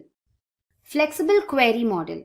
A user can selectively index some part of a document or a query based on attribute values, regular expressions, or ranges. Next up is native aggregation. Native aggregation allows its users to extract and transform data from MongoDB and either load them in a new format or export it from MongoDB to other data sources. It makes it extremely compatible. Lastly, as mentioned earlier, the schema-free model. Now, applications get the power and responsibility to interpret different properties in different ways. Now that you know what MongoDB is and why exactly it's used, let's have a look at the characteristics of MongoDB. Firstly, it's a general purpose database. Now, MongoDB can serve heterogeneous loads and multiple purposes within an application. Again, it has a flexible schema design. Document-oriented approaches with non-defined attributes that can be modified on the fly is a key contrast between MongoDB and any other relational database. Next up is scalability and load balancing. It's built to scale both vertically but most importantly horizontally. Using sharding, an architect can share load between different instances and achieve both read and write scalability. When it comes to load balancing, this happens automatically and transparently to the user by the shard balancer. Again, we have aggregation framework. Now, MongoDB offers an extract, transform, and load framework that eliminates the need for complex data pipelines. Native replication. Now, data will get replicated across a replica set without complicated setup. Security features. Both authentication and authorization are taken into account in MongoDB. Next up is JSON. Now, JSON is widely used across the web for front-end and API communication, and as such, it's easier when the database is also compatible with the same protocol. Lastly, we have MapReduce. Now again, MapReduce is an excellent tool to build data pipelines, and MongoDB uses MapReduce readily. Now let's quickly have a look at the working of MongoDB. Data is stored in documents with the help of key-value pairs. Now the data is stored in the BSON format. At the back end, MongoDB converts JSON data into a binary format known as BSON. MongoDB also makes provision for nested data. Now all of these documents are stored in a collection. These collections hold multiple documents, and since MongoDB is schemaless, the documents in one collection need not be similar. Now again, these collections are stored in the entire MongoDB database. As mentioned earlier, MongoDB makes provision for nested data. This makes fetching of data extremely efficient when compared to other databases. Now you must be wondering where exactly MongoDB can be applied or used. So let me help you with that. Several areas of technologies use MongoDB as their DBMS currently. Some of them are Internet of Things, mobile applications, real-time analysis, personalization, catalog management, and content management. Now, all said and done, let's look at some of the companies that use MongoDB currently. Companies like Toyota, SAP, AstraZeneca, Adobe, Verizon, Cisco, Barclays, and Google, among others, readily deploy MongoDB as their database management system. In this video, I'm going to help you install and set up MongoDB on your Windows system. You will have to navigate to the official MongoDB website. And here you can see software. So go ahead and click on Community Server under Software. And you can see that the current version is 4.4.4 and the platform is Windows, and make sure that the package is MSI. Alright, now go ahead and press download. So this could take a while. Alright, so once it's downloaded, go ahead and install it. Now since it's already installed on my system, the installation process will be different, but you just need to follow the steps there and finally install it. So once you're done with the installation, you can go to your C drive, and here you can click on Program Files, and you can see that MongoDB is installed. And inside of it, you have the server folder, and then you have the 4.4 folder, and then you have the bin folder. Right? So here you have the application, that is your Mongo and the MongoD applications. Both are executable files. Now the MongoD file or the application is the daemon process.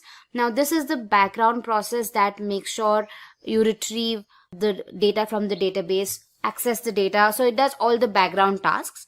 So after the installation, now you need to create a path to this file. By doing this, you don't have to always go to the bin folder and then execute the file. You can directly execute the file on your command prompt, right? So for that, let's just go to our environment variables. But before that, let's just copy this path, right? And here under the user variable section, click on path and say edit, and go ahead and just paste it, right? I've already pasted mine, so just go ahead and paste it and click on OK and say OK, right? So now you've created the path successfully. Now let's head to our command prompt and run the Mongo file. So here you can just directly type Mongo since the path has already been created. So just go ahead and say Mongo, and here you can see that your Mongo server has been generated, and with this you know that your MongoDB has been successfully installed and your server is up and running, right? So just for confirmation, let's see if there are any databases and how much space they've occupied.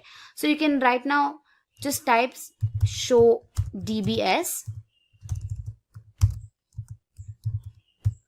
and when you click on it, it says admin, config and localhost, and all of it is 0.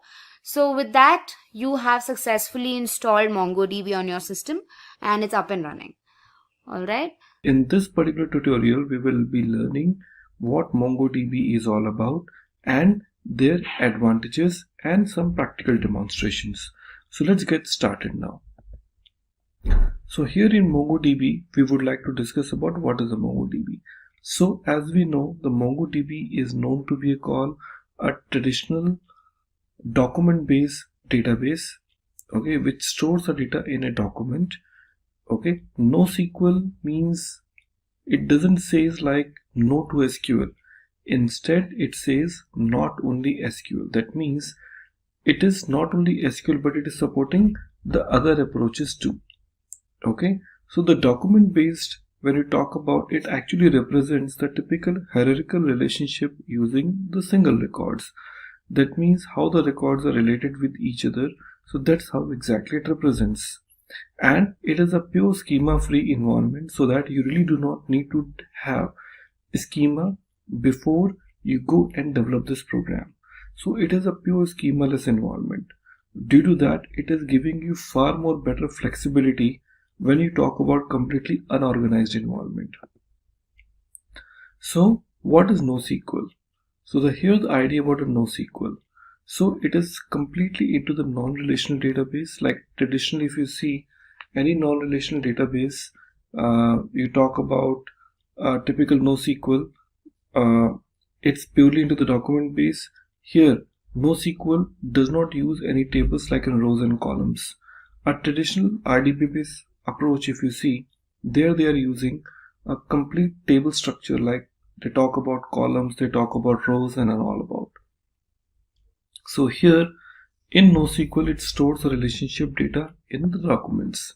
So the different type of NoSQL databases are available, like you talk about called document based, you talk about key value based, you talk about white column based and graph based.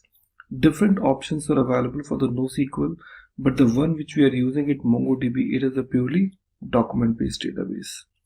Now here we would like to go ahead with some demonstrations, like talking about like how MongoDB installation works and the other aspects.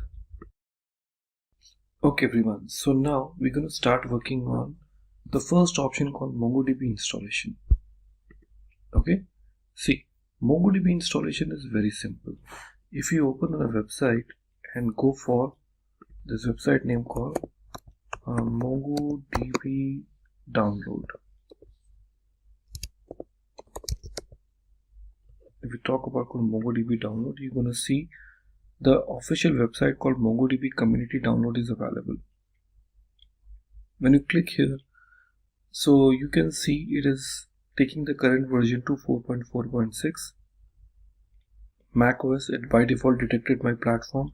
However, you can select, depends on which platform you have it. And after that you will be clicking on this download. Okay, so it will get ready for. If you are from Windows, I would say in this Windows you can select appropriate option, like two options are available. You can talk about MSI or talk about zip. My recommendation is you can stick to the zip portion, because it won't start any MongoDB services behind the scene.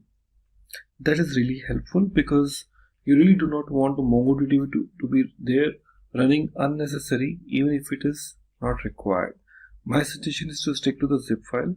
So here, once the MongoDB is there, so you will be seeing there are two files available inside the MongoDB folder inside the bin. So once you download the zip, you will find two different type of files are available. Let me mention those. So inside the bin folder, you will see two files. One is called MongoD. Okay, the other file which is available called Mongo. MongoD is to basically start the MongoD server, and the Mongo is actually the client which will connect with the MongoD. Clear? So if you are in Windows environment, so once you are inside this bin folder of your zip file, you will get the MongoD. So you have to double click on this. It will start a new command prompt. So you do not need to do anything further. Just minimize this command prompt and go inside the bin folder again and click on the another binary file called Mongo. So it will get start as a client. Okay, since I am using the MacBook, here the concept is little different about how MongoDB can be used. Okay, so this is just a basic way of how the Mongo is being used into your code. Okay everyone, so now as we are in the MacBook, so here to start MongoDB we have a very special way to start with. So here I'll start with my terminal, and here I would like to paste one very simple command to start my MongoDB database, that is called MongoD, and after that you have to say --db path. It is the place where your database will be starting. And one more important thing I forgot to mention, like MongoD would not start automatically inside your Windows machine unless inside your C drive you have to create a new folder name called data, and under this you have to create a new folder name called db, because automatically when the MongoD starts, it looks inside the C drive data inside a db folder. There your all records will get stored. So do not forget, whenever you're trying to use the MongoDB, so you must have this particular folder structure in place in your local machine. Otherwise this is not gonna start. Every time you start your MongoDB without this location, it automatically terminates. So to avoid those, make sure that you have this DataDB folder ready with you. However, you can also change the location of this particular folder structure, for which we will discuss it little later on. But as of now, we can see I'm giving my location that is called -db path/datadb. I hit enter. You can see now my MongoDB is starting now, and since it's stuck, so I have to start the new terminal now. So here I open another tab and type Mongo, and the moment I type Mongo, now you can see it is now connected with my MongoDB, and now it is ready. That's the first thing you need to remember. Okay, now to check which other databases are available to you, so you can just type show DBS. So it will show you the number of databases which are already there inside your existing newly installed MongoDB. But you can go back and create new database too. Here you can see some databases are already present. However, you go back and create the new databases into your system. And to create this database, we have a very simple option available here, name called use SimpliDB. If I say use SimpliDB, it automatically creates this database and take you inside. Let's see. Now you can see you say use SimpliDB, it automatically creates, though it is not there, but automatically takes you in while creating those. Okay, so that means you are in current database name called SimpliDB. So if you're not sure which database you are in, so you can just type DBS or DB, and it will show you that your current database is SimpliDB. That's it. So your database is set, and we are all good to go ahead with our next level development. Hello everybody and welcome back. In the previous videos you have seen like how to create a database and how to identify whether my database is there or not. So if you remember, previously we have created our database using use keyword. So if I just see my databases which we have created last time, so how we can check this out? We can say show space DBS. Okay, so you can see we have got database list, but we do not have any database which we have created last time is registered here. That's quite surprising, because when we have created our database, it should be listed here, but it is not. Let's do one more time. I'm saying use SLDB, and I'm saying switch to SLDB. Now when I say once again show DBS, so I still don't see my database is listed here. There is a reason. The reason is, according to the MongoDB rule, unless we have minimum one record or collection is stored inside my MongoDB, it really can't show in the list. Now I want to tell you about a few important things. Now here when we talk about called MongoDB, in this MongoDB compared to the relational database, here the table which is actually in RDBMS it is called, here it is called collection. Okay, DB is still called DB here. Okay, that means the database will be still called database, but row, what you use this word in a traditional RDBMS, here it is known as called document. If you remember, I told you like it is a document based database. So here every single record what you try to insert, it is not called a typical row, it is instead called a document. So every table is called collection and every single row it is called document. That's what exactly the difference is. Okay, now Here, once it is ready, we will go ahead and talk about our next feature now. Well, we have to basically go and create a new collection. Okay, so what you can say, db dot create collection, and here I can pass my collection name. I can say demo collection. So once it is done, I can see collection is created. In typical language, I can say the table is created, and now when I try to see same show dbs, I can see my database is now listed.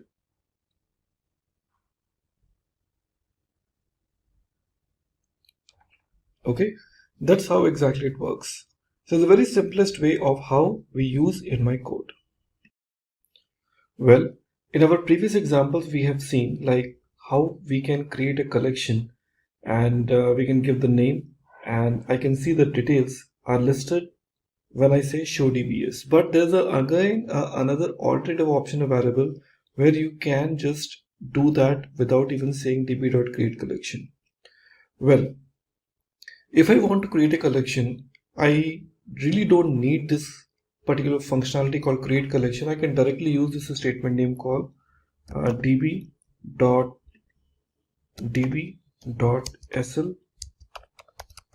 student.insert, and here we would like to add the property like a name, and here we can say admin. Now what does that meaning is? When you say db.sl student.insert and I hit enter, you can see this an inserted one, and surprisingly when you try to say press enter, you will see this SL student is not a collection which we have created earlier. So what this line does, this line not only create the collection for you, but also add a record inside with this property called name, because that is a Mongo DB, and Mongo DB is always following the JSON based structure, and due to that it goes with the key and value pairs. So DB is a predefined keyword, SL student is a collection name, insert is a command through which you are trying to insert a record. Now to check how many collections are there. Okay, so we have one property called show collections. When I say show collections, I can list down those number of collections, or else I can say tables in a typical RDBMS language which are there added in my system. So SL student in which I can see the record is inserted. So if I want to confirm, I can simply say db.sl student.find. Find is a function through which I can list down those number of records which are added. I say find, and you can see that the records are received. At the same time, when I say db dot the name called demo collection, okay, db.democollection.find, I'll find no record. Reason because this collection was created, but there was no record which was inserted in. But you will see when I write this command called slstudent.insert, it not only create a new collection for me, but also insert the record into my table, also called a collection. That's where exactly it is giving you the advantage when you want the collections to be created along with the data. This is the way how you can really do this. Clear? But whenever you talk about db.create collection, many people always think about what is the significance of having this db.create collection. Look, db.create collection is having its own significance. We never recommend this technique, okay, to create a collection, because when you create a collection, you always bring some restrictions, some terminology which missed out whenever you talk about this line. So having this db.create collection, you can also offer some additional capping which is not possible when you use db.create collection name.insert. So you might be thinking what those cappings you're talking about. Let me try to brief you. When I say db dot create collection, and here we are providing the first name called suppose student. Okay, when I say student, so after this is student, additional parameters what we can pass is this. When I say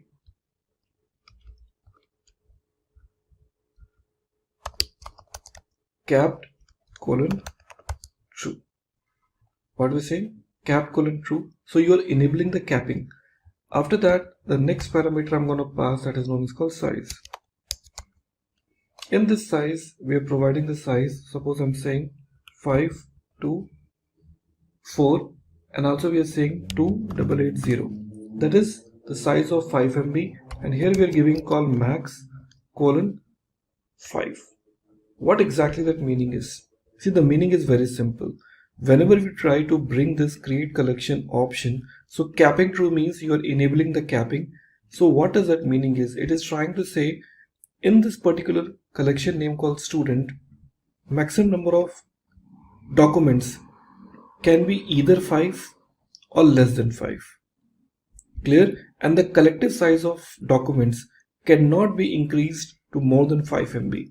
That means you're trying to say either by adding the total number of 5 records, the collective size of 5 documents will reach to 5 MB, okay, or else the maximum number of 5 documents can be stored. So whichever fills earlier. You may have a total number of 4 documents which are pretty heavy and they reach to the size 5 MB, and beyond that the next document won't be added, or else you can have the 5 documents which has not yet even reached.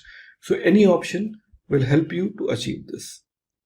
So that's where exactly you can offer the capping, but this is only possible when the user is trying to say db.create collection. This option is not possible when you're trying to use this. So that's the benefit of having this db.create collection, and this is what we always recommend. Well, now we would like to talk about our next feature here inside the same Mongo DB. So we now know how to create a collection, how to create a database, and how to switch from one database to the another database. Now we will tell you like how to insert a document. So far we have already seen how to insert a document inside the Mongo DB. Now we would like to also show you how we can insert the documents using multiple techniques. So remember one thing, MongoDB comes with two different types of documents. One is called relational document and second is called embedded document. Mostly while working with MongoDB, we always recommend you to use embedded documents because that helps you to scale up your application without any hurdle. Okay, the embedded documents means what? That means the I would say the parent record as well as the child records both stores in the same location. Fine. So how exactly that is? Let's take a look about this example. Here we would like to insert some records by saying db.student. I do not have a student collection, but I'm just telling you db.student.insert. Here we would like to add some records. What I'm trying to say, the registration number. I'm just saying 1, 2, 3, 4. You can give anything. Now the next one we will talk about called name. This name we can say student1, followed by the next one. I'm talking about which course the student has registered, so we can say course. Inside this course we would like to say the course name. So let's say course name. We are giving the course name called MCA. Okay, followed by another property called duration. Okay, I'm giving this duration is called 3 years, like that. After that, this curly braces is closing. That means, see, The idea is like you see the course is an embedded document, because from course you have got few more properties like in course name and duration. I'm closing this and starting the another property, and that is called address.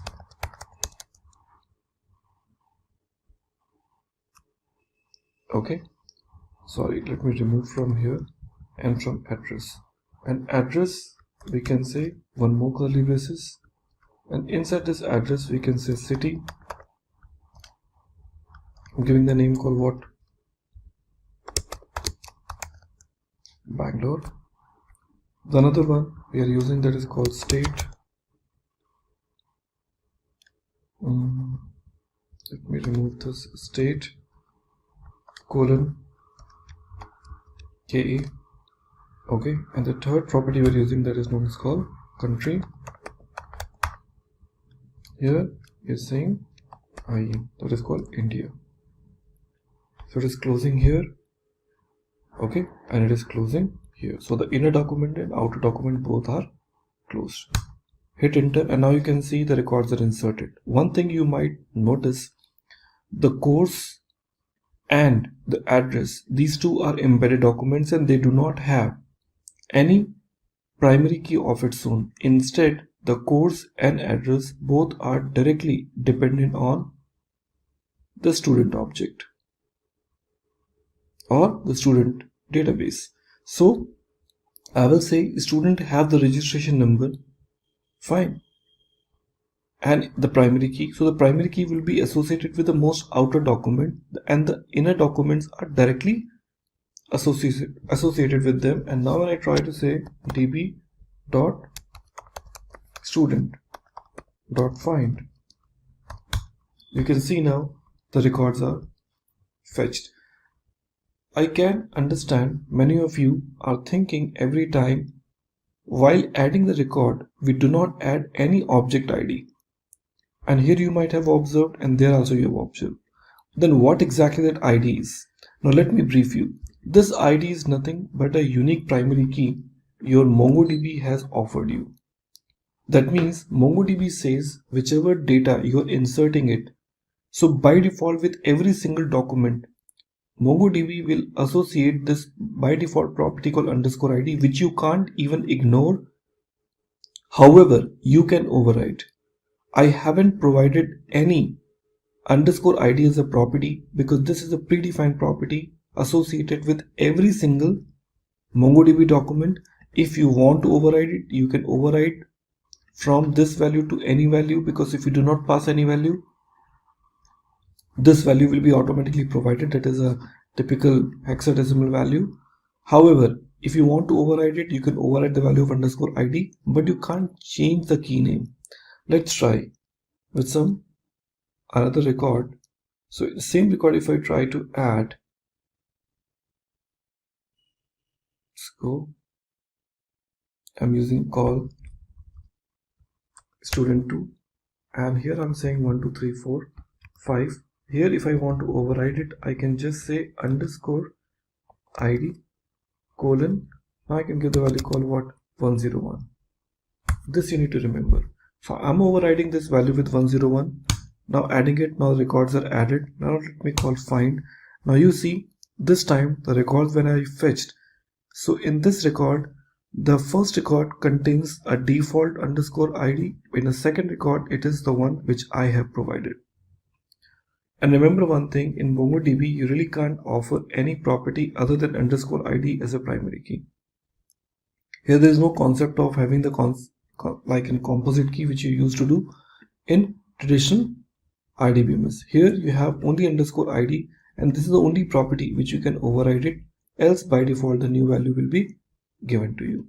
So this is the first way of how the insert document has been done. We'll be telling you the other ways where the other documents are also added. Okay, so in the previous examples you have seen like how we can add the records, but I also tell you there is another alternative options are available if you want to insert the records in a bulk. That option is also possible in MongoDB. How we can do? Let's try to understand. Here we would like to use one very simple concept called var my emp equal to, now starting with a typical object like this, and after that I'm adding this, and within this I'm adding the first property called emp id colon 1. After this, okay, now you can see it is not understanding, because that is a challenge when we talk about call the logical part, because you go with multiple lines, it is not supporting. However, you have to follow the same lines now. emp id 1, and we just give the second property called emp name. So emp id, just remove this, I just say emp id, and I say emp name colon admin. Okay, adding it here. So first record here, again I'm adding another one that is called emp id colon 2. Okay, and now colon manager. Okay, again colon 3 and colon QA. Add it. Okay, and this curly braces is closing. After this, your square bracket is also closing, and once it is done, you come down and say db dot new emp dot insert. Okay, and here you pass the name of the object called my emp, and you can see now it is telling you n inserted 3. That is known as called bulk insert, where you're inserting multiple records in a single shot. See how easy it is for you. Okay, now you simply use db dot, the collection name is what? Your new emp dot find, and you can see now all 3 records are inserted with its default object ID. Okay, so that is a really nice idea to have the ID to be provided. Okay, remember this statement. So you understood finally how we can add the records in a bulk. Going forward, we will also talk about which is related to your update as well as delete in your upcoming demos. Okay, but here that is the first thing which you realize it, how we can perform those kind of operations in very simple and straightforward manner. Okay everyone, so now we have got 3 records with us, and in case if I'm planning to perform update on any of my records, how will I do this now? So we have a predefined functions available name called update function. Let's see how this update function can really work. So we use this statement name called db dot, what is my collection name, which is known as called a new emp. Okay, dot update. Okay, so what I will do, I will say db dot new emp dot update here. Okay, now when we talk about called update, we have a statement available. Okay, what is that? That is called emp id, we will call emp name. So we say wherever the emp id is this, I want to change what? The name. How can I do this now? Very simple. To perform this, what I would like to do now, I want to basically add few more records to give you some more better idea. You can see now here we have a call admin id name. So I just do one thing, I just change the IDs 1 2 3, I just say 4, I say 5, I say 6. Okay, and I call this. Again, the 3 records are inserted. Now let me try to call find. Now we have total number of 6 records are available, where admin is repeated, manager is repeated, QA is repeated. Now let me try to update the record. Okay, now I want to say db dot new emp dot update. Here I would like to perform the property like in what name. I say emp name colon, I say admin. Okay, so I just close that and I use another curly braces with dollar set. Set means you want to set the new value. Here we are giving emp name. Okay, what I want to do, I say wherever the name is admin, change to what? Admin new. That name I want to change it. Close this,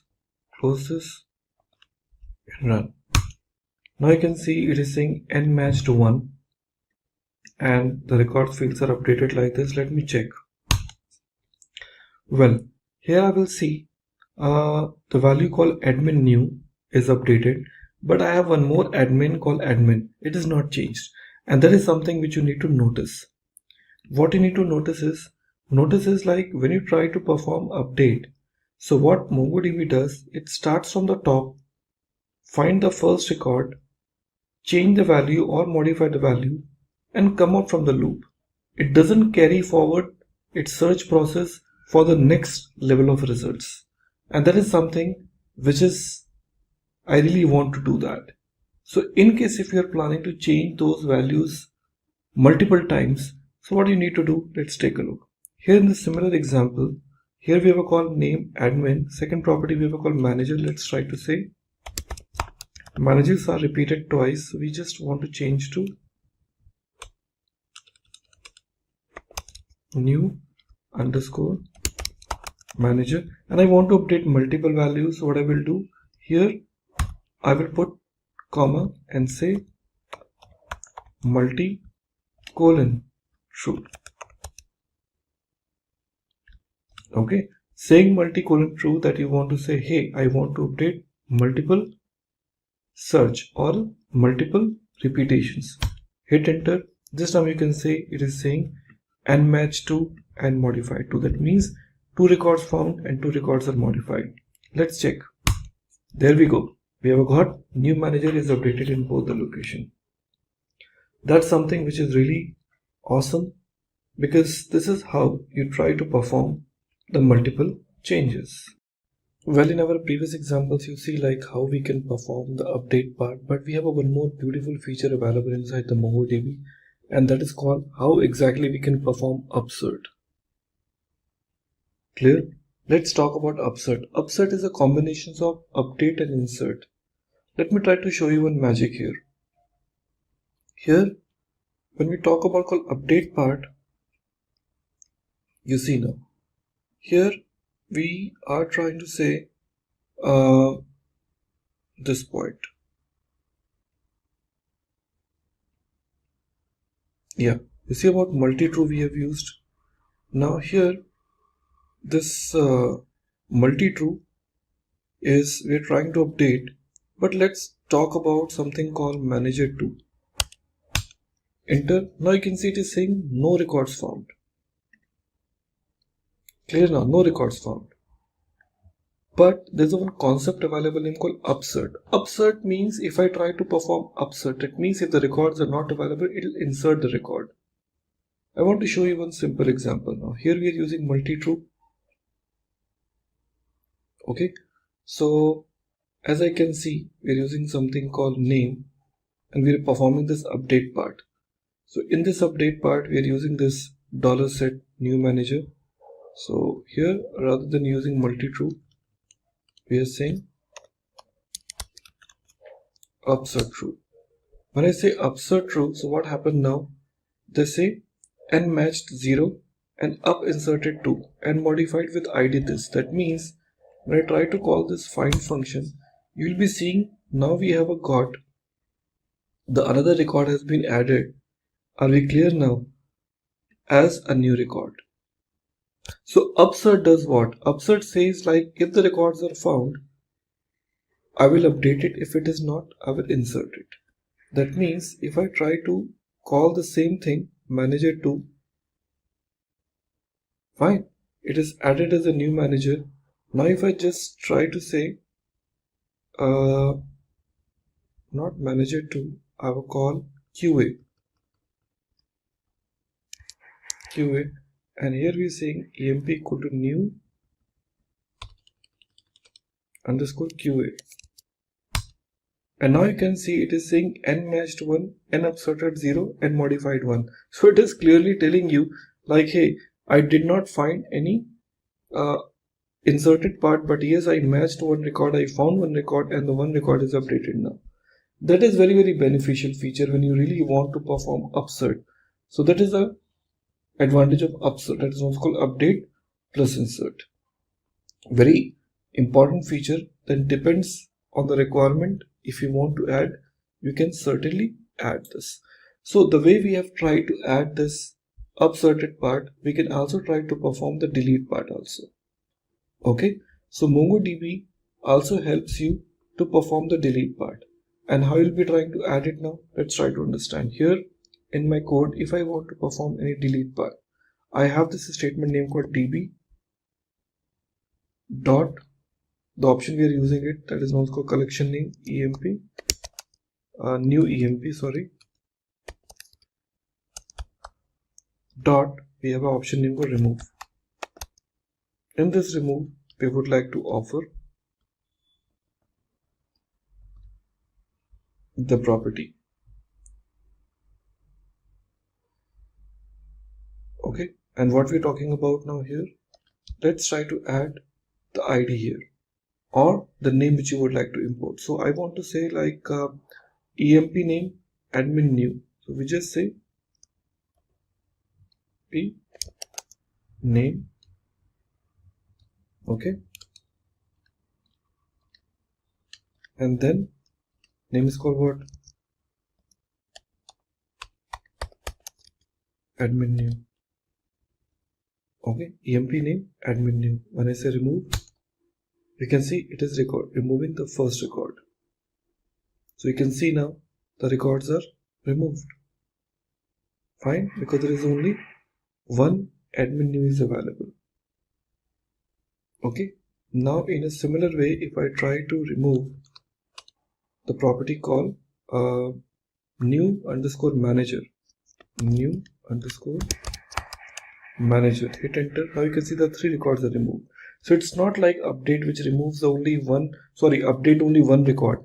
It can also eliminate more than one records at the same time. That's the benefit of remove. So now you can see we have already implemented some records. As I seen earlier, like we have performed the delete part now. Now when I try to say db dot new emp dot find, 3 records are available with me, 3, 4 and 6. Now when it comes to insert part we have seen, update part we have seen, delete part we have seen. Now it's time to basically fetch the records. So find function we've already seen, but in find function we also have some conditions, so-called queries. So in case if you want to limit the number of records into your application, you can also do that. Let's see, db dot new emp dot find. Clear now? So in find you can also pick up the specific records too, like when I'm saying dot find, and here we can just say name colon admin.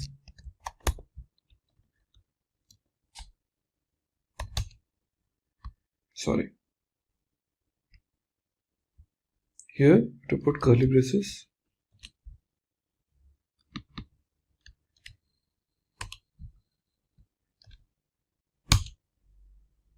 It says there is no record with a name called admin because it is an EMP name, not a name. So let me change back to.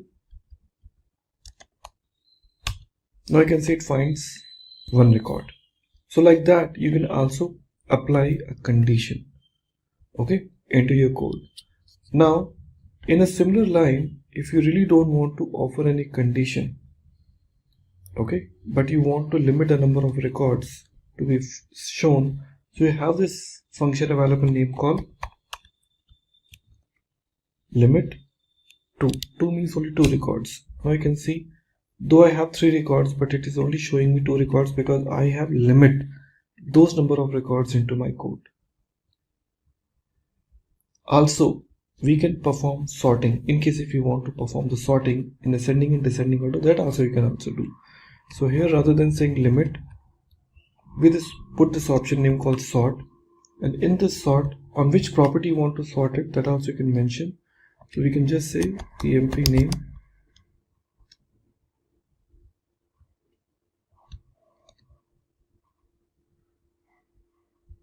okay, and using ascending order or descending order, so you can just say -1. That is called descending order. Hit. Now you can see it is showing in a descending order. Now if I just say -1, if I just say 1, now it is showing you in an ascending order. So you can pick up the specific property behalf on which you can tell it should be either on descending order or ascending order. So that option really works very fine. Okay. So that's like how you can perform the queries. But remember one thing, you can also search the records based on their embedded columns too. Because if you see in our previous records, we have some records added. Okay, that is, let me try to say show collections. I will call SL student and student. Okay, db dot find. Okay, you can see we have records which are embedded records. Now if you want to search the records based on their embedded properties, like I'm talking about address, there's one property name called city. Fine, so if you would like to pick up those records, these are also possible. So how you can do this? Very simple. So you say db dot student dot find. Okay, so inside this find, you can provide the specific properties. Like my outermost property name is called what? Address. So we are using this option called address dot city. So we say city.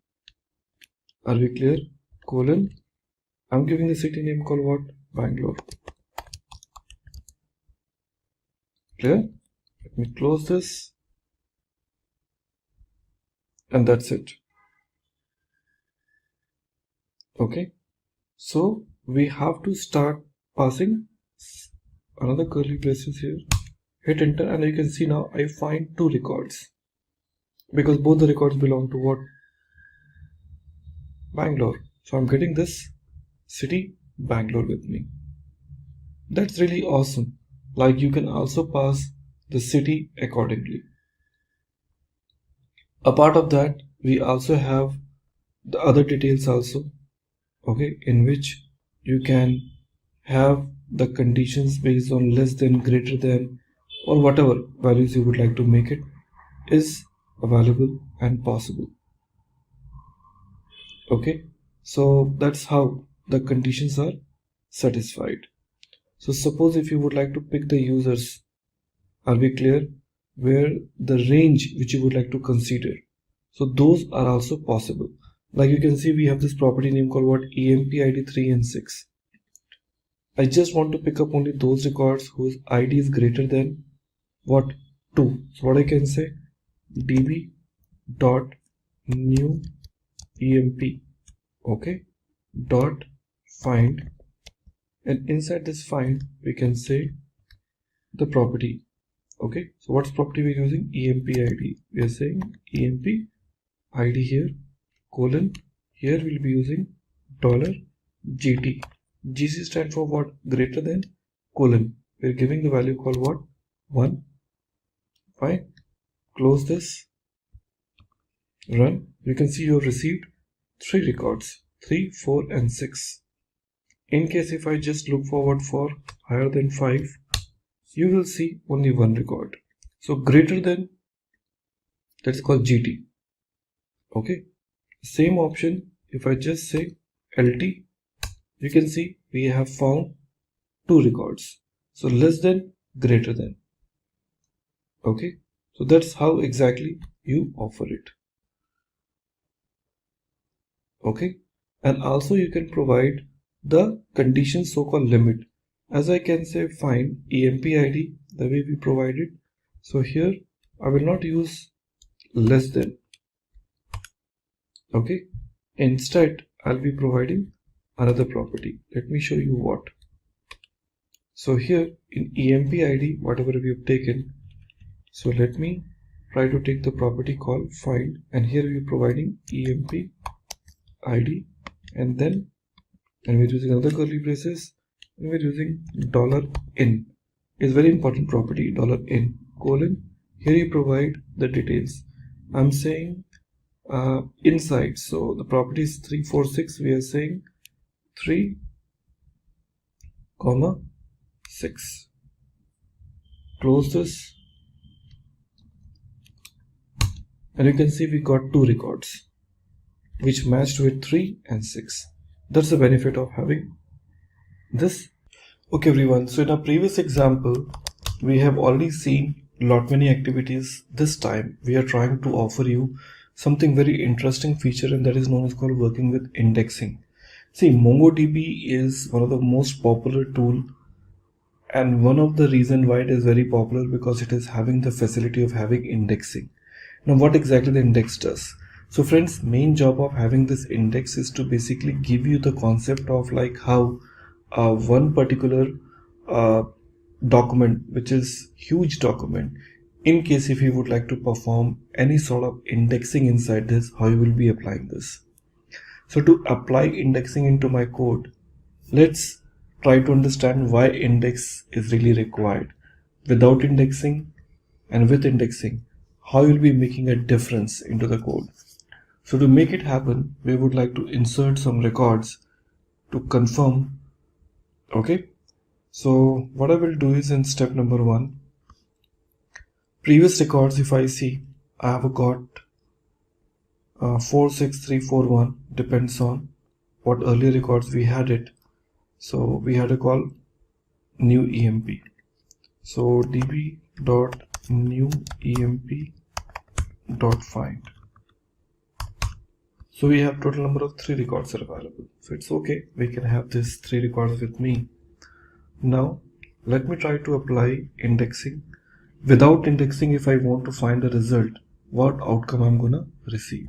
So to know about how much time it's gonna be taking, if I have got large number of records with me, I'll be using this statement name called db dot, the name is called new emp dot explain, and here I'll be using one predefined functionality called execution stats.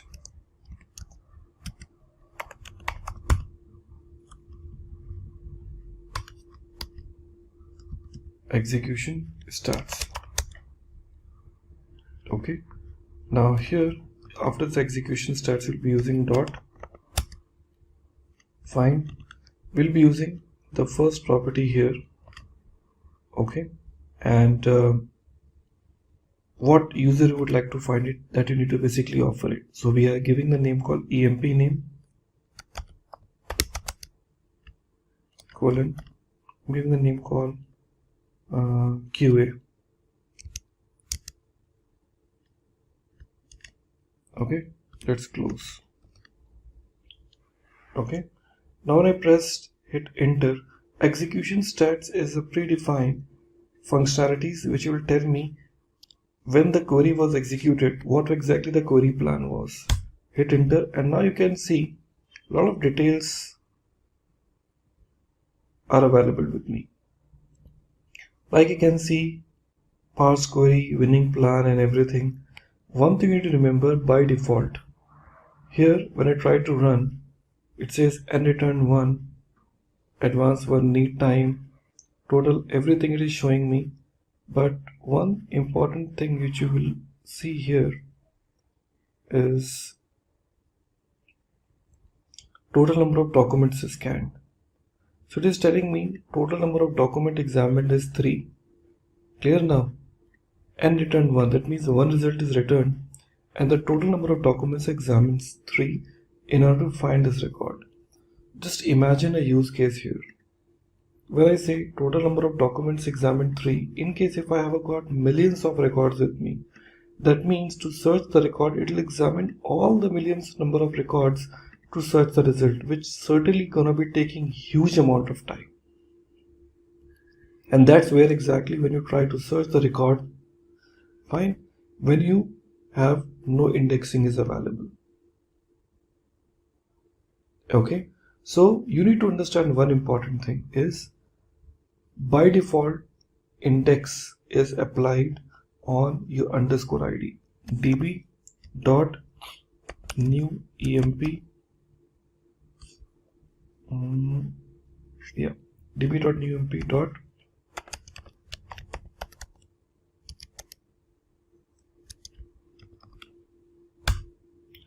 when I say db.newemp.getIndex is a predefined function, it tells me like, hey, by default index is applied on underscore ID. That's a fact, because by default index is applied on underscore ID, not on the other properties. So I need to identify which of the properties are required to be get indexes. Mongo DB advantage is it is supporting multi-column indexes, and that's what exactly we would like to see. So let's see in our next demo. Now we will try to apply indexing on our own property. Okay, so to apply the index, what we need to do, we have to say db dot, certainly we will be talking about called collection name, call new emp dot create index.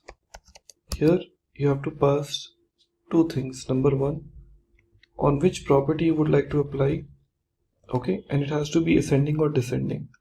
So I'm trying to apply on emp name, and I want the index to be applied on ascending order.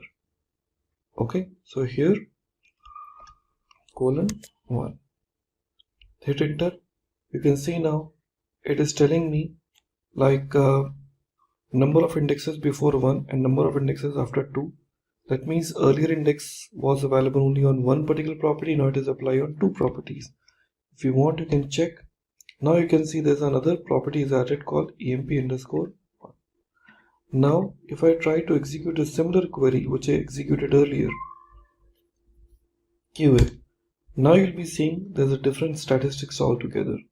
Here if I see in my code, see it will tell you total document examined 1. See now earlier the number of document examined were 3, but since this index is applied, now it is telling me the total number of document examined is 1. So performance is certainly improved. So to search your document, it won't be searching the complete collections, okay, rather it will search what, only that particular column in which it is actually applied for.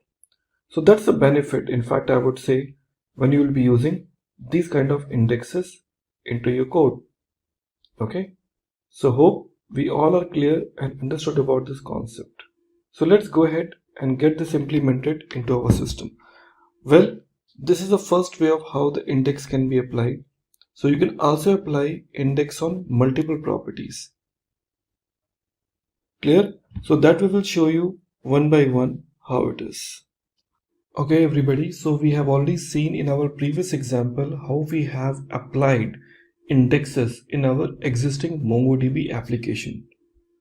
So it is also a possibilities where we want to also apply the index on other number of properties too. As you can see in our existing database, okay, an existing collection. My collection name is new EMP, which contains two different properties. One is called EMP ID and second is called EMP name. Just now we have applied index on our EMP name, but in case if I want to apply index on EMP ID, I'll be using the same technique. Okay, let's try to apply index on the same. So first of all, get indexes. I'm having this index applied on two different property. Now we would like to say db dot create index, and here in this db.createIndex we can just, I will say db.collection name. So our collection name is called new emp dot create index. First parameter is certainly the name of which property we are applying. So here we are saying emp id, and in this emp id we will just offer it has to be ascending or descending. Let me decide descending order. So we are saying -1. Okay, now let's press enter and check the status. Okay, now you can see earlier indexes which we have created, that was 2, and now it turns to 3. So it is very clear that index is improving. Now let's check this out. db dot new emp dot get indexes. Now we have a total number of 3 indexes are available. So you can apply index on n number of columns if you want. Okay, at the same time, the way we have created the index, in case if I want to drop an index, so we can also drop. So what we can do, db dot new emp dot drop index, and in this drop index we have to provide which particular index we would like to drop. Remember this point. In case if you're planning to drop any sort of index, so you need to provide which index. So you should have that particular index name. Okay, so here we are providing my index name. So it should not be I would say the traditional name called emp id. No, it has to be emp id underscore -1 or emp name underscore 1. So this should be the name. I'm saying emp name. In case if you try this, you see it is saying index not found with the emp name, because internally it maintains with this name. Let's try this out. We say emp name underscore 1. Let's try, and now you can see new index was 3. Okay, 1. Okay, now you can see we have a call emp id and underscore id. So now we have only 2 indexes left. There's no emp name anymore. This is how exactly you can drop the indexes. So it is very simple and straightforward way of how in MongoDB you can perform your activities. Hello everybody and welcome back. In the previous examples of MongoDB, you might have considered we have used lot many operations. In our last video we have seen how to utilize indexing into our code. Now in our next journey of our MongoDB, we will see how aggregation works. See, in MongoDB aggregation plays a vital role, and aggregation comes with so many handy functions with MongoDB which will help you to perform and to apply some very simple code snippets into your ongoing I would say the requirement, which can make your query so much seamless. Now we will see how this aggregation really works, and to work on an aggregation we have taken some default database name called aggregate.db, and here we have a call student as a by default collection in which we have some set of records are already added.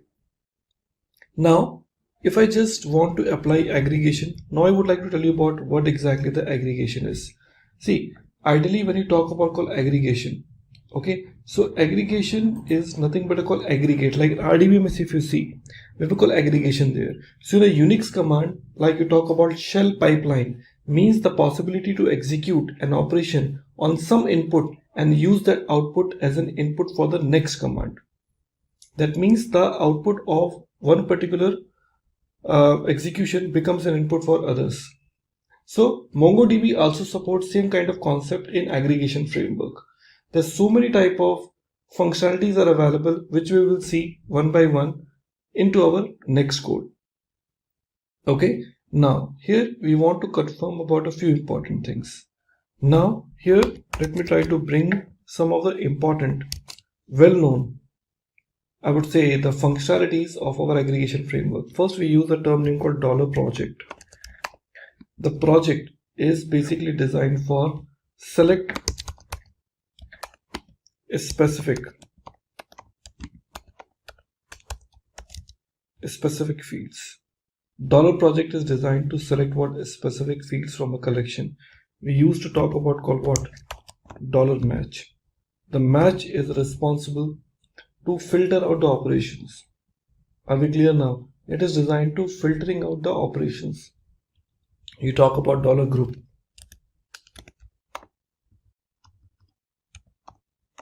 Talk about $group. So it does the actual aggregation. Fine. We talk about call $sort. Okay, it basically sort the document. Okay, like that there are so many operations are available, which we will see one by one in our aggregation behavior. Now my first example, the one which I want to execute, I have a called student record with me, which contains the student name, okay, the section and the marks and the subject, on which subject the person or the student is appeared. Now here my first requirement is we want to filter data based on a section A, because students belong to the different sections. As you can see now, they belong to the different sections, section A, B, C, D. So I just want to filter the data based on a section A. Okay, so for filter out, I would like to use $match.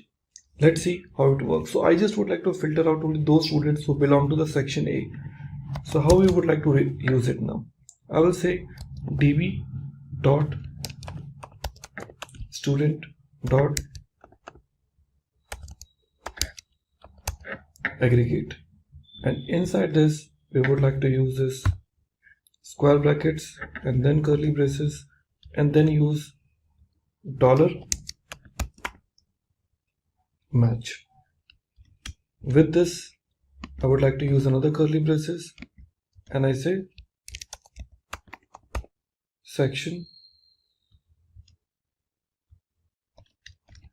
A. Okay, and I close this, close the square bracket, close this. Okay, so db.student.aggregate should be always associate. Match is now the aggregate functionality, section A. Hit enter and you can see now it lists down all those students who belong to the section A. Okay, very simple and straightforward example. Now we would like to use the second example. So we want to find out all the records where the section is A and we are using AND operator. Marks is greater than 80. There are so many students who have different marks like 70, 90 and whatever. So we want to use both the conditions together. So how are you going to be using this now? Remember, not only the section A but also marks who are greater than 80. So similar thing, we have a call match. Okay, after this match we are starting this curly braces.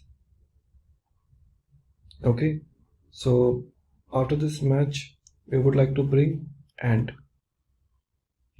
We say $and again colon, again we are starting this square bracket now. Okay, we talk about what? Section A, number 1, and after this the first curly braces we would like to use marks. So we say marks colon, and once again we would like to start curly braces, and here we use $GT, that is called what? A greater than colon, 80. Okay, all are closed. So you see, like here we have got this square bracket and round brackets. So what else is left? So we have called 80, we are using another curly braces needs to be closed here, and then square bracket, okay, and followed by again curly braces, again curly braces, again square bracket, again round brackets. Okay, let's see where it has gone wrong. So we are using this db.student.aggregate, we are use this, yeah, square bracket, then curly braces, then we use $match. Okay, after the $match, we are using another curly braces, and we have a call AND operator. After this AND, we have a call this square bracket, then curly braces, section A. After section A is getting closed, we are using another curly braces, marks, colon, $GT. Okay, and we are using what? Colon 80. After that, we are closing this and using two more curly braces, square bracket in this. Okay, so this where exactly you can utilize that. So db.student.aggregate, and like this it will be able to get it now. Okay, so in a previous example that was the only missing point was after this this $match, we didn't apply this curly braces. That was the only missing point which was there, and now we have applied, and now the code is giving me this outcome, and I have only one user who's scoring greater than 80. Well, that was the first thing which we have it now. Along with this, I would like to go ahead and talk about few more things. Now, I just would like to bring selective fields, not all the fields. Like as you can see, we have a call student name, section, marks, everything I'm getting it. So I really don't want to bring all the properties from this document. I would like to selectively take specific property. So let's talk about how we can use this. So we'll be using project. You remember about project is responsible to select the specific record. So I just use this statement name called db dot student, okay, dot aggregate. We're using it now. After that, now square bracket, then curly braces. Now we are trying to say $project. What we would like to use $project, and colon, we are trying to use student name, okay, colon, okay. Remember one thing, 1 means I want those, 0 means I don't want. So whichever property will be enabling it by giving the 1 as a digit, that means it is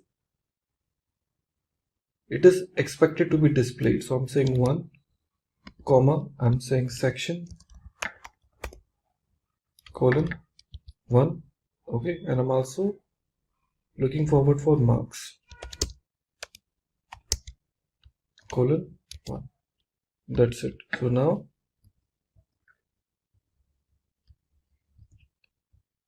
you can see now I am once again picking up only those like student, section, and marks. Now if I go back and remove some properties, like I only want student and section, you can see I have only student and sections are used. Here if I just use this statement name call underscore id colon 0, now you can see only the names and sections are visible, ID is not, because I really don't want ID. By default ID is shown, but if I say it's 0, that means the ID will not be visible here. So like that you can select the columns or the properties accordingly. That was the one way. Now the other thing I would like to use, what if you want to find out the student name, section, and marks from student? Once again, we want to find out the student name, section, and marks from the student collection where the section is A. Okay, So here it will be the combinations of match as well as the project. How we can use this? Let's take a look towards my implementation. If you see the previous one what we have used here, you remember about we have used this statement called aggregate match. Okay, so now we would like to go back and utilize after this $match. This is a curly braces. I'm giving section colon A. Okay, section colon A, and after this I'll close this. Okay, and close this again. Again, I'm opening it up by using this option called project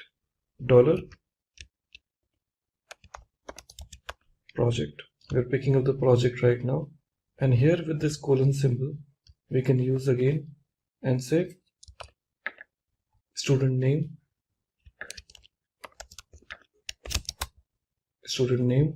colon, we are using 1 comma section colon 1 and 1 marks colon 1, and now closing this. Now you can see I got those. So the requirement was we want to find out the student name, section and marks from student collection where the section is A. So you are not only using the match, okay, but also using what? The selective details. Like this you can implement it. Okay, that's where exactly the projection really works. So projection gives you lot many opportunities which you can utilize it for your own, and also it comes with lot many predefined functions like in some AVG and all. So let's talk about those functionalities too. So this is the first thing which we have seen, aggregations are taken place. Now in case if you would like to perform the group, like if I want to find out the total marks group by, okay, section, like each and every section I would like to confirm the total marks in every section, then how will I basically do that? So let's try to get this example also. So here let me try to go back, and we will not be using match here because I would like to use the group part. So after this curly braces we want to use $group. Okay, that is called group by. In RDB is how you use it. Here we use this curly braces. Again here we are passing this underscore ID. Okay, you have to provide underscore ID in a group because you cannot skip it. That part you need to be always remember. You really can't skip $ID whenever you're trying to talk about called group. This is a compulsory field, you need to have it. After that I'm using this section. In this section we are saying $section because we would like to make it on a section basis. After this closing, and here we are using what? Total marks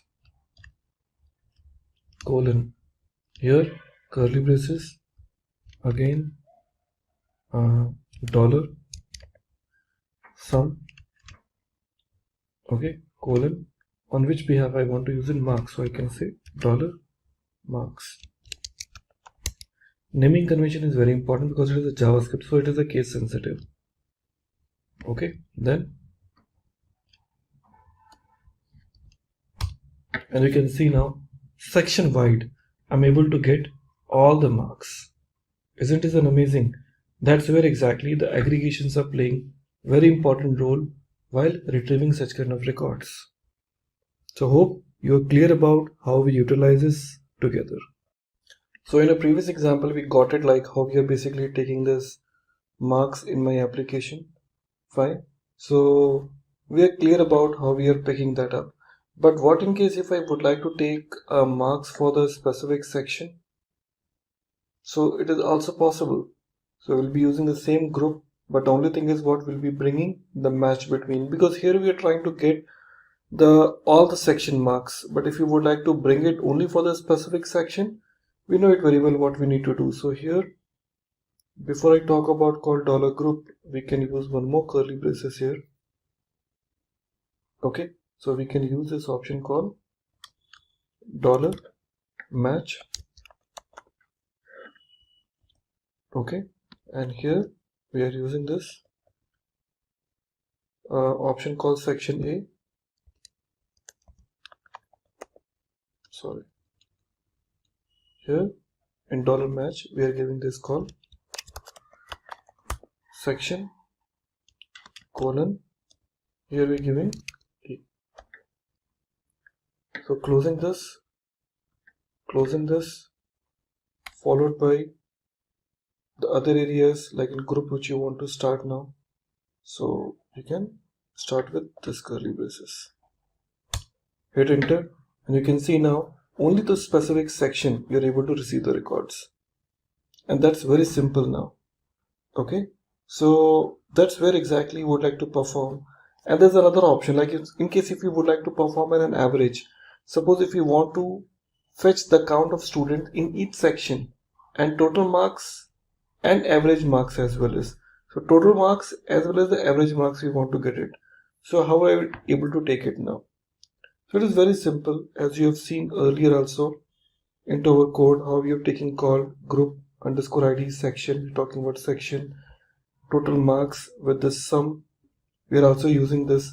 After that we can also use the average.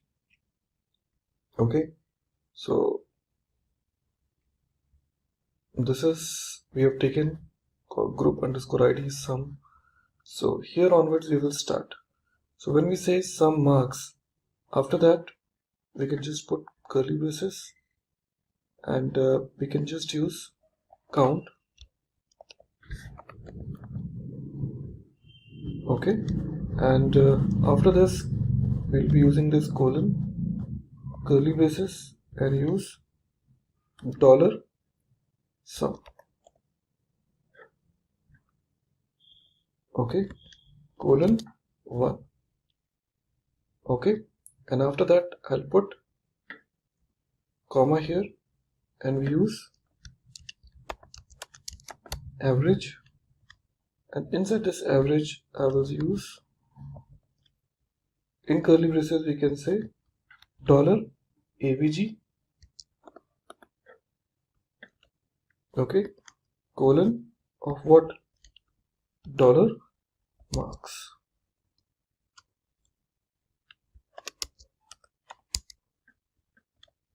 Very simple. So curly braces is closed. Okay, so total how many? 3 curly braces will be closed, 1 square bracket and round brackets. And now you can see you got the average markings in each and every section. So just imagine how easy it is for you to deal with the aggregations. So aggregation seems to be a very simple approach provided by Mongo DB that really create a difference of how the aggregation changes the way how you react to.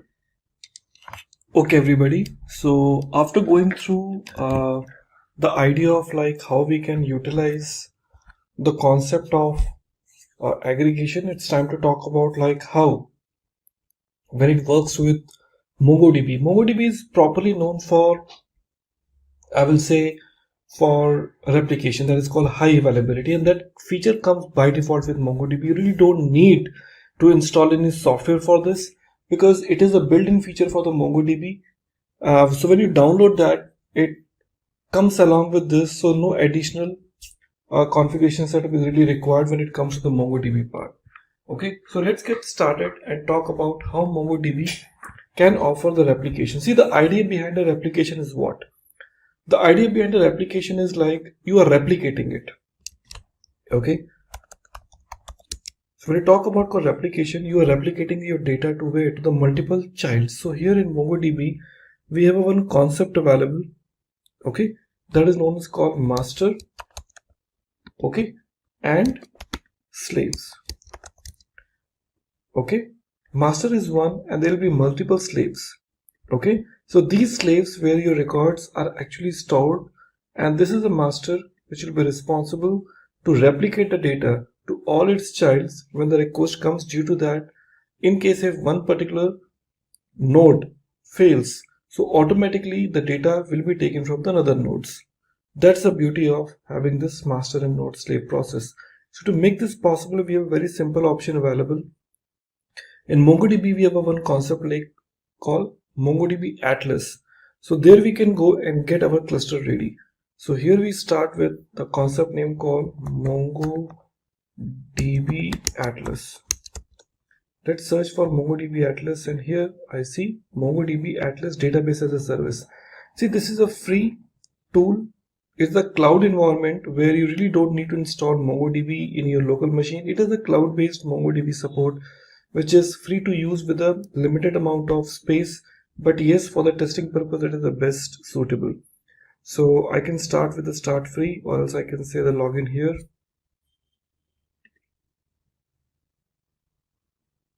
Okay, from there onwards, I can go ahead.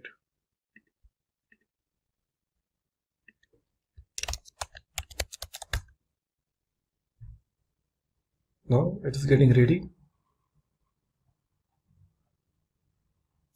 Now, this is a place from where you can start working on your cluster. See, as I've told you, like initially when you will be working on this MongoDB, it will ask you to create a cluster initially. Okay, since I already have a cluster with me, okay, so I really don't need to create it, and as a free tier, it will not allow me to have more than one cluster setup ready. So if I say create a new cluster,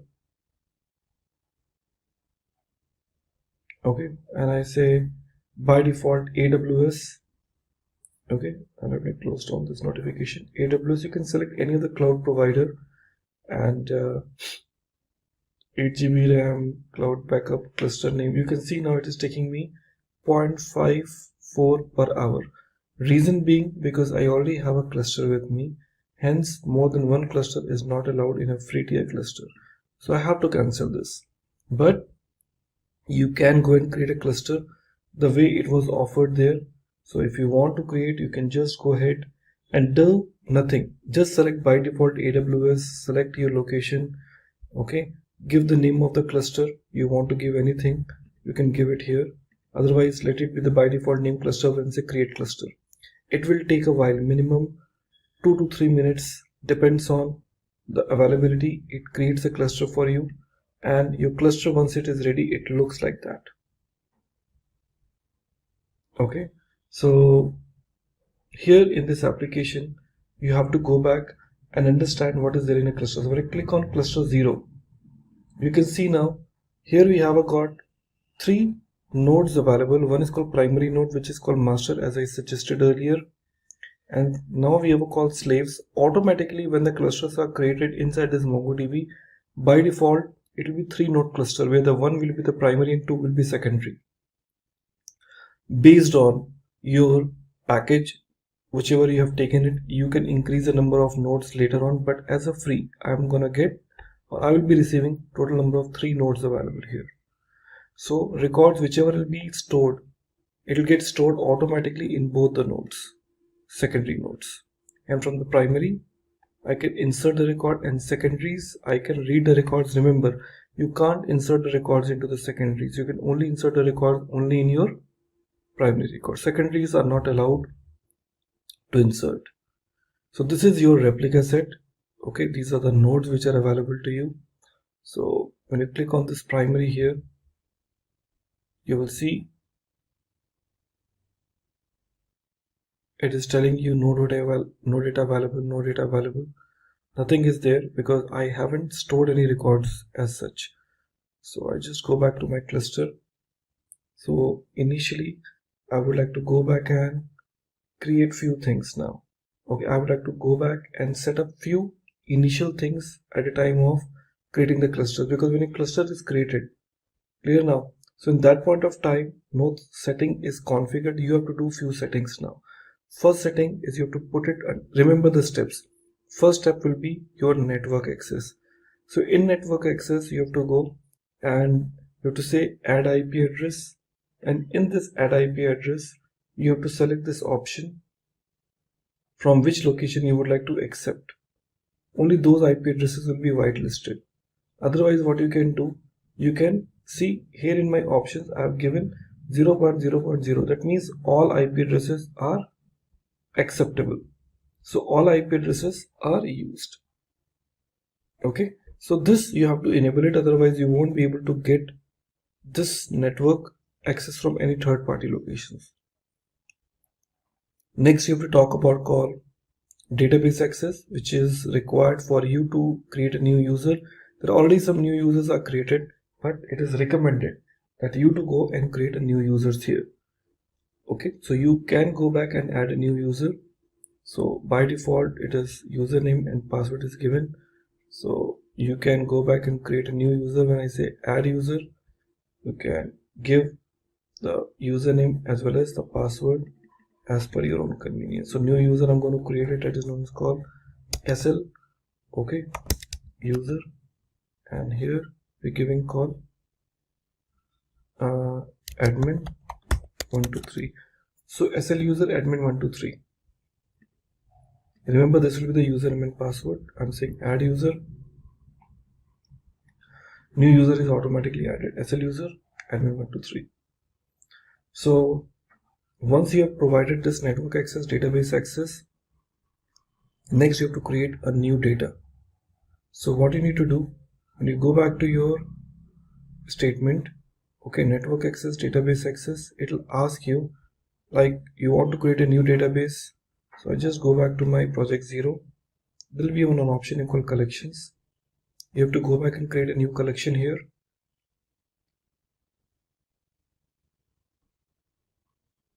Now it is retrieving the list of databases. Now you can see there are already some collections are there. DB is one of the database which is there. Demo DB is there. Lot many databases are there. So you can go back and create some new database and connect through. So if I just create database, I already have a Simplilearn DB with me. User app is already one collections I've created. So creating a database in collection is very easy. If I give you the quick demo, I say create database, give the collection name called SL demo, okay, and give the username called EMP SL demo employee. I say create. Now you can see SL demo and create. It is there with me.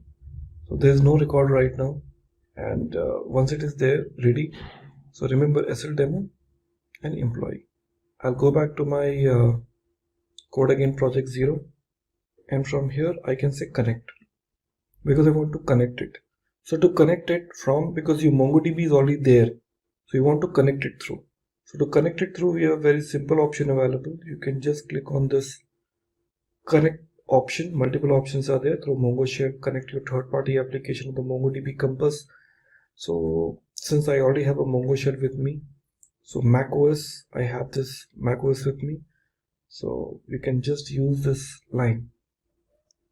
Okay, so if you have a window, you can select your window. Since I have this Mac OS, I'm selecting this line, but I need to replace with this you can see this username.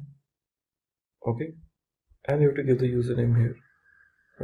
I'll select this. I open my terminal. Okay, and this is, I'm just closing this and opening up another terminal here.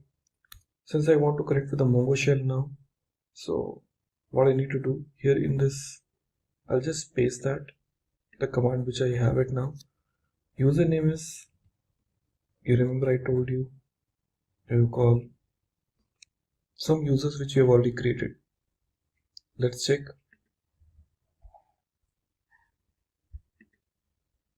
Here, SL user, I say SL user, I hit enter. It'll ask me the password, so I've given the password admin, and now you can see it is connecting with me to this particular. See, Now see, it is connecting me to this a particular replica set. You can see in a logs it is telling you very clearly, okay, saying that it is a username 4.2, and you can see it is connecting with your shard cluster, the cluster which is created, and this is where exactly I have it with me. So I'm connecting with this environment. So primary is there. So if I just want to go back and say show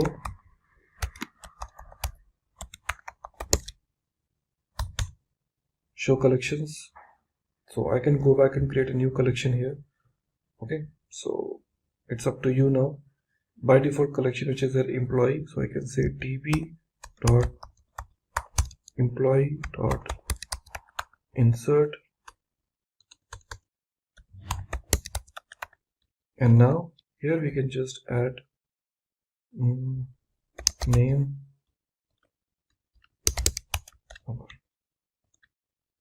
Okay, now you can see some exception is raised.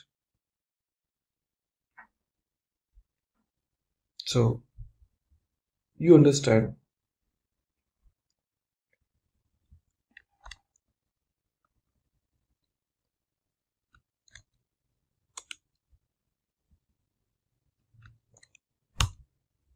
Now you can see the records are added into my primary cluster.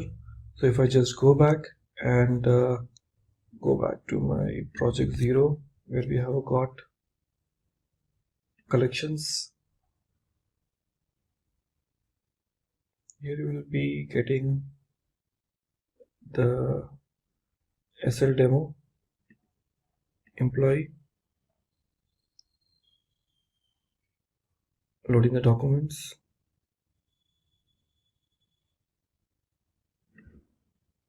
So it takes time to get this, but this is where exactly you see the records will be stored. Okay, so that's where exactly it works fine for all of you. So we have this record. Okay, so when I say show collection, so we have a call employee, and I say db dot employee dot find. So I can see we have got new collection name called. This is added right now. Okay, so like this you have got the first connection established and the records has been inserted. Hey everyone, my name is Ishan and I welcome you all to this session. In this session, we will have a look at the basics of GitHub. Before diving deep into the subject, let's first have a look at a use case. The use case we will consider today is of the world's largest sporting goods retail brand, Decathlon.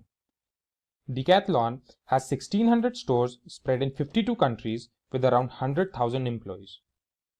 The IT team of GitHub consists of 1000 members that helps Decathlon to bring its shopper's journey to their devices. So here, we will first see the problems that they faced, and then we shall see how did they sort out that problem. In the beginning, Decathlon worked on the data center with the help of a VPN.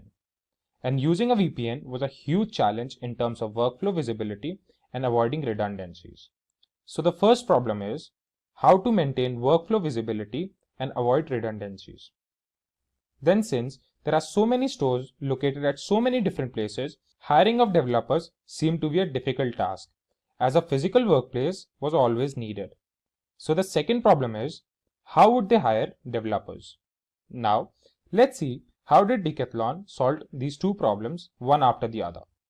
In the first case, the entire Decathlon shifted from any other remote repository to GitHub. GitHub turned out to be an amazing open source community as the code became more visible across the organization and now anybody could contribute to it. Then, let's talk about the second case for hiring the developers. As we know, GitHub is an open source community, so it helped in collaboration with any developer all over the world. The potential developers could now contribute to benefit the global community. Now the question arises, what made this contribution possible? So the major contribution role was played by the version control system. This was just a single case amongst many others. There are many organizations that have benefited from GitHub. Now, when we have realized how GitHub has revolutionized the market, let's start learning more and more about GitHub. As we move forward, let's have a look at what is version control system. Version control system are the software tools that helps in recording the changes made to the files by keeping a track of modifications done to the code. There is one repository and each user has their own working copy. The changes are committed to the repository, which are possible to be seen by others. The two most important things to make changes visible are you commit and they update. As we discussed, it is a system that keeps a track of different versions of a file, and hence a specific version of a file can be called whenever needed. This makes the collaboration amongst developers easy and also provides the members of the team to work on the latest version of the file. Moving forward, let's see what is Git. Now, when we have learned version control system, the next thing we need to know is what is Git. Git is the most commonly used version control system that helps in tracking changes made to the files. Hence, we may have a record of all the changes that have been made to a file, and we can also revert back to a specific version. Git simplifies the process of software development with the help of easy source code management. Git is not only helpful and popular among developers, but also helps non-technical people to keep a track of all the files they have been working on. Git further helps in the process of collaboration and permits changes made by multiple people to all be merged into a single source. Then, Git automatically merges the changes so two people or two different sources can even work on different parts of the same file, and later on merge those changes without losing each other's work. This is especially useful when the projects are really big and many people are involved in it. Now, when we know what is version control system and basics of Git, it is time for us to jump on the topic, what is GitHub? GitHub is a service hosted on the web where all the projects are stored. Every project on GitHub has its own repository and its unique URL. Git provides a graphical interface to store the files and helps team members to coordinate on the project from anywhere. GitHub provides several access control and collaboration features like wikis and basic task management tools for every project. Let's now have a look at the features of GitHub. The first feature we will see is easy project management. GitHub helps project managers and developers to coordinate better on the project. The work can be easily tracked and updated, which makes sure that the project is on schedule and as entitled. Second feature is increased safety with packages. The packages on GitHub can be published as desired. They can be published privately or within a community, or can also be published publicly. The packages can be easily downloaded from the GitHub to use and reuse them. Next feature is the effective team management. Now, as all the team members can stay updated with all that's happening on the project, so this helps them in staying organized and well coordinated.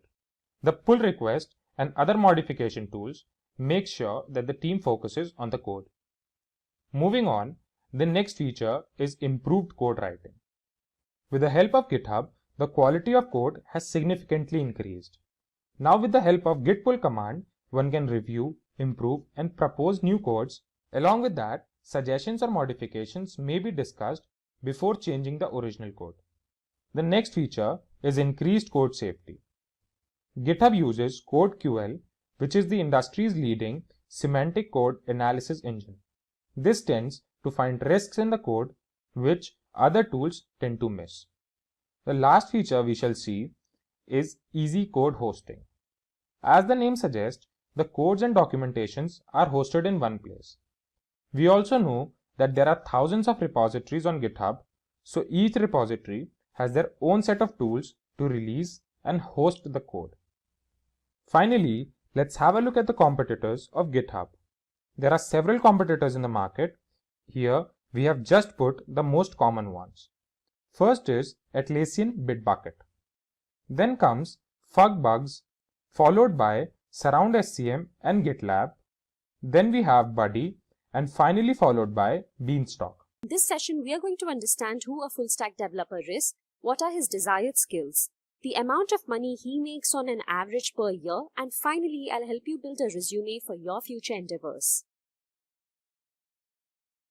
First, let's understand who a full stack developer is.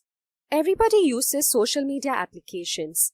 The main reason we use them is that they provide excellent user experience and interface. These apps work pretty seamlessly, all thanks to full stack developers.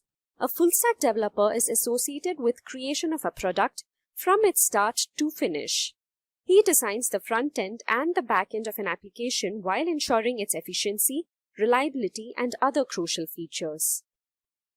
Now that you have a basic knowledge of what a full stack developer does, let's look at some of the desirable skills of a full stack developer.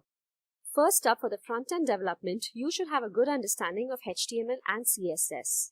HTML, short of Hypertext Markup Language, governs the appearance of text and images on the screen.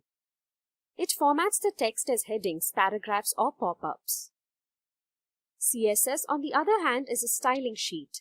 It helps with beautifying the content on your screen in the form of font size, colors, and spacing.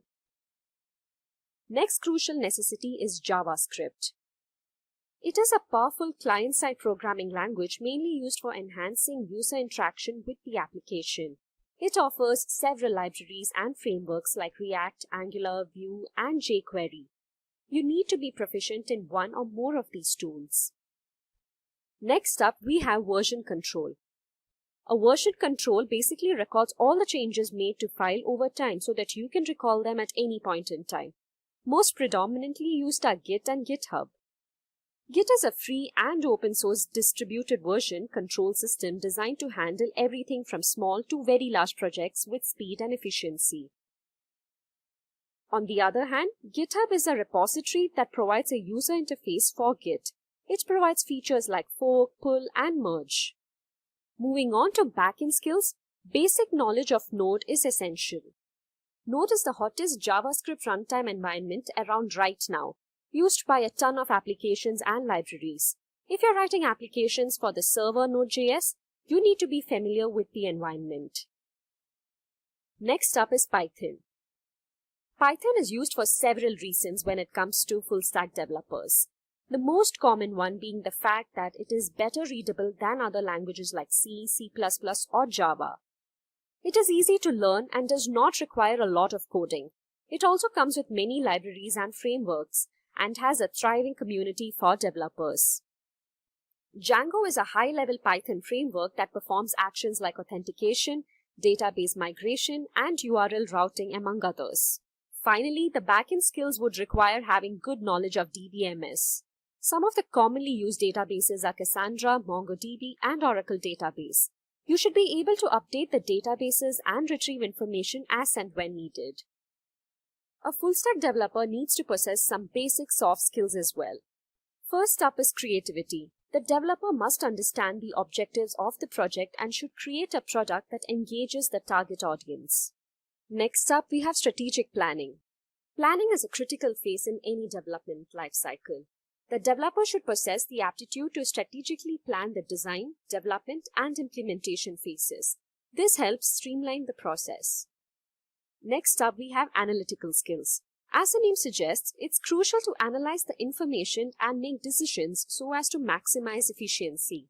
Now, these are skills that one develops when they're exposed to, but a good sense of understanding is required. Problem-solving skills are again crucial to predict any errors and develop a bug-free application. From the business perspective as well, problem-solving skills play a significant role in ensuring the smooth conduction of tasks. And finally, we have time management skills. The developer must be able to meet the deadlines while ensuring proper execution of his tasks. Moving on, let's look at the full-stack developer's salary. In India, the average salary of a full-stack developer is about 5,90,000 rupees per annum.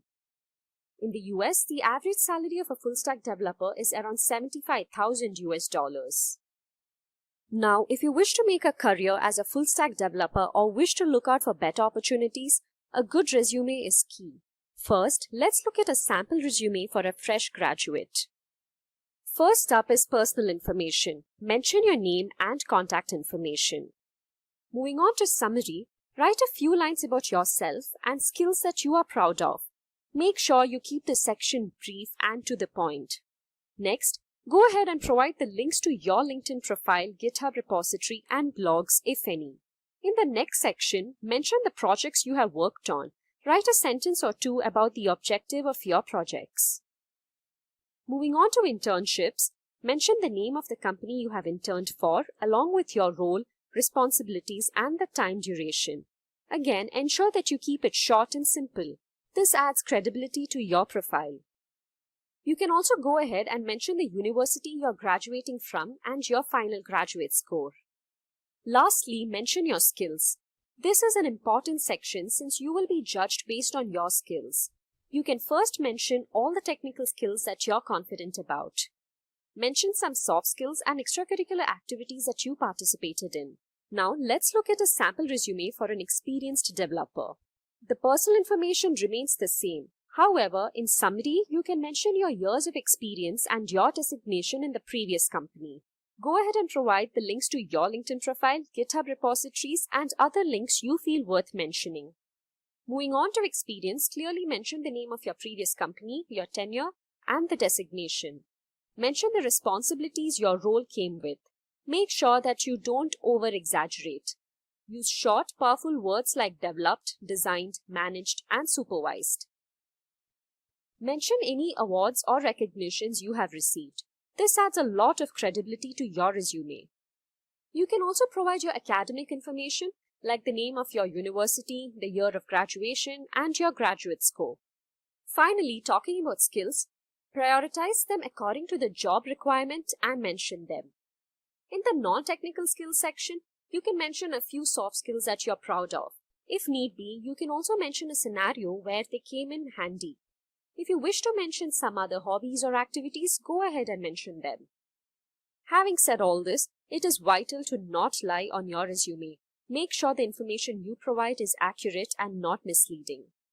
So first of all, we will understand how to add programming projects to a resume, and then we will go through different types of projects like portfolio project, web scraping projects, API based projects, games, e-commerce, etc. We'll go through each of these projects and understand why these projects are important. So having web projects on your resume, whether you're a new to coding or a seasoned programmer, emphasizes your technical skills and experience to companies while helping you stand out from the crowd. This tutorial will teach you all you need to know about choosing and presenting programming projects on your resume. So let's first understand how to add programming projects to your resume. So the recruiters and hiring managers don't have much time to go through the entire resume. So in order to make them notice the best projects you have worked on, you have to include them in proper place in the resume. You can include technical projects in your work experience section so that the hiring managers can see them when they examine your resume. Also, if you have the prior employment experience, include your programming projects in the extra experience box. You can mention the description of the projects, the technologies you have used while creating the project, and your responsibilities and achievements for the project. You must include the most important technical project you have worked on and can also use the relevant resume keywords in your programming resume. Listing relevant programming projects allow you to get passed through applicants' tracking systems.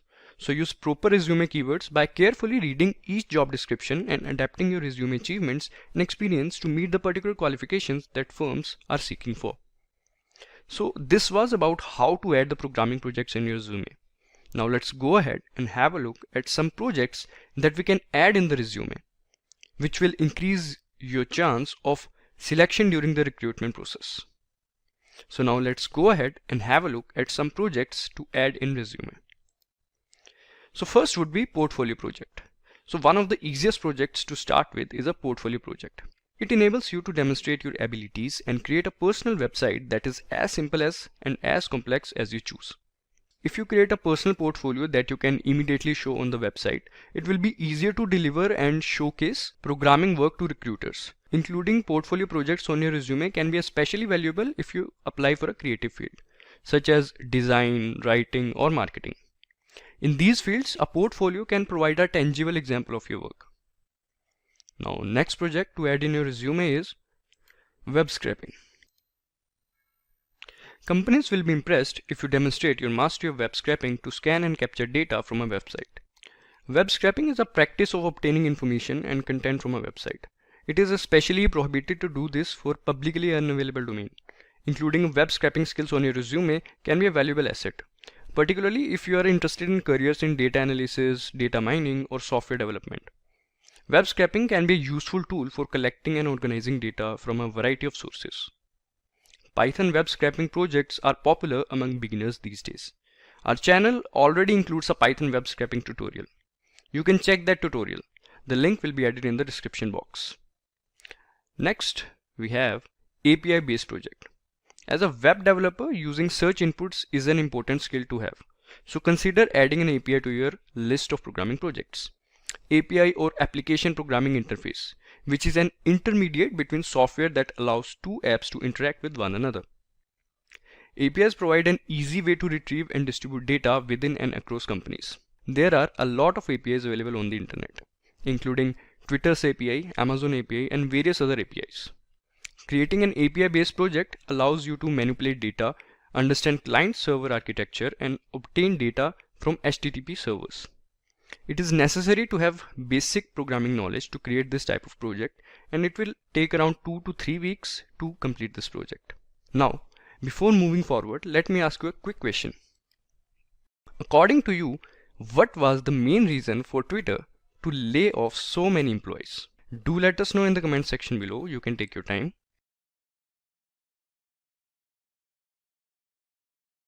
Now, coming to the next project that you must have on your list. Games. So games are an excellent way to demonstrate your knowledge of basic concepts and algorithms. Including games on your programming resume demonstrate your knowledge of logic, data structures, and algorithms.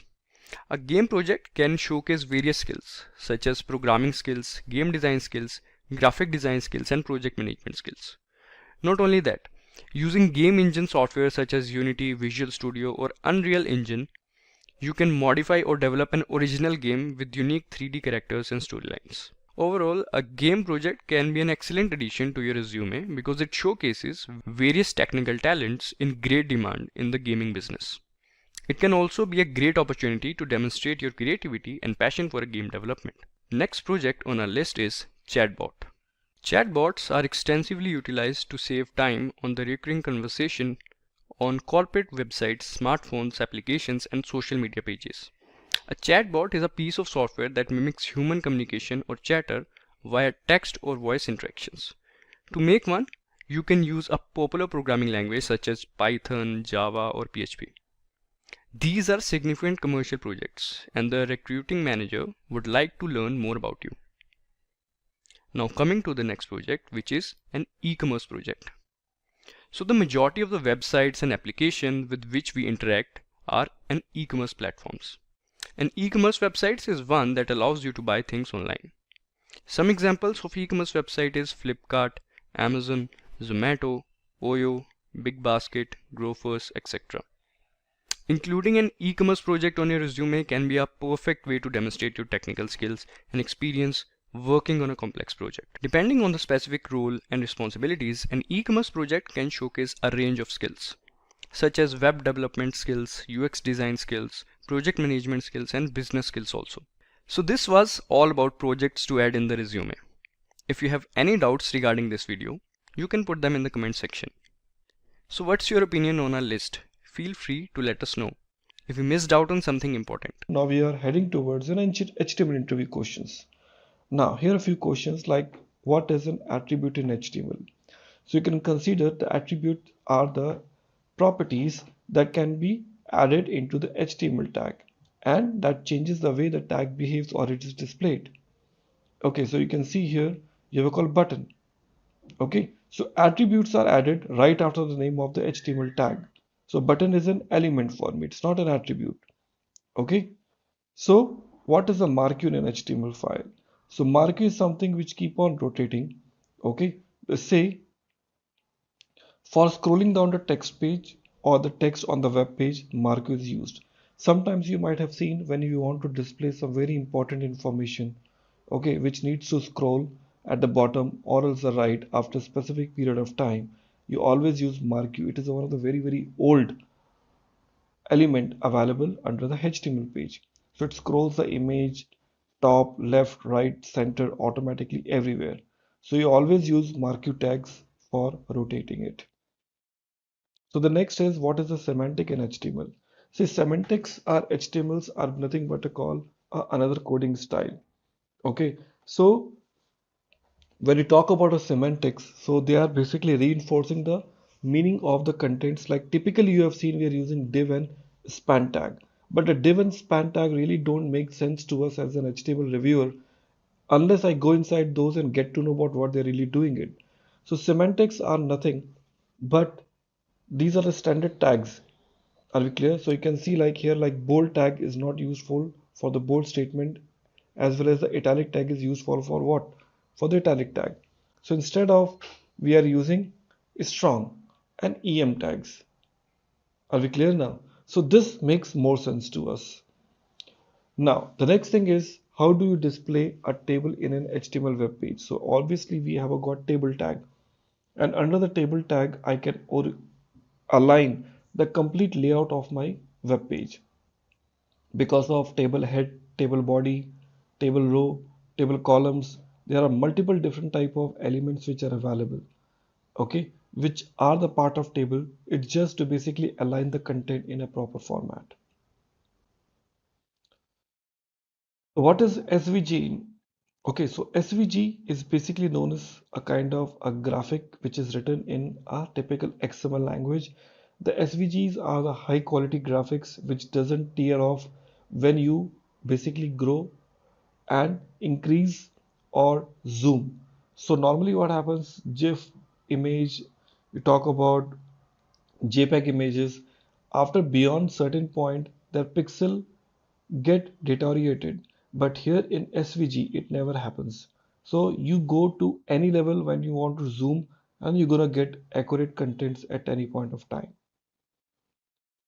Okay, so these vector graphics are really typically 2D based diagrams and give you the X and Y coordinates in a regular systems. Next, how do you separate a section of text in HTML? To separate a sections of text in HTML, we always use what? Either BR, or else we use block code, or else we use what? A paragraph tag. So BR means anyways it separate out the text and break the current line. Paragraph is used to again write a paragraph of text, and the block quotes is used to define the large quoted sections. Okay. Next is, how do you create the nested web page in HTML? So obviously we have a different type of options that are available like an iframe. Okay, you mean to say page within a web page. Okay, so we can create a page within a web page with using iframe. So this is a very common questions we used to receive at the time of interview. Okay, the difference between ordered list and unordered list. So ordered list will give you the different ways to display the data in Roman format, in numeric digits, or else you can talk about like an alphabetical order. But the unordered list, it's completely unordered. You don't get any options like an ordered list. Okay, so the ordered list start with OL and unordered list starts with UL. Okay, so we have already seen the difference between ordered list and unordered list. Now it's time to talk about our another type of interview questions, which is regards to your CSS. Now, in CSS interview, the first question they always ask you like, how do you add CSS styling in HTML? So we have different ways to include. Number one, we have a called inline CSS, where we use the element and within that we try to add a CSS content. That is called inline CSS. Second is called external style sheet. Okay, where you can just use as a secondary or the external CSS file and just include it into your existing HTML page. Okay, that is the additional file which you write it in a CSS and you include it in HTML. And third is called, which is the internal style sheet, which you write it within your HTML. But the only difference happens when you talk about external, it is reusable across multiple web pages. Now, the different type of CSS selectors which are available. So we have a different selectors like a universal selector which is available, where you use the asterisk sign and select all the elements and offer the common style. Second, we talk about element type selector, where you have the specific element name into your mind and you offer that particular type of selector. ID selector is responsible to select the particular element with it having the proper ID. Class selector, which starts with a dot class, okay, and having the class name. We talk about descendant selector. So in descendant selector, you basically try to select all the elements which are the part of that. Okay, so you are selecting this container and under that all the child elements of the box. Okay, so we're talking about like in what of your descendant selector we talk about called child combinator. So in this case, you are basically trying to select all those which is the child of this container. So you are using this greater than symbol of container.box. Okay, so selecting all those which are having the child name called box available. Then you're talking about a general sibling selectors with this Tinder sign. And finally, we talk about like an attribute selector where you have a proper attribute available to you. Okay, so these are known as called a general CSS selectors. Followed by, we have a next question like in what is Sass, less and stylus. Friends, these are the advanced level of CSS used in the industry. So we talk about like it what is a Sass, which we talk about like in statically awesome style sheet. So we also have a similar type of option like in less and many more. Okay, so it says about the Sass saying that it is a statically awesome style sheet. It is basically taking the complete CSS to the next level. So that is a third-party website, but once again, it is very awesome CSS, which can offer you the mathematical functions as well as the reusability. You talk about less. Okay, so we talk about linear style sheet where you can see all statements which starts with @ There in SAS, every single variable start with a $sign. Then you talk about stylus. It is also a flexible CSS, so it doesn't use @ or dollar for any defining variables. We can just directly use this with the name, okay, and use it at any point of time. So these are the three very popular new or next generation CSS. So explain box sizing property, like how you can offer the property for the box sizing. So here, so box sizing property actually defines how to basically define height and the width of the box which are calculated. So you talk about a term name called content box, you talk about padding box, and you talk about border box. Typically we use three different type of box: content, padding, and border box. In a content box, these are the default width and the height which can apply to the elements content which are there under the content box. Okay, padding box are here you talk about the dimensions which are added to the box elements of the content padding. Third, which is available called border box. So here the dimensions added to the content padding and the border.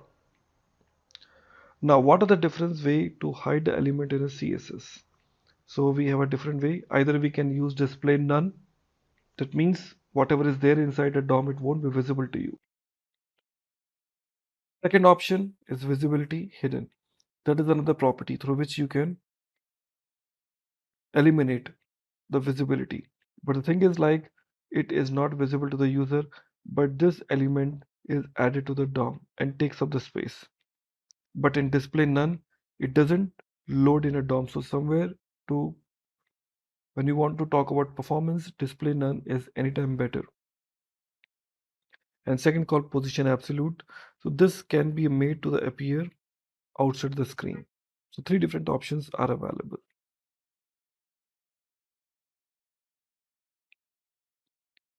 Next option, what does that important CSS mean?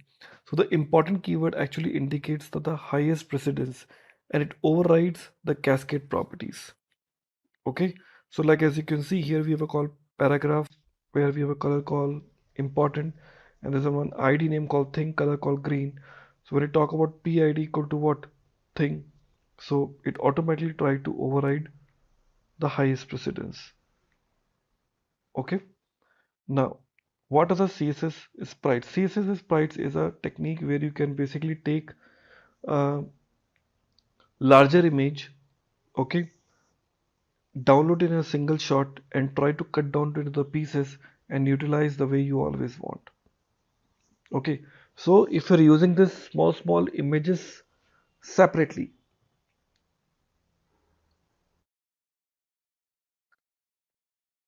okay, so to load those images independently, you would be making multiple HTTP calls, which can be an overhead. So it is good to basically download this lengthy image in a single shot, clear, and utilize them as per your convenience within your application. So it is used to minimize the loading time of your web page by combining multiple smaller picture into the single image. Okay, that's what the CSS sprites are. So which properties used to underline and strike through and the overline text? So we have this option: text style, text type, text decoration, text transform. Okay, so the text decoration. So the text decoration is the one which will be helping you to achieve this. Okay, everyone. So our next example is towards focus on JavaScript interview questions. Now here we have few questions that are available, like what are the various data types in JavaScript? So JavaScript contains different type of JavaScript data types. Like if you think about all different types which are there generally: byte, short, int, long, float, double, character, boolean. These are all different type of data types are supported inside a JavaScript. Okay. Now going ahead, what is the callback in JavaScript? So the callback means is a function, okay, that is passed to another function as an argument on a parameter. Okay, so what is the callback? Callback means don't call me, I will call you. Clear? So the idea is like you are passing the function itself as a parameter to the another function, because the JavaScript is known to be a call non-blocking, which never wait for the code to finish. It continues to move on. And due to some reason, if your function it's taking some time to execute, so JavaScript won't wait for that particular function to finish, so you use callback to prevent such behavior. Okay, that's called a JavaScript callback. Now what is the difference between function declaration and function expression? See, this is called function declaration, and you talk about a function expression. Function declaration is just to declare a separate statement within a main JavaScript code, and you can be called before the function is defined. Okay, it gives you the better readability, where the function expression are always created inside the expression. Okay, and it is created when the execution point reaches it. Are we clear? And it is used when there is a need of for a conditional declaration of a particular function. Now, what do you understand about the cookies in a JavaScript? So it is one of the very common question.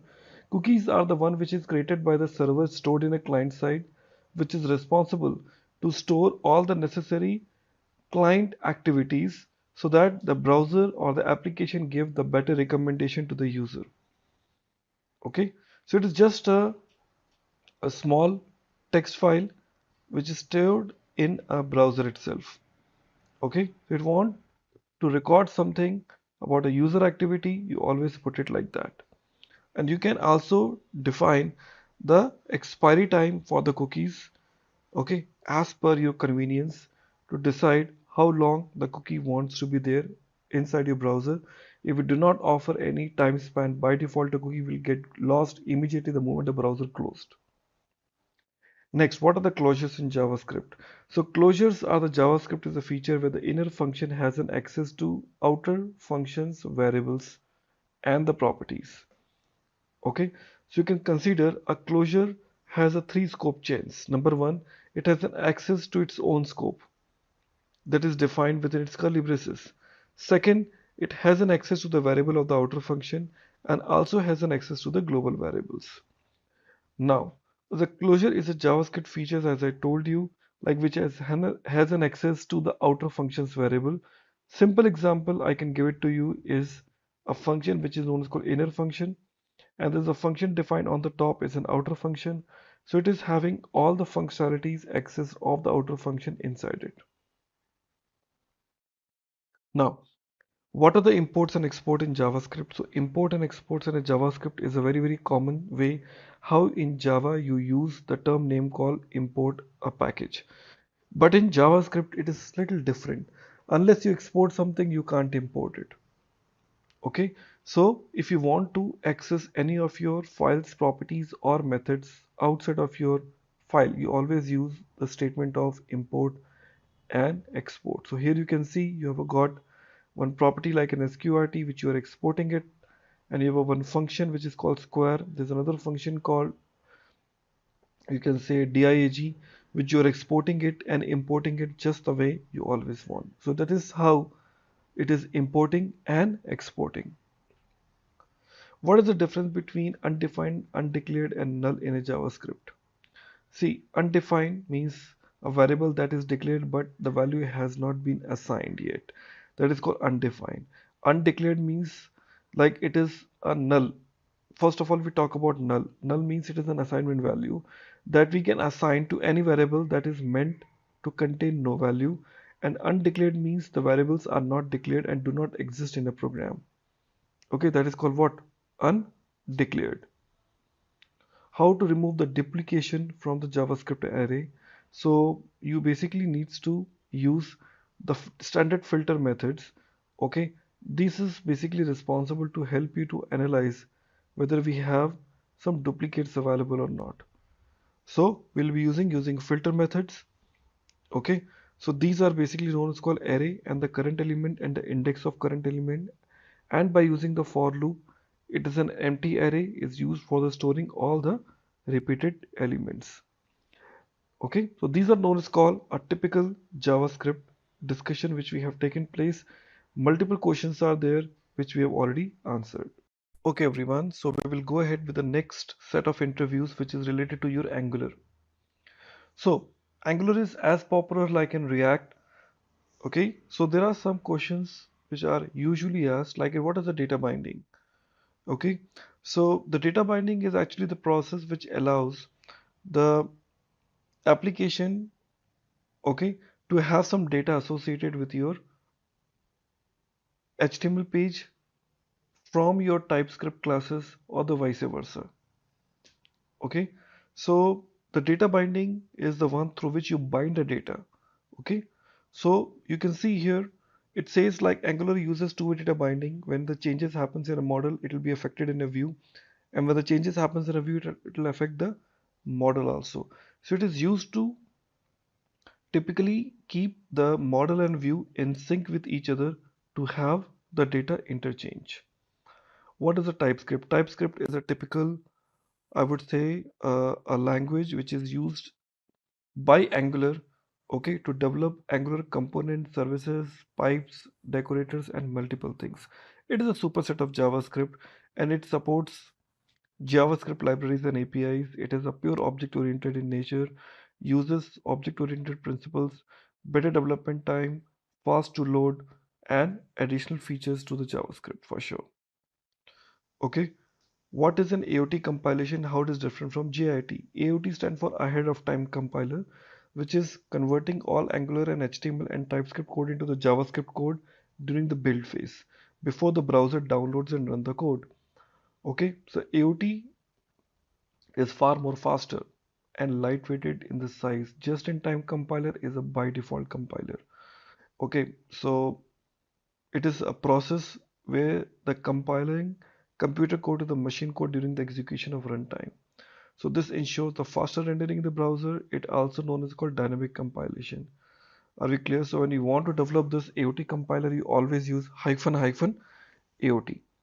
Okay, so here you always use JIT compiler because that is the by default compiler used when you say ng build. Next, what are the pipes in Angular? So pipes means they are the decorators. They never change their default value, but just for the representation purpose, they change the values. Okay, to look more better the way they always want. Okay, so pipes are ready-made or else it can be customized, created. Angular also comes with lot many predefined pipes. Okay, like it comes with the pipe symbol here. Okay, so you can chain the pipes together. It can be provided with some arguments at the runtime with the colon sign. Okay, now you pass the input, you put the pipe and get some result with some decorated outcome. Now you can see the pure pipes uses the pure functions. Clear? So these pipe doesn't use any internal state and the output remains the same as long as the parameters passed to stay the same. Angular calls the pipe only when it detects the changes in the parameters being passed. A single instance of the pure pipe is used throughout the all components. Okay, so this is how you see how the pipes are being used. So we have defined the pipe, okay, which is the value called true and false for the pure, and giving the class by implementing pipe transform. So you can see here the impure pipes for the say for every change detection actually happens in an Angular. And impure is called, are we clear? It regards to the changes in the input fields. Okay, they will be calling every time. So multiple pipe instances are created for the same for these pipes. Inputs passed to these pipes can be mutable. By default, all pipes are pure. Only if you want to make it impure, you always say like pure colon true or pure colon false. Now, what are the promises and observables in Angular? See, promises, it is a typical JavaScript object. Okay, it emits a single values at a time. They execute immediately after the creation and not cancelable. They are pushed error to the child promises. Okay, where the observables are only executable when subscribed to them. They won't call unless you subscribe to them using subscribe methods.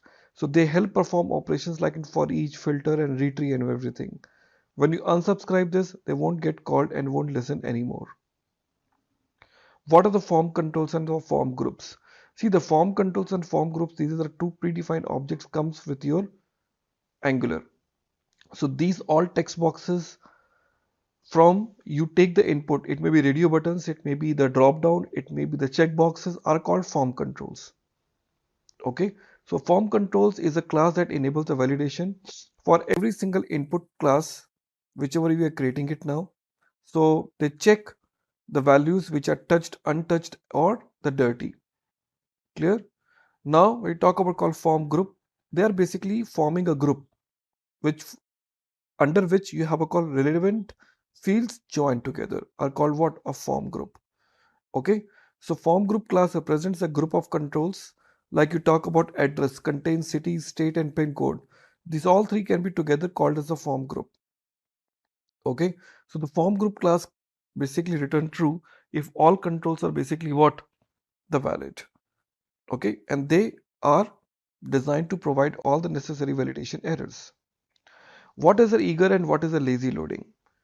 Okay, so eager loading means what? It is a default module loading strategy followed in an Angular. Eager loadings are used before the application starts. These are typically useful for the small scale applications. Lazy loading, however, is designed for dynamically loads the features only on demand. This makes your application far more faster.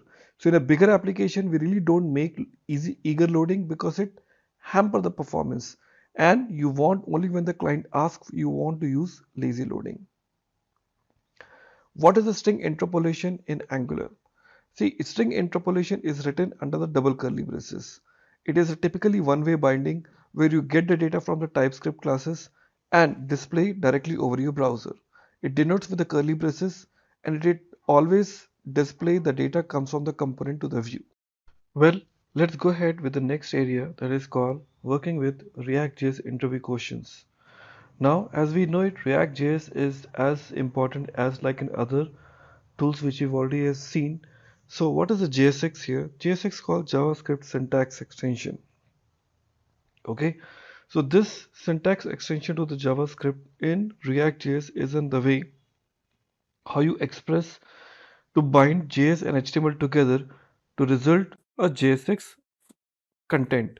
So by using JSX, you can write HTML structure in the same file that contains the JavaScript code. That is something more innovative way. Because of that, React.js is creating more buzz in the market. So JSX actually helps to making code more easy to understand and debug, and avoids a lot of boilerplate code, okay, inside the DOM structure. Now, the next thing is, what is the virtual DOM? See, the virtual DOM is representing a DOM in a memory. Okay, that is called virtual DOM. So manipulating the real DOM is much more slower and costly affair. Okay, because you need to repaint the DOM over and over the period of time when the user changes few things. So when the state change, virtual DOM changes, and only the objects which are in real DOM, okay, update instead of updating the entire object. So that makes your page to be load far more faster. Okay, so in virtual DOM, what happens? This is the real DOM, this is a virtual DOM. So the orange color portions which you're seeing, that is basically the changes which has been made. Okay, these are called changed object. Okay, so virtual DOM is basically compare it to the previous state and understand which area it needs to send for the updates and avoid the other areas. Okay, that's what this virtual DOM really works. So what are React extension? React extensions are many, like you talk about, like in Flux, it is a third-party tool which is responsible to attach the state management feature. You talk about React Native, which is responsible to develop the hybrid mobile applications in JavaScript. So these are two very popular, and there are many more which are available. Okay, so like you talk about architectural support, you talk about server-side rendering. Okay, so Redux, and there are a lot many other tools are also available. So what is an event in React and how you're going to create that? So React is basically offering the ideas of handling the event very fairly easy, so that you talk about clicking anything, you talk about taking your mouse somewhere. So these kind of options generate an event. So for that, we typically say alert, and you click on this render, you click on this button, in a curly braces, you call the function to trigger to event. Now, what are the components in React? So friends, React components are nothing but a call view. Okay, like a complex view can be divided into the smaller portions. A complex UI can be distributed further to create more, better, and reusable views. Clear? So it splits the user interface into the independent pieces of code which can be developed and joins later on. Okay, so that's how you define the component in React. So in Angular and React, in both the areas, the word component is very much used. So the component meaning is very simple. You talk about a view. So what is the state in a React? So state is React is nothing but is the one which identify what was and what is now. Okay, which stores the value for the specific period of time, which changes, and React is basically detecting those. So it is changing because of some actions either taken by the users or by the applications. Okay, so it keep tracking about all those states what it was there. Like in, I'm talking about an incrementing in a counter. So that is also the state available there. Okay, so the state object is always initialized in the constructor, so it can contain the multiple properties. So this dot set state is used to change the value of the state object, and set state is responsible to perform the shallow merge between the new state and the previous state. Now the state holds the data that a component renders to the web page. Certainly, because every time the state changes, so it needs to be stored somewhere. So this is how the state is accessed. As you can see this example here, in the constructor, we are defining the super props and the states being initialized, and you're rendering the states. There are three different steps are involved: initialize the state, render the state, and update the states. What is a higher order component and pure component in React? Higher order components are the component which are typically a function, okay, that takes a component and return a new component to you by manipulating few things. They're basically designed for the reusing. Okay, so the higher order components are typically a function that takes a component and return a new component. Okay, so in order to perform some reusability.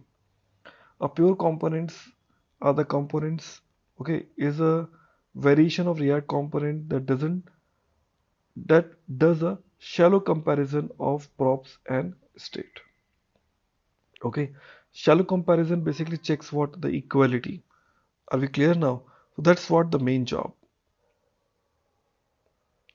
Going ahead, what do you implement and how do you implement React routing?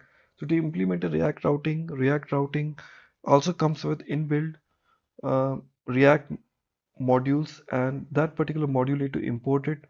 So here we define the React modules by offering the route path, where you have a call. Left hand side is the name and the right hand side is the component which you would like to deliver it now. Hello, this is Matthew, and we're going to be going through some of the simple questions that you would be asked during a Node.js interview. What we're going to do is we're actually going to break out the section into 3 key areas. There'll be beginner questions, there'll be intermediate questions, and advanced questions.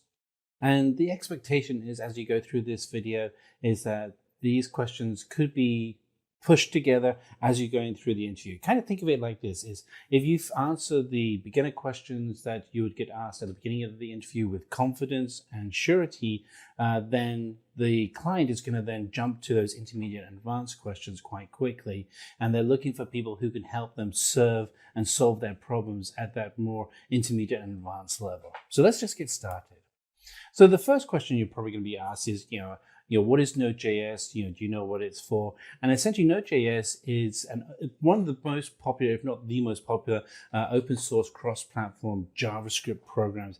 It allows you to build out web applications that run on the server. It's extremely flexible. It allows you to implement a lot of solutions outside of just the core programming runtime. And it allows you to build solutions extremely quickly in an open source mindset for DevOps. It is used essentially for creating client-side web applications. We'll see this later on, and you may want to talk a little bit about using Express.js and how you can build out APIs to work with Node.js and connecting to databases such as Mongo DB. And that is also really good for being able to store data-intensive applications that are asynchronous and event-driven in their model. And this is important when you're talking about creating applications that can scale rapidly. So you're going to then be asked, how does Node.js work? Well, Node.js itself is actually built on the V8 engine, and the V8 JavaScript engine is the same engine that runs JavaScript in your Chrome web browser extremely fast. It allows for high output and non-blocking through your I/O input and outputs, and is single-threaded event loop. So you're going to be then asked, where can you use Node.js? And the reality is the applications for Node.js keep expanding, but there are some core applications that you can work with Node.js right now, such as web applications, distributed system, and network applications. Probably referencing the web applications is a really good starting point, because here you can actually talk about maybe some examples that you've done where you're building out some of these web applications. Indeed, one of the things that you want to be consistently doing and peppering your answers with is examples of work that you have done. Now, it doesn't matter if those examples are purely experimental or training examples that you've done. The fact that you've actually worked with Node.js and created a distributed system or a web application is really valuable, because it shows the person that you're meeting with that you have knowledge and understanding and practical experience of applying the theory of working with Node.js with the practice of working with Node.js. So be asked about, essentially the I/O refers to the transfer of data in and out of a system. And that's really it. And there's a reason why Google calls their conference I/O. It's the transfer of data in and out of our brains at their conference. The application is the same here. It's about moving data in and out of systems through using Node.js. And that every event can be tracked, whether it's on a physical device, a network, or files within a system. Again, it's input and output. So let's go through and, you're going to be asked, can you explain the difference between front-end and back-end development? And this is a question that I get asked a lot when I'm meeting with clients. People get really confused about what is the difference between front-end and back-end development. Bottom line, front-end is what gets resolved inside of your web browser or the app on your mobile device. Backend is what gets resolved, essentially what we call the back office or server-side applications, but that's becoming more and more synonymous for what gets run in the cloud. So web applications really get a lot of the functionality of a web application gets run in the front end. And I think with CSS, HTML5, client-side JavaScript, it's all going to get run in the front end. Everything else, such as connecting to a database, gets run behind the scenes in the back end. And anything that's going to have like graphics is going to be on the front end. APIs are going to be run on the back end. And then just finally, some of the scripting languages that you use on the front end. So HTML, CSS, JavaScript, those are all common core scripting languages that you would use. You can use frameworks such as AngularJS and React.js or Vue. Those would be front-end frameworks. Back-end frameworks would include Java, PHP, Python, and Node.js are some of the back-end technologies. You'd also throw in there .NET as well. It's just a whole litany of front-end and back-end technologies and frameworks that you can use. And this is actually a good point to kind of explain the experience you have outside of just working with Node.js, but other technologies that you've been working with that potentially that the client is also using. So another question you're going to be asked when you're looking at Node.js is, can you tell me about NPM? And so when somebody asks you what is NPM, the first thing you're going to respond is, do you mean Node Package Manager? And the reason why you want to respond like that is that you want to qualify their question with understanding that you know what they're talking about, but you want them to verify that. And so Node Package Manager is NPM. And it's responsible for packaging all of your modules that you're working with in Node.js. And we have a whole series of videos that we've done on Node.js, and every single one of them includes references to NPM. So you're going to be asked, okay, you told me what it is, can you go into a little bit more details, so you can provide two main functionalities. And so one of them is being able to manage online repositories of modules and packages.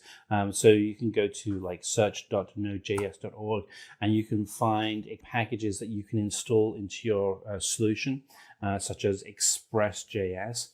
And it also provides a command line utility that allows you to manage your packages very quickly through terminal window or command line.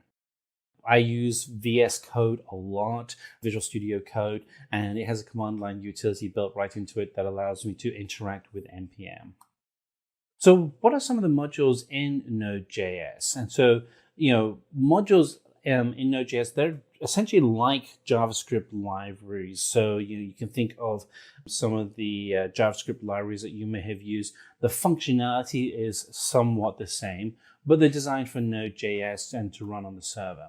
And there are ways in which you can go ahead and create some of those modules. So for instance, if we're creating a web server, you can actually use the require command to be able to require that the server be there. So the example we have on the right-hand side shows that we really do need to have HTTP, which is a web server, and we require that to be installed.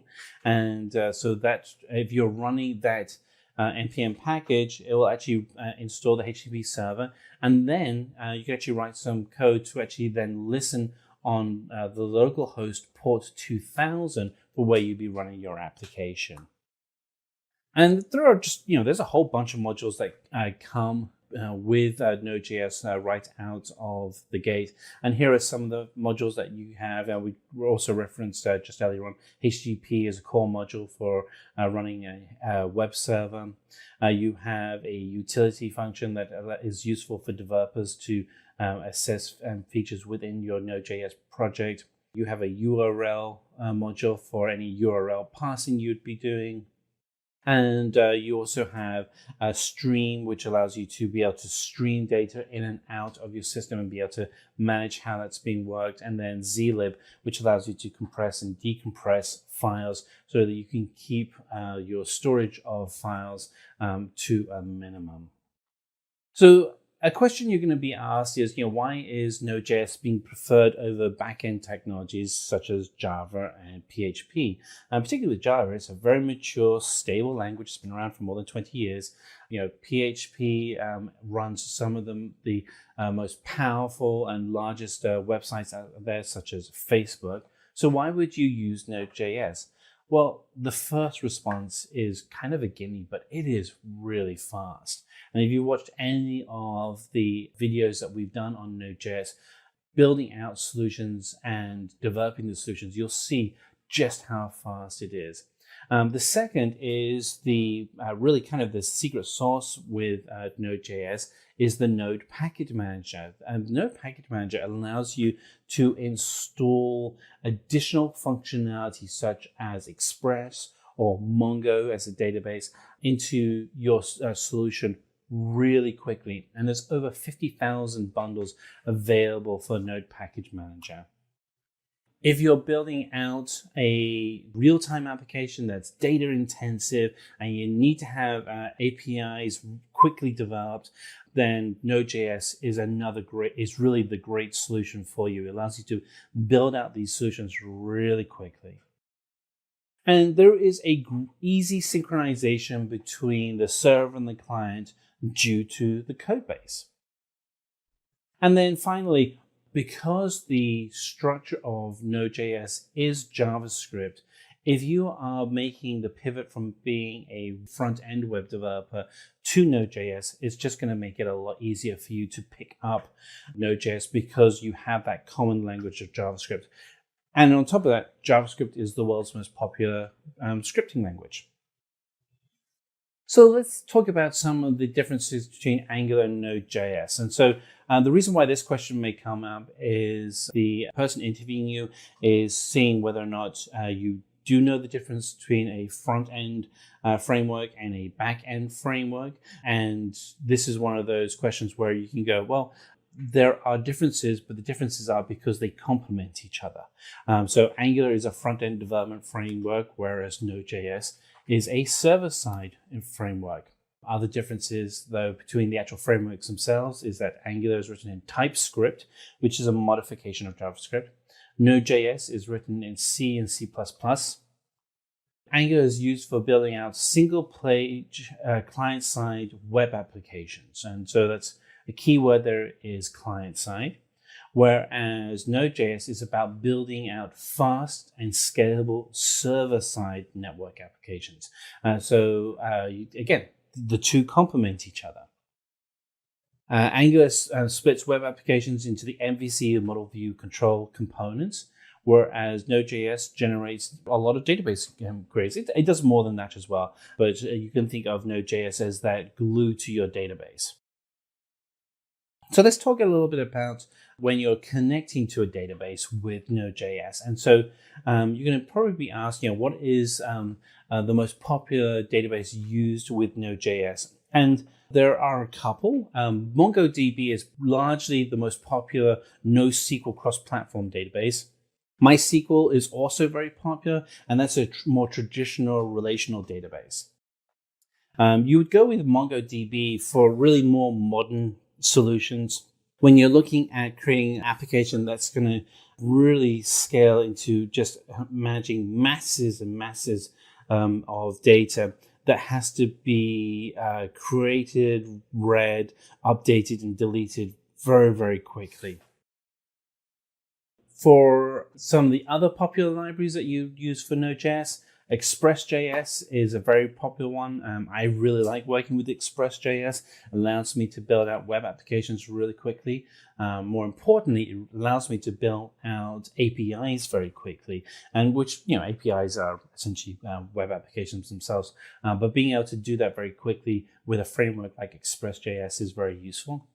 Mongoose is an application that makes connecting to a Mongo database really easy. So here is an example of Express.js, which is in itself really a flexible but a solution that you can do lots with, and Mongoose, which is a more focused solution, which allows you make it easier to connect to your databases.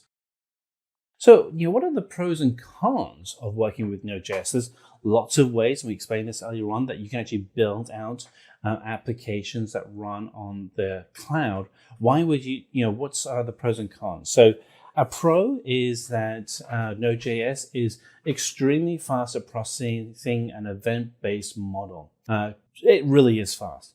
A con is if you have something that is a very heavy computational task, it's not so good at that. Now, I will caveat that Node.js is getting better all the time. And so you might have to provide an example of what a very heavy computational task is. And that may be calculating a risk on an insurance application against many, many variables. That may be something that's seen as computationally very heavy. But what you can do in that example is you can then offload the task to another solution that's designed for it and use APIs to pass the data back and forth. Pro, JavaScript is used for building out your applications with Node.js. Great, lots of people know JavaScript. A restriction, and again, this is evolving as JavaScript itself evolves, is that when you do a callback, you may end up doing lots of nested callbacks if you're doing something that's very complicated. Again, another way around the con, and so this is one of the things that I always look for, is if you have a blocker or a barrier, how do you get around that barrier? And so, for instance, when you're talking to your recruiter, you can say, look, the reason why I use Node.js is that it's fast, it's event-based driven, I can use JavaScript. There are some challenges, but what I do to get around those challenges and that's where you can say that, you may run the complex script off and you may write that in .NET or Java or PHP and then use an API to do the response back into Node.js. So you get the benefits of both worlds, but minimize the investment in having to manage a complex environment such as Java versus a relatively simple environment with Node.js. The Node Package Manager makes it extremely easy to access just an awful lot of functionality. With over 50,000 packages, there's a package for that. So from being able to have a tool that creates unique identifiers that you might need to have for generating content that gets posted into a database, through to being able to connect to databases, through to running so many different solutions. The NPM Package Manager, with its access to so many different packages, makes it great for getting access to all that content. Now, a con is working with relational databases with Node.js isn't as easy as a NoSQL database. Now, you can do it, and there are ways around that. And what I would do when this question comes up is always kind of pivot to say, hey, this is how you can actually then get around building out that application. Pro for Node.js, designed for streaming huge amounts of data in and out. A con is that Node.js is single-threaded, and so it can be CPU intensive. But again, there are ways around that, and a good way around that is scaling your solution in an elastic environment such as the cloud. So what is the command used to import an external library? And so to import an external library, the command is the require command.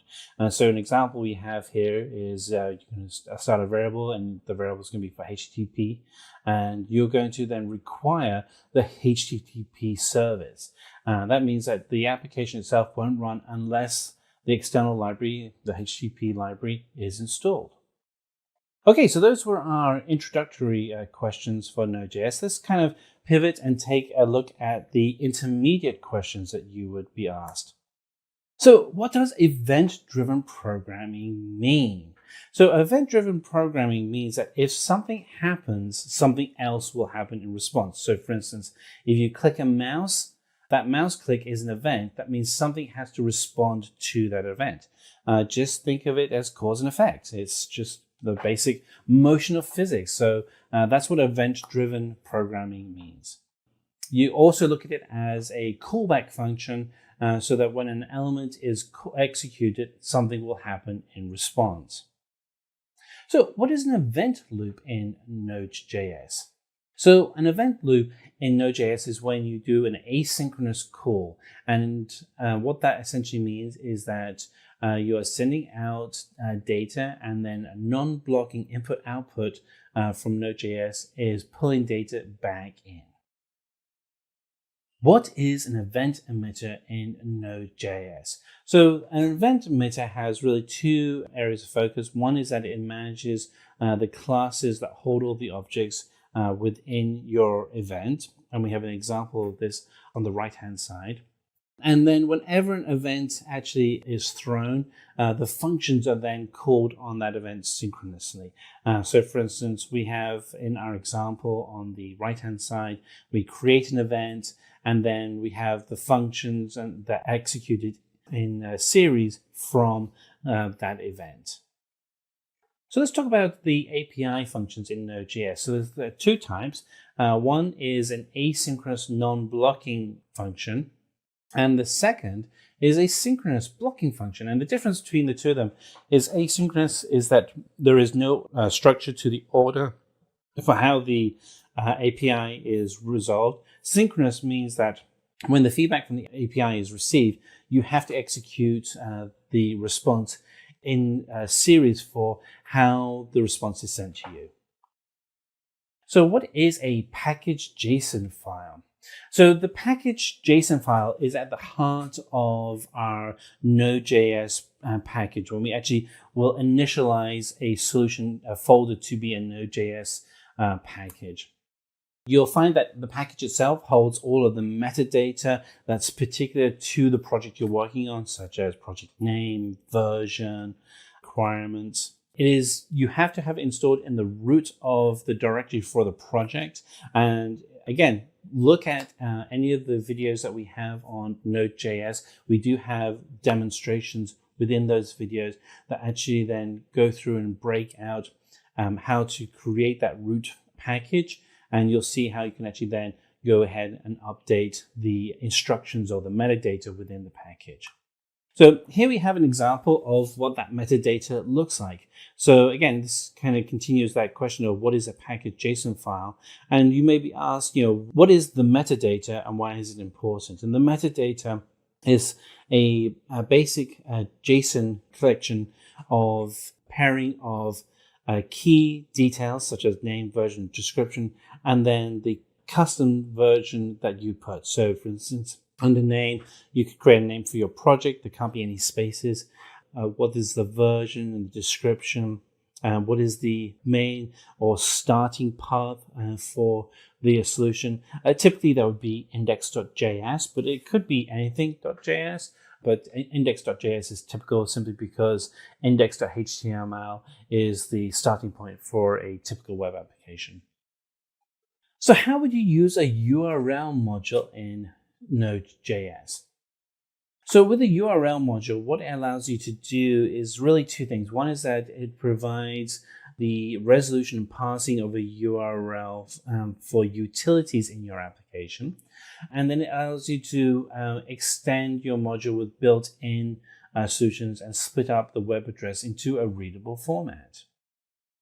So in this example, we have the URL and the response it would give for that URL, which would then be a year and month, and it would be in a readable format. So it would read out as 2020 and then the month. So what is Express.js? Now you've heard me mention this a couple of times in the video, and we actually have a separate video on Express.js. But Express.js is a web application framework that allows you to build out web solutions for both mobile and traditional desktop right inside of Node.js. So it's very easy to use. Being able to install WebJS is as simple as requiring Express to be installed. In the example that we have here on the screen, it's a full solution of showing how to actually build out a solution with WebJS. So in this example, you start off the first two lines, require Express to be installed, and the install comes from Node Package Manager. Then we have a simple application that will then send to the browser window a hello world message confirming that Express is up and running. And then the third block of content, starting with var server, actually will define the port where your application is going to run. So in this instance, the port is going to run on localhost, and the port will be port 8081. And so you can actually go to localhost :8081, and when you do that, that will trigger the application that will forward up the message hello world, and it's all coming from Express.js. So what are streams in Node.js? So streams are objects that allow you to read and write data continuously back and forth within your application. And there's really four different types of streams. There's readable, writable, duplex, and transform. The readable one is streams for which data can be read. The writable is streams that you can actually write to. A duplex is a stream where it is both readable and writable.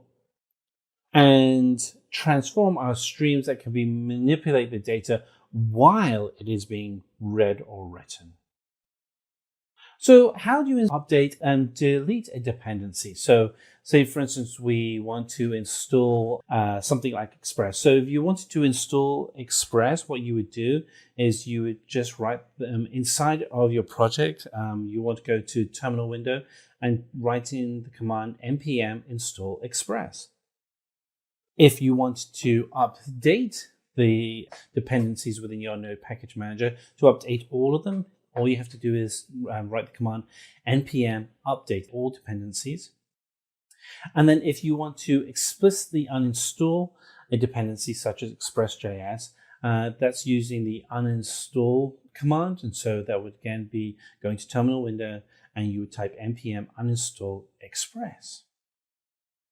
And again, it's really easy to create a simple server in Node.js that will run a simple command. The HTTP service is actually built into Node.js. You don't need to use Express.js. I typically use Express.js when I want to do a web server, because typically what I find is that I will want to go and do something more complicated. But if you want to do something that illustrates just the core functionality within Node.js, you can actually just require the core HTTP service that actually comes as part of Node.js. And then you can actually then go ahead and tell it to create a service, and then to write in plain text a command or a text string, such as in this case, it'll be hello world, that would pop out. And then the final line is to then listen that if you go to a web browser that's on port 127.0.01 or localhost, and go to port : 8080. Once you actually go to that, that will trigger this application, and you'll get the text hello world pop up on your screen. So explain synchronous and non-blocking APIs in Node.js. So all the APIs in Node.js are asynchronous, which means that they are non-blocking, which means you can run them continuously and scale around that, which is just fantastic. It's one of the reasons why Node.js can scale so fast. And the means that the APIs can return data, send data after it's been called, and really increase the efficiency of events as they are triggered within Node.js. So how do you implement async in Node.js? And so the example that we have on the left-hand side allows us to trigger async, and it's using the async function. And as you can see in this example, it's actually something that can be done very quickly. In this example, we're actually making a command to localhost and an app that's running on port 3000. And then depending on what we get, if there's an error message, then we'll have error message go to the console log, which is the terminal window. And if we get a response to an application, then we'll actually get a positive response, which would be fetched response. So again, very quick and easy that you use the async function to be able to build out and to get your asynchronous code. So what is the purpose of module exports? So a module export is a way to encapsulate the entire code for a solution in a single package, in a single file. And then you can then share that with other developers, so you're all working from the same environment. Well, that's a wrap on our Full Stack Web Development Bootcamp. We hope you found this video informative and helpful. By now, you should have a good understanding of full stack web development and be well on your way to becoming a full stack developer. If you're interested in learning more about full stack web development, there are plenty of resources available online. You can also check out our website for more information on full stack web development training courses and certifications. Thank you for watching, and we'll see you next time.